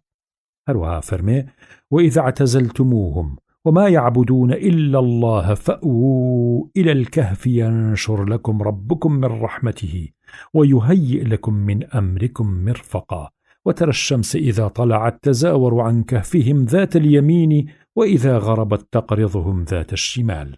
بپی ئەم ئاەتە پیرۆزانە و چەند فەرمایشتێکی تر ئەم باسە ڕوونە بێتەوە کە دۆستانی خواواتە ئەولیا الله و گەلێشتی سیر و عەجایبیان لەسەر دەستا ڕووەدا و دەبن بە خارق العادە و کەرامەت بۆیان. یزدانی مەزنە فەرمێ بزانن دۆستانی خوا نزیکانی بارگای خواوەندی کە ئەوانە مسلمانی ساغن و ڕوو لە خوددان و خاوەن تەقوان و لە خوا ترسن و گشت فەرمانەکانی بەجێهێنن. ئەم زاتە پیرۆزانە خوددا بە لوتف و بەخششی خۆی بەسەریان دەکاتەوە و خەمیان دەڕەوێنێتەوە و ترسیان دەنیشێنێتەوە. ئەوەتانێ لە قورئانی پیرۆزدا و لە فەرمایشتی پێغەمبەر صلی الله علیه وسلم مزگێنی گەورەیان پێدراوە کە سەربەرز و سەرفرازی هەردوو ژیانی هەردوو جیهانن. هەروە خەونی باشی خۆشی ڕاست و دروست دەبینن و جاروبار خوددا دڵ و چاو و دەرونیان ڕۆشنەکاتەوە و ئەبن بە خاوەن کەشف و کەرامات و قسە و گفتوگۆ و ڕۆژباشی لەگەڵ فریشتەکان دەکەن و پیرۆزبایی هەواری نوێ و ڕزگاری ئێجگاریان لێ دەکەن. بەڵێنی خوددا پاشگەزبوونەوەی بۆ نییە، گفتەی خوددا دێتە دی و قسەی و فەرمایشتی گۆڕانی بۆ نییە.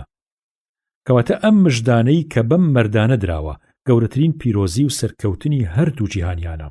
ئەمەیش چەند نمونەیەکە لە داستانی ئەو دۆستە خۆشەویستانەی خوا کە لە قورئانی پیرۆزە باس کراوە. یەکەم داستانی لەدایکبوونی مەریەم و عیسای کوڕی کە یەک لە یەک سیرتر و عەجیبتر بوون. حەنەی هاوسەری عیمران پیر بوو، مناڵی نابوو. ڕۆژێ دێ کەوا باڵندەیە خواردەمەنی ئەدا بە بەچکەکەی، ئیتر ئەویش ئارەزووی مناڵی جوڵاو بە سۆزی دڵ لە خوا پاڕایەوە و داوای لێکرد کە مناڵێکی بداتێ، لەگەڵەوەشا کە لە سک و زاوەستا بوو. بەڵام بە فەرمانی خوا سکی پڕ ئەبێت. ئیتر بۆ سوپاسگوزاری و شوکرانەی نیعمەت و لە بەرچاوبوونی چاکەی خوددا سکەکەی نەزر کرد بۆ خزمەتی مزگەوتی بەیت المەقدس. ئەو سکە کە لەسەر ئەو حاڵە سەیر و عەجیبە پەیدا بوو مەریەمی کچی عیمران بوو. سەرنجام مەریەم لەناو بەیت المەقدسدا سەقامگیر بوو. لە خەڵوەخانەی خۆیان هەمیشە سەرگەرمی خوداپەرستی بوو. حەزرەتی زەکەریا پێغەمبەر سەلامی خوای لەسەر بێ جاروبارە چوو بۆ دیتنی و دەڕۆشتە هۆدەکەی و خەڵوەتەکەیەوە و بەرە بەراشتی سیر و کەرامەتی گەورە گەورەی لە حاڵی پیرۆزی مەریەم دەبینی. سەرنجیەدا ڕزق و ڕۆزیەکی باشی لەلایە، وەک گوتراوە لە زستان میوەی هاوینەی زۆر بوو، لە هاوین میوەی زستانە خۆر بوو. وەرگێر لە پراوێزاڵێ ئەم نیوەواتە ئەم نیوە شیعرە لە تافەتی تێدایە. ئەم معنایەش هەڵ ئەگرێ واتە لەبەر عیبادەت نییە پەرژا لە خەڵوەتخانەکە دەرچێ، لەبەرەوە کە میوەی زستانە لە هاوینی شابۆ ئەو وەک میوەی میوان وابوو. تا عەرزی مەریەمی کرد ئەی مەریەم ئەمەت لەکوێ بوو؟ فەرمووی ئەمە خەڵاتی خودایە، لە بارگای ئەوەوە بۆم دێ، لە خەزێنەی غەیبەوە دەی ڕەخسێنێ بۆم، کاری خوا سەیرە، بۆ خوددا هیچ تێ سەیر نییە و هیچیشی تێناچێ. بەڕاستی خوای گەورە ئەگەر مەیلی لەسەر بێ بەبێ شومار لە ڕاددە بەدە ڕزق و ڕۆزیەدا. حەزرەتی زەکەریاش کە ئەم کەرامەتە گەورەی دی لەخوا پاڕایەوە کە کوڕێکی پاکی بێ ببەخشێ، لەگەڵەوەشا کە خۆی پیر بوو و ژنەکەی نەزۆک بوو و لە سک وەستا بووە، خوا بە خەرقی عادەت حەزرەتی یەحیای پێبەخشین. با بچینەوە سەرباسی ژنە باشەکە و کوڕە باشەکەی. وەک گوتمان یەکێ لەم مەردە نازدارە بەهرەدارانە مەریەم بوو. ئەو بڕۆژێکێ بۆ کوڵوکانی، لەوێ بە فەرمانی خوا حەزرەتی جوبرەئیل فووی کرد بە بەرەوەکی کراسەکەیە و ئیتر جوبرەئیل خۆی لە بەرچاو ون بوو. و حەزرەتی عیسا سەلامی خوای لەسەر بێ کەوتە سکی مەریەم. جا ئەوە بوو لەوە و دوا کە کاتێ بەسکەکەیەوە ژانگرتی ڕووی کردە باخە خوڕمایەکی نزیک، لەوێش چوە پاڵدار خوڕمایەک و پشتی پێوەی دا و هەم کردی بە پەردە و هەم کردی بە پاڵپشت. لە شەرمانە لەبەر ئەم بار و دۆخەنە ئاساییە خەم و پەژارە دایگرت و مەرگی خۆی بە ئاواز خواست و فەرمووی ئای لەم شەرمەزاریە، کێ بڕواکە کوڕ ببێ باب لەدایک ببێ؟ چی ڕزگار مەکا لە زمانی پیس کە بە قەد گوری سێ درێژە؟ کاشکی پێش ئەمڕووداوە هەر لە مێژەوە دەمردم و ئەمەم بەسەر نەئەهات و ئێستا بۆ خۆم لە بیر چوو بوومەوە و کەس ناونیشانی نەئەزانیم. لەم حاڵی شەکەتی و ناومێدی و بێکەسیە کەسی بێکەسان گەیشتە فریای کەنیزەی خۆی و عیسا لەدایک بوو. خوا هێنایە زمان و دڵنەوایی دایکی دایەوە و بە زمانێکی ڕەوان عەرزی کردایەکیان. باری خودایە، لاریت لە باری خوددا نەبێ، شکرانەی لەسەر بکە، واز لە خەم و پەژارە بێنە. ئەگەر کەسێکت دی من وەڵامیە دەمەوە لە باتی تۆ، ئەوە تا خوا بۆ نەوازش و دڵنەوایی تۆ لەم وەرزی زستانەیە جۆگەلێ ئاوی صافی خۆشی لە بەردەمتەوە ڕەوان کردووە. دەدەی ئەو بنکەدار خورما وشکەش بۆ لای خۆت ڕابوەشێنە تا بە فەرمانی خوا بە شێوەیەکی معجیزە ئاسا سەوز دەبێتەوە و فەریکە خورمای تەڕ و تازە دەگرێ. ئیتر مەریەمیش وای کرد، جا ڕوتابی شیرین و تەڕ و تازە لە دار خورماکەوە دەباری بەسەریا. ئەو جا عیسا سەلامی خوای لەسەر بێ وەک مناڵێکی دڵسۆزی باش و چاک بۆ دایکی عەرزی کرد، ئادەی دایکیان لەم خورما تەڕە پیرۆزەی تەبیعەت گەرمەی باش بۆ ژنی زەیستانە بخۆ وەلەو ئاوە سافە سازگارە خۆشە ڕەوانە بکە بەسەریا، نۆشی گیانت بێ، چاو و دڵیشت ڕۆشن وا کوڕت بوو. بەڵێ دایکیان چاو و دڵ ڕۆشن، من کوڕی تۆم، کوڕێکی باش و بەوەفا و بە ئەمەک دەبم بۆ تۆ.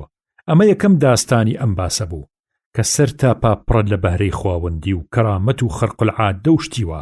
ئەمەیش دووهەم داستان کە مەشهورە بە داستان یاران یەشکەوتوەتە قسەت و ئەصحاب الکەهف، کە ئەویش وەک داستانی عیسا و مەریەم پڕە لە دانایی و حکمت و کەرامەتی ئەولیا و بەهرەکانی دۆستانی خوا. ئەمە کورتەکەیەتی پادشایە ئەبێ ناوی دەقیانوسە بێ، گەلێکی بتپەرستیە بێ، خۆی ستەمکار و گەلەکەی لاسارە بێ، کۆمەڵی لاوی لە خوا ترسی خوداناس لەدەست زوڵم و زۆری پاشاو لە تاو تاوانی گەلەکەی هەڵدێن و لە شوێنەکە خۆیان حەشارەدەن، جا لە ناو خۆیانە ڕاو تەکبیرەکەن و ئەڵێن وا ئێمە لەمانە کەنارمان گرت، ئیتر ڕووناکەینەوە ناویان، کەواتە ڕوو بکەنە ئەشکەوتێ تا خوا ڕەحمەتی خۆیتان بەسەردا پەخش بکاتەوە و مایی ئاسایش و هۆی ئەنجامی خێرتان بۆ بسازێنێ. ئیتر پەنا ئەبەنە بەر ئەشکەوتێ و لەوێ لەخوا ئەپاڕێنەوە کە پەنایان بدا و لە دەستی ستەمکار و میلەتی بۆ گەنی بتپەرست قوتاریان بکە. جا خوانی زاکەیان گیراکە و لەو ئەشکەوتەیە چەند ساڵێکی زۆر خەویان لێخا و لەسەر ئەو حاڵە دەمێننەوە. سەگێکیانە بێ لە بەردەرگای ئەشکەوتەکەیە هەردوو باسکی ڕاخا و لەسەر دەم لە حاڵەتی ئامادەییە ڕائەکشێ و پاسیانەکە، نەوەکو درندە و شتێکی ئاوا بچێ بیان خوا. لەو ماوەیە فریشتەی خوا لەشیان ئەمدی و دیو دەکەن هەتا نەڕزێن تا لە ئەنجامە خوا لەو خەوە خەبەریانەکاتەوە. مەبەستم لەم تەفسیرە دوور و درێژە کە لە سەرچاوەی زۆر ڕۆشن هەڵیم هێنجاوە ئەم خاڵە گرنگەیە. وەلی واتە دۆستی نزیکی بارگای خواوەندی حەقە و هەیە. ئەویش ناگا بەو پایە بەرز و بڵندە مەگەر بە هەوڵێکی زۆر و بەتاعەتێکی جوان.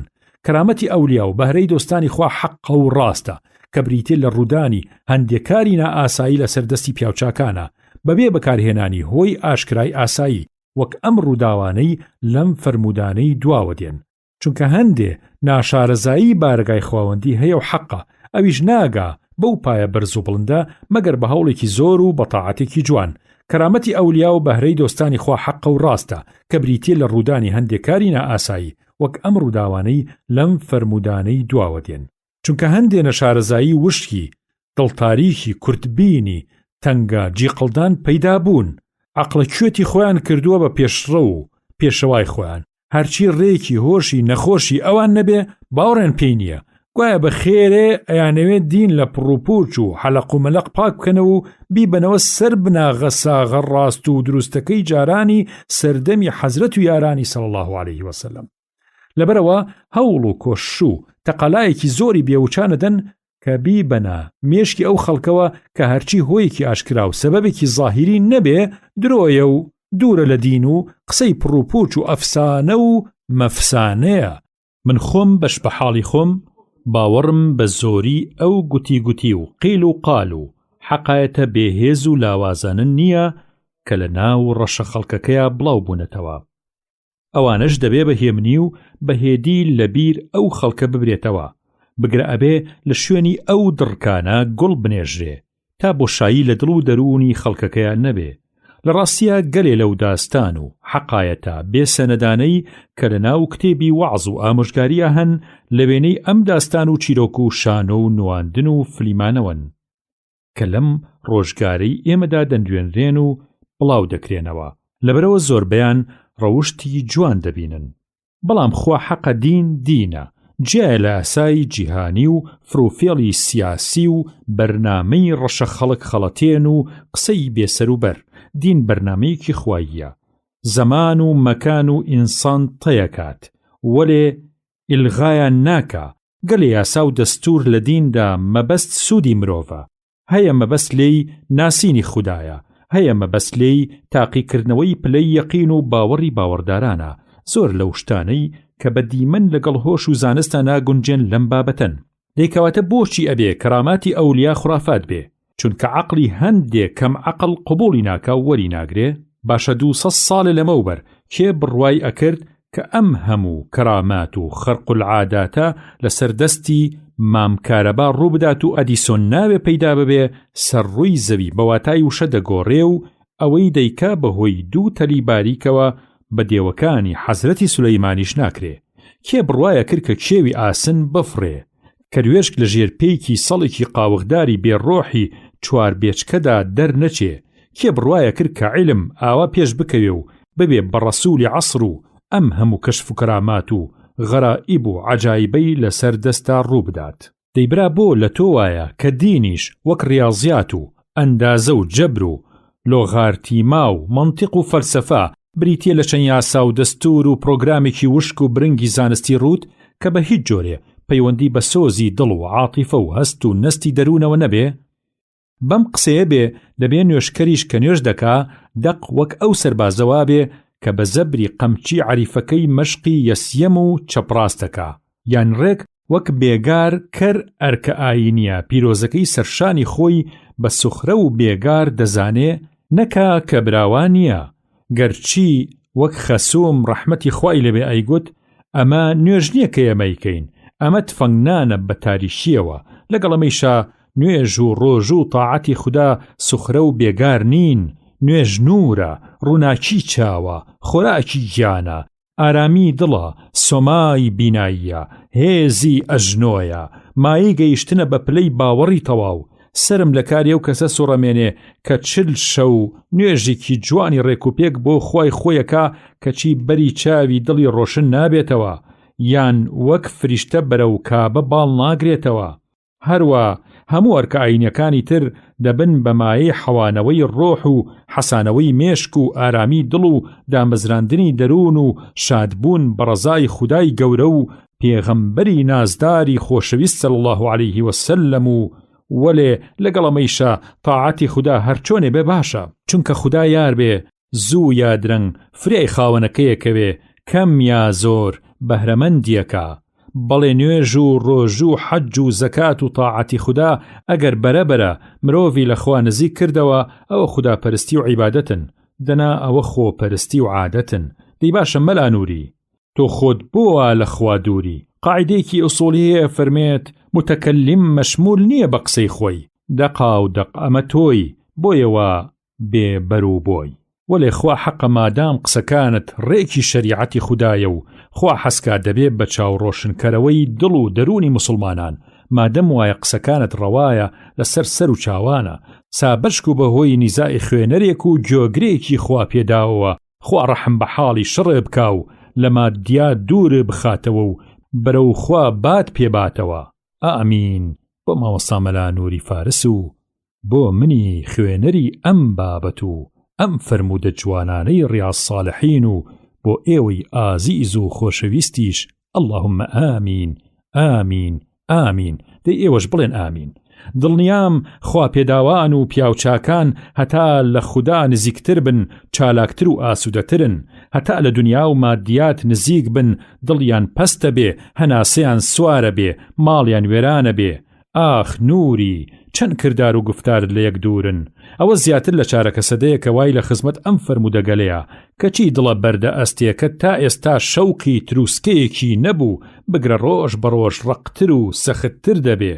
وەلێ بە هەر حاڵ مەمنونی خوددا بە کە خەریکی ئەم کارە پیرۆزەیت و کردوتە بە پیشەی شەو ڕۆژت، کەوایە حەقتە کە بەو خەڵکە دەڵێی چاو لە من مەکەن، من کەندووی خاڵیم، وەلێ خوا حەقە لەم دینە حاڵیم، خۆشایەتە من دڵسۆزی تۆم، گەرچی بێخێرم لە بۆ خودی خۆم. بزانن ئاین بەرنامەی خوایە، مایی سەربەرزی هەردوو دنیایە، دینەکەی خۆمان ڕاست و ڕەوایە، لە کۆنا چۆن بوو ئێستاش هەروایە، ئەحکامی ئیسلام لەسەر تاپاین، گشتی بۆ گشتە بەبێ جیاین، نمونەی زۆرە برایی ئاین، هێندێ لەوانەی کە زۆر ئاساین، وەک نوێژ و ڕۆژوو، وەک حەج و زەکات، کە فەرزە گشت کەس وەکو یەک بیکات. جیاوازی نییە بە پێی جێگە و کات، نەکاتی ئاشتی نەکاتی شکات، مەرکفن مەردوم وەک کفنی ئیحرام، ئاوا یەکسان بێ بە شەرعی ئیسلام، گەر پێمان ببڕێ یەکلۆ کفنی خام، لەگەڵ ئیمانە تۆ بڵێ پاشام، بەش بە حاڵی خۆم بڵێم بە برام، نایگۆڕمەوە بە پاشایی شام، یەکدەم لە حاڵی بەزمی دەروێشان، گەر خوددا و ڕاسان دڵکا بە نیشان، حەوت پەردەی تاریک تەی ئەکا وەک خۆر، دەبێ بە پادشا دارای موڵکێ زۆر. من خۆم بەش بە حاڵی خۆم باوەڕم بە زۆری ئەو گوتی گوتی و قیل و قال و حەقایەتە بێهێز و لاوازانن نییە کە لە ناو ڕەشە خەڵکەکەیە بڵاو بوونەتەوە. ئەوانش دەبێ بە هێمنی و بەهێدی لەبیر ئەو خەڵکە ببرێتەوە، بگرە ئەبێ لە شوێنی ئەو دڕکانە گوڵ بنێژرێ تا بۆشایی لە دڵ و دەرونی خەڵکەکەیە نەبێ. لە ڕاستیە گەلێ لەو داستان و حەقایەتە بێسەنەدانەی کە لە ناو کتێبی وەعز و ئامۆژگاریە هەن لە وێنەی ئەم داستان و چیرۆک و شانۆ و نواندن و فلیمانەوەن کە لەم ڕۆژگارەی ئێمەدا دەنجوێنرێن و بڵاو دەکرێنەوە. لەبەرەوە زۆربەیان ڕەوشتی جوان دەبینن، بەڵام خوا حەقە دین دینە، جیایە لە ئاسایی جیهانی و فرۆفێڵی سیاسی و بەرنامەی ڕەشە خەڵک خەڵەتێن و قسەی بێسەر و بەر. دین بەرنامەیەکی خواییە، زەمان و مەکان و ئینسان تەیەکات، وەلێ ئیلغایان ناکا. گەلێ یاسا و دەستور لە دیندا مەبەست سوودی مرۆڤە، هەیە مەبەست لێی ناسینی خودایە، هەیە مەبەست لێی تاقیکردنەوەی پلەی یەقین و باوەڕی باوەڕدارانە. زۆر لەو شتانەی کە بە دیمەن لەگەڵ هۆش و زانستە ناگونجێن لەم بابەتەن. دەیکەواتە بۆچی ئەبێ کەراماتی ئەولیا خوڕافات بێ؟ چونکە عەقڵی هەندێک کەم عەقڵ قبوڵی ناکا و وەری ناگرێ. باشە 200 ساڵە لەمەوبەر کێ بڕوای ئەکرد کە ئەم هەموو کەرامات و خەرق العاداتە لەسەر دەستی مامکارەبا ڕووبدات و ئەدیسۆن ناوێ پەیدا ببێ سەرڕووی زەوی بەواتای وشە دەگۆڕێ و ئەوەی دەیکا بەهۆی 2 تەلی باریکەوە بە دێوەکانی حەزرەتی سولەیمانیش ناکرێ. کێ بڕوایە کرد کە کێوی ئاسن بفڕێ، کە دوێشک لە ژێر پێیکی سەڵێکی قاوغداری بێڕۆحی چوار بێچکەدا دەرنەچێ کێ بڕوایە کرد کە عیلم ئاوا پێش بکەوێ و ببێ بە ڕەسوولی عەسڕ و ئەم هەموو کەشف و کەرامات و غەرائیب و عەجایبەی لەسەر دەستا ڕوو بدات. دەیبرا بۆ لە تۆ وایە کە دینیش وەک ڕیاضیات و ئەندازە و جەبر و لۆغارتیما و مەنتیق و فەلسەفە بریتیە لە چەند یاسا و دەستور و پرۆگرامێکی وشک و برنگی زانستی ڕوود کە بە هیچ جۆرێ پەیوەندی بە سۆزی دڵ و عاتیفە و هەست و نەستی دەروونەوە نەبێ. بەم قسەیە بێ دەبێ نوێشکەریش کە نوێش دەکا دەق وەک ئەو سەربازەوا بێ کە بە زەبری قەمچی عەریفەکەی مەشقی یەسیەم و چەپڕاستەکە یان ڕێک وەک بێگار کەر ئەرکە ئاینیە پیرۆزەکەی سەرشانی خۆی بە سوخرە و بێگار دەزانێ نەکا کە براوان نییە. گەرچی وەک خەسوم ڕەحمەتی خوای لەبێ ئەیگوت ئەمە نوێژ نییە کە ئێمەیکەین، ئەمە تفەنگنانە بە تاریشیەوە، لەگەڵ ئەمەیشا نوێژ و ڕۆژ و تاعەتی خوددا سوخرە و بێگار نین. نوێژ نورە، ڕووناکی چاوە، خۆراکی گیانە، ئارامی دڵە، سۆمای بیناییە، هێزی ئەژنۆیە، مایی گەیشتنە بە پلەی باوەڕی تەواو. سرم لە کاری ئەو کەسە سوڕەمێنێ کە 40 شەو نوێژێکی جوانی ڕێکوپێک بۆ خوای خۆیەکە کەچی بەری چاوی دڵی ڕۆشن نابێتەوە یان وەک فریشتە بەرەو کابە باڵ ناگرێتەوە. هەروە هەموو ئەرکە ئاینیەکانی تر دەبن بە مایەی حەوانەوەی ڕۆح و حەسانەوەی مێشک و ئارامی دڵ و دامەزراندنی دەروون و شادبوون بە ڕەزای خودای گەورە و پێغەمبەری نازداری خۆشەویست صلی الله علیه وسلم و وەلێ لەگەڵەمەیشە تاعاتی خوددا هەرچۆنێ بێ باشە، چونکە خوددا یار بێ زوو یا درەنگ فرێی خاوەنەکەیەکەوێ کەم یا زۆر بەهرەمەندیەکە. بەڵێ نوێژ و ڕۆژ و حەج و زەکات و تاعاتی خوددا ئەگەر بەرەبەرە مرۆڤی لە خوا نزیک کردەوە ئەوە خوداپەرستی و عیبادەتن، دەنا ئەوە خۆپەرستی و عادەتن. دەی باشە مەلا نووری تۆ خۆت بۆوە لە خوا دووری. قاعدەیەکی ئوسوڵیە فەرمێت متەکەلیم مەشمول نییە بە قسەی خۆی، دەقا و دەق ئەمە تۆی بۆیەوە بێ بەرو بۆی. وەلێ خوا حەقە مادام قسەکانت ڕێکی شەریعەتی خوددایە و خوا حەسکا دەبێت بە چاوڕۆشنکەرەوەی دڵ و دەرونی مسلمانان، مادەم وایە قسەکانت ڕەوایە لەسەر سەر و چاوانە، سابەشک و بەهۆی نیزای خوێنەرێک و گۆگرێکی خوا پێداوە خوا ڕەحم بە حاڵی شڕێ بکا و لە مادیا دوور بخاتەوە و بەرەو خوا بات پێباتەوە. ئامین. بۆ ماوەستا مەلا نووری فارس و بۆ منی خوێنەری ئەم بابەت و ئەم فەرموودە جوانانەی ڕیاض ساڵحین و بۆ ئێوەی ئازیز و خۆشەویستیش اللهم ئامین ئامین ئامین. دەی ئێوەش بڵێن ئامین. دڵنیام خوا پێداوان و پیاوچاکان هەتا لە خوددا نزیکتر بن، چالاکتر و ئاسوودەترن، هەتا لە دنیا و مادیات نزیک بن، دڵیان پەستە بێ، هەناسەیان سوارە بێ، ماڵیان وێرانە بێ. ئاخ نووری چەند کردار و گفتارت لە یەک دوورن. ئەوە زیاتر لە چارەکە سەدەیەکە وای لە خزمەت ئەم فەرموودەگەلەیە کەچی دڵە بەردە ئەستێکە تا ئێستا شەوقی تروسکەیەکی نەبوو بگرە ڕۆژ بە ڕۆژ ڕقتر و سەختتر دەبێ. وەلێ بە هەر حاڵ مەمنونی خوددا بە کە خەریکی ئەم کارە پیرۆزەیت و کردوتە بە پیشەی شەو ڕۆژت کەوایە حەقتە کە بەو خەڵکە دەڵێی چاو لە من مەکەن من کەندووی خاڵیم، وەلێ خوا حەقە لەم دینە حاڵیم، خوا شایەتە من دڵسۆزی تۆم، گەرچی بێخێرم لە بۆ خودی خۆم. بزانن ئاین بەرنامەی خوایە، مایی سەربەرزی هەردوو دنیایە، دینەکەی خۆمان ڕاست و ڕەوایە، لە کۆنا چۆن بوو ئێستاش هەروایە. ئەحکامی ئیسلام لەسەر تاپاین، گشتی بۆ گشتە بەبێ جیاین، نمونەی زۆرە برایی ئاین، هێندێ لەوانەی کە زۆر ئاساین، وەک نوێژ و ڕۆژوو وەک حەج و زەکات کە فەرزە گشت کەس وەکو یەک بیکات. جیاوازی نییە بە پێی جێگە و کات، نەکاتی ئاشتی نەکاتی شکات، مەرکفن مەردوم وەک کفنی ئیحرام، ئاوا یەکسان بێ بە شەرعی ئیسلام. گەر پێمان ببڕێ یەکلۆ کفنی خام لەگەڵ ئیمانە تۆ بڵێ پاشام، بەش بە حاڵی خۆم بڵێم بە برام نایگۆڕمەوە بە پاشایی شام.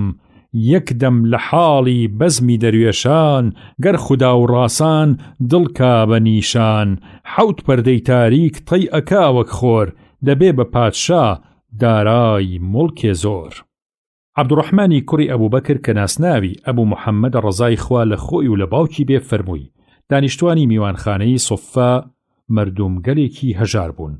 جارێ پێغەمبەر صلی الله عليه وسلم فەرمووی ئەوەی نانی دوو کەسی هەیە با یەکێ لەم میوانانە لەگەڵ خۆی بباتەوە و بیکا بە سێ هەمیان، هەروەها ئەوەی نانی چوار کەسی هەیە با پێنج هەمێ لەگەڵ خۆی بباتەوە.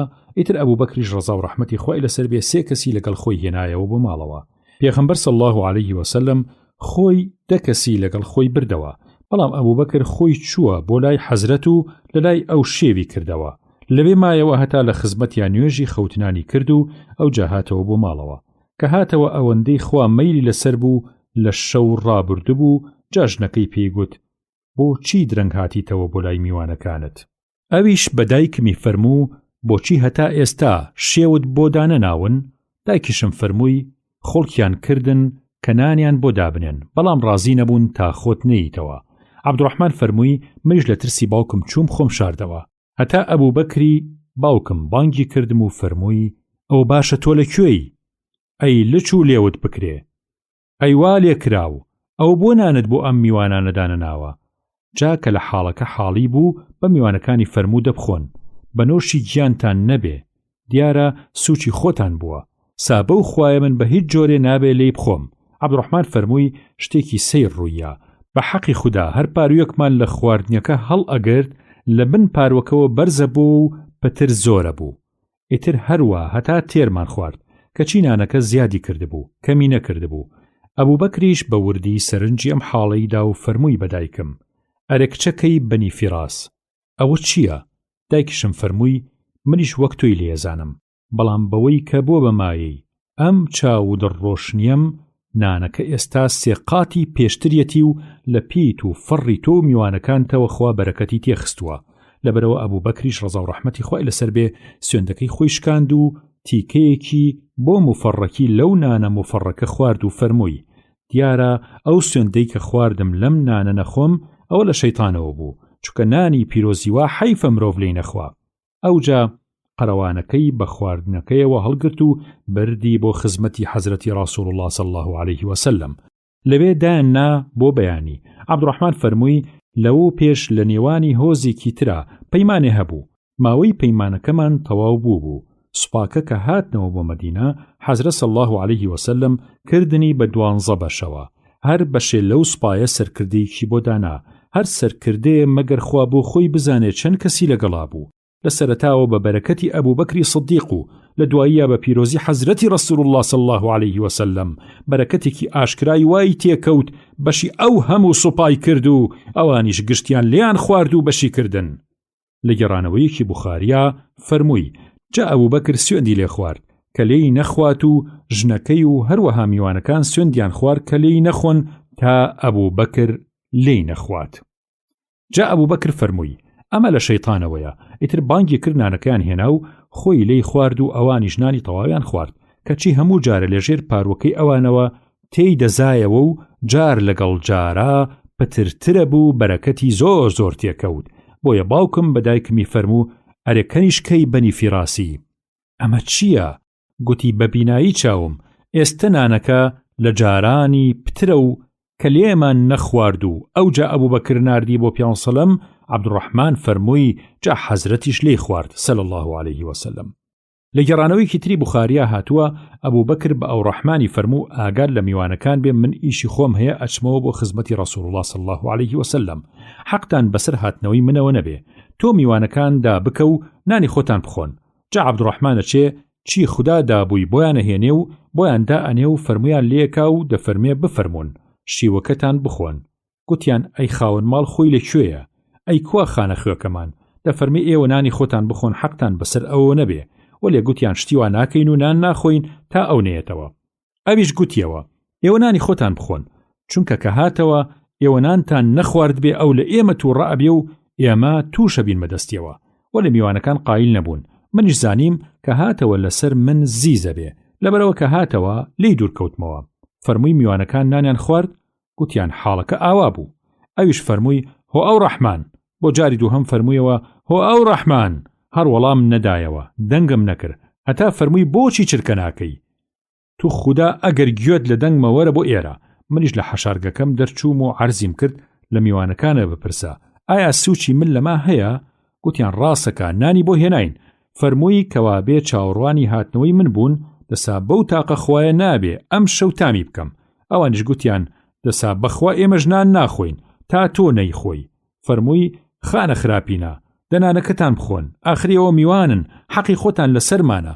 ئادێ ئەو ڕەحمان نانەکەت بێنە. ئەویش نانەکەی هێنا و بۆی دانان و ئەبوبەکر دەستی بۆ برد و فەرمووی بەناوی خودا دەی فەرموون. ئەوەی پێشوو لە ختەدان وەسوەسەی شەیتانەوە بوو، بۆیە ئەو سوێنەم خوارد. جا هەم ئەبوبەکر خواردی و هەم میوانەکانیش خواردیان. ئیمامی بوخاری و ئیمامی موسلیم ئەم فەرمودەیان گێڕاوەتەوە. ئەبوو هورەیرە خوای لێ ڕازی بێ فەرمووی پێغەمبەر صلی الله علیه وسلم فەرمووی لە پێشینان لە نەوەکانی پێشیەوە کەسانی هەبوون بە تایبەتی لە نەوەی ئیسرائیل لەگەڵەوەیە کە پێغەمبەر نەبوون بەڵام قسەیان ڕاست دەرەچوو وەک خوددا بیخاتە ناو دڵیان یان فریشتە قسەیان بۆ بکە ئاوا بوو. دەی لە ناو ئومەتی منیشە لەم جۆرە خواپێداوانە دەبن و یەکێکیش لەوانە عومەری کوڕی خەتابە خوای لێ ڕازی بێت. ئیبن وەهب ئەفەرمێ وشەی محەدەثونە واتە ملهەمونە، یانی کەسانێک کە خوا لە شت حاڵیانەکە و گەلێ شت ئەخاتە ناو دڵیانەوە وەک وەلی و پیاوچاک و نزیکانی بارەگای خواوەندی. بۆ ڕوونکردنەوەی ئەم فەرمودەیە سوود لە تاج وەرگیراوە. جابیری کوڕی سەمورە ڕەزا و ڕەحمەتی خوای لەسەر بێ فەرمووی خەڵکی کوفە لە لای عومەری کوڕی خەتاب ڕەزا و ڕەحمەتی خوای لەسەر بێ سکاڵایان لە سەعدی کوڕی ئەبی وەقاص کرد. ئەویش لەسەر کار لای برد و عەماری کوڕی یاسیری کرد بەسەر کاریان. سکاڵایەکی زۆریان لێ کرد، تەنانەت دەیانگوت نازانێ نوێژیش بە جوانی بکە. ئیتر عومەر ڕەزا و ڕەحمەتی خوای لەسەر بێ ناردی بە شوێنیا و گوتی ئەی ئەبوو ئیسحاق ئەمانە ئەڵێن گوایە تۆ هەتا نوێژیش بە جوانی نازانی بکەی. ئەیش فەرمووی وەلێ بە خودا من زۆر بە جوانی بەرنوێژیم بۆ دەکردن ڕێک وەک بەرنوێژیکردنی حەزرەتی ڕەسوڵ الله صلی الله علیه وسلم خۆی کە بۆ ئێمەی دەکرد. یەک دەنکم لێ کەم نەکردوێتەوە کە نوێژی شێوان و خەوتنانەکەم لە ڕکاتی یەکەم و دووەمیانە بە دوور و درێژی دەوەستم و فاتیحا دەخوێنم و لە پاش فاتیحا قورئانێکی زۆر دەخوێنم وەلێ لە ڕکاتەکانی تریاندا قورئان خوێندنی پاش فاتیحا کورتەکەمەوە. عومەریش ڕەزا و ڕەحمەتی خوای لەسەر بێ فەرمووی ئەی باوکی ئیسحاق ئەوە بیر و باوەڕی هەموو کەسێکە بە تۆ کە ئاوا بە جوانی نوێژ بکەی. جا بۆ دڵنیایی پیاوێ یان چەند پیاوێکی لەگەڵ سەعدا نارد بۆ کوفە کە لەبارەی سەعدەوە لە خەڵکی کوفە بپرسن. ئەویش مزگەوت نەما لە کوفە لەبارەی سەعدەوە پرسیاریان لێ نەکا. هەموو تاریفی سەعدیانە کرد و پەسەنی جوانیانە کرد هەتا گەیشتە مزگەوتەکەی بەنی عەبس. لەوێ پیاوێکیان هەڵسا ناوی ئوسامەی کوڕی قوتادە بوو کەس ناوی ئەبوو سەعدە بوو. هەستا گوتی چونکە داوای شایەتیمان لێەکەی دەسا من ئاگام لێ بێ سەعد ئەم سێ خراپەیی هەبوو. سەعد لە سوپا خۆی دەدزیەوە و ناچوو بۆ غەزا. دووهەم لە خەڵات بەخشینیشدا واتە لە غەنیمەیە شتی وای بە یەکسان دابەش ناکرد و خۆمانەیە کرد. سێهەم لە دادپرسی و محاکەمەیشدا دادپەروەر نەبوو. سەعدیش فەرمووی دەی وای لێهات دەسا بەخوا منیش ئەم سێ نزایەت لێ یەکەم. هۆ خودایە ئەگەر ئەم بەندەیی تۆ درۆزنە و درۆ ئەکاو ئەم قسانەی بۆ ڕیایی ئەکاو بۆ چاوەڕووپایی هەڵساوە ئەوە تۆ تۆڵەی منی لێبستێنە و لەباتی ئەم سێ بوختانە تووشی ئەم سێ زەزایی بکە یا ڕەب. یەکەم تەمەنی درێژکە، دووهەم بە درێژایی تەمەنی هەژار بێ، سێهەم تووشی ئاژاوەشی بکە. ئیتر ڕێک نیزاکەی سەعدی لێ گیرا بوو. لەوە دوا کە لە ئەبوو سەعدەیان پرسی چۆنیت ئەیگوت پیرەمێردێکی دێوانە و شێتۆڵکەی نیزای سەعدی کوڕی ئەبی وەقاسم لێ گیرا بووە. لەوە دوا کە لە ئەبوو سەعدەیان ئەپرسی چۆنیت ئەیگوت پیرەمێردێکی دێوانە و شێتۆڵکەم نیزای سەعدی کوڕی ئەبی وەقاسم لێ گیرا بووە. عەبدولمەلیکی کوڕی عومەیر کە لە جابیری کوڕی سەمورەوە ڕەزا و ڕەحمەتی خوای لەسەر بێ ئەم داستانە دەگەڕێتەوە دەفەرمێ لەوە دوا من ئەو کابرایم دەدی لەبەر پیری برۆکانی بەسەر چاوەکانیا شۆڕ بووبوونەوە کەچی هێشتا ڕێگەی بە کچوو کەنیزەک دەگرت و چڕنووکی لێ دەگرتن. عوڕوەی کوڕی زوبەیر فەرمووی ئەڕوای کچی ئەوس لە لای مەڕوانی کوڕی حەکەم سکاڵای لە سەعیدی کوڕی زەیدی کوڕی عەمری کوڕی نوفەیل کرد کە زافی ئەوەی لێدەدا کە سەعید هەندێ زەوی و زاری لێداگیر کردووە و زەوتی کردووە بۆ خۆی. سەعیدیش فەرمووی منە چم زەوی لەو زەوتەکەم لەسەر و فەرمایشتەی حەزرەتا کە لەبارەیەوە فەرموویەتی کە بەگوێی خۆم گوێم لێبوو. مەڕوان گوتی لەم بارەیەوە چیت لە حەزرەت صلی الله عليه وسلم بیستووە؟ فەرمووی لە حەزرەتم بیست صلی الله عليه وسلم دەی فەرموو ئەوەی بستێ زەوی بەناحەق لە کەسێ زەوت بکە لە ڕۆژی قیامەتە بە هەر حەوت چینەکەی زەویەوە وەک کەڵەمە دەکرێ بە تەوق و دەکرێتە ئەستۆی و جەبر و زەبری لێ ئەکەن کە هەڵی بگرێ و بیگوازێتەوە بۆ سارای مەحشەر. مەروان گوتی ئیتر لەسەرم فەرمودەیەدا داوای بەڵگەی تر لێ ناکەم. سەعید فەرمووی خودایە ئەم ژنە لەم دواییەدا لەسەر من ئەگەر درۆ دەکا پێی بنوێنە و چاوی کۆرکە و لەناو ئەم پارچە زەویەی خۆیە کەوا لە پاڵ زەویەکەی منە بیکوژە. عوڕوە فەرمووی ئەڕوا نەمرد هەتا کۆر بوو جارێکیش لەناو زەویەکەیە ئەگەڕێ لەو کاتەیە ئەکەوێتە کەندەڵانێکە و ئەمرێ و خوا پێ نوێنێ. لە گێڕانەوەیەکی موسلیمە ڕەزا و ڕەحمەتی خوای لەسەر بێ دەفەرمێ قسەبەر دەفەرمێ من بە چاوی خۆم ئەم ئەڕوایم دیبوو کۆر بوو بەلە پکوتان و پەلە کوتێ بە پاڵ دیوارەکانە ڕۆشت. گەلێ جار بەدەمی خۆی ئەیگوت نیزاکەی سەعید پێکاومی و گڵۆڵەی کردم هەتا جارێ ئەچێ بۆ سەر بیرێ کە لەناو ئەو خان و زەوی و زارەیە ئەبێ کە لە سەری شکات لە سەعیدەکە ئاگای لە خۆی نابێ ئەکەوێتە ناوی و ئەمرێ و ئەو بیرە ئەبێت بە گۆڕی. جابری کوڕی عەبدوڵڵا ڕەزا و ڕەحمەتی خوای لەسەر بێ فەرمووی کە غەزای ئوحود ڕوویدا شەو باوکم ناردی بە شوێنما و فەرمووی دڵم خەبەری یاوە و ئەزانم کە من یەکەم کەسەبم لە یارانی حەزرەتی ڕەسوول الله صلی الله عليه وسلم کە لەم غەزایە ئەکوژرێم. لە دوای حەزرەت صلی الله عليه وسلم لە تۆ ئازیزترم نییە هەندێک قەرزم لەسرە بۆمی بدەرەوە. چاوی خێرش لە خوشکەکانە بێ و ڕاستپێریم ئەوەیە بۆ تۆ کە باش بی بۆیان. چاوی خێریش لە خوشکەکانە بێ و ڕاستپێریم ئەوەیە بۆ تۆ کە باش بی بۆیان.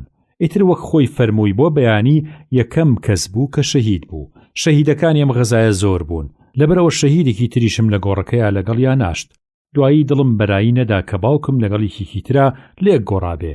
جا لە پاش 6 مانگ چووم تەرمەکەیم لە گۆڕەکە دەرهێنا و لە گۆڕێکی سەر بەخۆیان ناشتمەوە. کەرامەتێکی سەیرم لێدی ڕوانیم لەشی وەک خۆی ماوە هیچ شتێک نەچووە و نەگۆڕاوە ڕێک وەک ئەو ڕۆژەی کە شەهید بوو وەلێ گوێشکەی کە لە ڕۆژی شەهید بوون یا کافرەکان کردبوویان هەل لە پێشان نەمابوو. ئەنەس ڕەزا و ڕەحمەتی خوای لەسەر بێ فەرمووی ئوسەیدی کوڕی حوضەیر و عەبادی کوڕی بشر لە خزمەتی پێغەمبەر صلی الله عليه وسلم بن هەتا شەو درنگ دەبێ خەریکی قسە و گفتوگۆ بن شەوەکەشی شەوە زەنگە بێت کە لە لای پێغەمبەر صلی الله عليه وسلم دەرەچن سەرودار دەستیان بەدەستەوە بێ.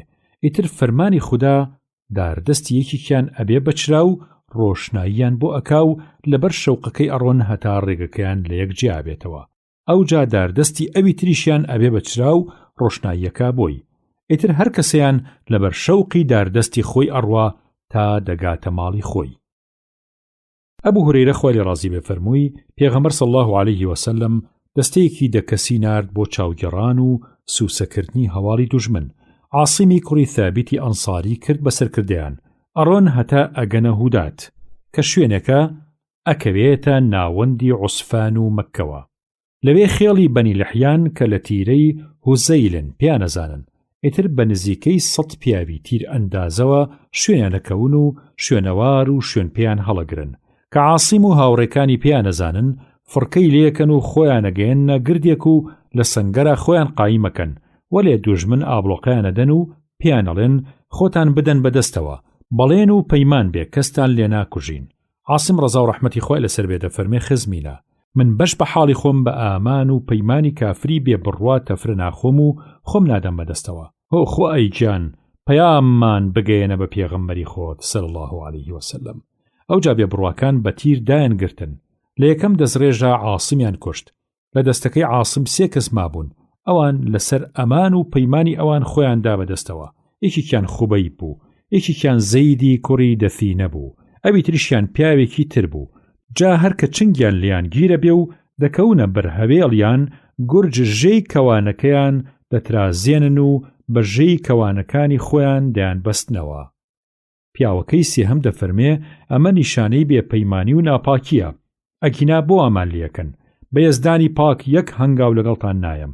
منیش حاڵم حاڵی ئەم برا شەهیدانەم و ئەمانە باشترین پێشەوا و سەرمەشقن بۆ من.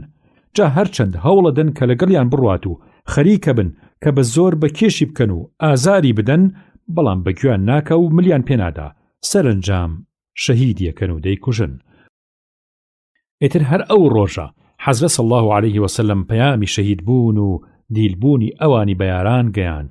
لەو لایشەوە چەند کەسێ لە هۆزی قوڕەیش کە ژنەوتیان وا عاسیم شەهید بووە، چەند پیاوێکیان نارد بۆ سەر لاشەکەی کە نیشانەیەکی وای لێ بێنن کە پێی بناسرێتەوە تا دڵنیا ببن لە کوشتنی، چونکە عاسیم لەوە و پێش کەڵەمێردێکی ئەوانی کوشت بوو، بەڵام خوا لە غەیبەوە پورەیە هەنگی زۆری وەک پەڵە هەورێ ببێ بە سێبەر بۆ نارد.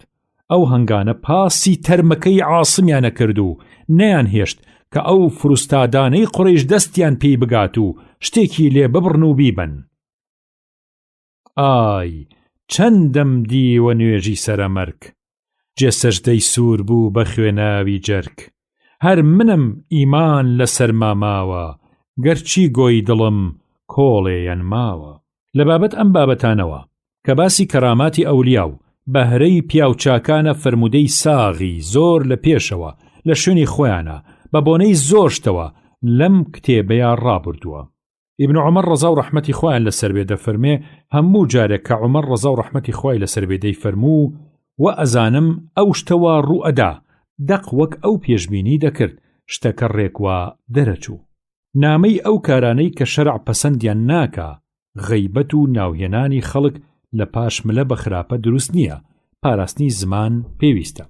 خۆی گەورە فەرمێ ولا يغتب بعضكم بعضا أيحب أحدكم أن يأكل لحم أخيه ميتا فكرهتموه واتقوا الله إن الله تواب رحيم.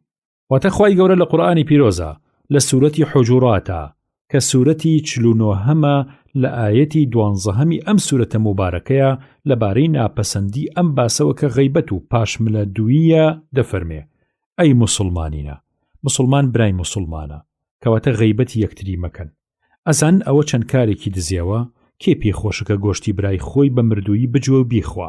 دیارە کەس ئەمەی پێخۆش نییە، تەنانەت دڕندەی کێوی گۆشتخۆریشتی وا ناکەن و گۆشتی یەکتری ناخۆن، کەواتە لەخوا بترسن و فەرمانی مشکێنن، بزانن و لەمە دڵنیابن کە خوا تەوبە و پەشیمانی هەموو کاتێک گیرا ئەکا و خۆی گەورە میهرەبانە. ولا تقف ما ليس لك به علم إن السمع والبصر والفؤاد كل أولئك كان عنه مسؤولا. لخوتوا بەبێ بەڵگەی ڕۆشن و زانستی تەواوی دامەزرا و شوێن و گومان و شەڵتاخی ناحەق و درۆ بوختان مەکەوە. قسەتانە چیتە بنج و بنەوانی مەیکە.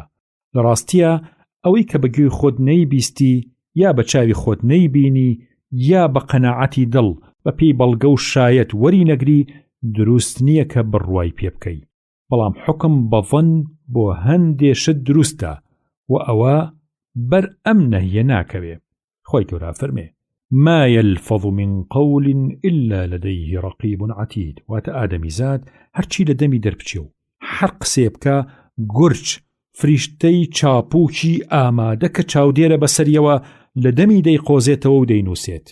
ئەی خوێنەر و بیسەری ئازیز، بزانن ئەوەی کە لەسەر خاوەن ئەرکە ئەمەیە ئەبێت لە هەموو قسەیەکە ئاگای لە زمانی خۆی بێ، لە گشت ئاخاوتنێ زمانی خۆی بگرێ مەگەر بەرژەوەندێکی ئاشکرای تێدا بێ.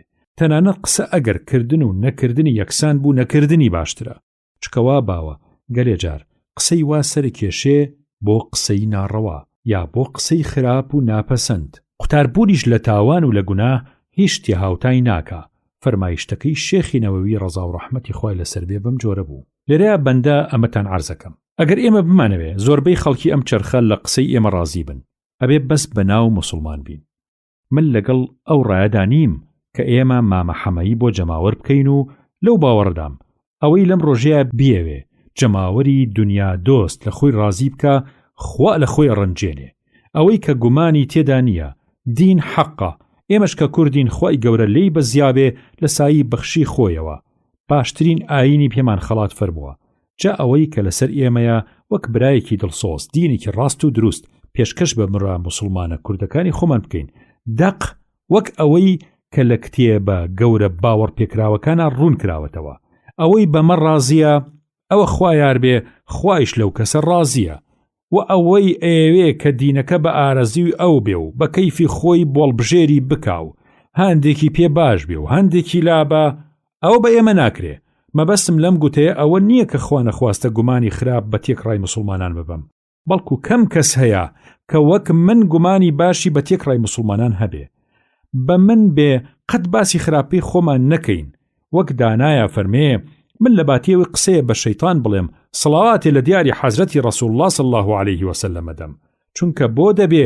غەیبەتی خۆمان بکەین ئەوەتانێ وا بە بەرچاوەوە لە خوا بەزیابێ وڵات پڕە لە مزگەوت و پەرزگا و تەکیە و خانەقا و مەلا و فەقێ و سۆفی و دەروێش و نوێشکەر و کۆنگرە و میهرەجان و ئیستیعرازی ئیسلامی جیهانی بە بێپەروا ئەوەیش دەدرکێنم کە زۆربەی ئەو کەسانەی کە بەبێ تەقوا بۆ چرخی زێوینی ئیسلام دەگرین بۆ ئیسلام ناگرین بەڵکو بۆ وڵاتگرتن و تاڵانکردن دەگرین بەڵێ مەبەستم لەم گوتەیە ئەمە نییە وەلێ بەبێ پێچ و پەنا عەرزی برای خۆم بکەم کە خۆشی ژیانی جیهان بریتی نییە لە گشتشت لە ڕاستیە مرۆ ئەگەر هەموو جیهان بدۆڕێنێ وەلێ ڕزای خوا بۆ خۆی مسۆگەر بکە ئەوە گەورەترین سەرکەوتنە کەواتە ئازیزەکەم ئامان جت ڕزای خوا و پێغەمبەر بێ صلی الله عليه وسلم خەڵک ڕازی مەکە دڵی خەڵک ڕامەگرە بەڵام دینەکە فرامۆش بکەیت یاخود تەنازل لە دینەکەیا بکەیت یاخود مینجەمینجی تیا بکەی بۆ ڕزا و مەرحەبای خەڵکی جیهان ڕزای خوا مەدۆڕێنن ئەبوو موسا ڕزا و ڕەحمەتی خوای لەسەر بێ فەرمووی وتم ئەی پێغەمبەری خوا صلی الله عليه وسلم کام مسلمانە بەهرەمەندترە فەرمووی ئەو مسلمانەی کە مسلمانان لە زمان و لە دەستی ڕزگار ببن عەبدوڕەحمانی کوڕی ئەبوو بەکر کە ناسناوی ئەبوو محەممەد ڕزای خوا لە خۆی و لە باوکی بێ فەرمووی دانیشتوانی میوانخانەی سۆفا مردم گەلێکی هەژار بوون جارێ پێغەمبەر صلی الله عليه وسلم فەرمووی ئەوەی نانی دوو کەسی هەیە با یەکێ لەم میوانانە لەگەڵ خۆی بباتەوە و بیکا بە سێهەمیان هەروەها ئەوەی نانی چوار کەسی هەیە با پێنج هەمێ لەگەڵ خۆی بباتەوە ئیتر ئەبوو بەکریش ڕزا و ڕەحمەتی خوای لەسەر بێ سێ کەسی لەگەڵ خۆی هێنایەوە بۆ ماڵەوە پێغەمبەر صلی الله عليه وسلم خۆی دە کەسی لەگەڵ خۆی بردەوە بەڵام ئەبوو بەکر خۆی چووە بۆ لای حەزرەت و لە لای ئەو شێوی کردەوە لەوێ مایەوە هەتا لە خزمەتیان نوێژی خەوتنانی کرد و ئەو جا هاتەوە بۆ ماڵەوە کە هاتەوە ئەوەندەی خوا مەیلی لەسەر بوو لە شەو ڕابردبوو جاژنەکەی پێیگوت بۆچی درەنگ هاتیتەوە بۆ لای میوانەکانت ئەویش بە دایکمی فەرموو بۆچی هەتا ئێستا شێوت بۆ دانەناون دایکیشم فەرمووی خۆڵکیان کردن کە نانیان بۆ دابنێن بەڵام ڕازی نەبوون تا خۆت نەیتەوە عەبدوڕەحمان فەرمووی منیش لە ترسی باوکم چووم خۆم شاردەوە هەتا ئەبوو بەکری باوکم بانگی کردم و فەرمووی ئەو باشە تۆ لەکوێی ئەی لچ و لێوت بکرێ ئەی وا لێکراو ئەو بۆ نانت بۆ ئەم میوانانە دانەناوە جا کە لە حاڵەکە حاڵی بوو بە میوانەکانی فەرموو دەبخۆن بەنۆشی گیانتان نەبێ دیارە سوچی خۆتان بووە سابە و خوایە من بە هیچ جۆرێ نابێ لێی بخۆم عەبدوڕەحمان فەرمووی شتێکی سەیر ڕوویە بە حەقی خوددا هەر پارویەکمان لە خواردنیەکە هەڵ ئەگرت لە بن پاروەکەوە بەرزە بوو و پتر زۆرە بوو ئیتر هەروە هەتا تێرمان خوارد کە چینانەکە زیادی کردبوو کەمی نەکردبوو ئەبوو بەکریش بە وردی سەرنجی ئەم حاڵەیدا و فەرمووی بە دایکم ئەرێ کچەکەی بەنی فیراس ئەوە چییە دایکیشم فەرمووی منیش وەک تۆی لێزانم بەڵام بەوەی کە بۆ بەمایەی ئەم چاو دڕۆشنیم نانەکە ئێستا سێقاتی پێشتریەتی و لە پیت و فەڕی تۆ میوانەکانتەوە خوا بەرەکەتی تێخستووە لەبەرەوە ئەبوو بەکریش ڕزا و ڕەحمەتی خوای لەسەر بێ سوێندەکەی خۆی شکاند و تیکەیەکی بۆ مفەڕەکی لەو نانە مفەڕەکە خوارد و فەرمووی دیارە ئەو سوێندەی کە خواردم لەم نانە نەخۆم ئەوە لە شەیتانەوە بوو چونکە نانی پیرۆزیوا حەیفە مرۆڤ لێی نەخوا ئەوجا قەرەوانەکەی بە خواردنەکەیەوە هەڵگرت و بردی بۆ خزمەتی حەزرەتی ڕاسوول الله صلی الله عليه وسلم لەوێ دایاننا بۆ بەیانی عەبدوڕەحمان فەرمووی لەو پێش لە نێوانی هۆزێکی ترا پەیمانێ هەبوو ماوەی پەیمانەکەمان تەواو بوو سوپاکە کە هاتنەوە بۆ مەدینە حەزرەت صلی الله عليه وسلم کردنی بە 12 بەشەوە هەر بەشێ لەو سوپایە سەرکردەیەکی بۆ دانا، هەر سەرکردەیە مەگەر خوا بۆ خۆی بزانێت چەند کەسی لەگەڵا بوو. لە سەرەتاوە بە بەرەکەتی ئەبوبەکری سدیق و لە دواییە بە پیرۆزی حەزرەتی ڕەسوول الله صلی الله عليه وسلم بەرەکەتێکی ئاشکرای وای تێکەوت بەشی ئەو هەموو سوپای کرد و ئەوانیش گشتیان لێیان خوارد و بەشی کردن. لە گەڕانەوەیەکی بوخاریە فەرمووی جا ئەبوبەکر سوێندی لێ خوارد کە لێی نەخوات و ژنەکەی و هەروەها میوانەکان سوێندیان خوارد کە لێی نەخۆن تا ئەبوبەکر لێی نەخوات. جا ئەبوبەکر فەرمووی ئەمە لە شەیطانەوەیە. ئیتر بانگی کرد نانەکەیان هێنا و خۆی لێی خوارد و ئەوانی ژنانی تەواویان خوارد کەچی هەموو جارە لەژێر پاروەکەی ئەوانەوە تێی دەزایەوە و جار لەگەڵ جارە پترترە بوو بەرەکەتی زۆر زۆر تێکەوت. بۆیە باوکم بە دایکمی فەرموو ئەرێ کەنیشکەی بەنی فیراسی ئەمە چییە؟ گوتی بە بینایی چاوم ئێستا نانەکە لە جارانی پترە و کە لێمان نەخوارد و ئەوجا ئەبوبەکر ناردی بۆ پیان سەلەم. عەبدوڕەحمان فەرمووی جا حەزرەتیش لێی خوارد صلی الله عليه وسلم. لە گەڕانەوەیکی تری بوخاریە هاتووە ئەبوبەکر بە ئەو ڕەحمانی فەرموو ئاگار لە میوانەکان بێ من ئیشی خۆم هەیە ئەچمەوە بۆ خزمەتی ڕەسوول الله صلی الله عليه وسلم. حەقتان بەسەر هاتنەوەی منەوە نەبێ، تۆ میوانەکان دا بکە و نانی خۆتان بخۆن. جا عەبدوڕەحمانە چی خوددا دابووی بۆیان هێنێ و بۆیان دا ئەنێ و فەرمویان لێکا و دەفەرمێ بفەرمونون شیوەکەتان بخۆن. گوتیان ئەی خاوەن ماڵ خۆی لەکوێیە؟ ئەی کوا خانە خوێکەمان؟ دەفەرمی ئێوە نانی خۆتان بخۆن حەقتان بەسەر ئەوە نەبێ. وەلێ گوتیان شتیوان ناکەین و نان ناخۆین تا ئەو نێتەوە. ئەویش گوتیەوە ئێوە نانی خۆتان بخۆن چونکە کە هاتەوە ئێوە نانتان نەخوارد بێ ئەو لە ئێمە تووڕە ئەبێ و ئێمە تووشە بین بەدەستیەوە. وەلە میوانەکان قایل نەبوون. منیش زانیم کە هاتەوە لەسەر من زیزە بێ، لەبەرەوە کە هاتەوە لی دوورکەوتمەوە. فەرمووی میوانەکان نانیان خوارد؟ گوتیان حاڵەکە ئاوا بوو. ئەویش فەرمووی هۆ ئەو ڕەحمان. بۆ جاری دووهەم فەرموویەوە هۆ ئەو ڕەحمان. هەر وەڵام نەدایەوە، دەنگم نەکرد. هەتا فەرمووی بۆچی چرکە ناکەی؟ تو خوددا ئەگەر گوێت لە دەنگمە وەرە بۆ ئێرە. منیش لە حەشارگەکەم دەرچووم و عەرزیم کرد لە میوانەکانە بپرسە ئایا سوچی من لەما هەیە؟ گوتیان ڕاستەکە نانی بۆ هێناین.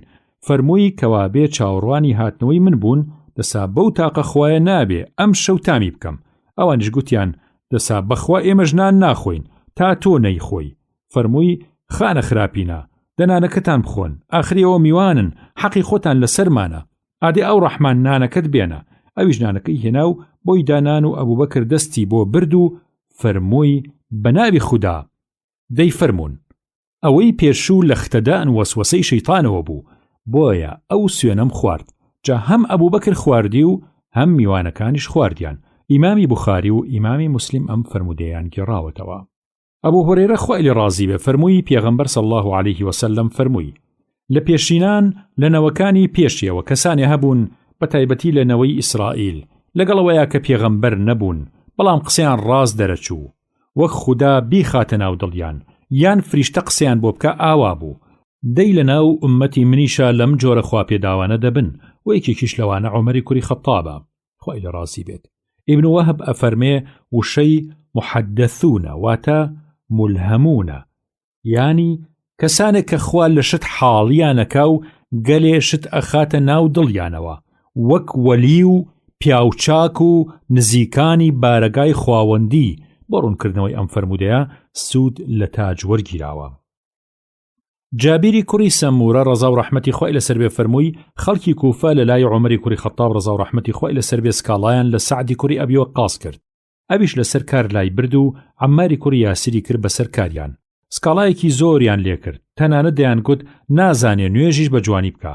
ئیتر عومەر ڕەزا و ڕەحمەتی خوای لەسەر بێ ناردی بە شوێنیا و گوتی ئەی ئەبوو ئیسحاق ئەمانە ئەڵێن گوایە تۆ هەتا نوێژیش بە جوانی نازانی بکەی.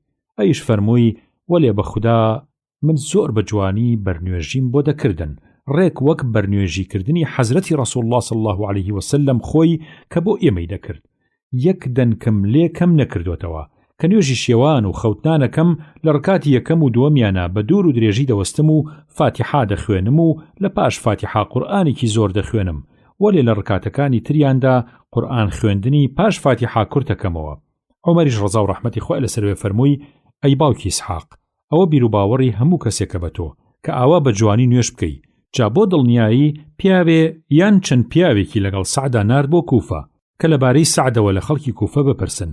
ئەویش مزگەوت نەما لە کوفە لەبارەی سعدەوە پرسیاریان لێ نەکا، هەموو تاریفی سعدیانە کرد و پەسەنی جوانیانە کرد هەتا گەیشتە مزگەوتەکەی بەنی عەبس. لەوێ پیاوێکیان هەڵسا ناوی ئوسامەی کوڕی قوتادە بوو کە سناوی ئەبوو سعدە بوو. هەستا گوتی چونکە داوای شایەتیمان لێەکەی دەسا من ئاگام لێ بێ سعد ئەم سێ خراپەی هەبوو. سعد لە سوپا خۆی دەدزیەوە و ناچوو بۆ غەزا، دووهەم لە خەڵات بەخشینیشدا، واتە لە غەنیمەیە شتی وای بە یەکسان دابەش ناکرد و خۆمانەیە کرد. سێهەم لە دادپرسی و محاکەمەیشدا دادپەروەر نەبوو. سعدیش فەرمووی دەیوای لێهات دەسا بەخوا منیش ئەم سێ نزایەت لێ یەکەم. هۆ خودایە ئەگەر ئەم بەندەیی تۆ درۆزنە و درۆ ئەکاو، ئەم قسانەی بۆ ڕیایی ئەکاو، بۆ چاوەڕووپایی هەڵساوە، ئەوە تۆ تۆڵەی منی لێبستێنە و لەباتی ئەم سێ بوختانە تووشی ئەم سێ زەزایی بکە یا ڕەب.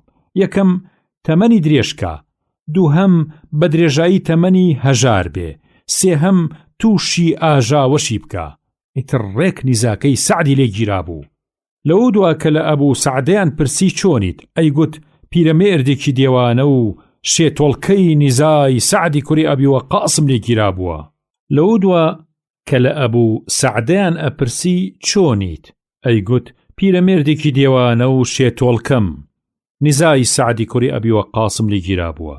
عەبدولمەلیکی کوڕی عومەیر کە لە جابیری کوڕی سەمورەوە ڕەزا و ڕەحمەتی خۆی لەسەر بێ ئەم داستانە دەگەڕێتەوە دەفەرمێ لەو دوا من ئەو کابرایم دەدی لەبەر پیری برۆکانی بەسەر چاوەکانیا شۆڕ بووبوونەوە کەچی هێشتا ڕێگەی بە کچ و کەنیزەک دەگرت و چڕنووکی لێ دەگرتن.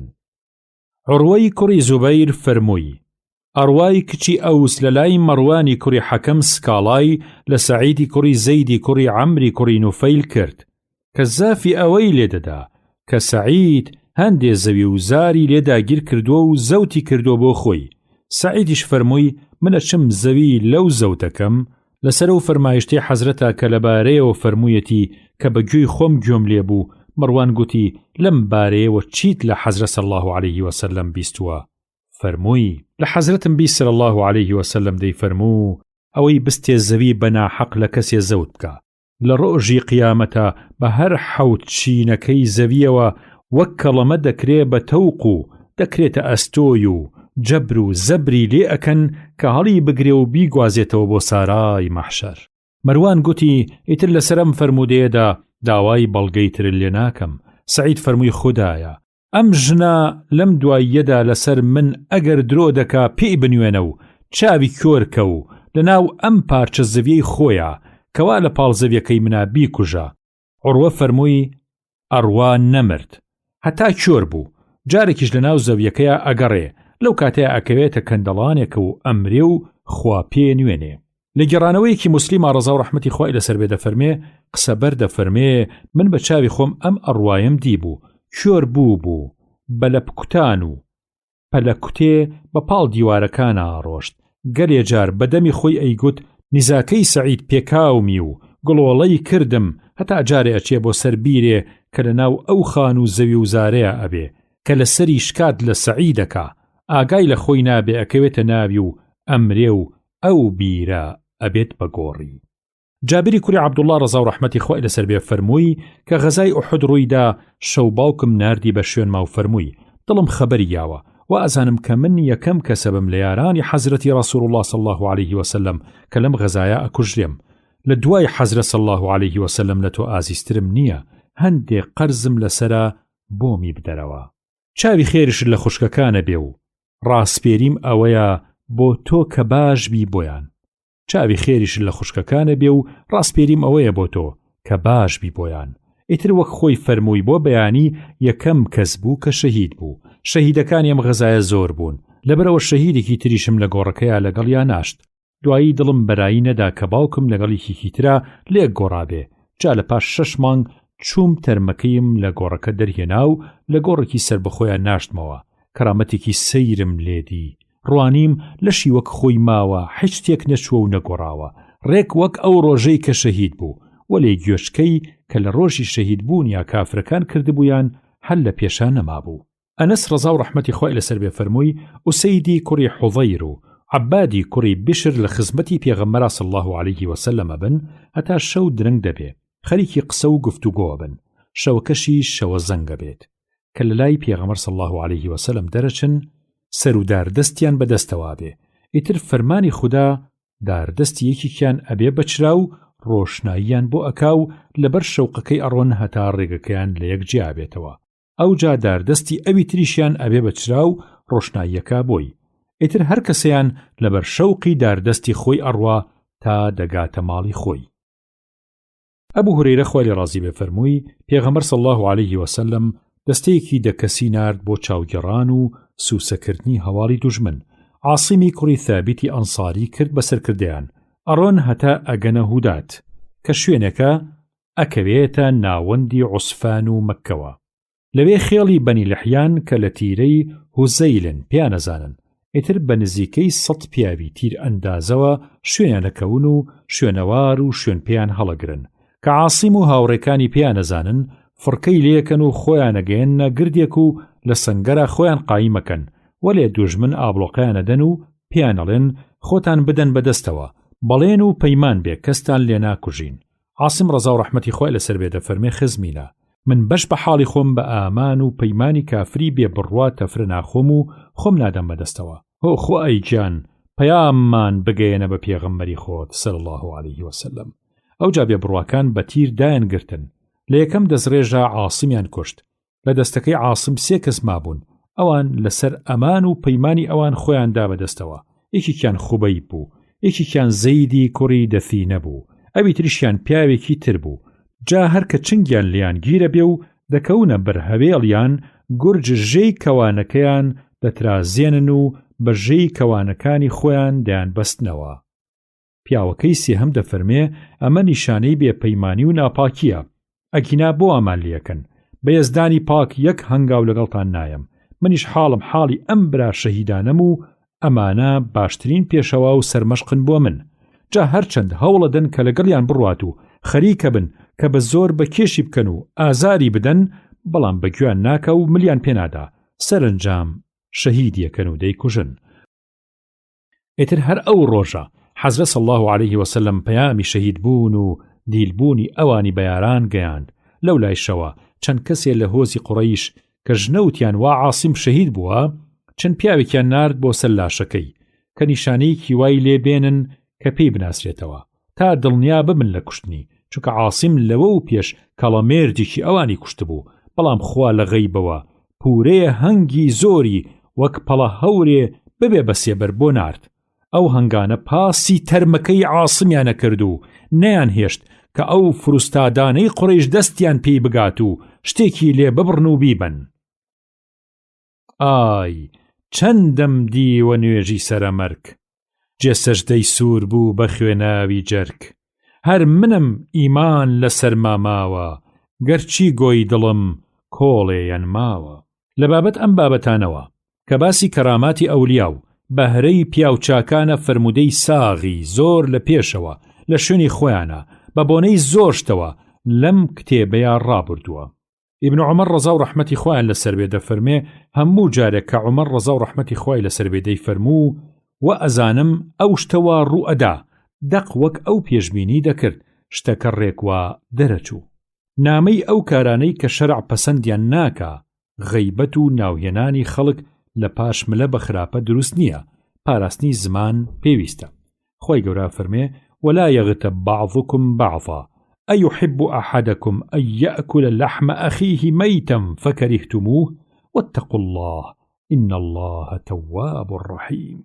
وتخوي قول القرآن بيروزا لسورة حجراتا كسورة چلونوهما لآية دوانزهمي أم سورة مباركة لبارين پسندي أم باسوك غيبتو پاشملة دوية دفرمي أي مسلمانين مسلمان براي مسلمانا كواتا غيبتي يكتري مكان ئەزان ئەوە چەند کارێکی دزیەوە کێ پێخۆشەکە گۆشتی برای خۆی بە مردووی بجوە و بیخوا.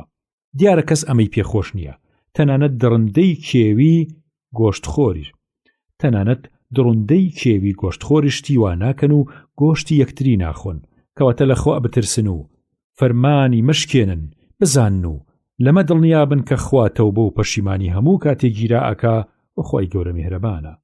ولا تقف ما ليس لك به علم إن السمع والبصر والفؤاد كل أولئك كان عنه مسؤولا. لخوتوا بەبێ بەڵگەی ڕۆشن و زانستی تەواوی دامەزرا و شوێن و گومان و شەڵتاخی ناحەق و درۆ بوختان مەکەوە. قسەتانە چیتە بنج و بنەوانی مەیکە. لە ڕاستیە ئەوەی کە بەگوێی خۆت نەیبیستی یا بە چاوی خۆت نەیبینی یا بە قەناعەتی دڵ بە پێی بەڵگە و شایەت وەری نەگری دروست نییە کە بڕوای پێ بکەی. بەڵام حکم بە ظن بۆ هەندێشت دروستە و ئەوە بەر ئەم نەهیە ناکەوێ. خۆی گەورە فەرمێ ما يلفظ من قول إلا لديه رقيب عتيد. واتە ئادەمیزاد هەرچی لە دەمی دەربچێ و هەر قسێ بکە گورج فریشتەی چاپووکی ئامادە کە چاودێرە بەسەریەوە لە دەمی دەیقۆزێتەوە و دەینووسێت. ئەی خوێنەر و بیسەری ئازیز بزانن ئەوەی کە لەسەر خاوەن ئەرکە ئەمەیە ئەبێت لە هەموو قسەیەکە ئاگای لە زمانی خۆی بێ، لە گشت ئاخاوتنێ زمانی خۆی بگرێ مەگەر بەرژەوەندێکی ئاشکرای تێدا بێ. تەنانەت قسە ئەگەر کردن و نەکردنی یەکسان بوو نەکردنی باشترە، چکەوا باوە گەلێ جار قسەی وا سەرکێشێ بۆ قسەی ناڕەوا یا بۆ قسەی خراپ و ناپەسەند. قوتاربوونیش لە تاوان و لە گوناه هیچ تێ هاوتای ناکا. فەرمایشتەکەی شێخی نەوەوی ڕەزا و ڕەحمەتی خوای لەسەر بێ بەم جۆرە بوو. لێرەیە بەندە ئەمەتان عەرزەکەم ئەگەر ئێمە بمانەوێ زۆربەی خەڵکی ئەم چەرخە لە قسەی ئێمە ڕازی بن، ئەبێ بەس بەناو موسڵمان بین. من لەگەڵ ئەو ڕایەدا نیم کە ئێمە مامەحەمەیی بۆ جەماوەر بکەین و لەو باوەڕدام ئەوەی لەم ڕۆژەیە بیەوێ جەماوەری دنیا دۆست لە خۆی ڕازی بکە خوا لە خۆی ڕەنجێنێ. ئەوەی کە گومانی تێدا نییە دین حەقە، ئێمەش کە کوردین خوای گەورە لێی بەزیابێ لە سایی بەخشی خۆیەوە. باشترین ئاینی پێمان خەڵات فەرمووە جا ئەوەی کە لەسەر ئێمەیە وەک برایەکی دڵسۆز دینێکی ڕاست و دروست پێشکەش بە مرا موسڵمانە کوردەکانی خۆمان بکەین. دەق وەک ئەوەی کە لە کتێبە گەورە باوەڕ پێکراوەکانە ڕوون کراوەتەوە. ئەوەی بەمە ڕازیە ئەوە خوا یار بێ خوایش لەو کەسە ڕازیە و ئەوەی ئێوێ کە دینەکە بە ئارەزی ئەو بێ و بە کەیفی خۆی بۆڵبژێری بکاو هەندێکی پێ باش بێ و هەندێکی لابە ئەوە بە ئێمە ناکرێ. مەبەستم لەم گوتەیە ئەوە نییە کە خوا نەخواستە گومانی خراپ بە تێکڕای موسڵمانان ببەم، بەڵکو کەم کەس هەیە کە وەک من گومانی باشی بە تێکڕای موسڵمانان هەبێ. بە من بێ قەت باسی خراپی خۆمان نەکەین. وەک دانایە فەرمێ من لە باتیەوەی قسەیە بە شەیطان بڵێم سڵاواتی لە دیاری حەزرەتی ڕەسوول الله صلی الله عليه وسلم دەم، چونکە بۆ دەبێ غەیبەتی خۆمان بکەین. ئەوەتانێ وا بە بەرچاوەوە لە خوا بەزیابێ وڵات پڕە لە مزگەوت و پەرزگا و تەکیە و خانەقا و مەلا و فەقێ و سۆفی و دەروێش و نوێشکەر و کۆنگرە و میهرەجان و ئیستیعرازی ئیسلامی جیهانی. بەبێ پەروا ئەوەیش دەدرکێنم کە زۆربەی ئەو کەسانەی کە بەبێ تەقوا بۆ چرخی زێوینی ئیسلام دەگرین بۆ ئیسلام ناگرین، بەڵکو بۆ وڵاتگرتن و تاڵانکردن دەگرین. بەڵێ مەبەستم لەم گوتەیە ئەمە نییە، وەلێ بەبێ پێچ و پەنا عەرزی برای خۆم بکەم کە خۆشی ژیانی جیهان بریتی نییە لە گشتشت. لە ڕاستیە مرۆ ئەگەر هەموو جیهان بدۆڕێنێ وەلێ ڕزای خوا بۆ خۆی مسۆگەر بکە ئەوە گەورەترین سەرکەوتنە. کەواتە ئازیزەکەم ئامان جت ڕزای خوا و پێغەمبەر بێ صلی الله عليه وسلم. خەڵک ڕازی مەکە، دڵی خەڵک ڕامەگرە بەڵام دینەکە فرامۆش بکەیت، یاخود تەنازل لە دینەکەیا بکەیت، یاخود مینجە مینجی تیا بکەی بۆ ڕەزا و مەرحەبای خەڵکی جیهان. ڕزای خوا مەدۆڕێنن. ئەبوو موسا ڕەزا و ڕەحمەتی خوای لەسەر بێ فەرمووی وتم ئەی پێغەمبەری خوا صلی الله عليه وسلم کام مسلمانە بەهرەمەندترە؟ فەرمووی ئەو مسلمانەی کە مسلمانان لە زمان و لە دەستی ڕزگار ببن. لە سەهلی کوڕی سەعدەوە فەرمووی خۆشەوی صلی الله عليه وسلم فەرمووی هەر کەسێ زامنی زمان و دەم و داوێنی خۆیم بۆ بکە منیش زامنی مسۆگەربوونی بەهەشتی بۆ ئەکەم. ئەبوو هورێرە خۆی لە ڕازی بە فەرمووی بەگوێی خۆم لە زاری پیرۆزی خۆشەویستم ژنەوت صلی الله عليه وسلم دەی فەرموو و ئەبێ بەندەیە قسێ ئەکا وشەیە بەدەمیایەت بە باشی لێی ورد نابێتەوە کە باشە یا خراپە، لەگەڵەوەشە بەهۆی ئەوە پتر لە نێوان خۆرهەڵات و خۆر ئاوا بەرەو ئاگری دۆزەخ دەخزێ. دیسان فەرمووی خۆشەوی صلی الله عليه وسلم فەرمووی و ئەبێ بەندەیە قسەیەکە هۆی خۆشنودی خودایە ئەوەندەش دڵی ناداتێ کە چی خوددا بەهۆی ئەو قسەیەوە چەند پایەیە بەرزیەکاتەوە. هەروەهاوە ئەبێ قسەیە لە دەمی دەرەچێ هۆی ڕق و تووڕەیی و ناڕازی خوای گەورەیە، ئەوەندەیش دڵی پێنادا کەچی خوا بەهۆی ئەو قسە ناڕەوایەوە لەناو ئاگری دۆزەخە غلیە کاتەوە. عەبدوڕەحمان بیلالی کوڕی حارثی موزەنی ڕەزا و ڕەحمەتی خوای لەسەر بێ فەرمووی حەزرەتی خۆشەوی صلی الله عليه وسلم فەرمووی و ئەبێ پیاوێ گوتەیەک ئەڵێ ئەبێ بەهۆی ڕەزامەندی خوای گەورە خەیاڵی لای ئەوە نەبووە کە ئەو گوتەیە بگاتە ئەو پایە باشەی کە ئەیگاتێ. جا خوای گەورە بەهۆی ئەو گوتەیەوە ڕەزامەندی خۆی بۆ نووسێ و ئیتر لێی ڕازیە بێت حتا ئەو ڕۆژەیە چێتەوە بەردەستی خوای گەورە. سوفیانی کوڕی عەبدوڵڵا ڕەزا و ڕەحمەتی خوای لەسەر بێ فەرمووی عەرزی حەزرەتم کرد صلی الله عليه وسلم قوربان ئەی ڕەسوولی خوا صلی الله عليه وسلم کارێکی وام پێ بفەرموو کە بیکەم بە کەمەندی دەستی خۆم. فەرمووی صلی الله عليه وسلم ڕەفتار بەم ئایەتە بکە کە دەفەرمێ إن الذين قالوا ربنا الله ثم استقاموا.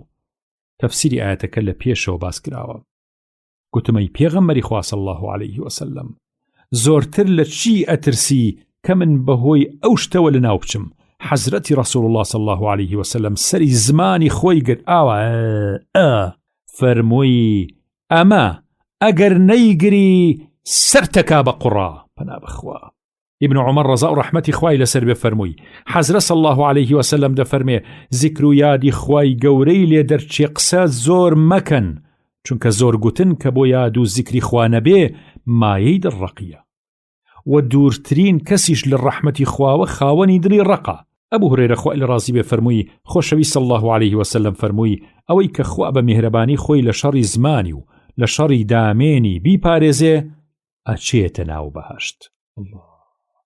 عقبەی کوڕی عامر ڕەزا و ڕەحمەتی خوای لەسەر بێ فەرمووی گوتمەی پێغەمبەری خوا صلی الله عليه وسلم چی ئەبێ بە مایەی ڕزگاری؟ فەرمووی زمانی خۆت بگرە و لە ماڵی خۆتە توێتکە بگرە و بۆ گوناهی خۆت بگری.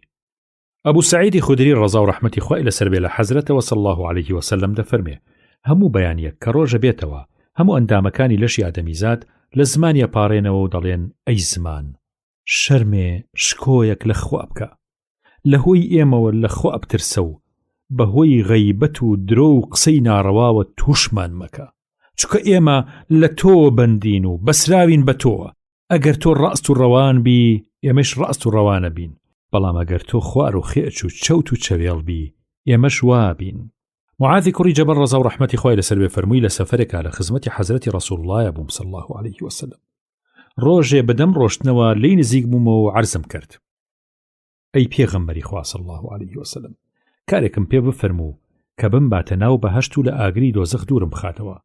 فەرمووی صلی الله عليه وسلم بەڕاستی لە شتێکی گەلێ گەورە و مەزنت پرسی بەڵام ئاسانە بۆ کەسێک کە خوا ئاسانی بکا بۆی هەر خوددا ئەپەرستیت و هیچ هاوبەشی بۆ پەیدا ناکەیت و نوێژەکان تەکەیت و زەکاتە دەیت ڕۆژووی ڕەمەزان ئەگریت و حەجی خانەی خواکەیت. اینجا فەرمووی با دەرگاکانی جۆرەها خێر و چاکەی تریش نیشان بم ڕۆژوو قەڵغان و سوپەرە و وەک سەنگەرێکی قایم و پۆڵاین ڕۆژوانە پارێزێ لە گوناه و لە تاوان خێر و بەخشش و چاکەیش گوناه ئەکوژێنێتەوە وەک چۆن ئاو ئاگرە کوژێنێتەوە بەو جۆرە وە شەو نوێژی پیاوی خوددا پێداویش لە جەرگەی شەوە کە مەردوم نووسون و دۆست خەبەردارە نیشانە و دروشمی پیاوچاکان و ژنە ساڵحەکانە. فەرمووی اینجا ئەم ئاەتەی خوێنەوە کە ئەفەرمێ تەتەجافا جنوبهم عن المضاجع تا گەیشتە یعملون سورەتی 32 ئاەتی 16 واتە بە شەو دوورە پەرێز لە نوێن و نووسن دەگرن و هەر خەریکی شەو نوێژ و شەو تاعەتن و هەر لە خوا پاڕێنەوە و لاڵە و پاڵە و سکاڵا لە دەرگای پەروەردگاری خۆیانەکەن هەم لە ترسی سزا و تۆڵەی سەختی و هەم بە تەمای ڕێژنەی ڕەحمەتی وەلەو ڕزق و ڕۆزیە پاکەی کە خوا پێیداون خێر و خێراتی باشی لێکەن ئەمانە مەگەر هەر خودای مەزن خۆی بزانێ کە لە باتی ئەم کردەوە باشانەیان لە پەنامەکیەوە لەژێر پەردەی غەیبەوە چی خێر و خۆشی و ناز و نیعمەتێکی بۆ ئامادە کردوون. اینجا حەزرە صلی الله عليه وسلم فەرمووی با لەسەر ڕشتەی هەموو کارێکی باش و کۆڵەکە و چڵەپۆپەی هەستوونەکەیت پێ بڵێم. عەرزیم کرد بفەرموو ئەی ڕەهبەری خوددا صلی الله عليه وسلم فەرمووی سەرڕشتەی هەموو کارێکی باش ئیسلامەتیە و کۆڵەکەکەی نوێژە و چڵەپۆپەکەی هەستوونەکەی خەبات و تێک و شەئن و جیهادە لە ڕێی خوا اینجا فەرمووی باش شیرازەی ئەمانەی شت هەموو پێ بڵێم. عەرزیم کرد بفەرموو قوربان. جا پێغەمبەر صلی الله عليه وسلم سەری زمانی خۆی گرت و فەرمووی زمانی خۆت بگرە. منیش گوتم بۆچی پێغەمبەری خوا صلی الله عليه وسلم لەسەر ئەو قسانش کە ئەیانکەین تاوانبارە بین و تووشی تۆڵە و سزا بین؟ فەرمووی ئەی موعاذ دایک ڕۆڵە ڕۆ بۆ نەکە. ئەی چییە و خەڵکە لە سەردەم و لە پەڕوو لە ناو ئاگری دۆزەخا دەگەوزێنێ جگە لە دروێنەی داسی زمانیان. ئیتر چۆن پرسیاری و ئاشکراکەی؟ خۆتۆ لای خۆت زانایەکی بلیمەتی. ئەبوو هورێرە خوای لە ڕازی بێ دەفەرمێ پێغەمبەری خۆشەویست و نازدار صلی الله عليه وسلم فەرمووی ئەرێ ئەزانن غەیبەت و لە پاشملە دوان کامەیە؟ گوتیان خوا و پێغەمبەری خوا خۆیان باشە زانن صلی الله عليه وسلم. فەرمووی ئەوەتانێک کە باسی برای خۆت بکەی بە جۆرێکی وا کە پێی ناخۆش بێت. عەرزی کرا ئەگەر ئەو قسەی ئەیکەم لە براکەما هەبوو ئەوە چۆن؟ فەرمووی ئەگەر ئەو قسەی تۆ ئەیکەی و ئەو پێی ناخۆشە لە براکەتا هەبوو ئەوە لەم حاڵەیە غەیبەت و پاشملەیە. ئەگینا ئەگەر ئەوەی تیانە بێ ئەوە ڕێک بوختانە و گەلێ لە غەیبەت خراپترە. حەزرەتی عایشە ڕەزا و ڕەحمەتی خوای لەسەر بێ فەرمووی بە پێغەمبەری ئازیزم گوت صلی الله عليه وسلم لە سەفیە ئەوەت بەسە کە ئەوەی وایە. عایشە لەم قسەی مەبەستیەوە بوو کە سەفیە کورتە باڵایە. حەزرەت صلی الله عليه وسلم فەرمووی بێگومان ئەم قسە غەیبەتەی تۆ گوتت ئەوەندە تاوانێکی گەورەیە ئەی عایشە ئەگەر ئاوێتەی هەموو ئاوی دەریاکان بکرێ هەر هەمووی لیخن و بۆگەن ئەکا. عایشە وتی جارێکیش لە ئاسایی مرۆڤێکم بۆ کردەوە. فەرمووی ئەگەر بە ماڵ و سامانێکی زۆریش بووە حەز ناکەم لە ئاسایی کەس بکەمەوە. ئەنەس خوای لە ڕازی بێ فەرمووی حەزرەت صلی الله عليه وسلم فەرمووی ئەو شەوەی کە چووم بۆ میعراج لە لای کۆمەڵێکەوە ڕەت بووم نینۆکی مسیان هەبوو خۆش ڕوخسار و سنگی خۆیانیان پێڕنی و پێیان دەڕوشان. وتم ئەی جوبرەئیل ئەمانە کێن کەوا لە خۆیانەکەن؟ فەرمووی ئەمانە ئەوانن کە قاچ و قولی ئەم و ئەو دەبن بەدەما و گۆشتی مەردوومە خۆن و بە غەیبەت و پاشملە و شتیوا ئازاری دڵیانەدەن وەک بە قەپ و گاز گۆشتیان لێ ببڕن و بیخۆن ئاوە و هەروەها باسی ناموسیان لە خراپە ئەکەن و بە قسەی ناڕەوە ئابڕوویانە بن. دروست نییە گوێ لە پاشملە بگیرێ. پێویستە لەسەر ئەو کەسەی غەیبەتێکی نادروست دەبیستێ بەرپەرچی بداتەوە و ناڕەزایی خۆی دەرببڕێ بۆ کابرای غەیبەتکەر. ئەگەر هەرچاری نەبوو لەو کۆڕە هەڵسێ و ئەو کۆمەڵە بەجێ بێڵێت.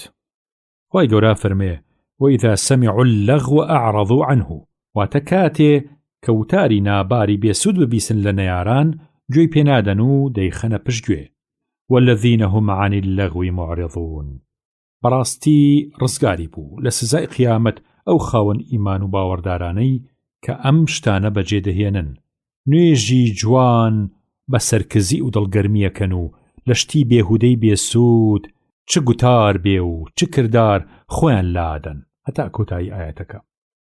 خوای گەورە فەرمێ إن السمع والبصر والفؤاد كل أولئك كان عنه مسؤولا. هروها خوای گەورە فەرمێ وإذا رأيت الذين يخوضون في آياتنا فأعرض عنهم حتى يخوضوا في حديث غيره وإما ينسينك الشيطان فلا تقعد بعد الذكرى مع القوم الظالمين. واتكاتك أوانا أبين سركنا شنوك وكرني آياتكاني قرآني بيروزو بقسي پروپوچی خۆیان دەم دەژەنە فەرمایشتە بەرزەکانی ئێمە کە هەریەکەیان بۆ خۆی نیشانەیەکی گەورە و بەڵگەیەکی ڕۆشنن لەسەر گەورەی بێسنووری ئێمە و جوانی و بێگەردی خۆیان و بە قسەی پروپوچی خۆیان تانە و تەشەر لە فەرمایشتە نەستەقەکانی ئێمە ئەدەن و بە درۆیان ئەزانن. کاتێ لاشگەلاشگی ئەمانە دەبینن گورج بەبێ دەنگ دووریان لێ بگرن و پشتگوێیان بخەن هەتا سەر دەکەنە قسەیەکی تر ئەگەر دنیا بوو بەهۆی ختەدان و دنەدانی شەیتانەوە ئەمانەتان لەبیر چوو و بە هەڵە و شتیوا لەگەڵیان کۆبوونەوە هەر لەگەڵ ئەم نەهیلێکردنەی منتان و بیرکەوتەوە ئیتر دەست بەجێ کۆڕەکەیان بەجێ بهێڵن و دوا ئەوە لەگەڵیان دامەنیشن گوێ بۆ بیستنی کاری خێرا نەک بۆ بیستنی شەڕ و گوێگرتن لە قسەی ناڕەوا و حرام. ئەبوو دەردا خوای لە ڕازی بێ لە خۆشەویستەوە صلی الله عليه وسلم دەفەرمێ هەر کەسێ لەسەر ناموسی برای ئاینی خۆی بکاتەوە و لەسەر ئابڕووی هەڵبداتێ خوا لە ڕۆژی قیامەتە ڕووی لە ئاگری دۆزەخ دەپارێزێ. باسی ئەو جۆرە غەیبەتەی کە دروستە. ئیمامی نەوەوی خۆی لە ڕازی بە دەفەرمێ بزانن غەیبەت یا پاشملە لەبەر مەبەستێکی ڕۆشنی ڕەوا دروستە ئەگەر بەنیازێکی پاک بکرێ بە مەرجێ ئەوە کە بەبێ غەیبەت ئەو مەبەستە ڕەوایە نەیەتە جێ ئەو مەبەستەیش بە یەکێ لەم شەش هۆیانە دێتە جێ. یەکەم، دروستە ستەمبار سکاڵای حاڵی خۆی بکە و لە لای خاوەندە سەڵات و دادپەروەر و کاربەدەستی تر شکات لە دەستی ستەمکار بکە، بە تایبەت لە لای ئەو خاوەندە سەڵاتانەی کە ئەتوانن حەقی بۆ بستێنن. وەرێ ئەبێ هەر باسی زۆر لێکراویەکەی خۆی بکە، بۆ نمونە بڵێ ئەو کابرایە ئەو ناحەقی لە من کردووە. دووهەم، داوای یارمەتی لە کەسێ بکەی تا بەری خراپەیە بگرێ یا کارێکی ناشایستە بگۆڕێ یا لە ڕێگە دەرچوویە بگێڕێتەوە سەر ڕێگەی ڕاست، وەک ئەوە بڵێ بەو کەسە کە هیوای ئەوەی لێ ئەکرێ ئەو ناشایستەیە نەهێڵێ، پێی بڵێ ئەو کابرایە ئەو ئیشە خراپەکە، سەرزەنشتی بکە و مەهێڵە بیکە. وەلێ ئەبێ مەبەستی لەم قسەیە ئەوە بێ کە بەری ئەو خراپەیە بگرێ دەنا قسەکەی ناڕەوایە. سێهەم، بۆ ڕازانین و زانینی ڕابێ وەک ئەوە بە مەلایەک بڵێ باوکم یا کاکم یا مێردەکەم یا ئەو کابرایە ئەو ناڕەواییەی لە من کردووە، ئایا مافی ئەوەی هەیە و من چۆن لە چنگی خۆم قوتار بکەم و چۆن حەقی خۆمی لێ بستێنم، یا لە کۆڵی خۆمی بکەمەوە، یا ئەوە بڵێ پێی. ئەمە لەبەر ناچاری و بە پێی پێداویست دروستە، بەڵام ئاوا دووربینی پترە و باشترە کە بڵێ ئێوە چییە فەرمون لەبارەی کەسێکی واوە کە ناحەقیەکی واوە لە کەسێکی واوە ئەکا، چونکە بەم شێوەیەش ئامانجڕاواکە جێبەجێ ئەبێ و ناوی کەسیش دیاری ناکرێ و نابێ بە غەیبەت بە هیچ جۆرێ. ئەگەرچی لەم حاڵەیە ناودیاریکردنیش دروستە، وەک لە حەدیسەکەی هیندا دەرەکەوێ کە لە دواوە باسیەکەین خۆی گەورە یار بێت. هوشیارکردنەوەی موسڵمانانە لە شەڕ و زیانی کەسێ بەنیازی ئامۆژگاریکردنیان، ئەوەیش ڕێگەی زۆرە و بە زۆر شێوە ئەکرێ، وەک دۆزینەوەی لکە و نەنگ لەو لەکەدار و خاوەن نەنگانەی کە فەرمودە دەگێڕنەوە و فەرمودە گێڕەرەوەن، یا ئەبن بەشایەت تا کەس پێیان هەڵ نەخەڵەتێ. ئەمەیش لەسەر ڕای گشتی موسڵمانان ڕەوایە، بگرە بە پێی پێداویست پێویستە، یا وەک ڕاوێژکردن بە کەسێ لەبارەی ژن و ژنخوازی لەگەڵ کەسێکە، یان بوون بوو بۆ هاوبەشی، یا شت پێسپاردن، یا سەودا و مامەڵەکردن لەگەڵیا، یا هاوسێتیکردنی یا هەشتێکی تری لەم بابەتە. لە کاتی وادا لەسەر ڕاوێژ پێکراوەکەیە حاڵەکە ڕۆشن بکاتەوە و خراپەکان بە دڵسۆزی بەنیازی ئامۆژگاری ساغ نەک بەنیازێکی تر باس بکا بۆی، یا وەک ئەوە ئەگەردی مەلایە یان فەقێ هامۆشۆی بیدعەکارێ یا بەدکارێ ئەکاو زانستی لێوەرەگرێ و مەترسی ئەوەی لێ ئەکرێ کە ئەو فەقێ لەوە تووشی زیانێ ببێ، ئەوە لە سرێتی کەتەمی بکە و بەیانی حاڵی کابرای بۆ بکە، وەلێ ئەشێ نیازی پاک بێ و مەبەستی تەمەی ئامۆژگاری خێر بێ.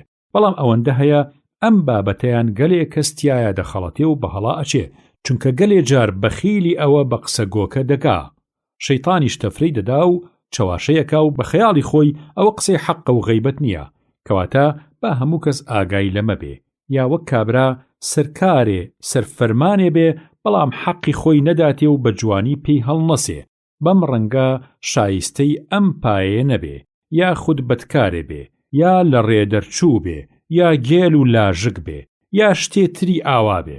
جا ئەوە لە سەرەتی کە ئەمانە ڕوون بکاتەوە بۆ ئەو ئاغایی کە دەستی بەسەر ئەمدا دەڕوا و ئەم لە ژێر ڕکێفی ئەودایە تا لای ببا لەسەر ئەو کارە کەسێ شایستە لە جێگەی ئەودا برێ، یا تا ئاگای لە حاڵی بێ و بە پێی حاڵ و بارودۆخی خۆی ڕەفتاری لەگەڵ بکا و پێی دەسخەڕۆ نەبێ، یا تا ئاغاکەی هانی بدا لەسەر کار دروستی و کارڕاستی، یا بۆ ئەوەی کە بیگۆڕێ بە یەکێکی تر. پێنجەم، وەک ئەوە کابرا بە ئاشکرا لە ڕێدەرچوو بێ و بیدعەکار بێ و بە ئاشکرا خراپە بکە، بەم ڕەنگە بە بەرچاوە مەی بخواتەوە و یاشتی خەڵک داگیر بکا بۆ خۆی، یا باج وەربگرێ، یا بەناحەق سەرانە و سوورانە لە مەردوم بسەنێ. ئەمە دروستە کە باسی نەنگ و خراپەی تری بکرێ کە بە ئاشکرا نایان کات و مەگەر بەهۆی شتێکی ترەوە گوتنەکەی دروست بێ. شەشەم، بۆ ناسین ئەگەر کەسێ بە ناز ناوێ یا بە ڕەوشتێ یا بە ناوێکەوە ناسرا بوو کە بۆنی کەمێتی لێهات، وەک ئەوە چاوکز بوو یا شەلولەنگ بوو یا کەڕ بوو یا کێر بوو یا خێل بوو یا شتێتری لەم بابەتانە ئەوە دروستە بۆ ناسین و بەو ناوە ناو ببرێ وەلێ ئەگەر بەنیازی بێڕێزی و بە چاوی کەم تەماشاکردنەوە بێ ئەوە دروست نییە. ئەمانە 6 هۆبوون. زاناکان فەرمویانە زۆربەیان جێگەی ڕزای گشتین، بەڵگەی ڕۆشنیش لەسەریان لە فەرمودەی ڕاست و ڕەوانە زۆرە و بەناوبانگن وەک ئەمانەی کە لە خوارەوە باسیەکەین. حەزرەتی عایشە ڕەزا و ڕەحمەتی خوای لەسەر بێ دەفەرمێ پیاوێ داوای ڕێگادانی کرد کە بچێ بۆ لای پێغەمبەری خوا صلی الله علیه وسلم. حەزرەتی ڕەسوڵ الله صلی الله علیه وسلم فەرمووی ڕێگەی پێ بدەن بابێ، بەڕاستی کابرایەکی زۆر بەدا.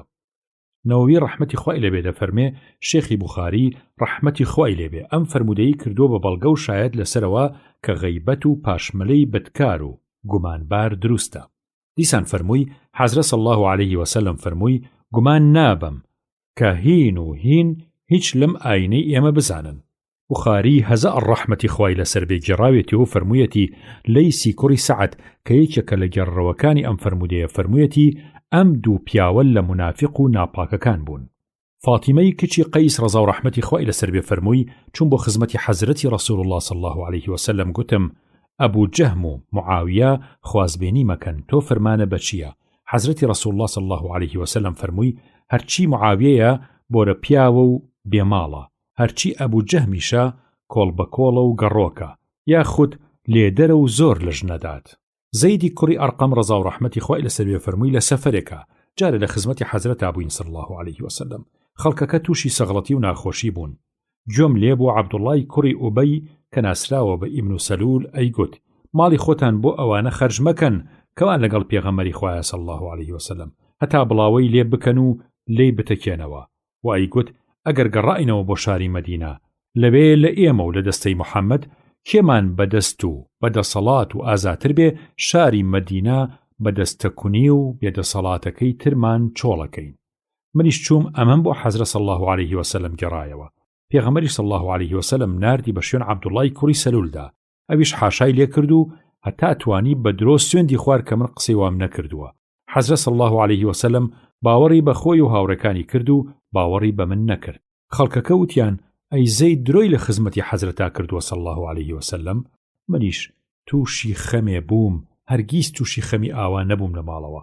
دەستە و ئەژنۆ بە خەم و خەفەتەوە لێی دانیشتم تا خوا و ڕاسان خوای گەورە ئەم ئاەتانی ناردە خوارەوە بۆ پشتیوانی ڕازگۆیی من لەوێەوە کە دەفەرمێ إذا جاءك المنافقون هەتا ئاەتی ليخرجن الأعز منها الأذل هەتا لە پاشا پێغەمبەر صلی الله علیه وسلم بانگی کردن کە بۆیان بپارێتەوە وەلێ ئەوان لەوە و پێش سەرپێچیان کرد و لوتیان کرد بەولاوە.